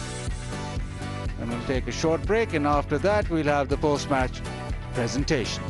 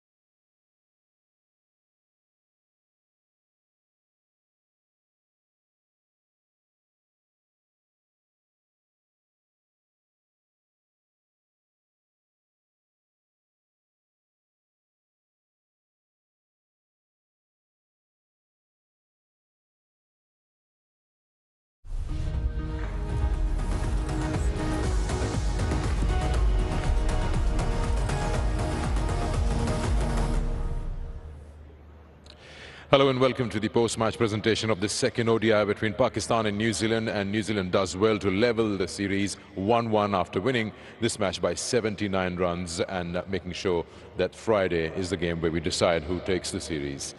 Before we give away the individual awards, let's welcome our presentation party. We'll start off with Mr. Noman Butt, Member Management Committee, Pakistan Cricket Board. Thank you for joining us. Next to him, Mr. Khwaja Mohammad Ahmed, Group Head Operations, Bank Al-Falah.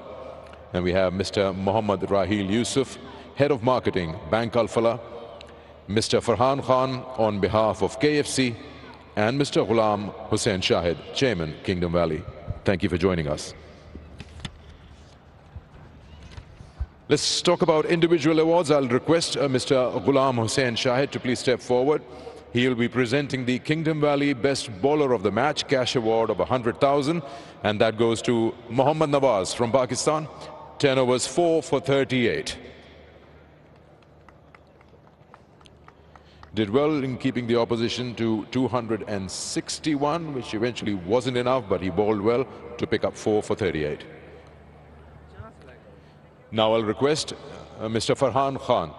He'll be presenting the KFC Feel Good Performance cash award of 100,000, and that goes to Glenn Phillips for that run out of Salman Ali Agha. And more than that, the celebration that he did after that. That's the Feel Good Performance. I'm pretty sure it'll right up there to match it up. And now, Mr. Muhammad Rahil Yusuf, I'll request you to please present the Bank Al-Falah Fielder of the Match cash award of, again, 100,000 rupees. Once again, I'll request Glenn Phillips to please take that award. He was really good around the field, and especially that run out to get the wicket of Salman Ali Agha. Now we come down to the Bank Al-Falah Player of the Match Trophy and Cash Award. I'll request Mr. Khwaja Mohammad Ahmed to please present this to Devon Conway. Conway's brilliant knock of 101 of just 92 deliveries with 13 boundaries and a 6. Conway, please, when you come forward, I'm requesting Mr. Khwaja Mohammad Ahmed to please present the Bank Al-Falah Player of the Match Trophy and Cash Award. Superb knock. He's got almost half the score the team got today. We'll request Conway to please have a word with us once you're done with the photographs.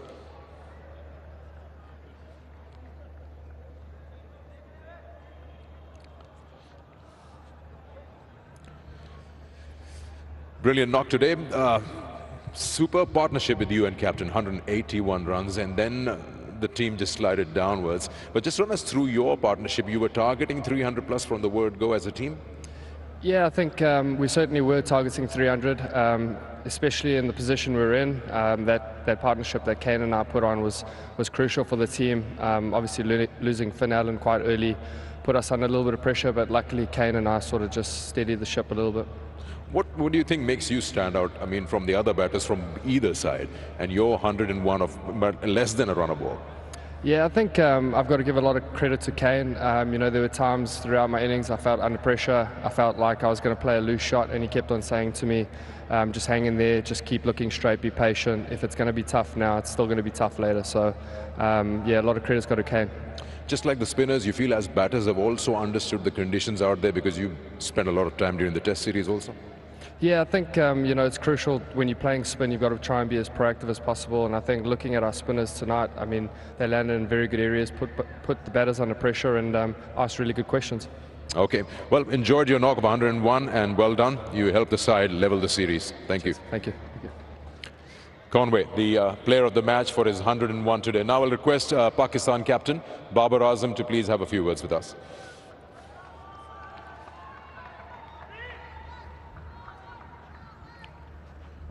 Baba, didn't go according to plan. क्या different था, क्योंकि दोनों scores भी same ही थे. कल 256 करना था परसों और आज 260 था, तो गलती कहाँ लगती हुई है?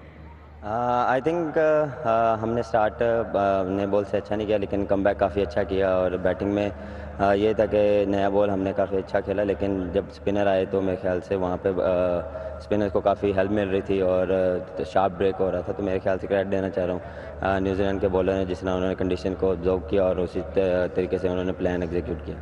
एज बैट्समैन आप तकरीबन काफ़ी ओवर खेले आप बाहर, किस पॉइंट पे आप सोच रहे थे कि अटैक करना है क्योंकि रिक्वायर्ड रन रेट आपकी नज़र में होगा, तो किसी एक बैटर के साथ प्लान किया था क्योंकि लोग तो आपको छोड़ के जा रहे थे?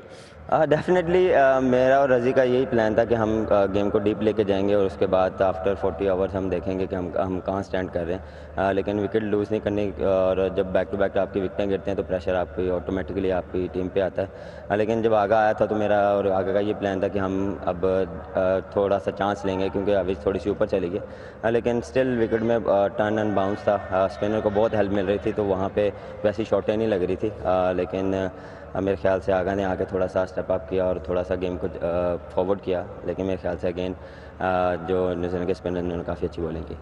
फर्स्ट मैच में सेकंड इनिंग्स में चेस करते हुए बॉल ज़्यादा अच्छा आ रहा था कंपेयर्ड आज के मुकाबले में, जो आपको लगा कि 260 ज़रा मुश्किल है?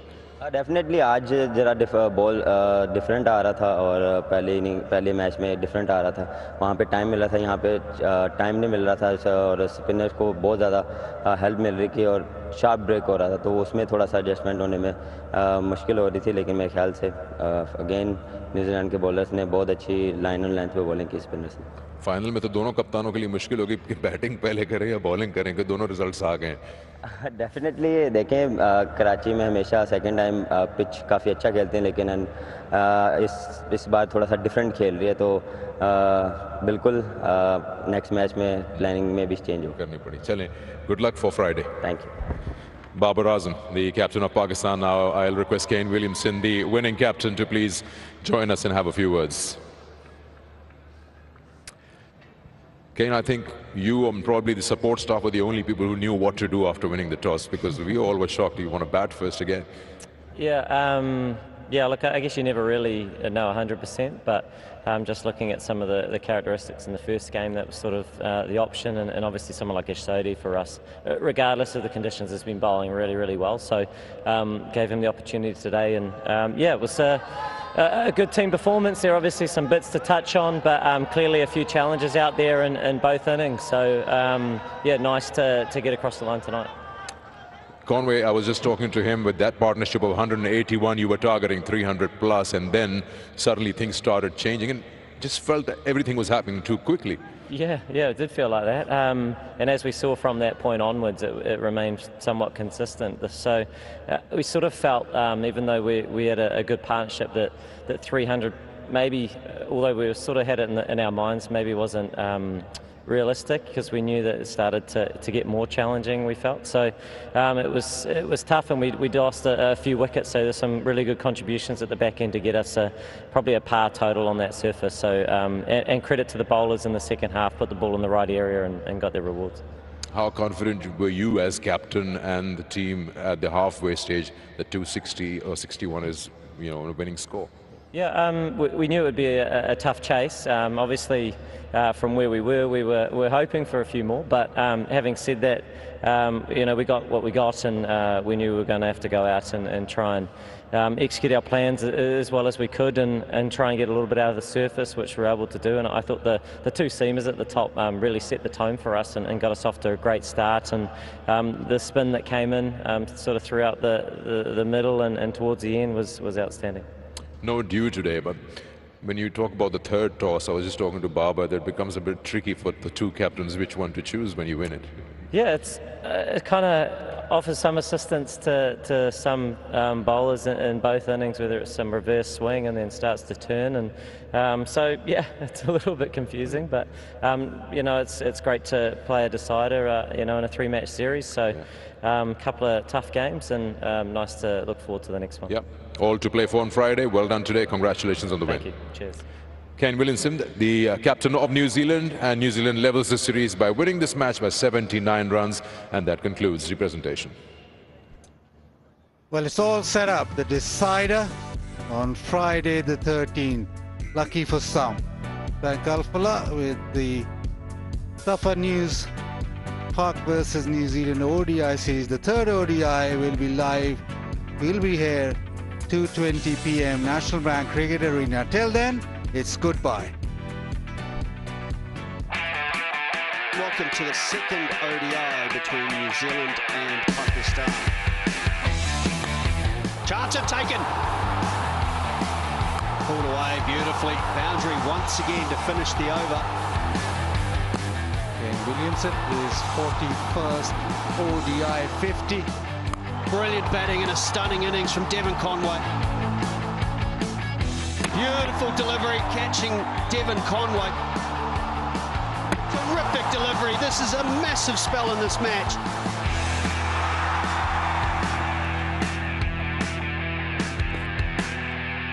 Is that an outside edge? It is. Tim Southey strikes. Oh, he's got him. How many times we've seen that?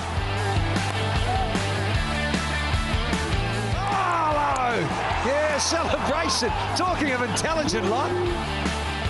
Needed boundary for the home side, courtesy of Bubba.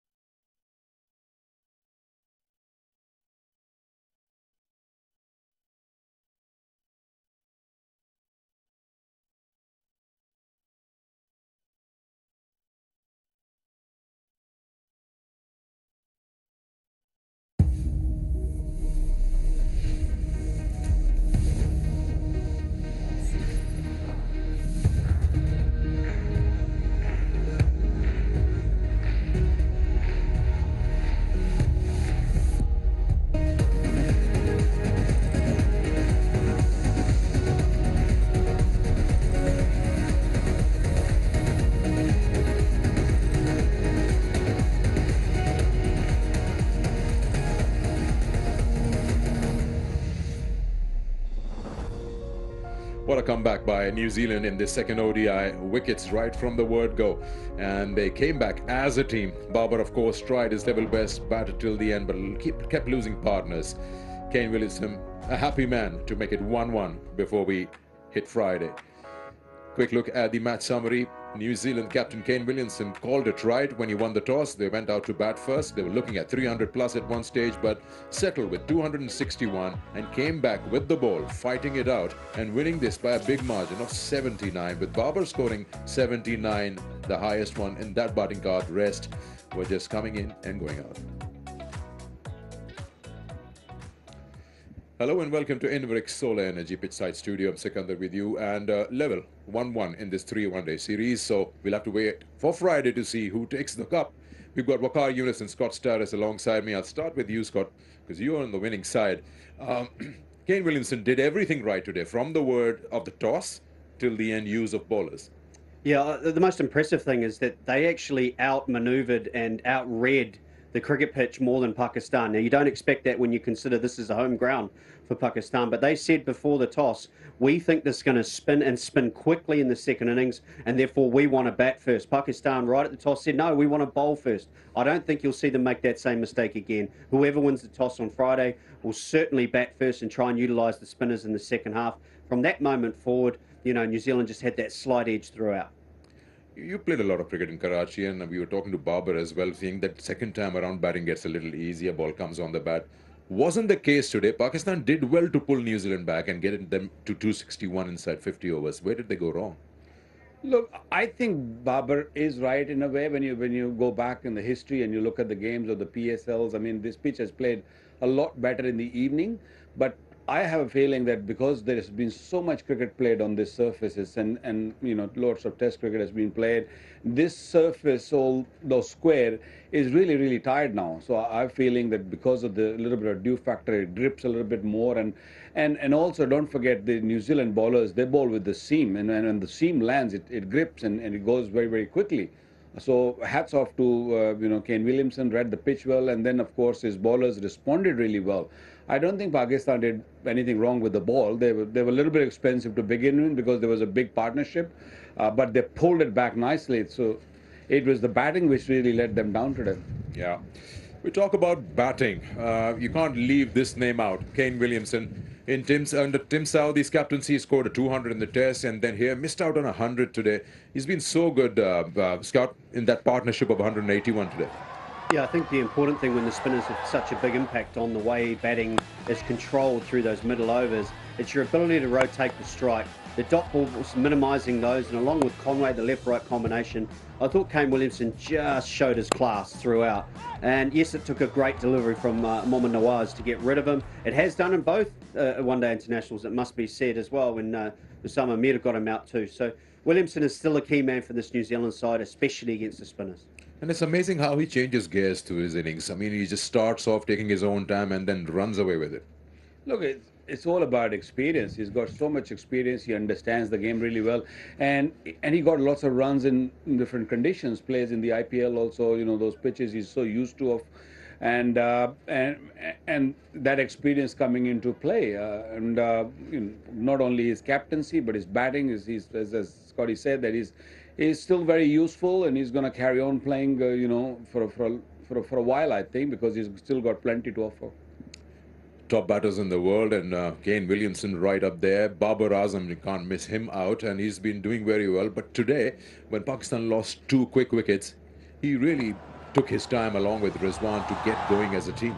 And even after all those deliveries, he faced 110, 120 deliveries. I'm not sure he fully worked out a method on how to score against these spinners, because the New Zealanders made the adjustment in the first one international. They were a little too slow, and they acknowledged that, and they bowled a lot quicker and into the pitch a bit more, and therefore that made Babar Azam have to try and change his tactics, and I don't think he quite worked it out. So that's where the next couple of days is brutal. Around the quicks, I thought he was sensational. Yeah. He's got so much time, and the way he was able to control Lockie Ferguson at bowling 150 was just out of the highest quality and the highest draw. So, you know, I wouldn't worry about Babar Azam in the strike rate today. He's still got all that class. Yeah, of course he does. How do you read this? Do you feel Pakistan was a little slow in trying to get to those because they were needing 6 and over and it went up to 10, 11 and over? When were they planning to actually go after the bowling? Is it because Babar was losing partners? I think, you know, after losing the first 2 wickets, you know, they needed to sort of consolidate and look to sort of build up a partnership, and they'd managed to do that.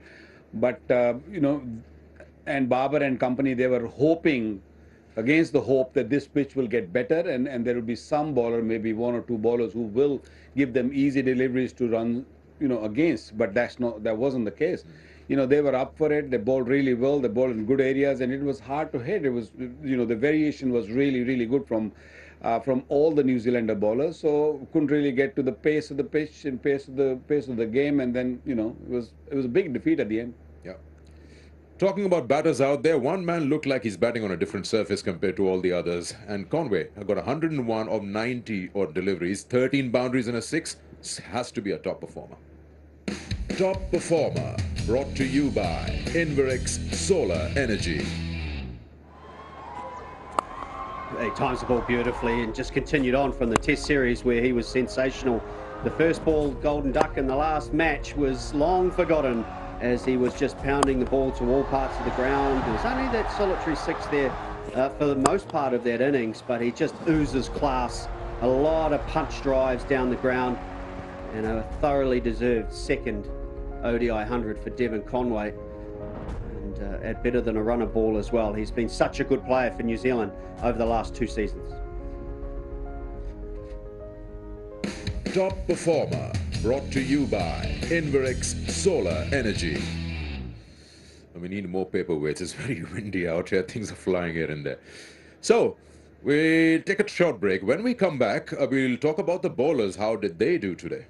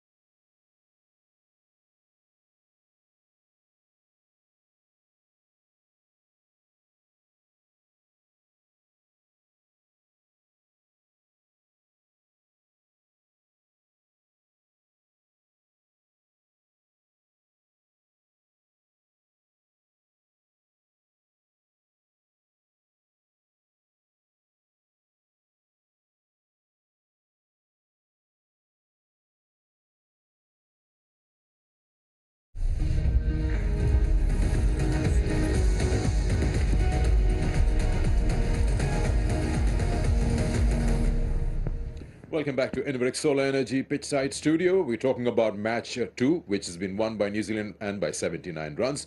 We spoke about the batters. Now let's concentrate on the bowlers, and we talk about spinners. They had a major say in this and the first game, and how good Nawaz has been, Scott. I mean, with white ball, he's just been very handy for any captain. Yeah, I'm a huge fan of Mohammad Nawaz. I love matchups in white ball cricket in particular, and I thought his battle with Mitchell Santner today was going to be a telling one. He couldn't have bowled any better. 4 for 38 off 10. In today's day and age where the spinners and the run rates and all the shots, the sweeps, reverse sweeps, these are genuine dismissals, most of them. And yes, it was a wicket that was suited to his style of bowling, but you've still got to perform and get the ball in the right spots. He bowled very few bad deliveries. It was a high quality performance because he always put the batsmen under pressure, and he never allowed them to get that freebie away to just, I guess, take all the pressure off their own mind. He was just, tightening the noose around the New Zealand middle order. When you talk about fast bowlers or bowlers hunt in pairs, one is keeping the runs tight, the other one is scoring with the wickets. Naseem Shah has been consistent in this series, 5 in the first match, and today 3 has been impressive. Very impressive. I mean, he's getting better with every game he played. I think he's only played handful games, and coming from Test match cricket to one-day cricket and T20 cricket, and I think he's improving every day. He's found the right length, and he's especially with the new ball, he's been outstanding. Early on, where he swings the ball a little bit if there is anything in the pitch, but overall comes back at the end. He's got a slower. He's developing into a very, very fine bowler, no doubt about that. Indeed. Lots of wickets fell today, in fact 20 of those. Let's have a look at how Pakistan lost their 10 wickets, and we'll ask our guests to show us and tell us what they did wrong. Fall of wickets, brought to you by Inverix Solar Energy. Well, we felt New Zealand had an underpass score to start with, which means they need early wickets. Is exactly what they got. Both openers never really got going. Tim Southee picking up because of Oman, and then a good quick 152-kilometre thunderbolt from Lockie Ferguson gets rid of Oman. Then it was all about the spinners. That was a cracking delivery. Rizwan had struggled a little to that point. Glenn Phillips was an inspired choice by skipper Kane Williamson, the part-timer, coming in and allowing them to just break that crucial partnership. Brilliant piece of work in the field as well, Glenn Phillips, and that celebration we'll remember for a long time. But there, you just felt New Zealand were on top. Yeah, Pakistan never got going. You were 100%, Scotty. They needed a new ball to work, and it did work. Pakistan lost 2 wickets in the beginning, and then kept on losing wicket. They couldn't really find the right way, right method to sort of play on this pitch. The pitch did help the spinners, and when you talk about fielding, New Zealand, we all know that what they're capable of, and then managed to get run out involvement, stumping. It is everything right about New Zealand side today, and hats off to them the way they played this game. They were outstanding today.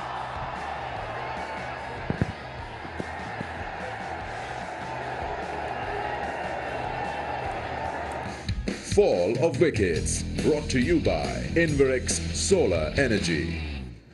Okay, now time for us to get to Have Your Say, which is the hashtag Have Your Say. You ask our guests questions that you feel, pertaining to the game, of course, that you feel should be answered by them. Have Your Say, brought to you by Inverix Solar Energy. Well, hashtag Have Your Say. The first one is for Scott Stiles and what people want to know in a nutshell.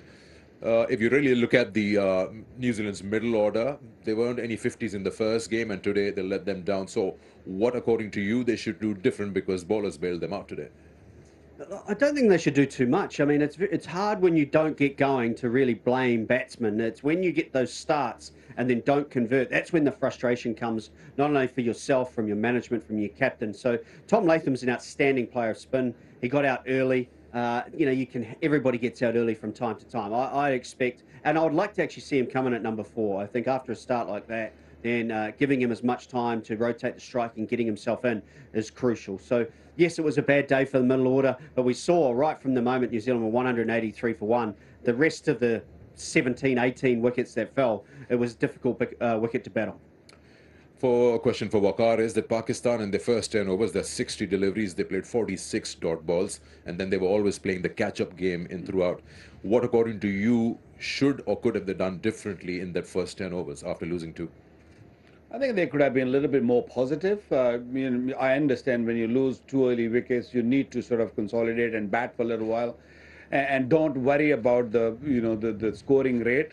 But once you know it is spinning, then you got to stay with the game. If you don't stay with the game, this is going to happen. I mean, not at any stage Pakistan were more than 4 and over. I think the first time we saw the average going over 4 and over, or scoring more than 4 and over, was at 37th over. So that's a long time you're behind the game. So you're not going to win the game if you're behind for that long. So you got to, I think, be a little bit more positive.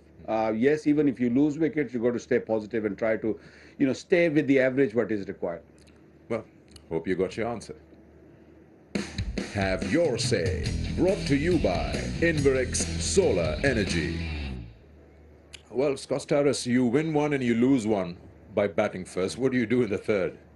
I think you bat first again. I don't expect the pitches to be too different to that. As I say, I felt New Zealand got their tactics right today. They made the one change, got each Sodhi into the side. It's a possible option. Pakistan, if you include Salman, has 3 spinners. Do they bring one more in themselves in front of a paceman? I look forward to seeing how Pakistan counter tactically what New Zealand did tonight. That would be my question to you. Will Pakistan, fancy another spinner or any change in the bowling for that third game? Look, I don't think Babar needs more options with the bowlers. Salman Agha can bowl. I mean, Haris Sohail hasn't bowled yet. He's another option. So Pakistan has got plenty of options when you talk about spinners. It's just the pacers got to really stick to the task and make sure they don't run away. But I thought at one stage when that partnership was built, the runs were easily been given. I understand they never knew. They didn't really thought that he's going to start spinning that much. But I think they've got to be really cautious going into the last game. It doesn't matter if you bat or ball first. You've got to be very conservative when you're bowling. You got to make sure you just create that pressure by bowling dot deliveries, bowling maiden balls, and that's the way to go in these pitches, because these pitches are slow and they're getting tired now. So it's not a 300 pitch anymore, or would you still say that a third game? No, I don't think it is. Assuming the wicket is similar to what we've seen. The question is, do teams take a punt, take a chance? Does Mohammad Nawaz get an opportunity to come up to 3 or 4 and try and generate that strike rate, get some runs on the board? Usually Shadab Khan would be another option. So, both teams have got those cards up their sleeves, if you like, maybe to throw something and try and see if they can break the game open. All right. Thank you, gentlemen. We'll let you guys go and get some rest. We have a day off, and then we come back again on Friday for the decider between the two sides. Bank Alphala presents Dafa News, Pakistan versus New Zealand ODI series, 30 ODI. And it'll be, of course, at the same ground, National Bank Cricket Arena. We'll join you at 1:50 in the afternoon. Make sure you're in front of your television sets or here at the ground. Take care. Good night. Welcome to the second ODI between New Zealand and Pakistan. Chance taken. Pulled away beautifully. Boundary once again to finish the over. And Williamson is 41st ODI 50. Brilliant batting and a stunning innings from Devon Conway. Beautiful delivery catching Devon Conway. Terrific delivery. This is a massive spell in this match.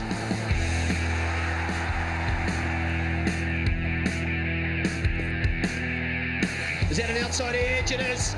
Tim Southey strikes. Oh, he's got him. How many times we've seen that? Oh, yeah, celebration. Talking of intelligent lot. Needed boundary for the home side, courtesy of Bubba.